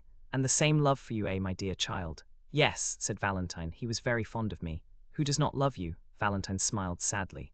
What are your grandmother's symptoms? An extreme nervous excitement, and a strangely agitated sleep. She fancied this morning in her sleep that her soul was hovering above her body, which she at the same time watched. It must have been delirium, She fancies, too, that she saw a phantom enter her chamber, and even heard the noise it made on touching her glass. It is singular, said the doctor.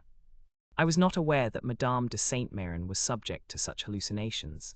It is the first time I ever saw her in this condition, said Valentine, and this morning she frightened me so that I thought her mad.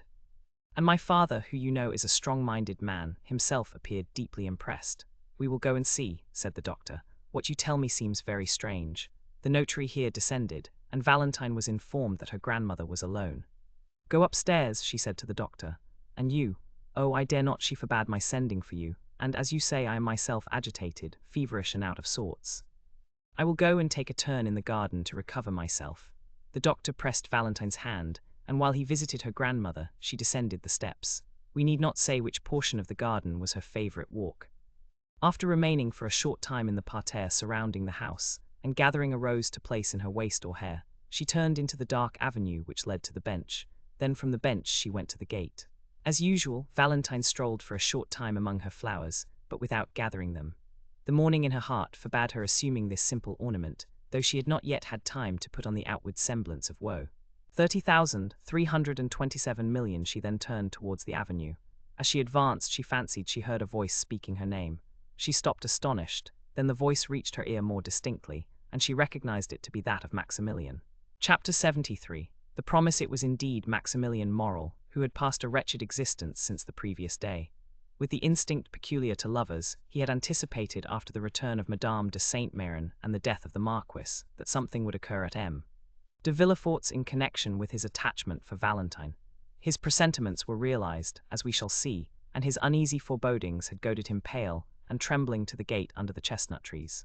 Valentine was ignorant of the cause of this sorrow and anxiety, and as it was not his accustomed hour for visiting her, she had gone to the spot simply by accident or perhaps through sympathy. Morrel called her, and she ran to the gate. You here at this hour, said she. Yes, my poor girl, replied Morrel. I come to bring and to hear bad tidings. This is, indeed, a house of mourning, said Valentine. Speak, Maximilian, although the cup of sorrow seems already full. Dear Valentine, said Morrel, endeavoring to conceal his own emotion, listen, I entreat you. What I am about to say is very serious. When are you to be married? I will tell you all, said Valentine. From you I have nothing to conceal. This morning the subject was introduced, and my dear grandmother, on whom I depended as my only support, not only declared herself favourable to it, but is so anxious for it that they only await the arrival of M. de Pinay, and the following day the contract will be signed. A deep sigh escaped the young man, who gazed long and mournfully at her he loved. Alas, replied he, it is dreadful thus to hear my condemnation from your own lips. The sentence is passed, and in a few hours will be executed. It must be so, and I will not endeavour to prevent it. But since you say nothing remains but for M. de Pinay to arrive that the contract may be signed, and the following day you will be his, tomorrow you will be engaged to M. de Pinay, for he came this morning to Paris. Valentine uttered a cry. I was at the house of Monte Cristo an hour since, said Morrel. We were speaking, he of the sorrow your family had experienced, and I of your grief, when a carriage rolled into the courtyard. Never till then had I placed any confidence in presentiments, but now I cannot help believing them, Valentine. At the sound of that carriage I shuddered. Soon I heard steps on the staircase, which terrified me as much as the footsteps of the commander did Don Juan. The door at last opened. Albert de Morcerf entered first, and I began to hope my fears were vain, when after him another young man advanced, and the Count exclaimed, Ah, here is the Baron Franz de Pinay. I summoned all my strength and courage to my support. Perhaps I turned pale and trembled, but certainly I smiled, and 5 minutes after I left, without having heard one word that had passed. Poor Maximilian, murmured Valentine. Valentine, the time has arrived when you must answer me, and remember my life depends on your answer. What do you intend doing? Valentine held down her head, she was overwhelmed. Listen, said Morrel. It is not the first time you have contemplated our present position, which is a serious and urgent one. I do not think it is a moment to give way to useless sorrow. Leave that for those who like to suffer at their leisure, and indulge their grief in secret. There are such in the world, and God will doubtless reward them in heaven for their resignation on earth, but those who mean to contend must not lose one precious moment, but must return immediately the blow which fortune strikes. Do you intend to struggle against our ill fortune? Tell me, Valentine, for it is that I came to know. Valentine trembled and looked at him with amazement. The idea of resisting her father, her grandmother, and all the family had never occurred to her. What do you say, Maximilian? Asked Valentine. What do you mean by a struggle? Oh, it would be a sacrilege. What, I resist my father's order and my dying grandmother's wish? Impossible, Morrel started. You are too noble not to understand me, and you understand me so well that you already yield, dear Maximilian. No, no, I shall need all my strength to struggle with myself and support my grief in secret, as you say. But to grieve my father, to disturb my grandmother's last moments, never. You are right, said Morrel calmly. In what a tone you speak, cried Valentine. I speak as one who admires you, mademoiselle. Mademoiselle, cried Valentine. Mademoiselle, oh selfish man, he sees me in despair and pretends he cannot understand me. You mistake, I understand you perfectly. You will not oppose M. Villefort, you will not displease the Marchioness, and tomorrow you will sign the contract which will bind you to your husband. But mon dear, tell me, how can I do otherwise? Do not appeal to me, mademoiselle. I shall be a bad judge in such a case. My selfishness will blind me, replied Morrel, whose low voice and clenched hands announced his growing desperation. What would you have proposed, Maximilian, had you found me willing to accede? It is not for me to say. You are wrong, you must advise me what to do. Do you seriously ask my advice, Valentine? Certainly, dear Maximilian, for if it is good I will follow it. You know my devotion to you. Valentine, said Morrel, pushing aside a loose plank, give me your hand in token of forgiveness of my anger. My senses are confused, and during the last hour the most extravagant thoughts have passed through my brain. Oh, if you refuse my advice, what do you advise? Said Valentine, raising her eyes to heaven and sighing. I am free, replied Maximilian, and rich enough to support you. I swear to make you my lawful wife before my lips even shall have approached your forehead. You make me tremble, said the young girl. Follow me, said Morrel. I will take you to my sister, who is worthy also to be yours. We will embark for Algiers, for England, for America, or if you prefer it, retire to the country, and only return to Paris when our friends have reconciled your family. Valentine shook her head. I feared it, Maximilian, said she. It is the counsel of a madman, and I should be more mad than you, did I not stop you at once with the word, impossible, Morrel, impossible. You will then submit to what fate decrees for you without even attempting to contend with it, said Morrel sorrowfully. Yes, if I die. Well, Valentine, resumed Maximilian, I can only say again that you are right. Truly, it is I who am mad, and you prove to me that passion blinds the most well-meaning. I appreciate your calm reasoning. It is then understood that tomorrow you will be irrevocably promised to M. France d'Épinay, not only by that theatrical formality, invented to heighten the effect of a comedy called the signature of the contract, but your own will. Again you drive me to despair, Maximilian, said Valentine. Again you plunge the dagger into the wound. What would you do, tell me, if your sister listened to such a proposition? Mademoiselle, replied Morrel with a bitter smile, I am selfish, you have already said so, and as a selfish man I think not of what others would do in my situation, but of what I intend doing myself. I think only that I have known you not a whole year. From the day I first saw you, all my hopes of happiness have been in securing your affection. One day you acknowledged that you loved me, and since that day my hope of future happiness has rested on obtaining you, for to gain you would be life to me. Now I think no more. I say only that fortune has turned against me. I had thought to gain heaven, and now I have lost it. It is an everyday occurrence for a gambler to lose not only what he possesses, but also what he has not. Morrel pronounced these words with perfect calmness. Valentine looked at him a moment with her large, scrutinizing eyes, endeavoring not to let Morrel discover the grief which struggled in her heart. But in a word, what are you going to do? Asked she. I am going to have the honor of taking my leave of you, mademoiselle, solemnly assuring you that I wish your life may be so calm, so happy, and so fully occupied, that there may be no place for me even in your memory. Oh, murmured Valentine. Adieu, Valentine, adieu, said Morrel, bowing. Where are you going? Cried the young girl, extending her hand through the opening, and seizing Maximilian by his coat, for she understood from her own agitated feelings that her lover's calmness could not be real. Where are you going? I am going, that I may not bring fresh trouble into your family, and to set an example which every honest and devoted man, situated as I am, may follow.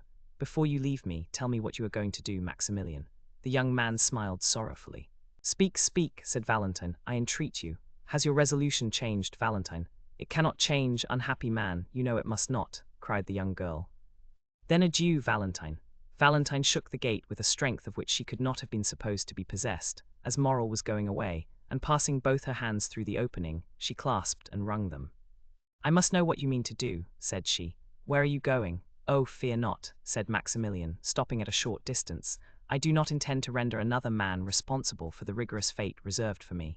Another might threaten to seek M. France to provoke him, and to fight with him, all that would be folly. What has M. France to do with it? He saw me this morning for the first time, and has already forgotten he has seen me. He did not even know I existed when it was arranged by your two families that you should be united. I have no enmity against M. France, and promise you the punishment shall not fall on him. On whom then? On me, on you. Valentine, oh heaven forbid, woman is sacred, the woman one loves is holy. On yourself then, unhappy man, on yourself. I am the only guilty person, am I not? Said Maximilian. Maximilian, said Valentine, Maximilian, come back, I entreat you. He drew near with his sweet smile, and but for his paleness, one might have thought him in his usual happy mood.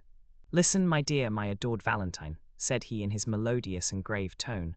Those who, like us, have never had a thought for which we need blush before the world, such may read each other's hearts. I never was romantic, and am no melancholy hero. I imitate neither Manfred nor Antony, but without words, protestations, or vows, my life has entwined itself with yours. You leave me, and you are right in doing so. I repeat it, you are right, but in losing you, I lose my life. The moment you leave me, Valentine, I am alone in the world. My sister is happily married. Her husband is only my brother-in-law, that is, a man whom the ties of social life alone attach to me. No one then longer needs my useless life. This is what I shall do. I will wait until the very moment you are married, for I will not lose the shadow of one of those unexpected chances which are sometimes reserved for us, since M. France may, after all, die before that time. A thunderbolt may fall even on the altar as you approach it. Nothing appears impossible to one condemned to die, and miracles appear quite reasonable when his escape from death is concerned. I will, then, wait until the last moment, and when my misery is certain, irremediable, hopeless, I will write a confidential letter to my brother-in-law, another to the prefect of police, to acquaint them with my intention. And at the corner of some wood, on the brink of some abyss, on the bank of some river, I will put an end to my existence, as certainly as I am the son of the most honest man who ever lived in France. 30,333 million. Valentine trembled convulsively. She loosened her hold of the gate, her arms fell by her side, and 2 large tears rolled down her cheeks. The young man stood before her, sorrowful and resolute. Oh, for pity's sake, said she, you will live, will you not? No, on my honor, said Maximilian. But that will not affect you. You have done your duty, and your conscience will be at rest. Valentine fell on her knees and pressed her almost bursting heart.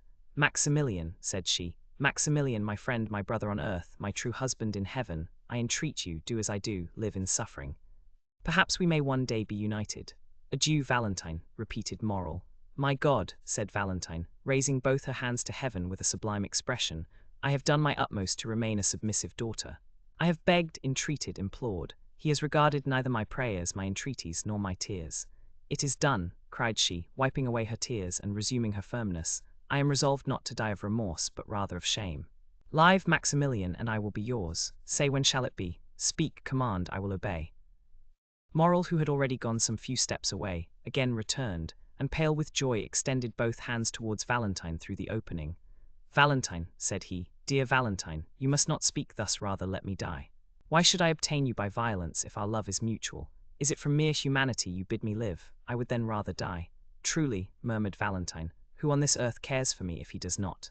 Who has consoled me in my sorrow but he? On whom do my hopes rest? On whom does my bleeding heart repose? On him, always on him. Yes, you are right, Maximilian, I will follow you. I will leave the paternal home, I will give up all. Oh, ungrateful girl that I am, cried Valentine, sobbing, I will give up all, even my dear old grandfather, whom I had nearly forgotten. No, said Maximilian, you shall not leave him. M. Noirtier has evinced, you say, a kind feeling towards me. Well, before you leave, tell him all. His consent would be your justification in God's sight. As soon as we are married, he shall come and live with us. Instead of 1 child, he shall have 2. You have told me how you talk to him and how he answers you. I shall very soon learn that language by signs, Valentine, and I promise you solemnly that instead of despair, it is happiness that awaits us.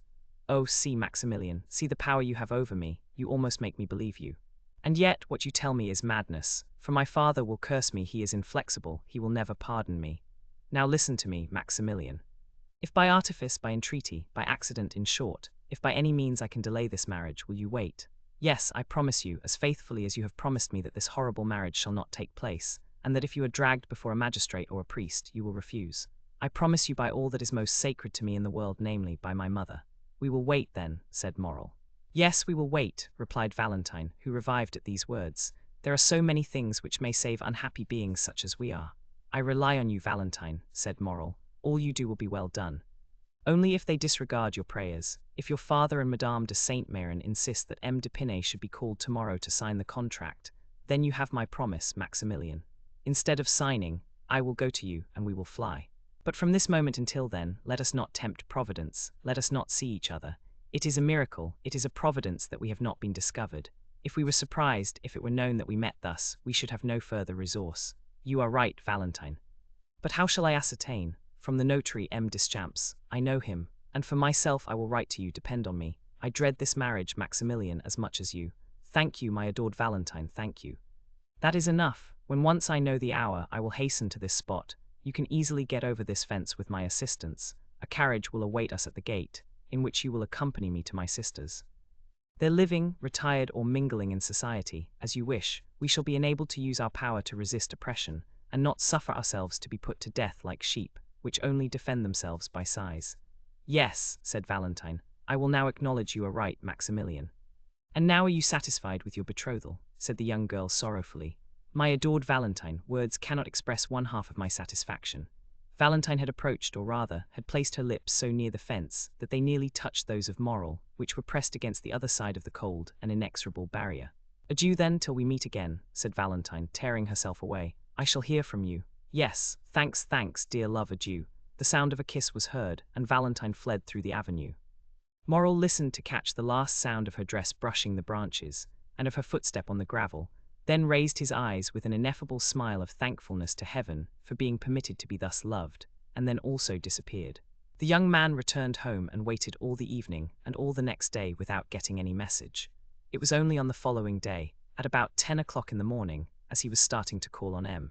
Deschamps, the notary, that he received from the postman a small billet which he knew to be from Valentine, although he had not before seen her writing. It was to this effect: tears, entreaties, prayers have availed me nothing. Yesterday, for 2 hours, I was at the church of Saint Philippe du Roule, and for 2 hours I prayed most fervently. Heaven is as inflexible as man, and the signature of the contract is fixed for this evening at 9 o'clock.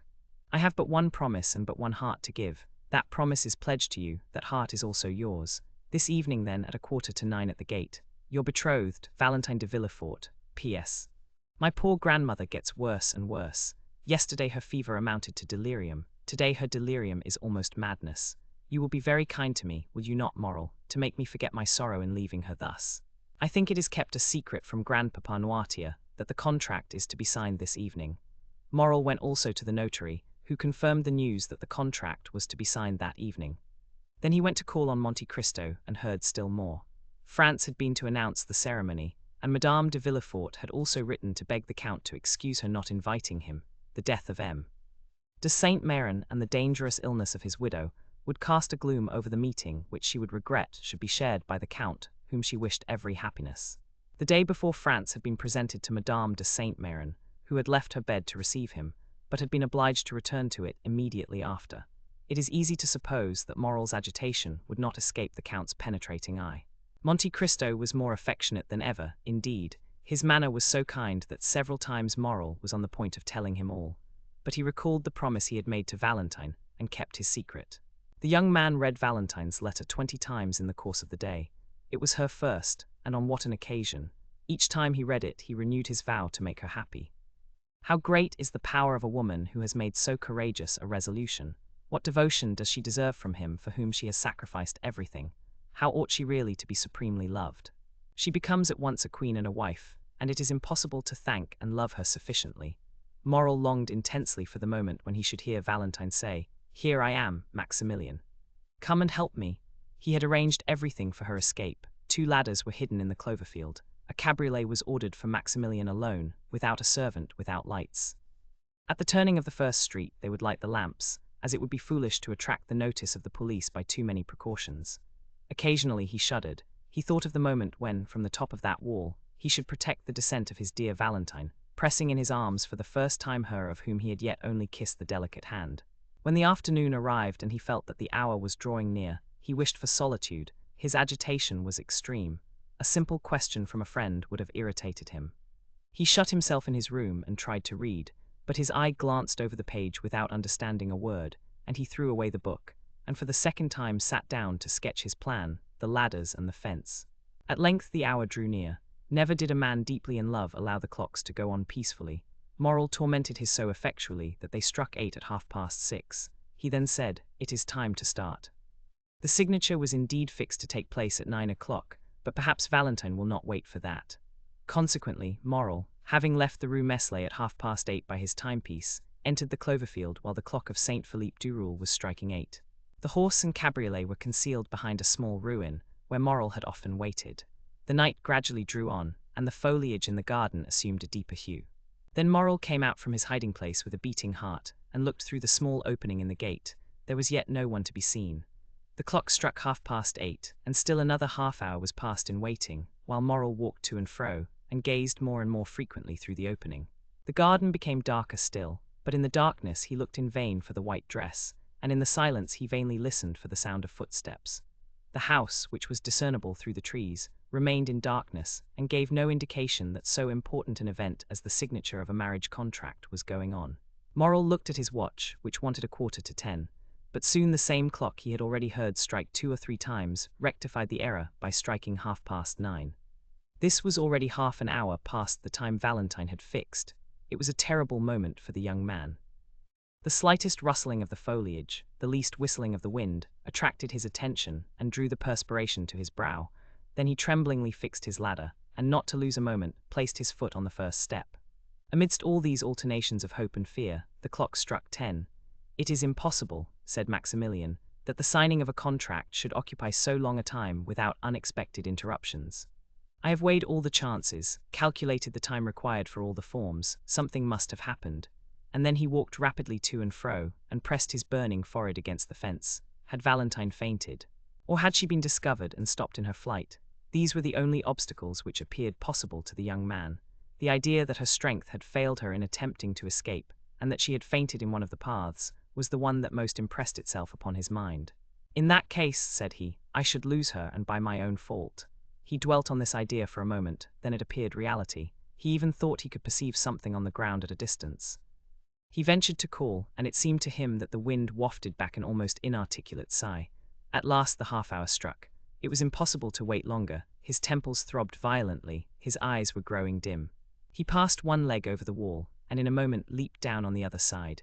He was on Villefort's premises, had arrived there by scaling the wall. What might be the consequences? However, he had not ventured thus far to draw back. He followed a short distance close under the wall, then crossed a path, entered a clump of trees. In a moment he had passed through them, and could see the house distinctly. 30,341 million. Then Morrel saw that he had been right in believing that the house was not illuminated. Instead of lights at every window, as is customary on days of ceremony, he saw only a grey mass, which was veiled also by a cloud, which at that moment obscured the moon's feeble light. A light moved rapidly from time to time, past 3 windows of the second floor. These 3 windows were in Madame de Saint-Méran's room. Another remained motionless behind some red curtains, which were in Madame de Villefort's bedroom. Morrel guessed all this. So many times, in order to follow Valentine in thought at every hour in the day, had he made her describe the whole house, that without having seen it he knew it all. This darkness and silence alarmed Morrel still more than Valentine's absence had done. Almost mad with grief, and determined to venture everything in order to see Valentine once more, and be certain of the misfortune he feared, Morrel gained the edge of the clump of trees, and was going to pass as quickly as possible through the flower garden, when the sound of a voice, still at some distance, but which was borne upon the wind, reached him. At this sound, as he was already partially exposed to view, he stepped back and concealed himself completely, remaining perfectly motionless. He had formed his resolution. If it was Valentine alone, he would speak as she passed. If she was accompanied, and he could not speak, still he should see her, and know that she was safe. If they were strangers, he would listen to their conversation, and might understand something of this hitherto incomprehensible mystery. The moon had just then escaped from behind the cloud which had concealed it, and Morrel saw Villefort come out upon the steps, followed by a gentleman in black. They descended and advanced towards the clump of trees, and Morrel soon recognized the other gentleman as Dr. d'Avrigny. 30,339 million. The young man, seeing them approach, drew back mechanically, until he found himself stopped by a sycamore tree in the center of the clump. There he was compelled to remain. Soon the 2 gentlemen stopped also. "Ah, my dear doctor," said the procureur, "heaven declares itself against my house. What a dreadful death, what a blow! Seek not to console me."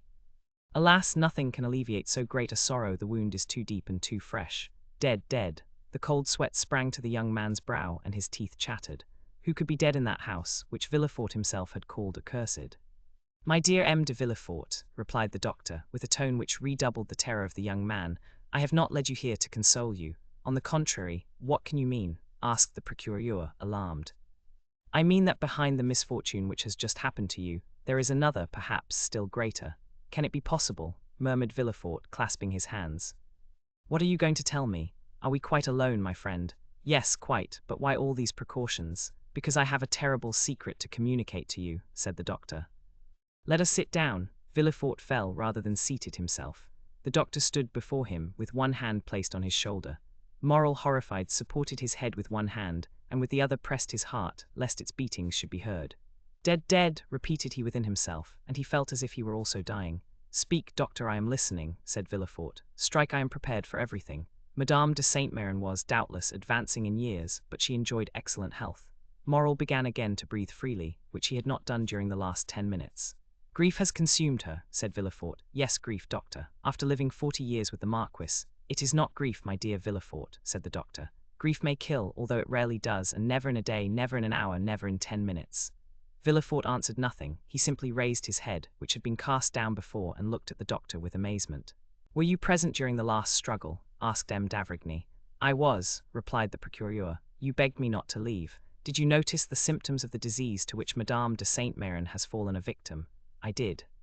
Madame de Saint-Méran had 3 successive attacks, at intervals of some minutes, each one more serious than the former. When you arrived, Madame de Saint-Méran had already been panting for breath some minutes. She then had a fit, which I took to be simply a nervous attack, and it was only when I saw her raise herself in the bed, and her limbs and neck appear stiffened, that I became really alarmed. Then I understood from your countenance there was more to fear than I had thought. This crisis past, I endeavored to catch your eye, but could not. You held her hand, you were feeling her pulse, and the second fit came on before you had turned towards me. This was more terrible than the first. The same nervous movements were repeated, and the mouth contracted and turned purple, and at the third she expired. At the end of the first attack, I discovered symptoms of tetanus. You confirmed my opinion. Yes, before others, replied the doctor. But now we are alone, what are you going to say? Oh, spare me. That the symptoms of tetanus and poisoning by vegetable substances are the same. M. De Villefort started from his seat, then in a moment fell down again, silent and motionless. Morrel knew not if he were dreaming or awake. Listen, said the doctor. I know the full importance of the statement I have just made, and the disposition of the man to whom I have made it. Do you speak to me as a magistrate or as a friend? Asked Villefort. As a friend, and only as a friend, at this moment. The similarity in the symptoms of tetanus and poisoning by vegetable substances is so great, that were I obliged to affirm by oath what I have now stated, I should hesitate. I therefore repeat to you, I speak not to a magistrate, but to a friend. And to that friend I say, during the 3/4 of an hour that the struggle continued, I watched the convulsions and the death of Madame de Saint-Méran, and am thoroughly convinced that not only did her death proceed from poison, but I could also specify the poison. Can it be possible? The symptoms are marked, do you see? Sleep broken by nervous spasms, excitation of the brain, torpor of the nerve centers. Madame de Saint-Méran succumbed to a powerful dose of brucine or of strychnine, which by some mistake perhaps has been given to her. Villefort seized the doctor's hand. Oh, it is impossible, said he. I must be dreaming. It is frightful to hear such things from such a man as you. Tell me, I entreat you, my dear doctor, that you may be deceived. Doubtless I may, but 30,345 million, but I do not think so. Have pity on me, doctor. So many dreadful things have happened to me lately that I am on the verge of madness. Has anyone besides me seen Madame de Saint-Méran? No. Has anything been sent for from a chemist's that I have not examined? Nothing. Had Madame de Saint-Méran any enemies? Not to my knowledge. Would her death affect anyone's interest? It could not indeed. My daughter is her only heiress, Valentine alone. Oh, if such a thought could present itself, I would stab myself to punish my heart for having for one instant harbored it. Indeed, my dear friend, said M. d'Avrigny, I would not accuse anyone. I speak only of an accident, you understand, of a mistake, but whether accident or mistake, the fact is there. It is on my conscience and compels me to speak aloud to you. Make inquiry. Of whom? How? Of what? May not Barrois, the old servant, have made a mistake, and have given Madame de Saint-Méran a dose prepared for his master? For my father? Yes, but how could a dose prepared for M. Noirtier poison Madame de Saint-Méran? Nothing is more simple. You know poisons become remedies in certain diseases, of which paralysis is one. For instance, having tried every other remedy to restore movement and speech to M. Noirtier, I resolved to try one last means, and for 3 months I have been giving him brucine, so that in the last dose I ordered for him there were 6 grains. This quantity, which is perfectly safe to administer to the paralyzed frame of M. Noirtier, which has become gradually accustomed to it, would be sufficient to kill another person. My dear doctor, there is no communication between M. Noirtier's apartment and that of Madame de Saint-Méran, and Barrois never entered my mother-in-law's room. In short, doctor, although I know you to be the most conscientious man in the world, and although I place the utmost reliance in you, I want, notwithstanding my conviction, to believe this axiom, ere humanum est. Is there one of my brethren in whom you have equal confidence with myself? Why do you ask me that? What do you wish? Send for him. I will tell him what I have seen, and we will consult together and examine the body, and you will find traces of poison. No, I did not say of poison, but we can prove what was the state of the body. We shall discover the cause of her sudden death, and we shall say, dear Villefort, if this thing has been caused by negligence, watch over your servants; if from hatred, watch your enemies. What do you propose to me, d'Avrigny? Said Villefort in despair. So soon as another is admitted into our secret, an inquest will become necessary, and an inquest in my house impossible. Still, continued the procureur, looking at the doctor with uneasiness, if you wish it, if you demand it, why then it shall be done. But doctor, you see me already so grieved, how can I introduce into my house so much scandal, after so much sorrow? My wife and my daughter would die of it. And I, doctor, you know, a man does not arrive at the post I occupy. One has not been king's attorney 25 years, without having amassed a tolerable number of enemies. Mine are numerous. Let this affair be talked of, it will be a triumph for them, which will make them rejoice and cover me with shame.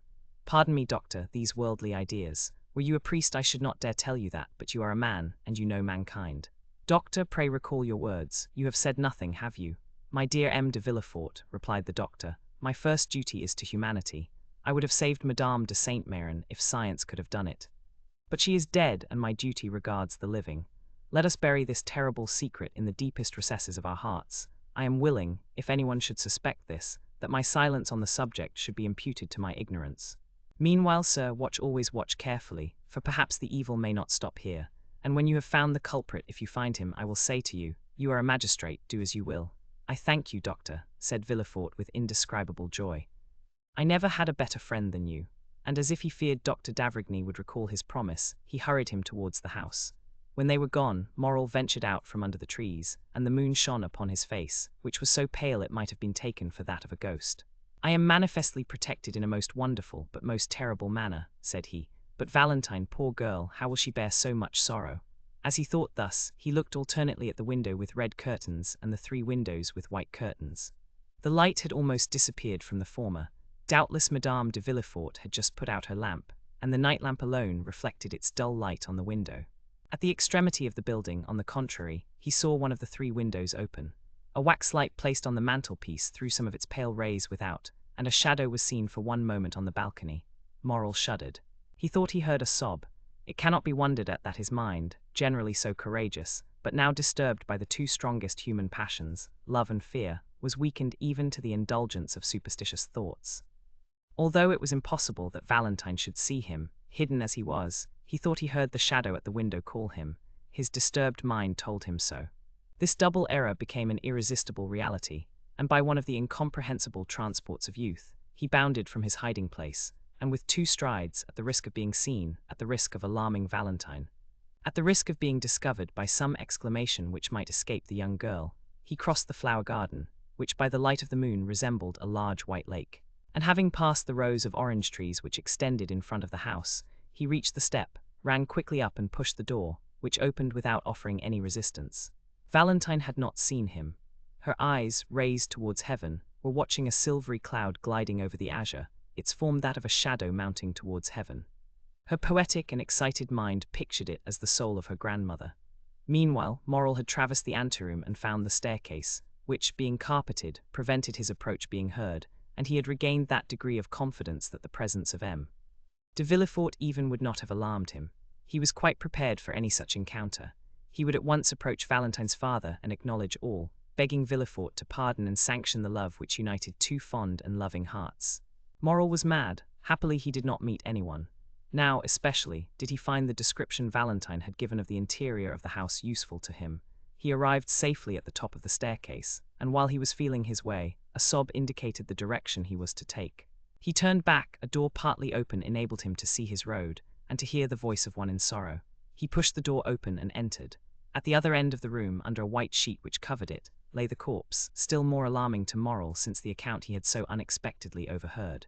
By its side, on her knees, and with her head buried in the cushion of an easy-chair, was Valentine, trembling and sobbing, her hands extended above her head, clasped and stiff.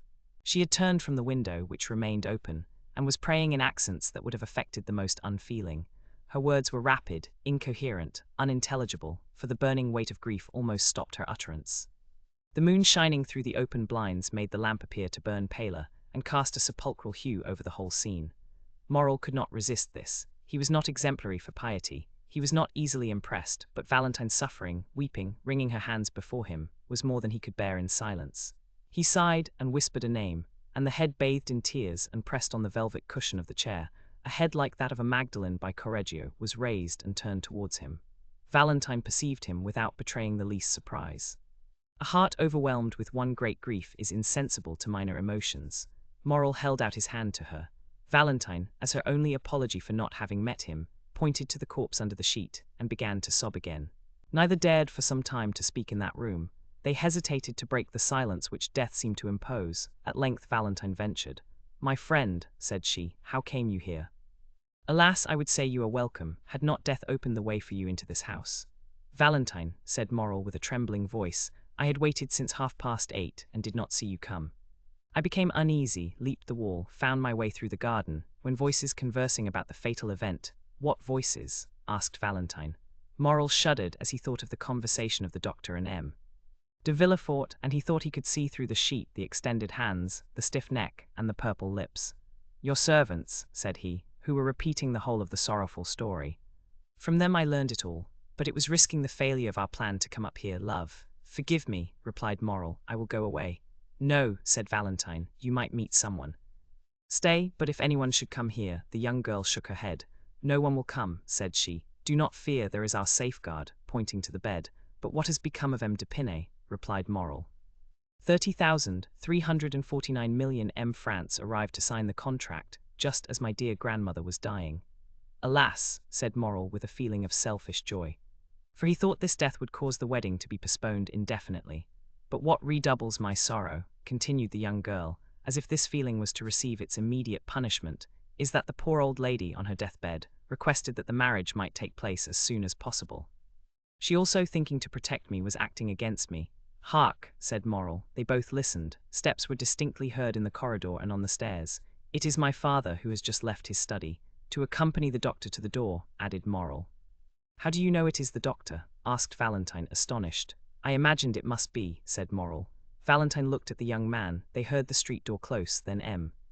de Villefort locked the garden door and returned upstairs. He stopped a moment in the anteroom, as if hesitating whether to turn to his own apartment or into Madame de Saint-Méran's. Morrel concealed himself behind a door. Valentine remained motionless, grief seeming to deprive her of all fear. M. de Villefort passed on to his own room. "Now," said Valentine, "you can neither go out by the front door nor by the garden." Morrel looked at her with astonishment. "There is but one way left you that is safe," said she. "It is through my grandfather's room." She rose. "Come," she added. "Where?" asked Maximilian. "To my grandfather's room. I in M.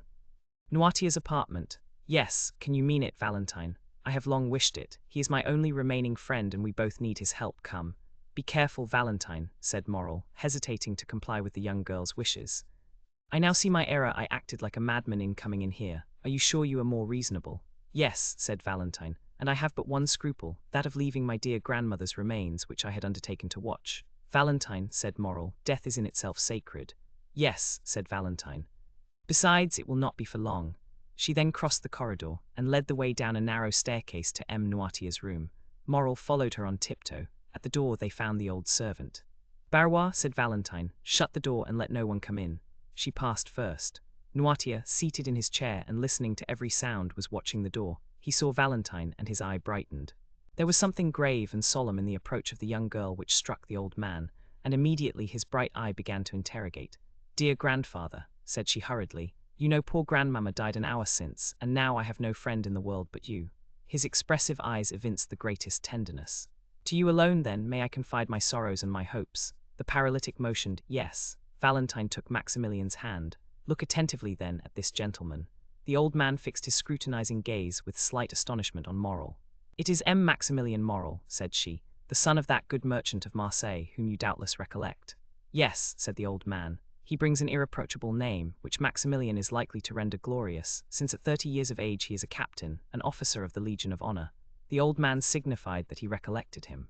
Well, grandpapa, said Valentine, kneeling before him and pointing to Maximilian, I love him and will be only his. Were I compelled to marry another, I would destroy myself. The eyes of the paralytic expressed a multitude of tumultuous thoughts. You like Maximilian Morrel, do you not, grandpapa? Asked Valentine. Yes, and you will protect us who are your children against the will of my father. Noirtier cast an intelligent glance at Morrel, as if to say, perhaps I may. Maximilian understood him. Mademoiselle, said he, you have a sacred duty to fulfill in your deceased grandmother's room. Will you allow me the honor of a few minutes' conversation with Noirtier? That is it, said the old man's eye. Then he looked anxiously at Valentine. Do you fear he will not understand? Yes. Oh, we have so often spoken of you that he knows exactly how I talk to you. Then turning to Maximilian with an adorable smile. Although shaded by sorrow, he knows everything I know, said she. Valentine arose, placed a chair for Morrel, requested Barrois not to admit anyone, and having tenderly embraced her grandfather and sorrowfully taken leave of Morrel, she went away. To prove to Noirtier that he was in Valentine's confidence and knew all their secrets, Morrel took the dictionary, a pen and some paper, and placed them all on a table where there was a light. But first, said Morrel, allow me, sir, to tell you who I am, how much I love Mademoiselle Valentine, and what are my designs respecting her. Noirtier made a sign that he would listen. It was an imposing sight to witness this old man, apparently a mere useless burden, becoming the sole protector, support, and adviser of the lovers who were both young, beautiful, and strong. His remarkably noble and austere expression struck Morrel, who began his story with trembling. He related the manner in which he had become acquainted with Valentine, and how he had loved her, and that Valentine, in her solitude and her misfortune, had accepted the offer of his devotion. He told him his birth, his position, his fortune, and more than once when he consulted the look of the paralytic, that look answered, "That is good, proceed." And now, said Morrel when he had finished the first part of his recital, now I have told you of my love and my hopes, may I inform you of my intentions? Yes, signified the old man. This was our resolution. A cabriolet was in waiting at the gate, in which I intended to carry off Valentine to my sister's house, to marry her, and to wait respectfully M. de Villefort's pardon. No, said Noirtier. We must not do so. No, you do not sanction our project. No, there is another way, said Morrel. The old man's interrogative, I said, which, I will go, continued Maximilian, I will seek M. France d'Épinay. I am happy to be able to mention this in Mademoiselle de Villefort's absence, and will conduct myself toward him, so as to compel him to challenge me. Noirtier's look continued to interrogate. You wish to know what I will do? Yes, I will find him, as I told you. I will tell him the ties which bind me to Mademoiselle Valentine. If he be a sensible man, he will prove it by renouncing of his own accord the hand of his betrothed, and will secure my friendship and love until death. If he refuse, either through interest or ridiculous pride, after I have proved to him that he would be forcing my wife from me, that Valentine loves me, and will have no other, I will fight with him, give him every advantage, and I shall kill him, or he will kill me. If I am victorious, he will not marry Valentine, and if I die, I am very sure Valentine will not marry him. Noirtier watched, with indescribable pleasure, this noble and sincere countenance, on which every sentiment his tongue uttered was depicted, adding by the expression of his fine features all that colouring adds to a sound and faithful drawing. Still, when Morrel had finished, he shut his eyes several times, which was his manner of saying no. No, said Morrel, you disapprove of this second project as you did of the first. I do, signified the old man. But what then must be done? Asked Morrel. Madame de Saint-Méran's last request was that the marriage might not be delayed. Must I let things take their course? Noirtier did not move. I understand, said Morrel. I am to wait, yes, but delay may ruin our plans, sir, replied the young man. Alone, Valentine has no power, she will be compelled to submit. I am here almost miraculously, and can scarcely hope for so good an opportunity to occur again. Believe me, there are only the two plans I have proposed to you. Forgive my vanity, and tell me which you prefer. Do you authorize Mademoiselle Valentine to entrust herself to my honor?